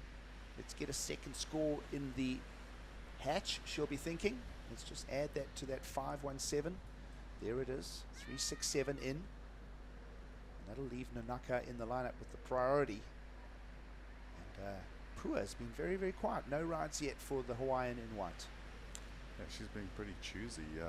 Clearly was watching the last 2-3 heats and identifying the waves that are giving the most scoring potential. And here she goes on a left. Wow, big meaty one as well, and took that one right in the mug. In fact, we'll just hang on to this moment. Let's just see if she's okay. She might be seeing some stars. That was a pretty strong hit from her. We're just watching. Nope, she looks like she's okay.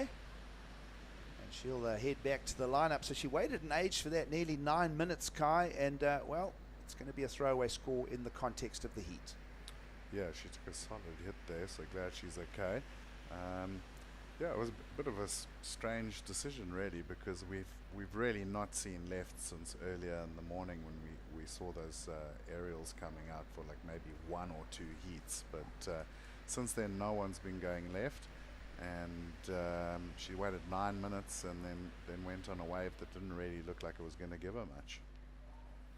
Well, beautiful scenes at the beach, some lines approaching. We'll just watch to see if Pua de Soto, who's, by the way, is, you know, got to go back to the bottom of the priority rotation now. It's leaving Ellie Harrison, also just a couple of decimals for her, Kai. So nothing special just yet from Ellie. And while we wait for more sets to approach, let's go down and hear from Emma Smith. She's there with the winner of the last heat, Bella Kenworthy. Wow, that was almost a buzzer beater heat win for you. How did that feel, and what was your strategy in that heat? My strategy was just to get a couple good ones, and it was really tricky out there to like find the waves that were good, but luckily that wave at the end came to me and it ended up being a pretty fun one. Nice, and obviously it's your first time in South Africa, first time at Ballito, and you're traveling with your dad who has been here before. What has kind of been a highlight for you in your time in Ballito? Yeah, it's been really fun traveling with my dad and getting to go surf every day. Yesterday we went and saw some crocodiles, which was really cool. So. Cool, well, good luck for the next few rounds and hopefully some more crocodiles too. Yeah, crocodiles one day, lions the next, you know, hippopotamus another day. Well, come surf with me in Richards Bay, you'll see some hippos. It is Africa, folks. What an experience. If you have not been, you know what, figure it into your plans, because it is an experience. It is a tangibly beautiful thing. Not only the beaches and the surf, some of the best surf on the planet, and definitely some of the most uncrowded. Your currency will carry you a long way. The South African rand not featuring that well against the US dollar, but you know, it's probably 1/5 of the price to get a good meal here compared to the US mainland. And yeah, and then, well, you know, then there's the crocodiles and the hippos. And, yeah. Well, I mean, come visit me, like I said. Some mornings we've even got hippos in the skate parks. It's pretty buck wild up in Zululand. Of course, here in Ballito, it's just an hour's drive to the beautiful game parks like Shlishlui and Umfolozi. Let's have a look at A good turn combo here from Eddie Harrison, who's bringing herself into the heat car. Yeah, I really like the first carve. Held that rail beautifully all the way around back into the white water, and then coming around for the big section hit. Dropped to 5.33 on that one, Giggs. Moves into second, and now looking to replace the 0.67. Coming up next, South African hopes on young Zoe Steyn, standing next to former championship tour surfer, of course, Olympic coach to Bianca Buitendag's success, Mr. Greg Emsley. He'll just be talking some thought processes. He knows what he's talking about. Of course, Greg making a finals against Mick Fanning all those years back over in France. Yeah. A regular quarter-finalist at the J-Bay Open. And just an all-round nice guy. We notice almost every sentence Greg adds a laughter. Yeah. Very seldom will he just give you a sentence. There'll be some laughter in it as well. Lovely turn there. Is it completion? No, it's not. So Eddie Harrison will still keep with her need for a backup score. Right now the heat being led by Isabella Nichols with a 5.17, and still a softer score for her as well as heat leader with a 3.67. So quite a bit of work still lying ahead here for all four ladies. Yeah, and just watching the paddle in here from the Japanese surfer, lovely bottom turn, whips it off the top. Now looking for that number 2 turn, the important turn, and this time she gets it, Giggs. Well, we spoke about why did she kick out earlier. She could now be adding this wave coming her way to perhaps a bigger score than the 3.5. Either way, steps in the right direction for young Minami Nanaka. And we'll look for more from her with 16 and a half on the clock. And let's have a look at Isabella Nichols. We mentioned her softer 3.67. Here she comes to try and replace it. Snap to combo.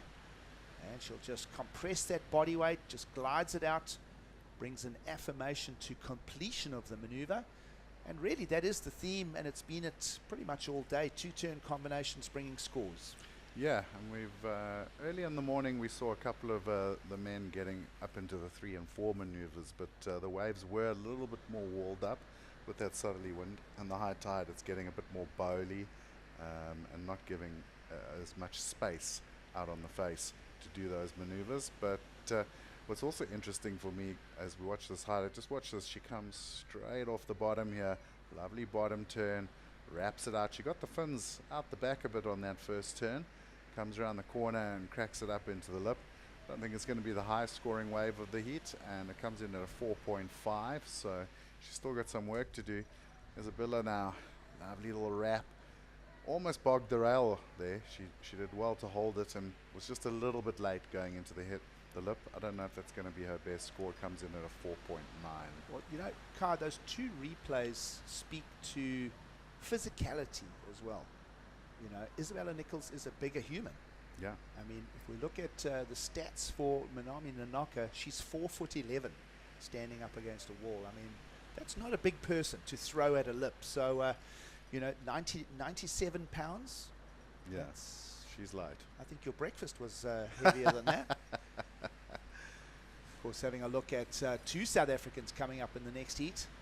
It's a pretty packed one. We know the names Sawyer Lindblad and Kira Pinkerton. Of course, no Sarah Baum, who's on some momentum in 2023, coming to this Ballito stop, ranked 8th on the Challenger Series. And of course, the unknown Zoe Steyn we feel is overdue for a result. So another great value heat coming our way in around 14 and a half minutes.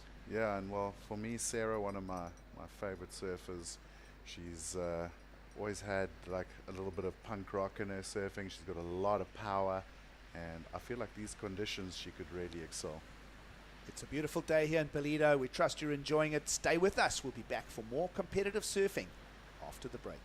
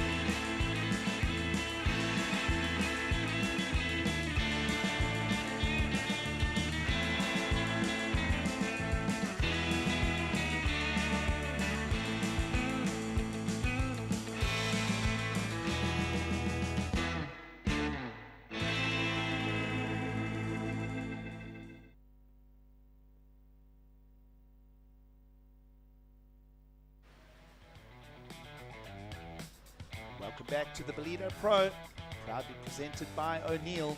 Of course, so many themes to talk about.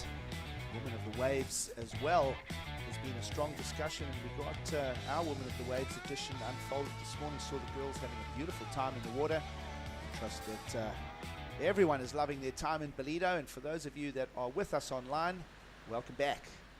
As we get stuck into the remaining 12 minutes and 20 seconds, Kix Elias and Kai Linda breaking every wave down for you as they roll through the lineup here in beautiful Ballito. And Pua de Soto's been hanging on to that priority for a while. She's pretty slow wave count as well. Only 2 waves selected, and they're both featuring as counting scores. What do you think's going on in the lineup? I have no idea really, because in the juniors she was one of the more active surfers in her heat. She was catching a lot of waves, and I don't know, maybe if she's picked up an injury or she's not feeling well, or it's just she's out of rhythm with the ocean, which does happen. You know, everyone has those heats where you're just absolutely always in the wrong place, and it does happen. I had to laugh. I was watching the girls set up for Women of the Waves this morning. I was like, oh, where are you taking all these newbies, these beginners to surfing? And they were like, oh, low tide bathers. I was like, good luck, girls, you're brave. Yep, strong waves here in Ballito, but enough to share the vibes here. We saw Ellie Harrison briefly there, just trying to replace that 0.9 in her scorecard. We spoke about the physicality of Minami Nanaka sitting at that cutoff in second place position. And Harrison not chasing a big number here. Finally is Pua de Santos, and that was a good one. She won her heat in the first round. And even a single turn like that is a step in the right direction for the Hawaiian. Well, at least gets the momentum going, and she's going to be feeling better about life as well. You know, you get a good turn, you start feeling your confidence get up, and just feel like you actually are getting the momentum going. So hopefully that's the turning point in the heat for her. She's left it late, 10.5 minutes. And she's got some work to do. I mean, looking at requirements though, Gig, she's going to get a better score than what she's got, or close to. But looking for a 5.33, I mean, all of these girls are quite capable of getting the score. Yeah, absolutely. Step in the right direction for Pua de Soto. A 2.9 now features from that single turn. And now she'll reduce it down to just a 5.1 as we hit the 10-minute mark. So 1/3 of the heat still remaining here. Again, just quickly referencing back to the lady holding priority and the cutoff mark in the seat. Small score for Harrison to chase the 2.67. De Soto chases the 5.1. But you look at the results on this Challenger Series from last year for our young lady in the blue. And, you know, she fared really well. She got 2 9ths, one of them at the US Open. So she's able to generate speed in smaller waves, and, of course, a 9th in Sakurama as well. So Minami Nanaka will be wanting to hold on to this and really get a good result out of her trip to Ballito. Yeah, and I mean, it's not her first trip to Ballito either. She's been here before. She's been to South Africa. She featured in the last year that we had the City Surf Series, so we saw her competing in the juniors and the ladies events there, a few QS 1000s and QS 3000 in Port Elizabeth. And in Port Elizabeth, of course, which is pretty similar to Huntington Beach as far as waves go, she did really well too. Here she goes again. This is your second place surfer looking to up her own individual numbers. And that was a big hit, and the judges are going to lap that one up. So that is now going to add requirement for Ellie Harrison and Pua de Soto to chase. That was a step in the right direction of dropping the 3.5 Kai. Judges will have a think about that. Meanwhile, the action comes at us. Isabella Nichols will also hammer into the Ballito lineup. And just evidence of how much power there still is there, and that was a very good maneuver for her. Isabella Nichols is also going to be concentrating on the same theme. Let's get better backup scores. Yeah, looking to replace the 4.9. Minami looking to get rid of that 3.5. So that was a good little exchange from your first and second place currently in the heat.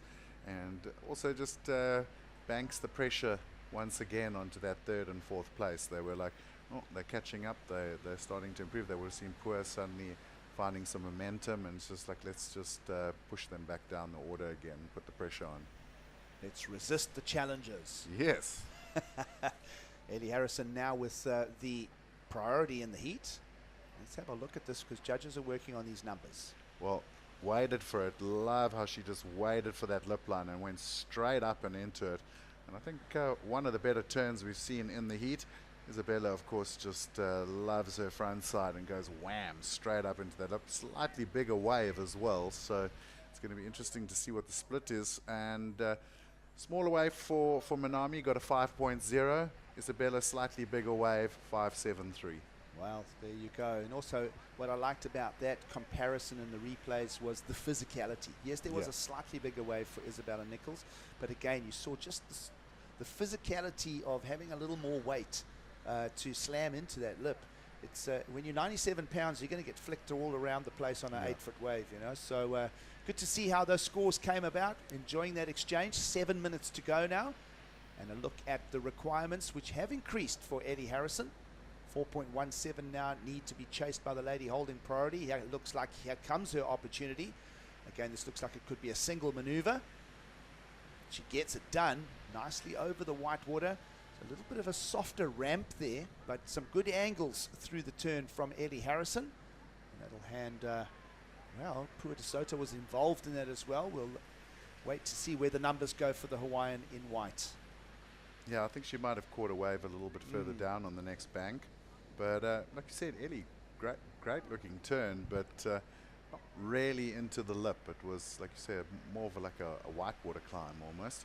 So we'll see the replay maybe on that. But looking for a 4.17, so she's not looking for a lot. And this was Pua's wave, Gigs. She took off on the backhand. Nice little turn off the top. But I think the body language told the story there, so she wasn't too impressed with it either. So just doesn't seem to have found her rhythm, and it's bizarre because she's been on such a good run of form, and suddenly that form has disappeared. We're going under 6 minutes here, Kai. Pua de Soto, does she bring her best wave thus far? Perhaps could argue because of the size of that one. Yeah. Perhaps yes, and you know, maybe if she can better the 2.9, then the 2.9 becomes a backup score, and it's just again steps in the right direction. Well, she got a 3.5, so you weren't wrong. She went marginally sort of up 0.6 up on the 2.9 she's already got. She needs a 6.33 though, and if we're looking at the heat, no one's broken into the sixes in this heat yet. So she's really going to have to step it up. Priority being used here. Lovely knifing turn there. Now we're seeing the full scope of the young athlete, Minami Nanaka. We mentioned her weight, 97 pounds, and she's barely 4'11". So that'll be a small surfboard, and it's a lot to take on a big slamming Ballito wall when she does have a go at it. So, yep, that was good. Loving it. I think she heard you though, and she was like, right, Gigs, I'm going to show you what I can do to the lip. Well, just under the 5 minute to go now. This is the round of 32. We're moving through it into the afternoon here in beautiful Ballito. 4.84 required for Nanaka, who's dropped down to third because Ellie Harrison has fetched those numbers and now is our second place surfer. Yeah, Ellie got the 4.5. We said she only needed a high 3, and although it wasn't the heaviest section that she hit on that wave, she did get a nice turn, and the judges gave her the 4.5, so moved into second. Minami now, though, looking for a 4.84. That was one of her better turns on that last ride. She could well be jumping back into second place. Second and third separated by not much. 9.83 plays a 9.5, so there's not much in it here. We'll enjoy these last 4 minutes. This is going to be a rush to the finish line. Surfer in blue now down in third, chasing a 4.84. So it's all very close. We like it. Oof.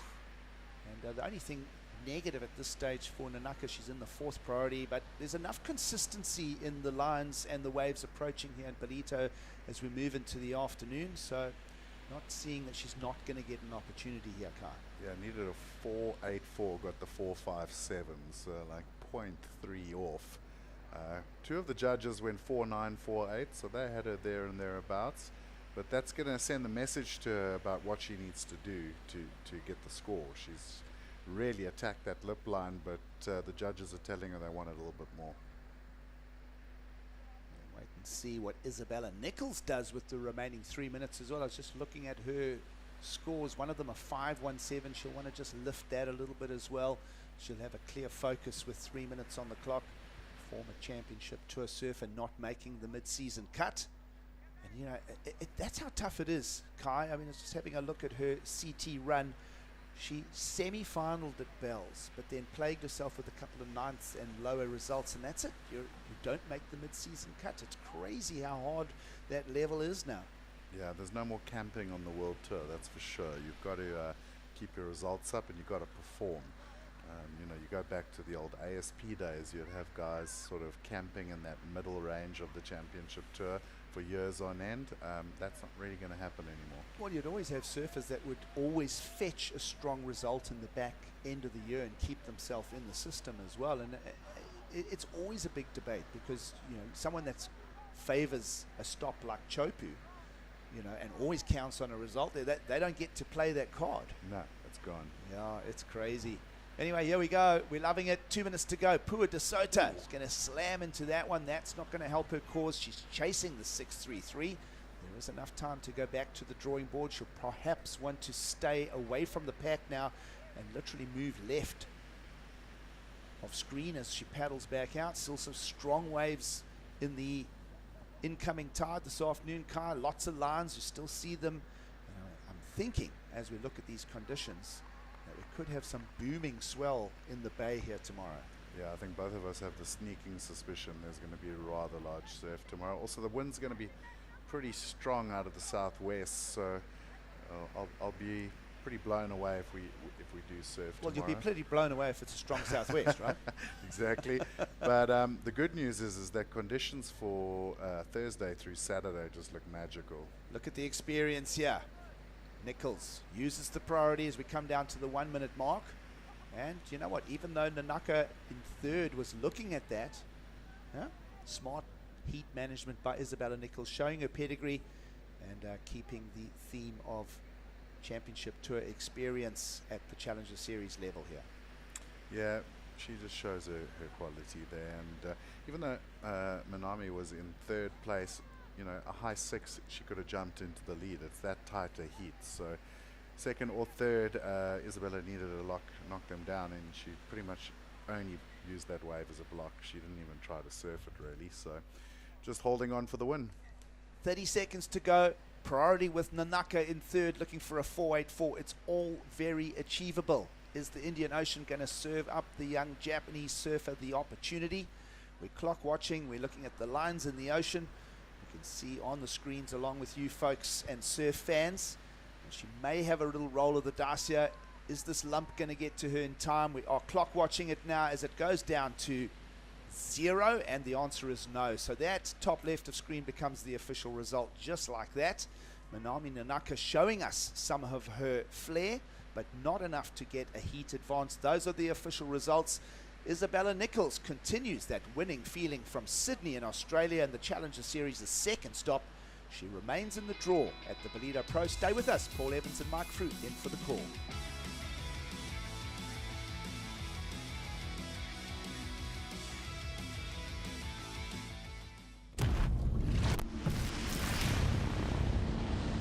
Welcome to the Tour of Champions. A tour that can spit you out as quickly as it welcomed you in. It's dedication. Sacrifice. It's months away from family. It's your pride, your legacy. Your life on the line at any given moment. What might have started as a passion is now a declaration. A declaration to be the best in the world. To double down when it matters most. To persevere through the trials and the triumphs. Where it takes grind to graduate. This is a tour that breaks ground, shatters ceilings, and spans seas. It's good days, bad days, and lay days. Hawaii, Tahiti, Portugal, Australia, Brazil. This is a tour built for the few. Envied by the many. It's a tour of dreamers, rebels, chargers, fighters, innovators, and everything in between. This is a tour of champions. I'm Kelly Slater. I committed my life to this, you know, all of this. There is so much pressure now. It's really do or die. He's not coming here to participate. He's coming here to win. Her career is at stake. You want to perform in the big stage? This is the biggest stage you can have. Oh my goodness. This is sport history.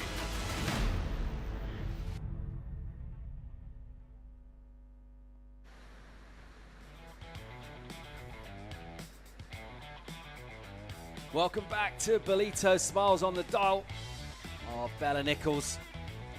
A commanding performance from her, seeing her through into the next round and keeping that roll going here on the Challenger Series. It's the Ballito Pro presented by O'Neill, and another fun day of competition, blessed with plenty of surf. Here to talk you through it, John, and myself, Paul Evans, Mike Drew, Tasha Ninkasti. How are we feeling? The best surfing, high-performance surfing we're seeing in the whole of South Africa today, right here on this beach. Yeah, very much so. It's been so exciting. It's the vibe and energy on the beach is incredible, and the surfers have really put on a great performance. This peak has moved in just a touch closer to our fans on the beach as well. It's a holiday crowd down here enjoying the beautiful weather, pumping waves on hand too. Let's check out live action from Pinkerton, the American. Powerful lines, an aggressive line to a finish, which will be an incomplete finish. She's out in the water with a couple of South Africans in the form of Sarah Baum and Zoe Stein, and a fellow American, Soy Lindblad, also in the water. Another top heat. Pinkerton, we know what she's going to bring. She's got the power and the flair. She showed that in earlier rounds. And a pretty tough heat, actually, to squeeze through. She did well to get through that one. Let's get caught up with what happened during the break. This was one of our South Africans, the local girl, Sarah. Let's see what she's got here.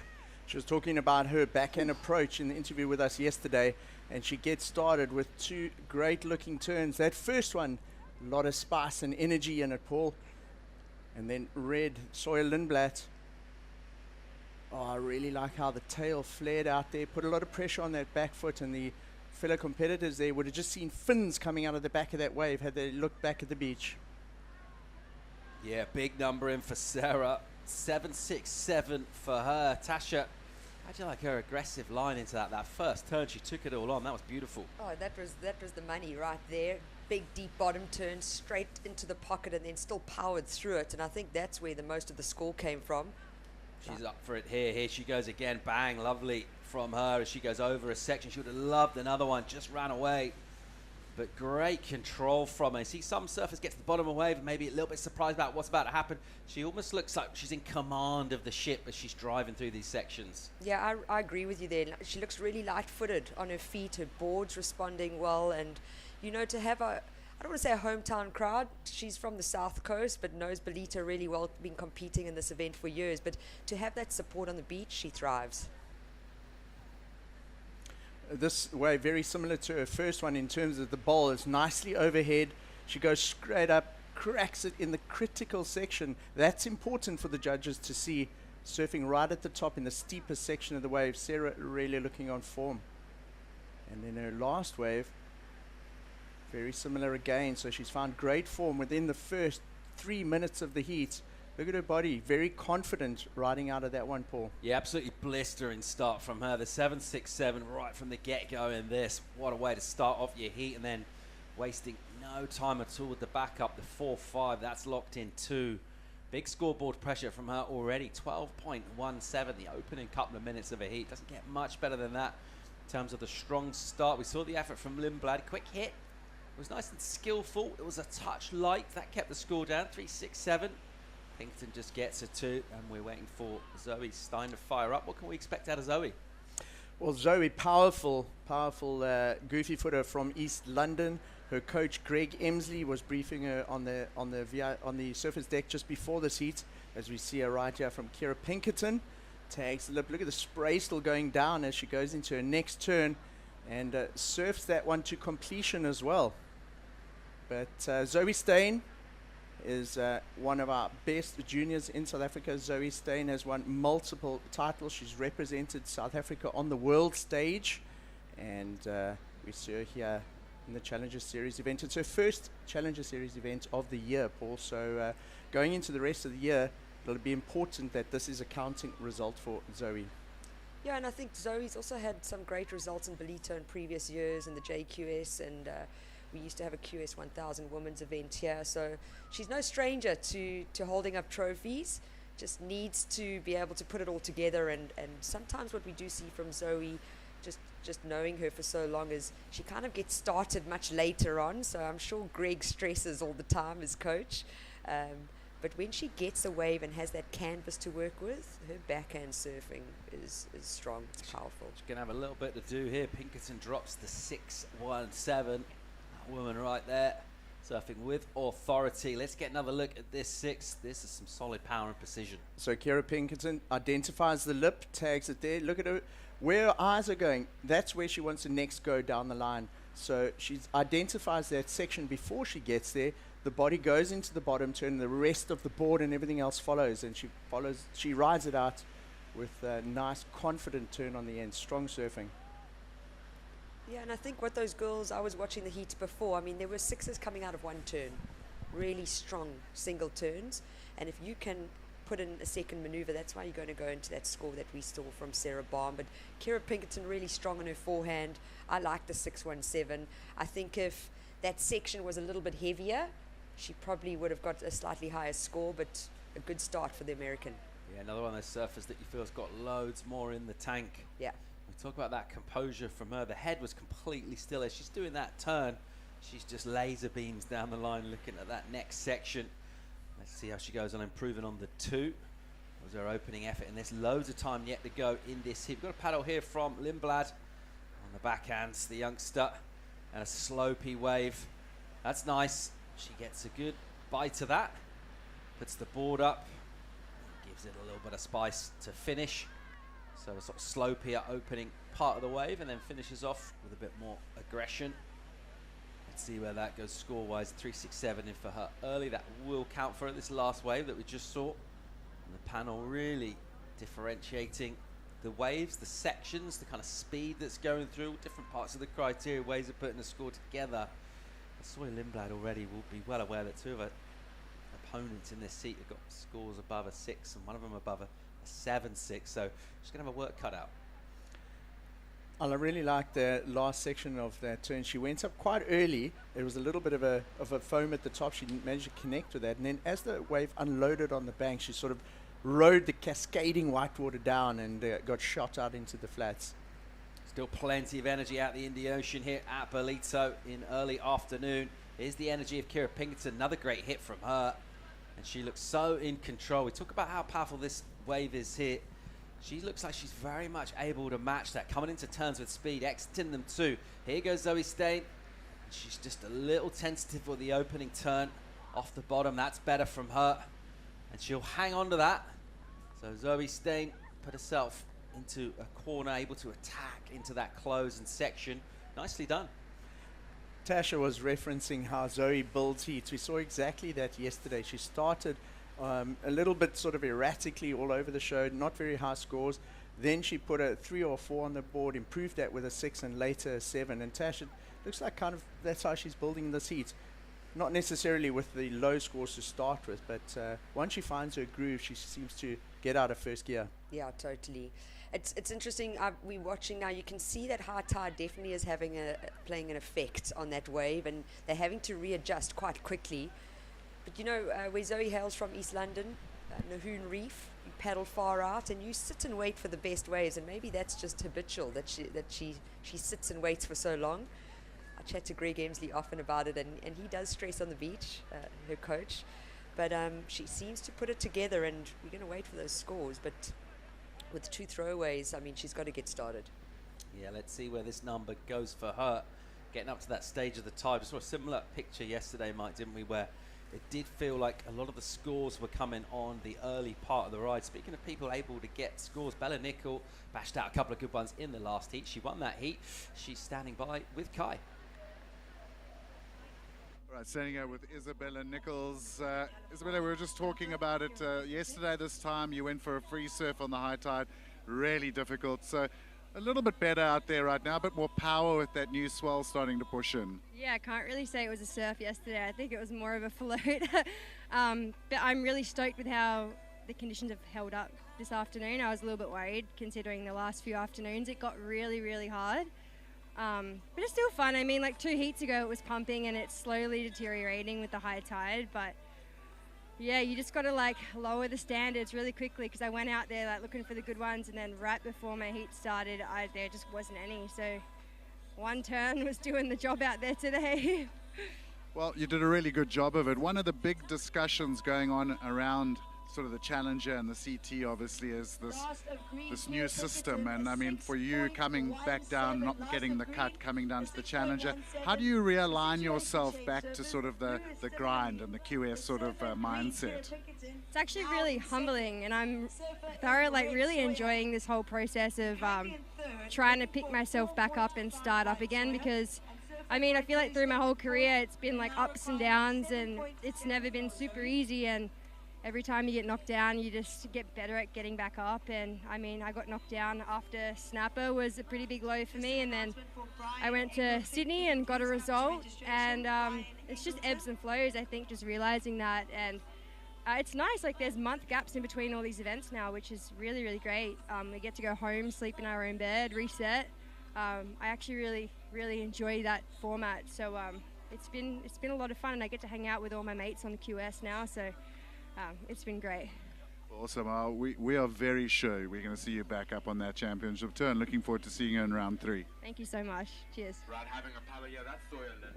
Thanks, Kai. Great insights there from Bella Nichols, and an honest appraisal of where she's at with her surfing. And if she carries on in this kind of form, she'll be looking strong for a big finish here in South Africa. Loads of surfing yet to come. We're currently heat 6, round of 32, and we're game on in this heat. This one's fired up. We've got numbers in all rounds. One of our 2 South Africans, Zoe Steyn, 6 point for her. That's going to put her right back in this. Well surfed. The other South African, the 7.67 early on, that made her strong position. Let's have another look at it. This was the 7.67, that lovely, big, strong bowley wave that opened the heat for us from Sarah Baum. Then we had the 6.17 from Kira Pinkerton. And then, like how she rode out of that, nice and clean. Then Zoe, this is the 6. This is the one that's got her in the heat now. After a bit of a slow start, look how she's using the full power of the wave. Almost comes unstuck in the white water there. But knowing Zoe, she will know she can get out of 2nd and 3rd gear and really start giving the rest of the heat a crack. Yeah, does well to hang on to that. She sticks it for the 6-point ride. We've got a 5.07 as well for Soy Lindblad. So also just keeping herself in this heat. We've nearly lost half the time actually in this one. It's still one of our South Africans, Sarah Baum, with a pretty sizey lead over surfers chasing in 3rd and 4th, but she's actually on identical score with Kira Pinkerton, who's got 6.17 and a 6. So those two are on identical heat totals, and when we get into that position, how we break that tie is just to go off the highest individual wave score. At the moment that is with Sarah Baum. As see Seth Hulley watching on, offering some instruction. Here goes Sarah, looking down the line, just that quiet body as she kind of holds patiently, looking for a section to aim at. There isn't really one there. Lindblad, young American, she has priority. She's looking up the top of the peak there for something to really get herself, well, just keep her involvement alive in this heat. She's quite a way back. 7.1 is her requirement to get to 2nd right now, and that's a pretty hefty number. Well, I mean, I must be honest, I disagree a little bit. I think that if you can get the 7.67 from Blue, from Sarah Baum, with just one big turn, I think it's possible from the young American. And she's got a backhand attack. It's actually just hoping to find the canvas, you know, to be able to work with. I enjoy her surfing. She's got priority. She's in a good position. I'll let you how she goes with it. Meanwhile, in 4th, Zoe Steyn, looking for that 6.18. So she's got right into this with that 6. And got that 6 most of those points quite late on that wave, didn't she? She finished off coming out hard out of a lip, sort of tumbling down to the flats with a ton of speed, almost a bit too much. Did really well to hang on to that, and that set up this heat here. So a bit of a nail biter for some of the South African squad who are watching on nervously. Of course, high stakes for all of our competitors here, looking to get out of this round through to 16. At the moment, it's Sarah Baum and Kira Pinkerton, you 1-2. We'll wait and see if Soy Lindblad can make a comeback. Indeed, if Zoe Steyn can mount a charge right after the break.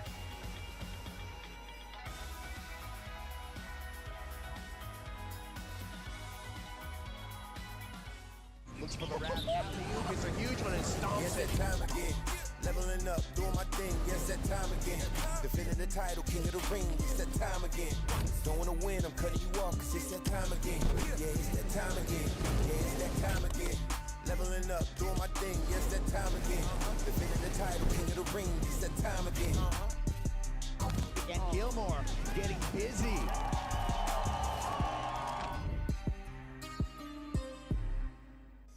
Have you ever stopped to think about the amazing impact your actions can have? As surfers and ocean lovers, we have the power to ignite a wave of change for our one precious ocean. Because great achievements start with small actions. When we unite, just imagine the impact the collective actions our community can create. Your actions can inspire others. Speak up for the ocean.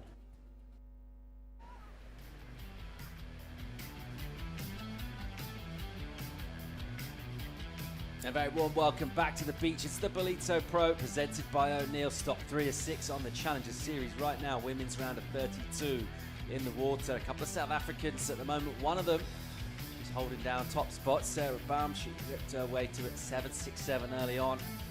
Kira Pinkerton, one of 2 Americans in the water. She has muscled up really and used the power and the aggression.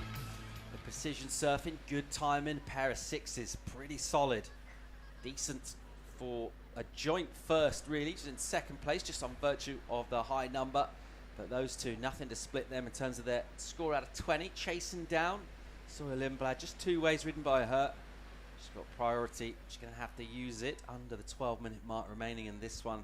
She's looking for a 7-1. Our other South African, Zoe Stain, 6.18. That's her requirement. We're all caught up with numbers here, and everyone having a little chance just to kind of think about things and chew things over. And obviously if you're a surfer chasing a score, maybe a bit more head noise coming into play. If you're a surfer with numbers on the board already, maybe breathing slightly easier.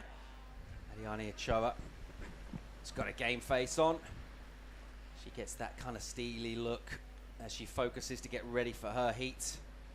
Yeah, but Paul, I was chatting to her yesterday. She's actually got stitches on the left-hand side of her, just under her ribs. She had a little altercation in the water with Mark Lacamere, and she's got like 3 or 4 stitches literally above her hip, which is not ideal with that pivoting and stuff. So we saw it the other day, and I was like, what's going on there? And she said, no, I'm actually really sore and battling. So I think being really brave and pushing through. She's going to have to go through the pain barrier. Of course, adrenaline quite often has quite a lot to say about it. She'll be absolutely pumped at a chance here of getting a big result in Ballito.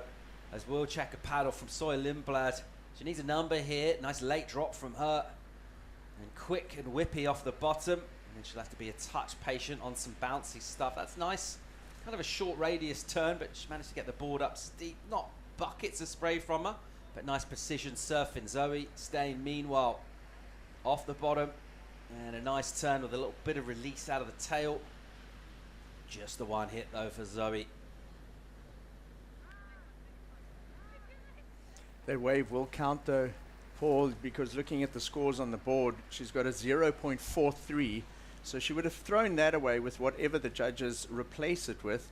And Zoe down to the last third of the heat now, 30-minute heat, 10 minutes remaining, and slowly building towards those 2 advancing positions. Tash called it in the beginning. Zoe sometimes takes a little bit of time to get going, and it's kind of exactly what she's doing in the heat here. Sarah Baum had a dream start. I mean, within the first, I think it was 2 minutes, she had a 7.67 and a 4.5. As she was paddling back out, she almost didn't even get to the back, and she had that 4.5. And I think that she'll be feeling confident with that. She's got priority, so she's obviously just slowing it down, making sure she waits for the best looking wave out there. Sarah was actually carrying a little bit of an ankle injury over the last couple of weeks, and she's been working closely with a local physiotherapist. And chatting to her yesterday, she said it's feeling much better. And looking at that 7.67, you wouldn't say there's anything wrong with that ankle. She's really, really looking good. Such an emotional roller coaster she's been on since qualifying for the Olympics. And O'Neill, she's one of the O'Neill team riders, and we did quite a big press release on her and Geordie's qualification. And all the images and videos that came out of El Salvador, Sarah was so emotional. It meant so much to her. And she said, you know, coming back here or back home to Australia, only then did it really all sink in that she's going to Chopu next year. Yeah, and it's really interesting as well to see those kind of life and career changing moments also can just give you that extra kick as well on the regular tour. We think of the likes of surfers like Kano Igarashi, you know, what he was able to do from getting on tour and doing okay to like really turning into a contender at any venue, just growing in confidence, as did other surfers. Let's check out Lindblad here. Quick hits from her. One of the two Americans out in the water. Her previous 5.08's her best score because she improved the high score. She brought the requirement down. And 6.37 was the number for her. Meanwhile, here's Zoe Stain, really smooth. And she does well to finish off on that final section of the wave. Looking at the statistics of this event, Paul, we've actually got two previous winners in this heat. Sarah Baum won the event in 2019, and Zoe Stain won the event in 2021. So we've got two previous champions in this heat who know what it's like to stand on the stage here at Ballito and lift this beautiful trophy with the African Nguni skin and the Zulu shield. Yeah, it's a special trophy. It's a really special trophy. Strong result for the South Africans in the past. Let's see how two of them go in this one. Right now, the only real scoreboard change is that requirement nudging down for Soil Lindblad. Number in for Zoe Stain. She improves on her backup, so her overall total improves, but the requirement remains 6.17, under 7 minutes now. So this one getting a little bit tense and nervy and chasing surfers. Those requirements are starting to crystallize now as we get in towards the final stages of the heat. And they'll know by now exactly what kind of waves they want to get. Crucially, what kind of waves they want to avoid as well. Tash, you've surfed many contests at an international level like this. What would your strategy be in the last 6 minutes? As we see this ride, I've been riding for our South African competitor, Sarah Baum. Wow, I really like that. That was a big overhead turn. That wave, as it came across like that with the whitewood and that, reminded me a little bit of an onshore, like sort of Bells section, you know, where it goes flat at Bells, those big turns the guys do, and the girls on the inside. Yeah, she's just really reading the waves well, Sarah Baum.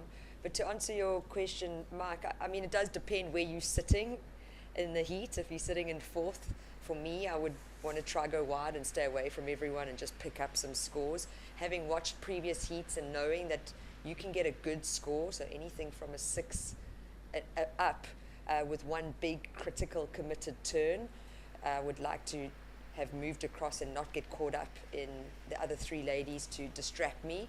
But it depends. What is the conditions being thrown at you?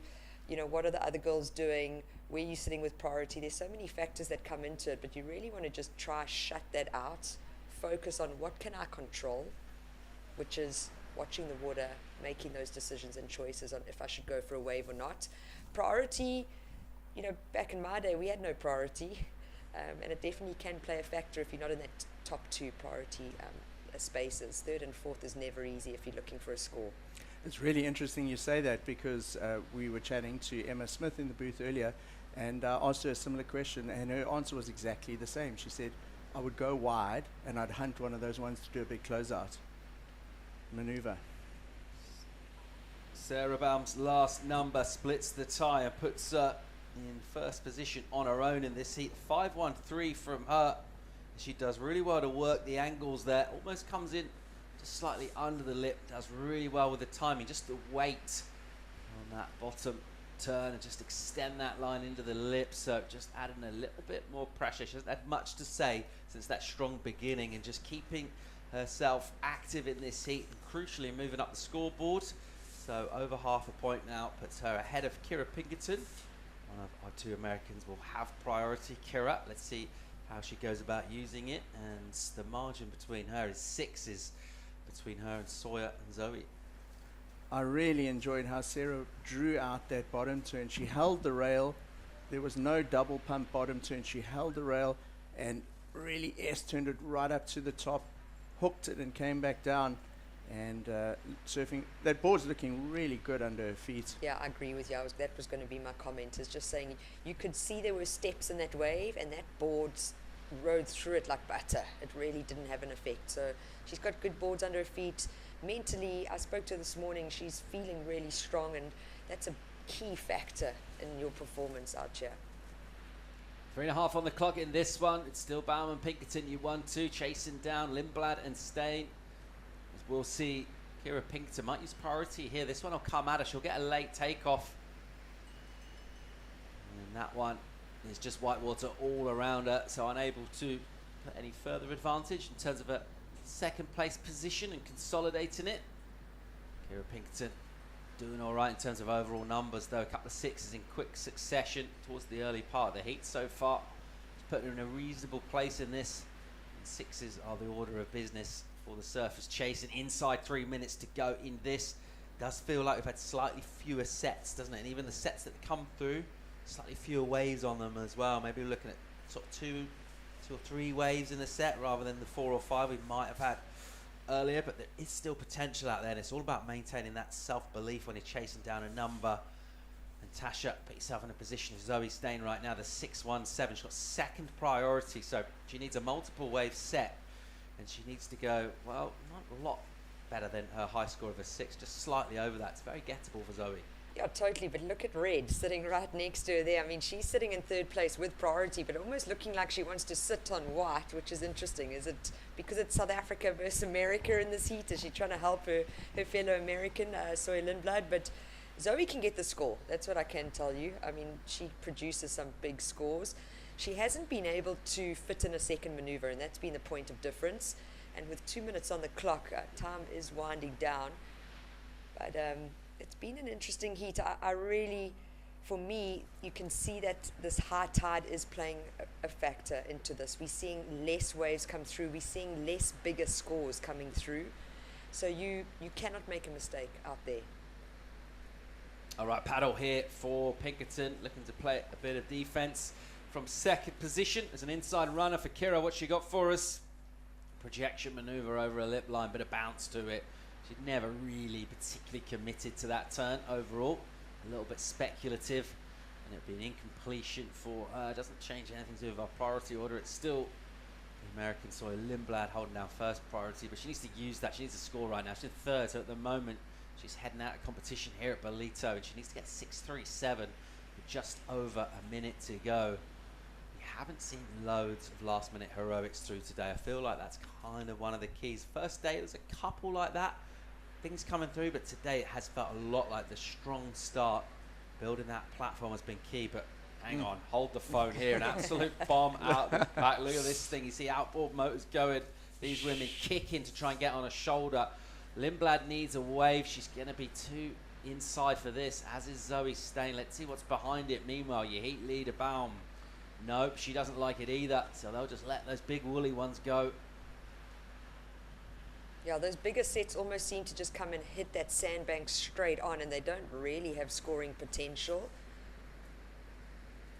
But with 20 seconds remaining, are they going to have another opportunity?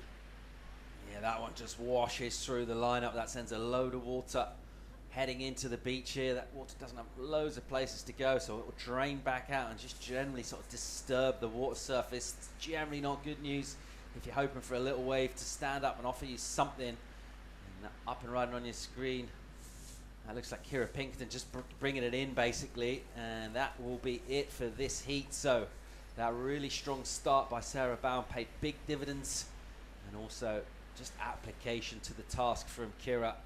A couple of sixes she bashed out, good enough to hang on to seconds.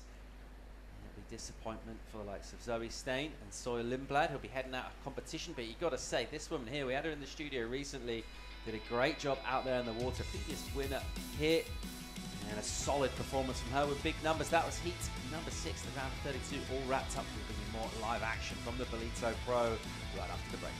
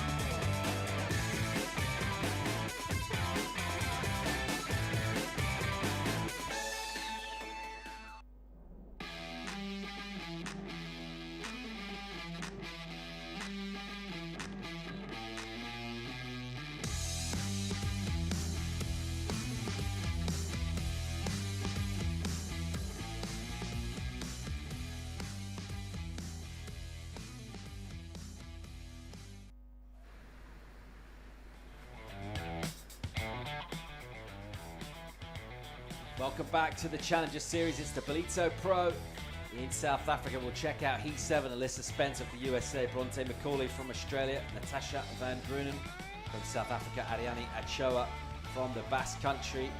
Another great looking heat. Our attention's with Alyssa Spencer, high flying on the Challengers right now after 2 stops in Australia, sitting 5th right now. That's good enough for qualifying for the Championship Tour as we stand. A lot left to come before Pipeline in January next year. And Alyssa Spencer's been here a little bit already and has had more heat experience than the other 3 competitors in the heat because she surfed in the juniors as well, and she actually made the final of the Pro Junior that was held here last week. And she really has been on form. She's been putting in a lot of time in the water here in Ballito. Between heats, seen a lot in the free surfs too. Yeah, Tasha, she's one of those surfers. She's been knocking on the door for a couple of seasons now, coming really close in the Challengers, not quite getting there. Obviously, fewer spaces available. It's a smaller tour for the women, and sometimes it does take a few years, a couple of near misses, constantly learning on the job.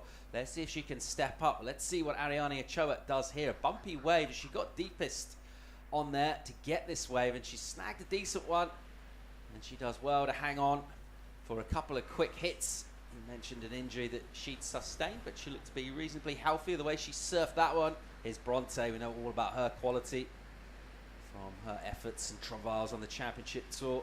Bronte unable to find a section to hit there. So I like the little tussle to the inside. And it looks like our bass surfer managing to get it. Yeah, and I think you were right saying that a lot of these heat wins lately have been if you started early at the beginning of the heat. And Ariana's been watching for a while. She's been on the beach. She's been chatting to Seth, chatting to Greg. So wanting to start strong, seeing what Sarah Barman did in the previous heat. And the heat before that, Sophie McCulloch as well. I mean, she started early and she carried it through. And Bella Kenworthy took the win eventually, but Sophie held that lead. So it's important. With this high tide as well, less waves, less opportunity. And no priority awarded at the start of the heat. So how do our surfers, there's 4 of them in the water, they might be friends, they might not, but how do we sort out who gets on the inside? It's just about paddling where you want, so you can get there?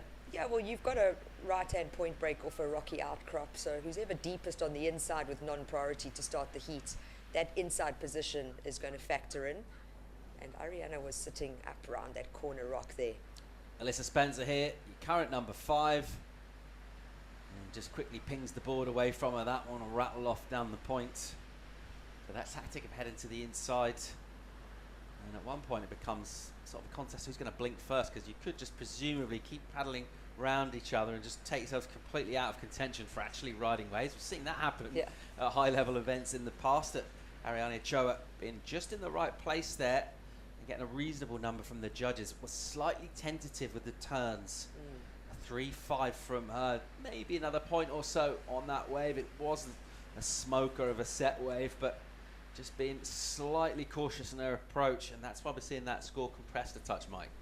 Yes, I also felt that when she took on that wave, it was quite bumpy, not a heck of a lot of control to start with. She got the job done for a score, but she'd be certainly looking for something a little bit cleaner out there. When it gets very bumpy like this on the high tide, with a little bit of a cross-shore wind, sometimes the second wave in the set is better, because that first wave goes under, it cleans the water out a little bit, and then you find the second wave sometimes a bit smoother.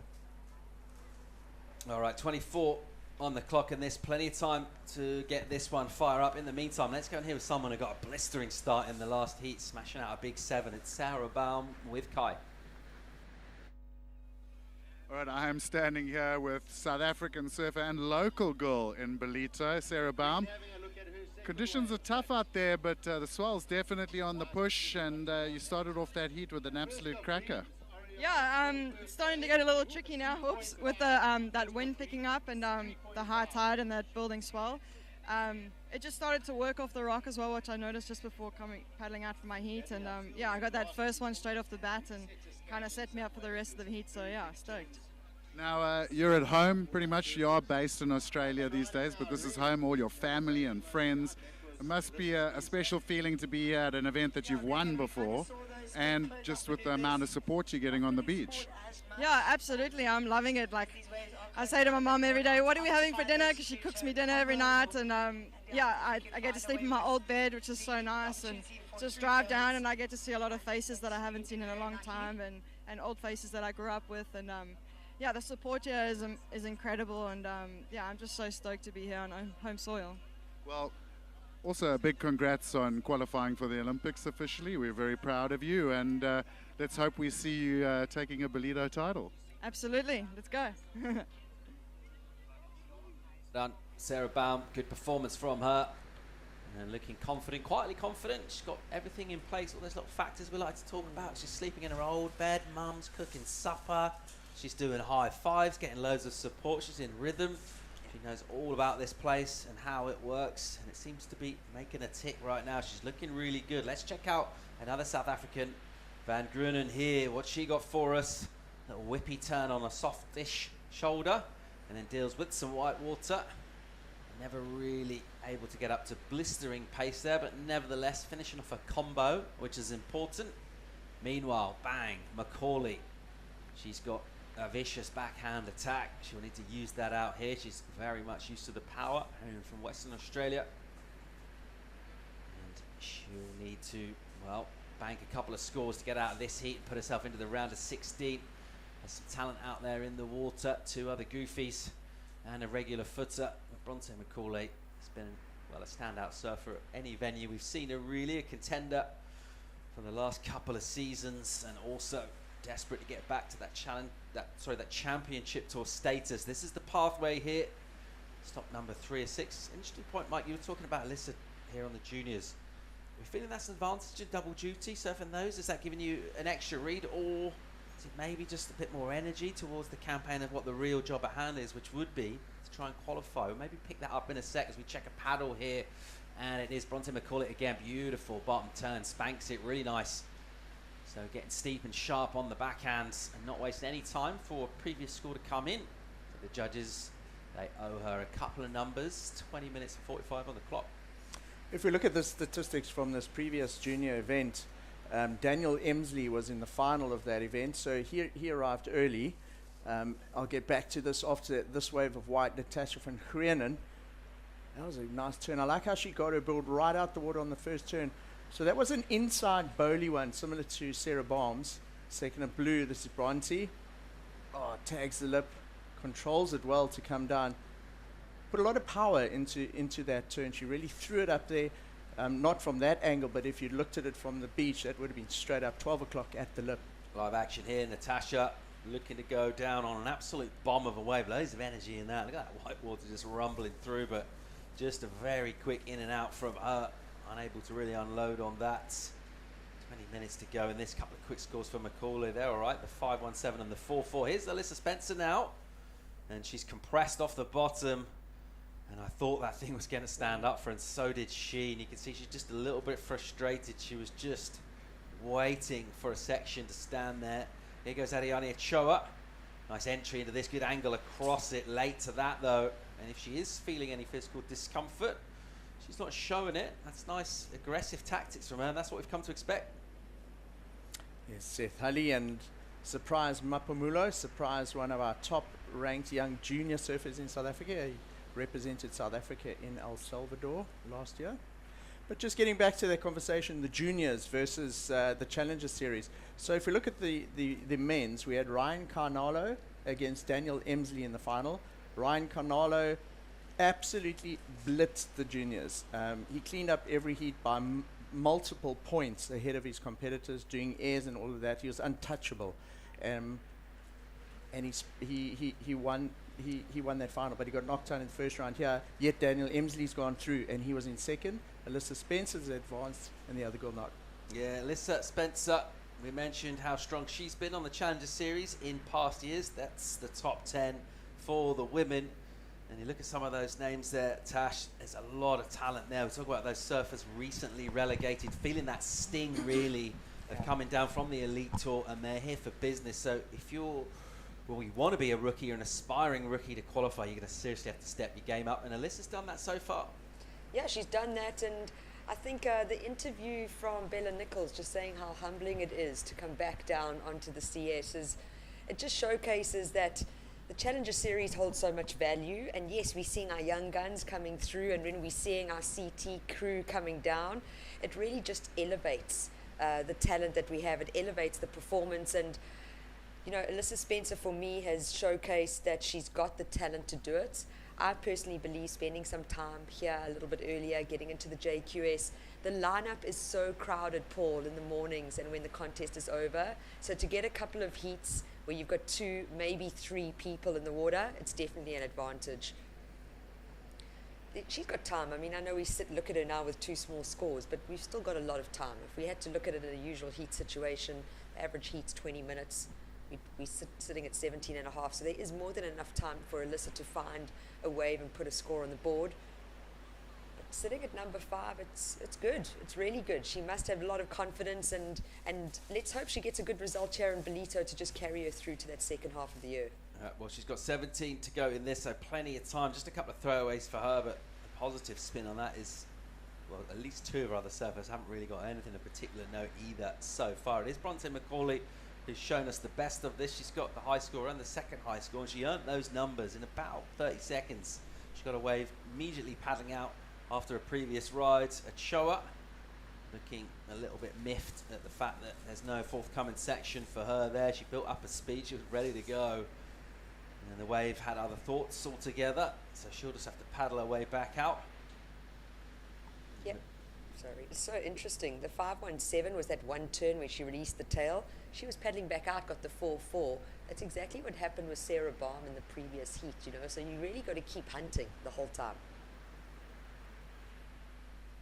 See Keanu Singh and Ewa Wong from the upcoming heat. Keanu not only competing in this event, but very involved in developing the next generation of talent.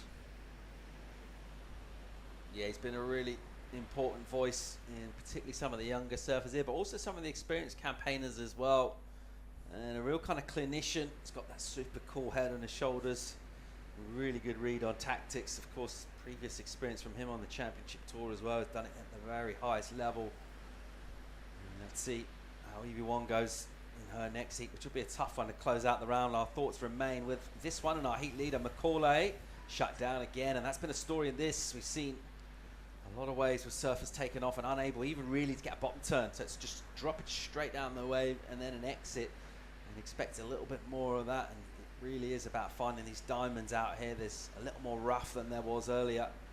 Those strong starts will pay off big time if you can find them, and just dialing into that bit of quality. And I thought you made an excellent point, Tasha. It's not really time to be making mistakes. You know, sometimes you can get a wave and it will go wrong, and you kind of learn from that and come back. But out here right now, it doesn't feel like you're going to get loads of opportunity. You need to grab it with both hands. Yeah, absolutely. You've got to utilize the opportunity that you find out there.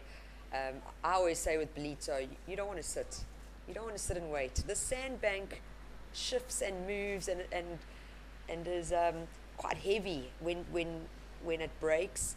So you need to capitalize on the opportunities that you get given. You need to be hunting and finding those opportunities, especially in these type of conditions. There's no 2 or 3 turn combos anymore. We're seeing that. It's one big hit. Yeah, and that's precisely the story, really, of where Bronte's scores came from. She got 517 and then still lying on a board, still paddling back out. No time to sit in the lineup, spins again and gets a 4, and you think, well, it's just a 5 and a 4. But I tell you, in the context of this, past halfway, those are solid numbers. She's got a 5-point cushion on anyone else in this one. At the moment, she's looking all right, but still plenty of time for surfers to have something to say about that. But you definitely want to be in the place with already points locked in on the board. Check out Zoe McDougall surveying things, getting ready to do battle. That'll be the last heat of the round, closing out the round of 32 for the women. It's Challenger Series action here in Ballito, South Africa. More surfing from beautiful Ballito right after the break.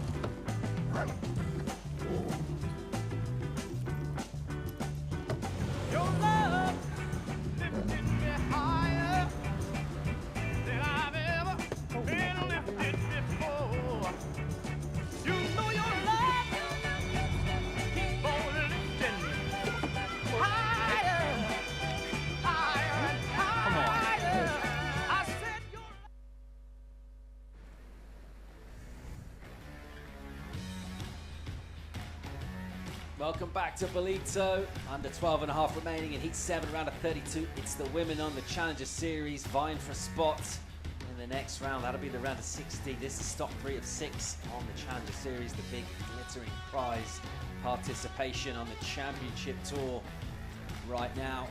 Our thoughts remain focused on the clash out in the water right now, where former championship surfer Bronte McCauley leads this one at the moment. Relatively modest numbers though. We're seeing Alyssa Spencer in 4th place right now, high flying on the rankings, 5th overall on the Challengers, looking for a number here. She hasn't had a start at all in this heat. This is your heat leader in live action, Bronte McCauley, just trying to make room for herself really there and get the timing done on a wave. She sat there pretty patiently, then she got herself the 4, trying to put something up to improve on that and just turn and add a bit more. She'll know those numbers, single digits out of 20, not what you want to end the heat with, so trying to add more to the board. But a crucial number just drops in for Alyssa Spencer. You saw the jump on your screen there. She goes to 2nd, so after that sluggish start, a 4.97, pretty solid. She's in the 2nd now. And not requiring much to take the lead, a 4.61 to take the lead. At this stage of the heat, though, it does seem still like experience over youth at this point. I feel like Bronte McCauley is a name that's been here for many years at Ballito. She has Alyssa Spencer's 4.97, so a check turn to get into that next section, and there's the that's where all the money came from in that score. There was that 2nd turn, critical turn through the board up, critical at the lip. The judges have told us they don't want lateral surfing, they want to see the board up at the lip, and that's exactly what she did. Yeah, I think just going back to basics. Big bottom turn, big top turn. I think what these girls are doing really well is adjusting mid-turn. So seeing that wave face changing and just making slight adjustments through their maneuvers. We saw Bronte McCauley get a 4.33. It doesn't go into a top 2, but for any of those other 3 girls, that would be a keeper score right now. And I thought she did really well on that 5th ride. Bronte seems to have been in the draw for Ballito for a long time, Tash. Yeah, if I'm not mistaken, I seem to remember in the back of my mind, even when you were still competing in this event, Bronte might have featured. And so she does have a lot of experience surfing here in Ballito over the years, where, by contrast, someone like Alyssa Spencer is, it's all kind of fresh to her. She's still figuring it out. Yeah, and this is a heavy wave. I mean, it might not always look like that, but this sandbank and how the wave breaks, it comes from really deep water into really shallow water. There's nothing easy about Willard Beach and Ballito, and I think it's a great field to be utilized and playing field to be utilized to really showcase who the best is. Bronte McCauley having a paddle there. She's used to some heavy water. Can't find an entry onto that wave at the moment. Good enough for the lead in this. Spencer's come back at her a bit with that 4.97. This is Ariane Ochoa. Hard paddle as that wave just backs away. And there'll be continued frustration for her. Here's our South Africa, Van Grunen. As she tags this one. Hits it pretty hard, actually, for a finish. And then tries to ride out of that. We're going to count that as a completion. I'm critical there. I'm going to say no. Not for me, Paul. I don't think so. It was a little too unsettled. Yeah, one of the key factors, control, and I just felt there wasn't control there. And look, she didn't need a big score though, so things could change. If I compare it to some of the turns, and you look at the very core criteria, speed, power, and flow, not a lot of flow coming out of that final turn there. 8.5 to go in this one. The number comes in for Van Grunen. It's just a flat 2 for her. She'll need a bit more where that came from, but not a whole lot though. Actually, you can see her requirement is 2.05 unless we get an improvement from this woman in 2nd, and we won't see it there. Saw the quick grimace from her. She realised no opportunity down the line, and these numbers are really, really modest. We haven't seen loads of mistakes on waves. We haven't really seen people being patient and letting waves go by that would have offered scores. There's just not been a lot on offer. And the waves that they have got have been difficult waves to surf. Yeah. You know, that one of Natasha van Gruenen, now she did well to get through to that end section, and it's almost like you've got to manufacture a score on these waves rather than it coming to you. Yeah, correct. We saw Ariane Ochoa paddle for a wave, lose her priority. I mean, she's needing only a 2.28. She missed the wave. She's lucky that she's got back into 2nd priority, but this is where sometimes you crumble a little bit. So instead of waiting a little bit for something that's going to have a section with scoring potential. You can see her paddling for anything, and like you guys were saying, there's just not much on offer. But looking at the scores here, Natasha needs a 2.05 and only looking for a 2.28, Ariane. Taking a risk there with a big hit. I like the opening sort of 2/3, 3/4 of that turn, and then right at the end, that thing just bounced her, didn't it? Really hard. Well, you can see all the bubbles and the boils in that white water there. I mean, it is a heavy section. You really need to compress your body to be able to ride out of a turn like that. Ariane Ochoa looking for that 2.28. It is a game of twos for the chasing pack right now. Here's Alyssa Spencer. So Alyssa comes off the bottom, uses a nice drawn out bottom turn to go up at the lip, and the speed generated out of that bottom turn allows her a little bit more time to negotiate that maneuver and rides out with flow. Nice speed and flow. Yeah, Ochoa's fired up here, so she just had another paddle there. I don't mind the tactic from her. She knows she just needs to get something. That requirement is tiny. 2.28 from her. Stand up to a turn, you're well on your way, and I think she's very much dialed into that fact right now. She's prowling on the inside. The good news is energy coming through out of the Indian Ocean here. We've got some lines, priorities with the heat leader, Macaulay. Let's see if this thing tickles her fancy. Looks like it does. Good looking opening section for Bronte as she'll go down. Nice bottom turn, really nice turn from her. And from nowhere, she looked like she had the work done there. She released the tail, looked like the fins caught again, but somehow doesn't hang on.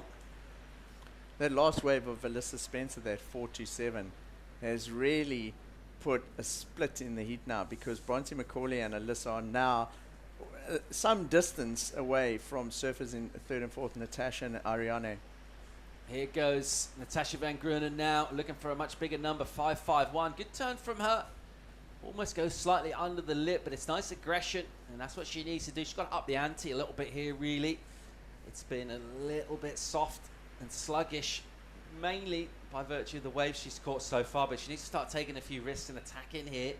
That's what she was trying to do there. That one's with the judges right now. 5 on the clock, but as you mentioned, Mike, that requirement's got a lot tougher now. You're needing a 2. That's basically find a wave and stand up. Right now, you're chasing mid-5s or better, and you're going to need a little bit of quality. Let's see how that plays out. Well, if we look at the scores, our highest single wave scores are 5.17. Third and fourth position need bigger than that. And that 5.17 was caught, what, 25 minutes ago. So more water on the bank, less opportunity. It's not going to be easy to try find those scores out there. Van Groningen gets the 3.67. So it's better from her. She improves her backup, but those are still small scores, and she's still chasing that 5.51. Ochoa looking at the 5.74. 4 on the clock here. You see that texture, those lumps on the water surface. Couple of sets swinging in here, and a bit of split from the pack as well. We've got Spencer and Van Grunen there on the left of your shot, so the north end. And Ochoa sitting deepest just inside her, your heat leader, Bronte Macaulay. Spencer, she's keeping quite a close watch on Van Grunen. She'll just look to cover her for the moment. Final 4 minutes, so generally inside these last few minutes is when they will have a prepared strategy according to where you are in the heat. If you've got the scores already locked in, the surface chasing you, and you've got priority as well, or a superior spot in the priority order, just look to try and cover the surfer. If you're in the position where you're needing the score, how do you get away? It's not a big lineup out there. What have you got to do? It's not like you're going to out paddle someone and get away. No, you're not. We saw it this morning with the 2 South Africans. It was not easy to watch from my side. There actually isn't much space, and where white and red are sitting right now, it's predominantly a left, and we've now got a west wind coming in the opposite direction. So unless you want to go to the air, I personally wouldn't sit there. Natasha van Grunen very strong on her backhand. I would have gone the opposite direction and focused on my strengths, but maybe just getting chased a little bit by Alyssa Spencer and trying to make some space and not knowing where to go because of the lineup. Macaulay holding down the peak. These two, Van Grunen and Spencer, in second and third. Well, in third and second respectively, because it is the American Spencer at the moment in that crucial second position. 5th on the challengers coming into Ballito. Solid campaign for her in Australia, doing junior duty here, doing well in that event now. looking in the main event to go up through the rounds and maintain that position in a qualifying spot. As we mentioned, she's been really close to that past couple of seasons. That journey's taken her really sort of learning her trade on this tour as she goes, finding out what it's going to take to beat the best around. I think she's got that armory, that weaponry. What's Van Groningen got here? Here she goes, slips into one, and that's the backhand work. And nice and vert for her, but a quick abbreviated turn. Not sure we saw the high score of the heat on that wave, and that's what she needs. Yeah, and she did need to maybe compress and ride out of that clean in order to maximize the potential score out of that maneuver. But she's got to take those risks. She's got to go. There was a slight opportunity to have a go there, and Alyssa backed off. She had to go. All right, Ochoa here with a chance. Not the chance she wanted. And again, she just has to eject before she even gets to the bottom of the wave. So she's just trying to get out as early as she can, not get gobbled up and pushed in by the white water. Hopefully avoid having to duck dive and get straight back into the lineup. It's exactly what's happened here. She's spinning and going, looking for 574. Great bottom turn, big, spicy top turn. And she cannot hang on to that. She gets rocked back on the heels. And, well, it'll be hypothetical, but you've got to be thinking. That was a decent looking turn. That was as sharp and radical as we'd seen, and that possibly was the section to provide the score. I think so. And wow, she really came unstuck. She did everything she could to try and counter the off balance, but that and the washing machine nature of that white water, just very difficult to recover from that once she did go off balance and onto her heels. Well, you saw it bounce her off from the bottom, and then she got sucked down, and she actually was underwater for quite a while, and it just showcases how heavy that bank is. So here she comes off the bottom. The bottom turn looked fantastic. Yeah. Rotates the shoulders, rides out. Now is where it became incredibly difficult. She rotated into that turn beautifully, and it all went wrong, well, like 70% into the maneuver, and checked almost all of it perfectly, and came unstuck. And you can't help but think with 15 seconds to go, that may have been the final opportunity there. It's single-digit numbers here for surfers in advancing positions. Macaulay and Spencer both in the 9s for 2 waves. At the moment, it's good enough to advance. Here goes Alyssa Spencer, 5th, of course, on the challengers, riding the left here and just cleaning up the rail with a couple of quick clips. And she'll look to bring this in. So 2 4s for her at the moment. That's good enough, and that'll close out the heat right now. I think we do have just a very small number on our score screens coming in for Van Groningen. So those tough heats, it's all about getting through, and particularly early stage of competition. You'd love to go out there and smash 8s and go excellent. If that's not available, just get out of this round and stay alive. Crucial points available on the Challenger Series. And Alyssa Spencer has done well to get out that one in second. Bronte Macaulay, we mentioned her work and what she's been able to do, getting those couple of quick waves, 2 rights in 20 seconds pretty much. The whole heat for her coming from that, and that's experience showing through as well. And did really well to get that position and ultimately get the win. So that score comes in, and it keeps Spencer in second place. Well, I think we're still waiting for scores actually, but either way it'll be those two going through to the next round. There's still plenty of swell out in the water. Sunny skies on a Tuesday afternoon. Last heat of the round will be coming up real soon. Talking you through it will be Giggs and Kai. We'll be right back.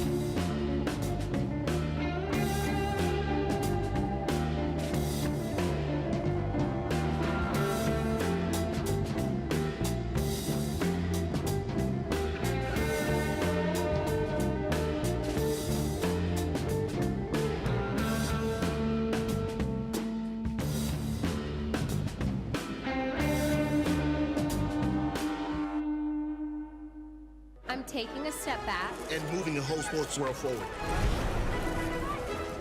Sometimes you gotta stop to be an actual human.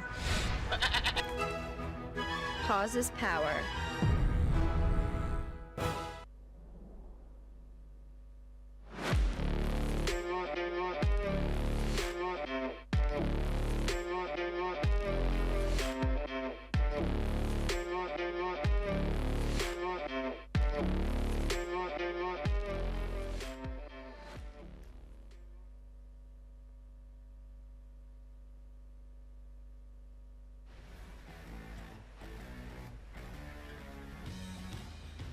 beautiful afternoon scenes here.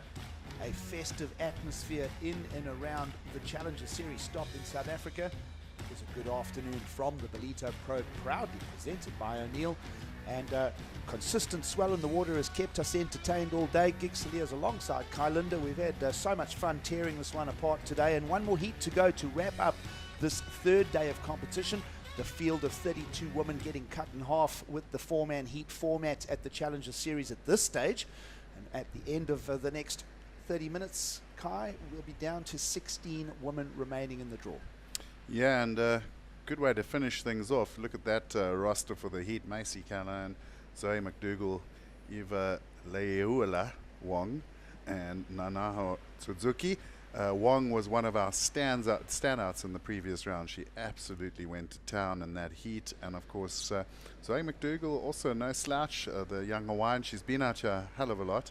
And we've seen her surfing through quite a lot of junior comps and QS 1000s and 3000s in South Africa, so she's got a good fan base here too. And don't really need to introduce that lady in red. She's a former Pro Junior World Champion and has certainly made her mark on surfing. Christa Berg wrote a song like that, I think. Lady in red.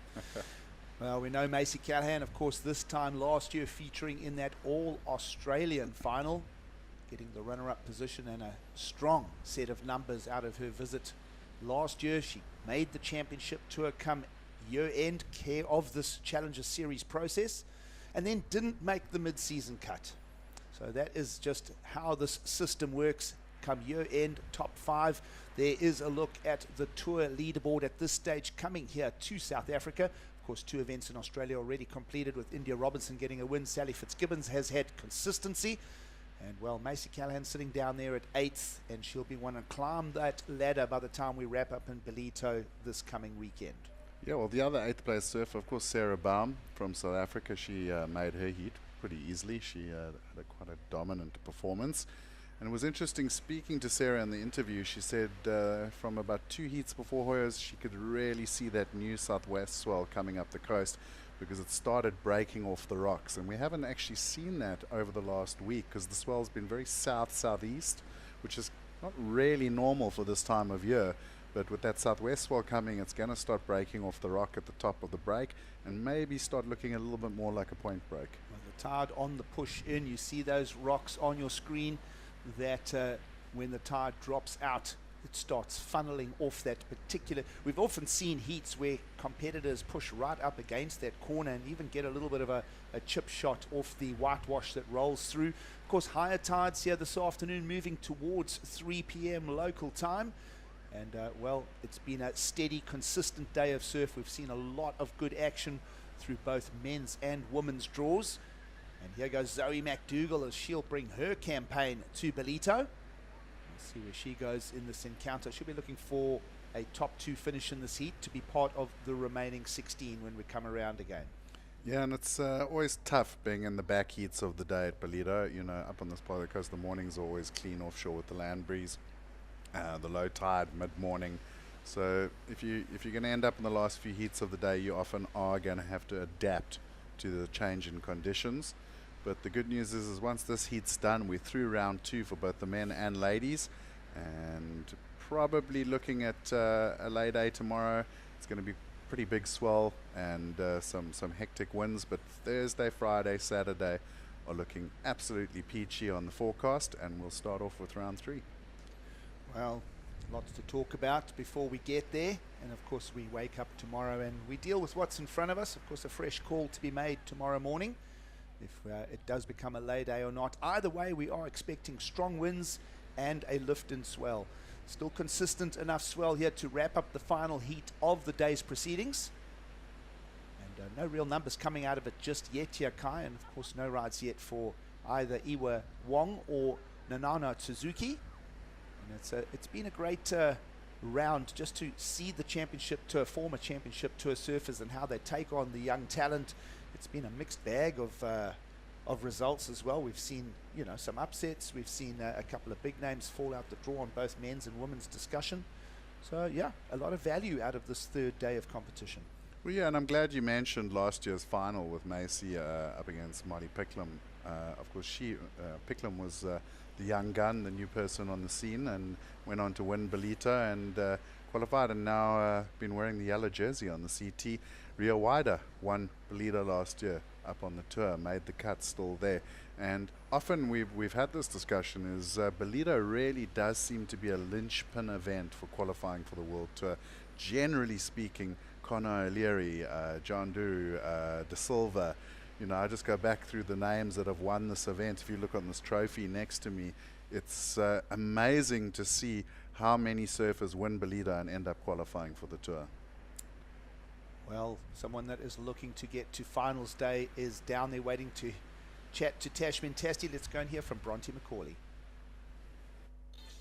Standing alongside our previous heat winner, Bronte McCauley.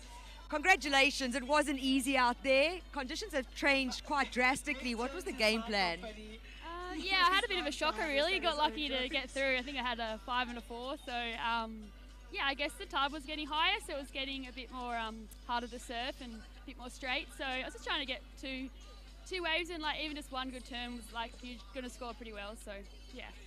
Yeah, I mean, that's what it looked like. It was really just one turn that you had to commit to, but that backwash was playing a massive factor. I was in the booth watching, and I was like, this high tide is not helping things at all. So really having to adjust your surfing quite a bit through those turns. Yeah, definitely. Yeah, I guess you got to get low, and I fell off on actually quite a good one, which was a bit of a bummer, but yeah, definitely gets you at the end, so you kind of got to just compress and hope that you make it. Well, congratulations. We're going to see Bronte McCauley in the next round tomorrow. Well, thanks, Tash. Good to hear from Bronte McCauley. Of course, got a third place finish here back in this time last year, 2022. And we'll see how she fares here. She'll want to bring a strong campaign to Ballito again. No real numbers, just as we catch up top left of screen. Not a lot to hinge a discussion on at this stage. And yeah, Travis, of course, he was watching the conditions. There were some reasonable scores that still came out of that previous heat, but just getting to a 9.57 winning heat total. So we'll see if the girls can get 2 scores to go into the double digits. We might feel that we'll get a push of something as the water fills in Ballito. He has a big impactful turn, and that right there is going to tick a box for Nanaho Suzuki.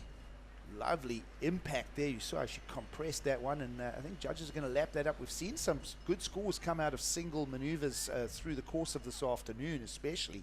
The low tide offered us 2 and 3 maneuver opportunities, a lot of 2 maneuver opportunities, but that as a single turn is going to go a long way in this final heat of this afternoon.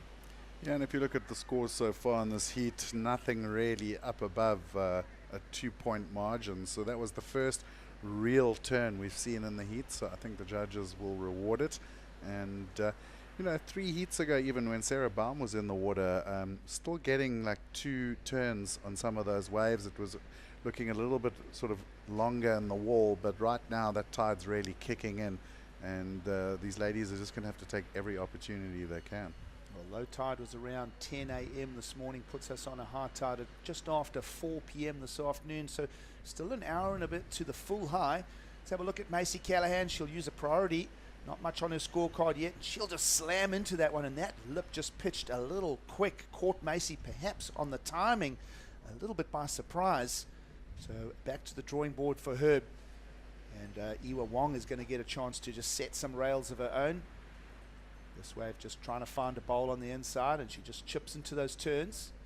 So a little bit of action coming our way there. I'm surprised Macy Callahan dropped the opportunity there. Yeah, I think she thought it was going to be a little less of an aggressive lip, but it sort of jumped at her with that backwash, and she wasn't able to hold on to it. There's the birthday girl, all the way from Hawaii. So fortunately for her, she had a bit of a down heat today, but I'm sure she'll have a good time tonight here in Ballito. Plenty to do, plenty on the go, and hopefully she'll be joining us at the Elambe Surf Riders fundraiser. Well, yes, of course, the local board riders and of the region, Elambe, with a big function this evening. Of course, We're also getting to screen that new movie that focuses Yes. in on a surf territory just off to the left of our screen and about 5 hours drive, beautiful Mozambique. Yeah, 5 hours drive to the border, but if you want to go surf that way, you're going to do a quite considerable amount further of driving. Very tropical, very hot, very nice place. I absolutely love Mozambique. A lot of varies in your sentence there, but that is what Mozambique offers, and of course this entire east coast of Africa, so many opportunities, unexplored coastline still, you know, there's a lot out there waiting for people. You mentioned Inyaka in a discussion earlier, Kai. Of course, we saw Tom Curran and Frankie Oberholzer, a local surfer, way back in the you know, the early 90s, put a lot of east coast surf spots on the map, especially on this KwaZulu-Natal coastline as well. A quick look at Zoe McDougall here as she falls on an attempt. So no real numbers yet for Zoe. Well, And, good news, Giggs. Just yes. sorry to cut in there. But you'll get to have a catch-up with Frankie tonight because he was featured in that movie we're going to see the premiere of with Now Now Media, and he's actually coming through. Oh, nice, nice. Of course, the legend Frankie Oberholzer. And yeah, not a lot of competitive results when you think Frankie Oberholzer, but perhaps still, you know, much like the Dane Reynolds theme from the you know, he's the 90s version of Dane Reynolds in a lot of ways, because his stylish surfing was absolutely on point. Of course, that talent being spotted early on by Derek Hind, who has also lurked and lay low on this stretch of coast in KwaZulu-Natal back in the 80s, and found himself a few quality waves in this region as well. Yeah, well, Derek always seems to find quality waves wherever he goes. Of course, these days you'll see him flying down the line with no fins on. He's become a great exponent of finless surfing, and this young lady has been impressing me throughout the week. Really nice turn, not the strongest turn of the heat so far, but yesterday during that early morning heat she really dominated her heat, and some beautiful surfing. And here's her fellow Hawaiian Zoe, also with another nice crack off the top. So it looks like the heat's starting to get running. It had a really slow start. Yeah, a little matching showdown there. Single maneuvers for the judges to compare between Zoe McDougall and Iwa Wong. Of course, nothing really on the scorecard yet for Macy Callahan. And I just wanted to make reference to that 5-pointer for Nanoa Suzuki. She really punched the lip, our surfer in green, and has found a meaningful score in the lineup. Yeah, and scores starting to trickle up into that better sort of range, a 4.17 and a 2.5 for the young Hawaiian, 3.0 for Zoe. It's Macy and Nanaho now who are going to need backup scores. I mean, a 5.0 for that first turn of Suzuki, so she really did impress the judges. Highest wave score of the heat. Watching some movement in the lineup here. Macy Callahan just has a little look, glances left and right. It is a higher priority to Suzuki, who is sitting on her inside as we reach the halfway mark of the heat. As we mentioned, that 5-pointer, a pretty useful building block score for the young Japanese surfer. But she'll go to work now to drop the .37. Iwa Wong, a 4.17. And Zoe McDougall, up-to-date scores, top left of screen, just a 3-pointer. So judges bring a bit of separation on that comparison in single maneuvers. Yeah, and the Japanese surfer just a little bit more aggressive in the lip, and rode so clean out of it, so getting the 5.0. But right now, I mean, if we look at the score range, I mean, 6.67 heat total down to 2.4. Advantage, you know, to advance for Macy at 3.88, you got to feel like that's easily within her range, even in these conditions. Yeah, last heat of the day, that is official. And if I just peel back the scorecards to the previous heat, Bronte McCauley for the win with a 9.57 total. Alyssa Spencer, 9.24. So they would have built those with 5s and 4s. So anyone that can peg out a 5-point ride is going to be a big step in the right direction. Macy Callahan will just climb the white water, perhaps wanting to engage a little bit more out of her third ride of the heat. Prior to that, just a 1.5 and a 0.9. And here goes Iwa Wong, who's got a little bit of rhythm. She'll just fall in the ditch there, incomplete. So still no breakout scores for us to hang a strong discussion on here, as we're down to already 13:30 on the clock. Yeah, I like everything about that wave. Here goes Zoe, just quick in and out. But, you know, Wong was she really went into the turn beautifully. I think she just got a little unlucky there with the backwash, as she was sort of on the way down. The backwash met with the lip and just threw her off her board. So that was unfortunate, because I think it would have been a really good score for her. Iwa Wong partaking on the Gold Coast, but not in Sydney. If we look at Challenger Series numbers for 2023 already. But she is in the lead in this and looking to get into the final 16. Of course, this is the round of 32, the final heat, to cut the field in half. And, well, a couple more steps and we'll be very close to quarterfinals. So it's an important heat win underway here for all 4 surfers, of course. And Suzuki with the strength of it, a 5. Yeah, I think also an important day for the event, because we've got round 2 done. So the big round is behind us, and now Travis can really concentrate on getting the surfers into the best conditions. All surfers looking for backup scores. Let's take a quick break and we'll be back to wrap up the Ballito Pro for day 3.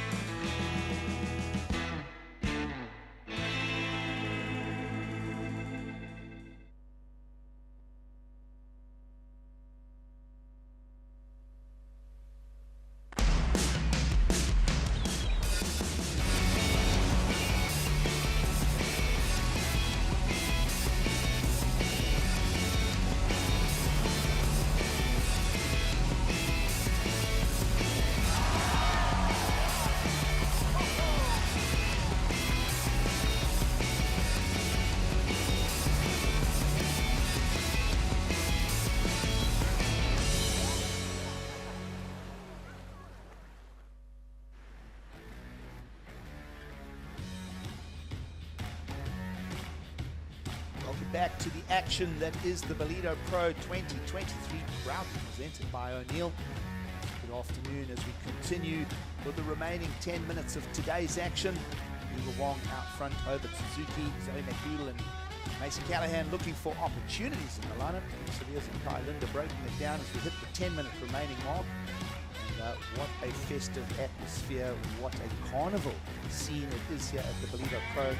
As is always, but each year just seems to be getting bigger, better, and stronger. Well, it's no surprise. Best place to be in winter is right here in Quadacruza in South Africa. Beautiful weather, warm water, and of course, good waves. Let's have a look at this wall standing up. It's going to unload a ton of energy and explode all around Nanana Suzuki. Kai Linda next to me raises his hands in the air, almost grimacing, as that wave absolutely exploded on her. A little look at more opportunities in the sets rolling through the beach here at Ballito Bay. And is anyone going to harvest another number for us yet? We are up to date with scores. And Wong, Suzuki in the top 2 looking to advance. Zoe McDoodle does have the priority and Macy has that second priority. And, well, you know what? Let's go to their requirements. Kai, not big numbers required. Yeah, 378.301, so this is still anyone's heat, especially with 9 minutes on the clock. There's plenty of time. Not the most exciting heat of the day, but what is exciting is that we know the swell is filling in already, and we're expecting it to really start beaming tomorrow. And looking ahead, I mean, I see that next heat on the board, as we see Evie just up and riding. Talking of her on the board. Yeah. Oof. Again, another little error from our heat leader, who's only leading with a 417 and a 25. So although waves are fairly consistent, we're seeing that was the 7th ride for Iwa. Of course, Zoe McDougall's pulled the trigger on 6 entries into waves ridden. Macy Callahan 4 and Nanana Suzuki 3 waves. So there are plenty of waves in the lineup, but the golden gems, perhaps now with the tide and the wind, it's slightly tricky, but 8 minutes remaining, there is still opportunity. Certainly is, and all of these girls are incredible surfers, so I'm sure we're going to see some action. And I was just saying, well, let's have a look here, because this is a clean looking wave. No one taking it though. We'll start off action when we come back with men's round of 32 gigs, and I'm just looking at the first heat of the day. Challenger number 1, Jacob Wilcox, Lucas Macinas, Eli Hanneman, and Michael Rodriguez. I mean, you're not going to want to miss that. That is going to be crazy good. Yep, round of 32 next time the Ballito Pro picks up. Could be as soon as 7:30 tomorrow morning. Of course, when we get there, we'll get the call done. But for now, we are going to wrap up a big day 3 of competition. We did get through the round of 64 of men. This here, the round of 32 on the women's draw. So women's field now being cut down to 16 remaining. Men's still 32 in the field. And we are sifting the diamonds out from, you know, I'm not going to say the dirt, because we have lost some really, I would not want to call some of the quality surfers that we have lost already dirt, but you know what I mean. Sifting process, and that's what the Challenger Series is all about, is really bringing all of that talent into one tour to project people to the championship tour in 2024. We'll talk about projections. McDougall with a really good turn there. She found a nice clean bowl out amongst the chop and attacked the lip. So she was only looking for a 301 gigs, and I have a feeling she's going to move up the order.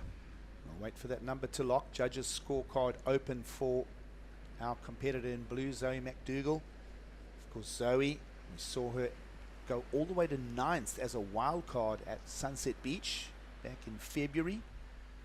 Not a great visit through the Australian leg of the first 2 stops of the Challenger Series, 33rd and the 17th. So this visit to Ballito important for Zoe McDougall as she steers her focus onto qualifying come the end of the year, challenging for those top 5 spots on the women's rankings. And there it is, Kai. It has locked in. It's a number enough to turn the heat right over. So not a big spread of points, but enough to be up in first. Yeah, and you know, she put in a good turn, got the 4.6, so she's sitting up top now. She's got Evie hot on her heels, only needing a 3.44 though, so the requirements are really small in this heat, and none of these girls can afford to get complacent. They really need to stay on top of this heat, make sure they can try get something above that 4.5 point mark, because I think that'll just push them into a bit of safer water. Well, Zoe on screen, as we mentioned, not a great run through Australia this time. Last year, she got a very good result out of her time in Ballito, all the way to a 5th place finish, and she'll be wanting to replicate that. Here's somebody else that had success in Ballito last year, Macy Callahan, a finalist with that runner-up position.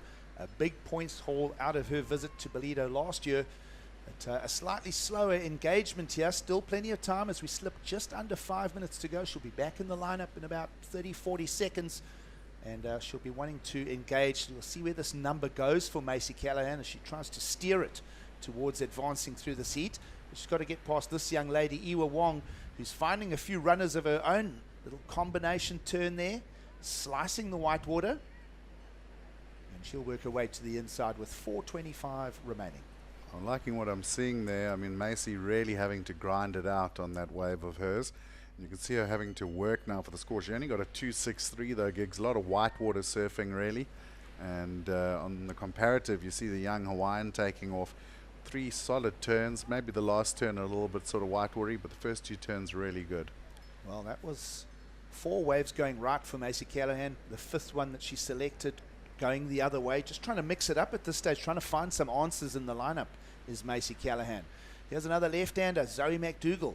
That one will shut down on her as well, and she'll remain the heat leader with just a 7.6 accumulated total. Bit of a grindy end to the day here. Yeah, just flashbacks to full QS mode, really. It's the full grind, but that's part of the competition. You've got to do it. You've got to be ready to adapt to those conditions, and they're going to have to just make sure that they can get through the heat with whatever wave and score they need. Well, Suzuki opened with a 5, which is a pretty banking score, and she's caught the least amount of waves in the lineup as opposed to Zoe McDougall, who's caught the most. And holding on to that priority for an absolute age now is our surfer in green, Nanano. See, she only needs that 167 to attack Iwa Wong, but now the situation changes. The numbers are updating, and Iwa Wong looks like she's going to go to the lead in the seat. Yes, Macy Callahan will follow her into a section. She'll hold it together. Now an opportunity with a bowl as the tide is filled right in its high tide conditions. You'll see she almost ends up on the shore pound there. And a little bit of a, I don't know, maybe are we seeing frustration from her? What are we seeing? Because Macy Callahan has got more firepower than that. Yeah, she just can't seem to find the right wave to unleash it on, and you know, she's got the White Lightning's fins on that board, but she just seems to also be struggling to find some speed and momentum on these waves. Got a couple of slicing turns, and there's a big backhand hit for her. Now Suzuki has waited an age for that single maneuver contribution, but it had two converging parts to that wave, and it gave her the opportunity to slam in the top corner. So goodbye 1 pointer, and does it match the 2.6? Does it go into a requirement that will jump her up to second, Kai? We're going to wait and see for that number. We are speculating yes. Yes, I'm going to speculate yes for sure. I mean, she certainly got into the lip, and she did a proper turn. So I think 2.6 is, you know, if you look at what else has been scored in this heat, you look at the 2.67 from Macy, I think that was a lot more critical for the Japanese surfer. Well, the two high profile names now sitting down in third and fourth and chasing, well, sober numbers. 3.34 requirement for Zoe McDougall out of the North Shore of Hawaii. Macy Callaghan from the East Coast of Australia, a 5 to 6 requirement. It's going to be a Hail Mary effort now, and the clock is winding down quickly. 1:15 to go. There is rhythm in the ocean, we can say that. This Indian Ocean has been pretty steady this afternoon on the incoming tide, but we've just got to, we're just going to, literally the surf conditions are just going to get us to the finishing line and to wrap today up. Suzuki pulling out a 2.93 for that single maneuver, so just scraping it, but she gets into second place. And like you say, like really now for Macy, a 5.26 is pretty heavy demand for these conditions and the time limit that she's got. So it's going to be a Hail Mary for Macy if she's going to make this heat. Yeah, we did reference Bronte McCauley and Elisa Spencer in the previous heat, getting there, advancing first and second positions, not even into the double digits. It's going to be pretty much 30 seconds to go now. Iwa Wong's 8.84, strong enough to have her in the lead. Have a look at this point separation between Suzuki and McDougall. There's nothing in it. 3.34 requirement, and holding the priority will track in on Our Lady in the blue singlet. She's moved to the south end of the beach. Moving north on the lineup is Macy Callahan, who needs a big number, and she's going to wrestle with that, toes gripping into the wax there to try and find the 5.26, and well, we know that that has not come from that effort, and the clock is going to beat them all as Macy Callahan is going to be saying goodbye to the Ballito Pro here, and that is a big upset. A former championship tour surfer, and she's not going to replicate the success of 2022 at this location. No, she's not, Gigs, and it just shows you again how tough this Challenger Series is, from finaling here last year to being knocked out in the second round. It's a big blow to Macy's chances, and of course she's got a seriously good ranking right now in the Challenger Series as well, and that's going to take a knock too, because a lot of other surfers are going to go for the jump up now. Well, Challenger Series, the theme is the former championship tour surfers having to roll their sleeves up. It's an opportunity for young talent to make their way through and challenge for that top slots at the end of the year, and certainly that has been the theme of this final heat of today's proceedings here, and it's going to be an official result. Iwa Wong is going to take that win, albeit not a massive heat total. It's enough to get to the finish line, Kai, and of course a lovely result from Nanano Suzuki as well, another young lady showing us her potential. Yeah, and I think Evie Wong is taking the Molly Picklum route this year. She's the new hot find in the ladies division. A young girl from Hawaii that's really showing some class, winning all of her heats thus far in the events. So she's really impressed me.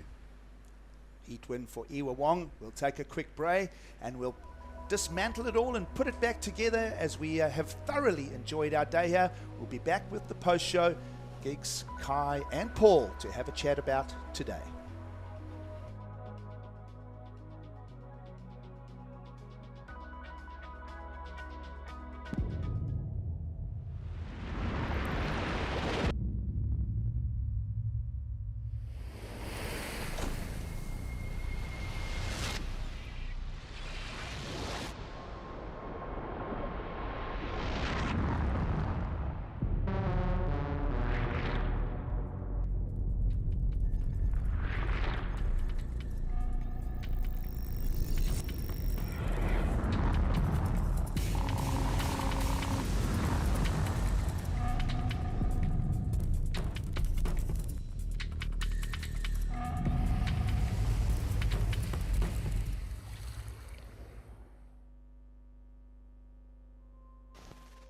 Welcome to our planet Earth, which is a crazy name for a planet mostly covered in water, you know? Planet Ocean would have made more sense. But hey, I didn't come up with it. Some other human did. A few decades ago, a pioneer named Jack O'Neill invented this second skin as protection from the ocean. But now it's the ocean that needs our protection. Because underneath the depth of planet Ocean, a global threat is lurking. We call it plastic, and it's more dangerous than it looks.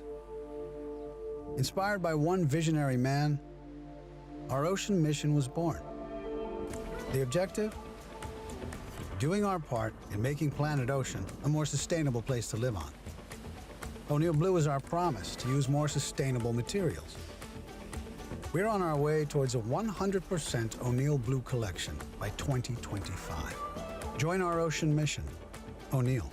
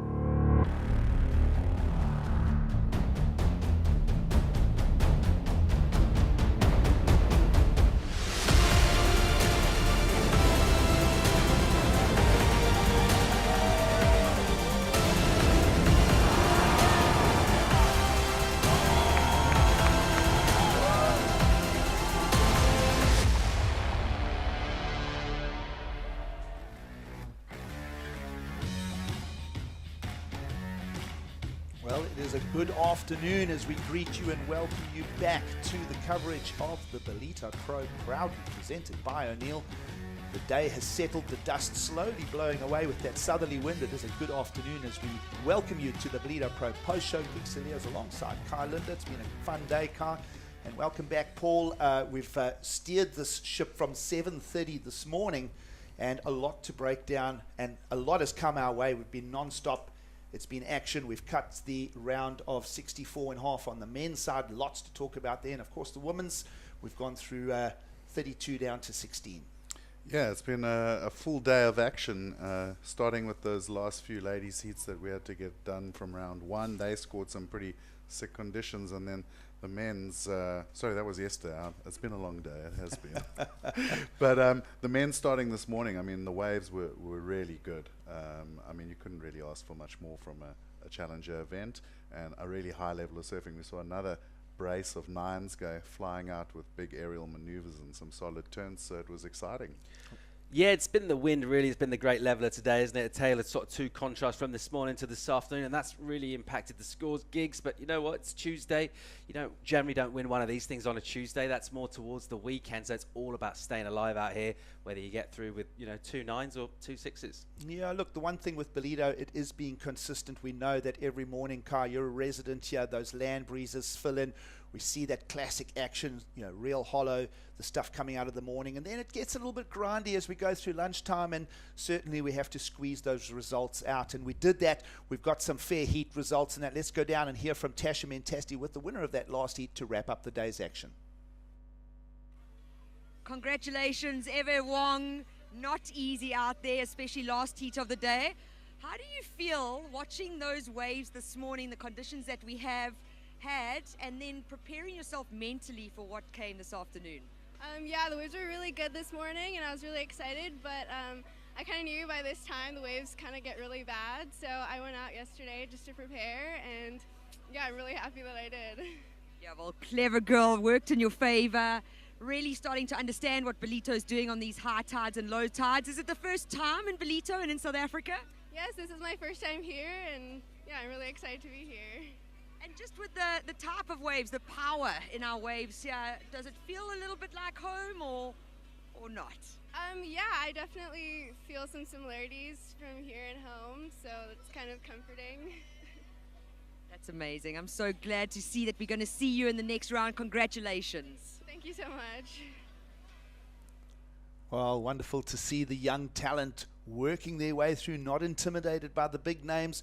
Of course, this Challenger Series, guys, does get to take CT level surfing, mix it in with the juggernaut of new talent, which seems to be coming from all parts of the world right now, and puts it into this Challenger Series, mixes it all up, and we get all kinds of stories out of it.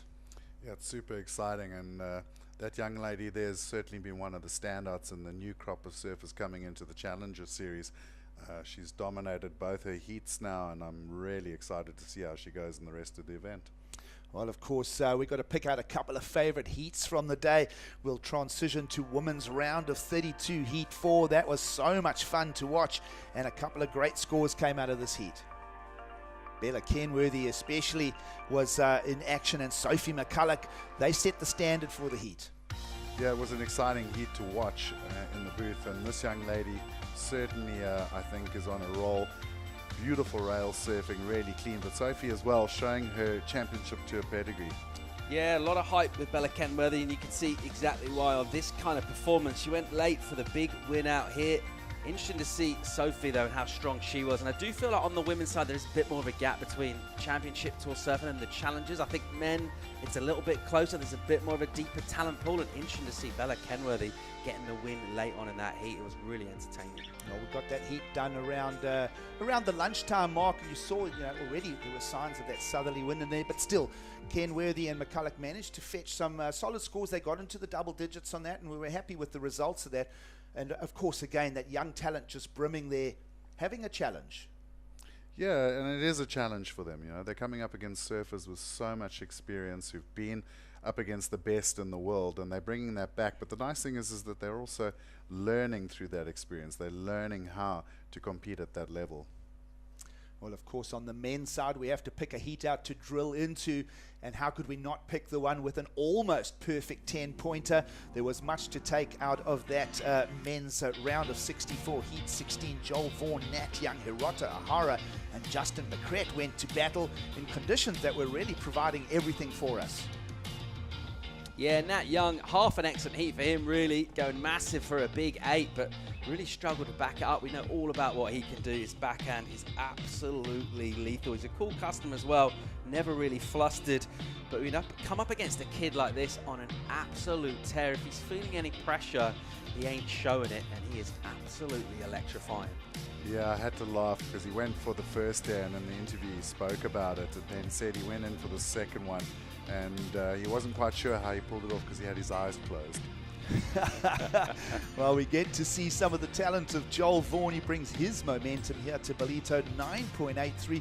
We got to drill into that a couple of times, and the only thing that perhaps held it from a perfect 10, that 9.83 for the heat win, was just a little flex of the board on the landing. We'll talk more about that. But that was an official result, one of our picks for the day in the round of 64, heat 16, as we narrow the field down to men's 32 remaining. And it was great to see a combination, again, scores coming out. I like the theme out of that heat as well, gentlemen. The big cracks for the 8-6 from Nat, and then the punt, that southerly wind had just come in, and we got Joel Vaughan to the air. So 2 different ways to approach the Ballito lineup. Yeah, lots of ways to skin a cat, right? It's been a theme through the opening rounds of this one. Different ways of doing it. The tubes haven't been scoring real highs so far, but hey, wherever else you can take it. Speed, power, flow, obviously the monikers, but you go into the air and go big like Joel Vaughan did right there, and you're going to go excellent. Well, it's the post show, and we always like to pick out the top 5 moments of the day. So let's get stuck into that and have a look at things that blew us away from today, day 3 of competition at the Challenger Series stop in South Africa. And the first one that really impressed us was the consistency and professionalism of a person you wouldn't expect in the Challenger Series, Sally Fitzgibbons. Yeah, but Sally's got all that pedigree behind her, and she just came into this heat and absolutely went for it. Didn't really give the other girls in this heat much of a chance and just showed her quality. And of course, transitioning to the men's side a little earlier in the morning, Kawali Vast, much expected from him in his professional career, lying ahead. He got his work done for a couple of good 7s and 6s out of the lineup here, Paul. Yeah, Cowley's such a good surfer. I'll tell you what, he's got loads more in the tank from what he showed us today, and I reckon he's pretty ominous for the later rounds. Well, the morning was a theme of goofy footers attacking the lineup in combination. The judges had put out a message that they want strong combinations, and Jackson Bunch did an outstanding job in his heat win. Well, I refer to him as the metronome, because really he just would take off on every wave and just go absolutely into the lip, and certainly one of the standouts of the day. Well, Paul, you got to call this heat. Nadia Aristava from the north coast of Spain attacked the lineup on her back. It's all clicking for Nadia right now. She can't really put a foot wrong in her heats. Even her throwaway scores are numbers that the other surfers in the heat would love to have. She's looking deadly. Yep, absolutely. And how can this not be our number 1 pick? We got to call this heat a near perfect 10. That was a 9.83 and lofting to the air. Eyes closed all the way through, but I think what really impressed me is, yes, okay, nearly a perfect 10 air, but he didn't sleep in the heat. He went and put in a 7.5, one of the other highest wave scores of the heat, to back it up. So Joel Vaughan, like, really looking deadly out in this Ballito lineup. I'm very impressed with him. Yeah, we see some surfers, right, they come on the challenge, it takes them a couple of laps to get into it. I feel like Joel Vaughan doesn't feel like sticking around. He wants to go straight up and then put his name in those top 10 ratings. Well, it's been a big day 3 of competition, as we mentioned, starting at 7:30 this morning. Now we move into the late afternoon. We've cut those fields in half. Of course, 32 men remaining in the draw, 16 women to challenge for those big points on offer here at the 3rd stop on the Challenger Series. We trust that you've enjoyed the show from Ballito, South Africa. On behalf of myself, Kai and Paul and the rest of the team, we'll be back tomorrow, and hopefully we'll get things underway real early.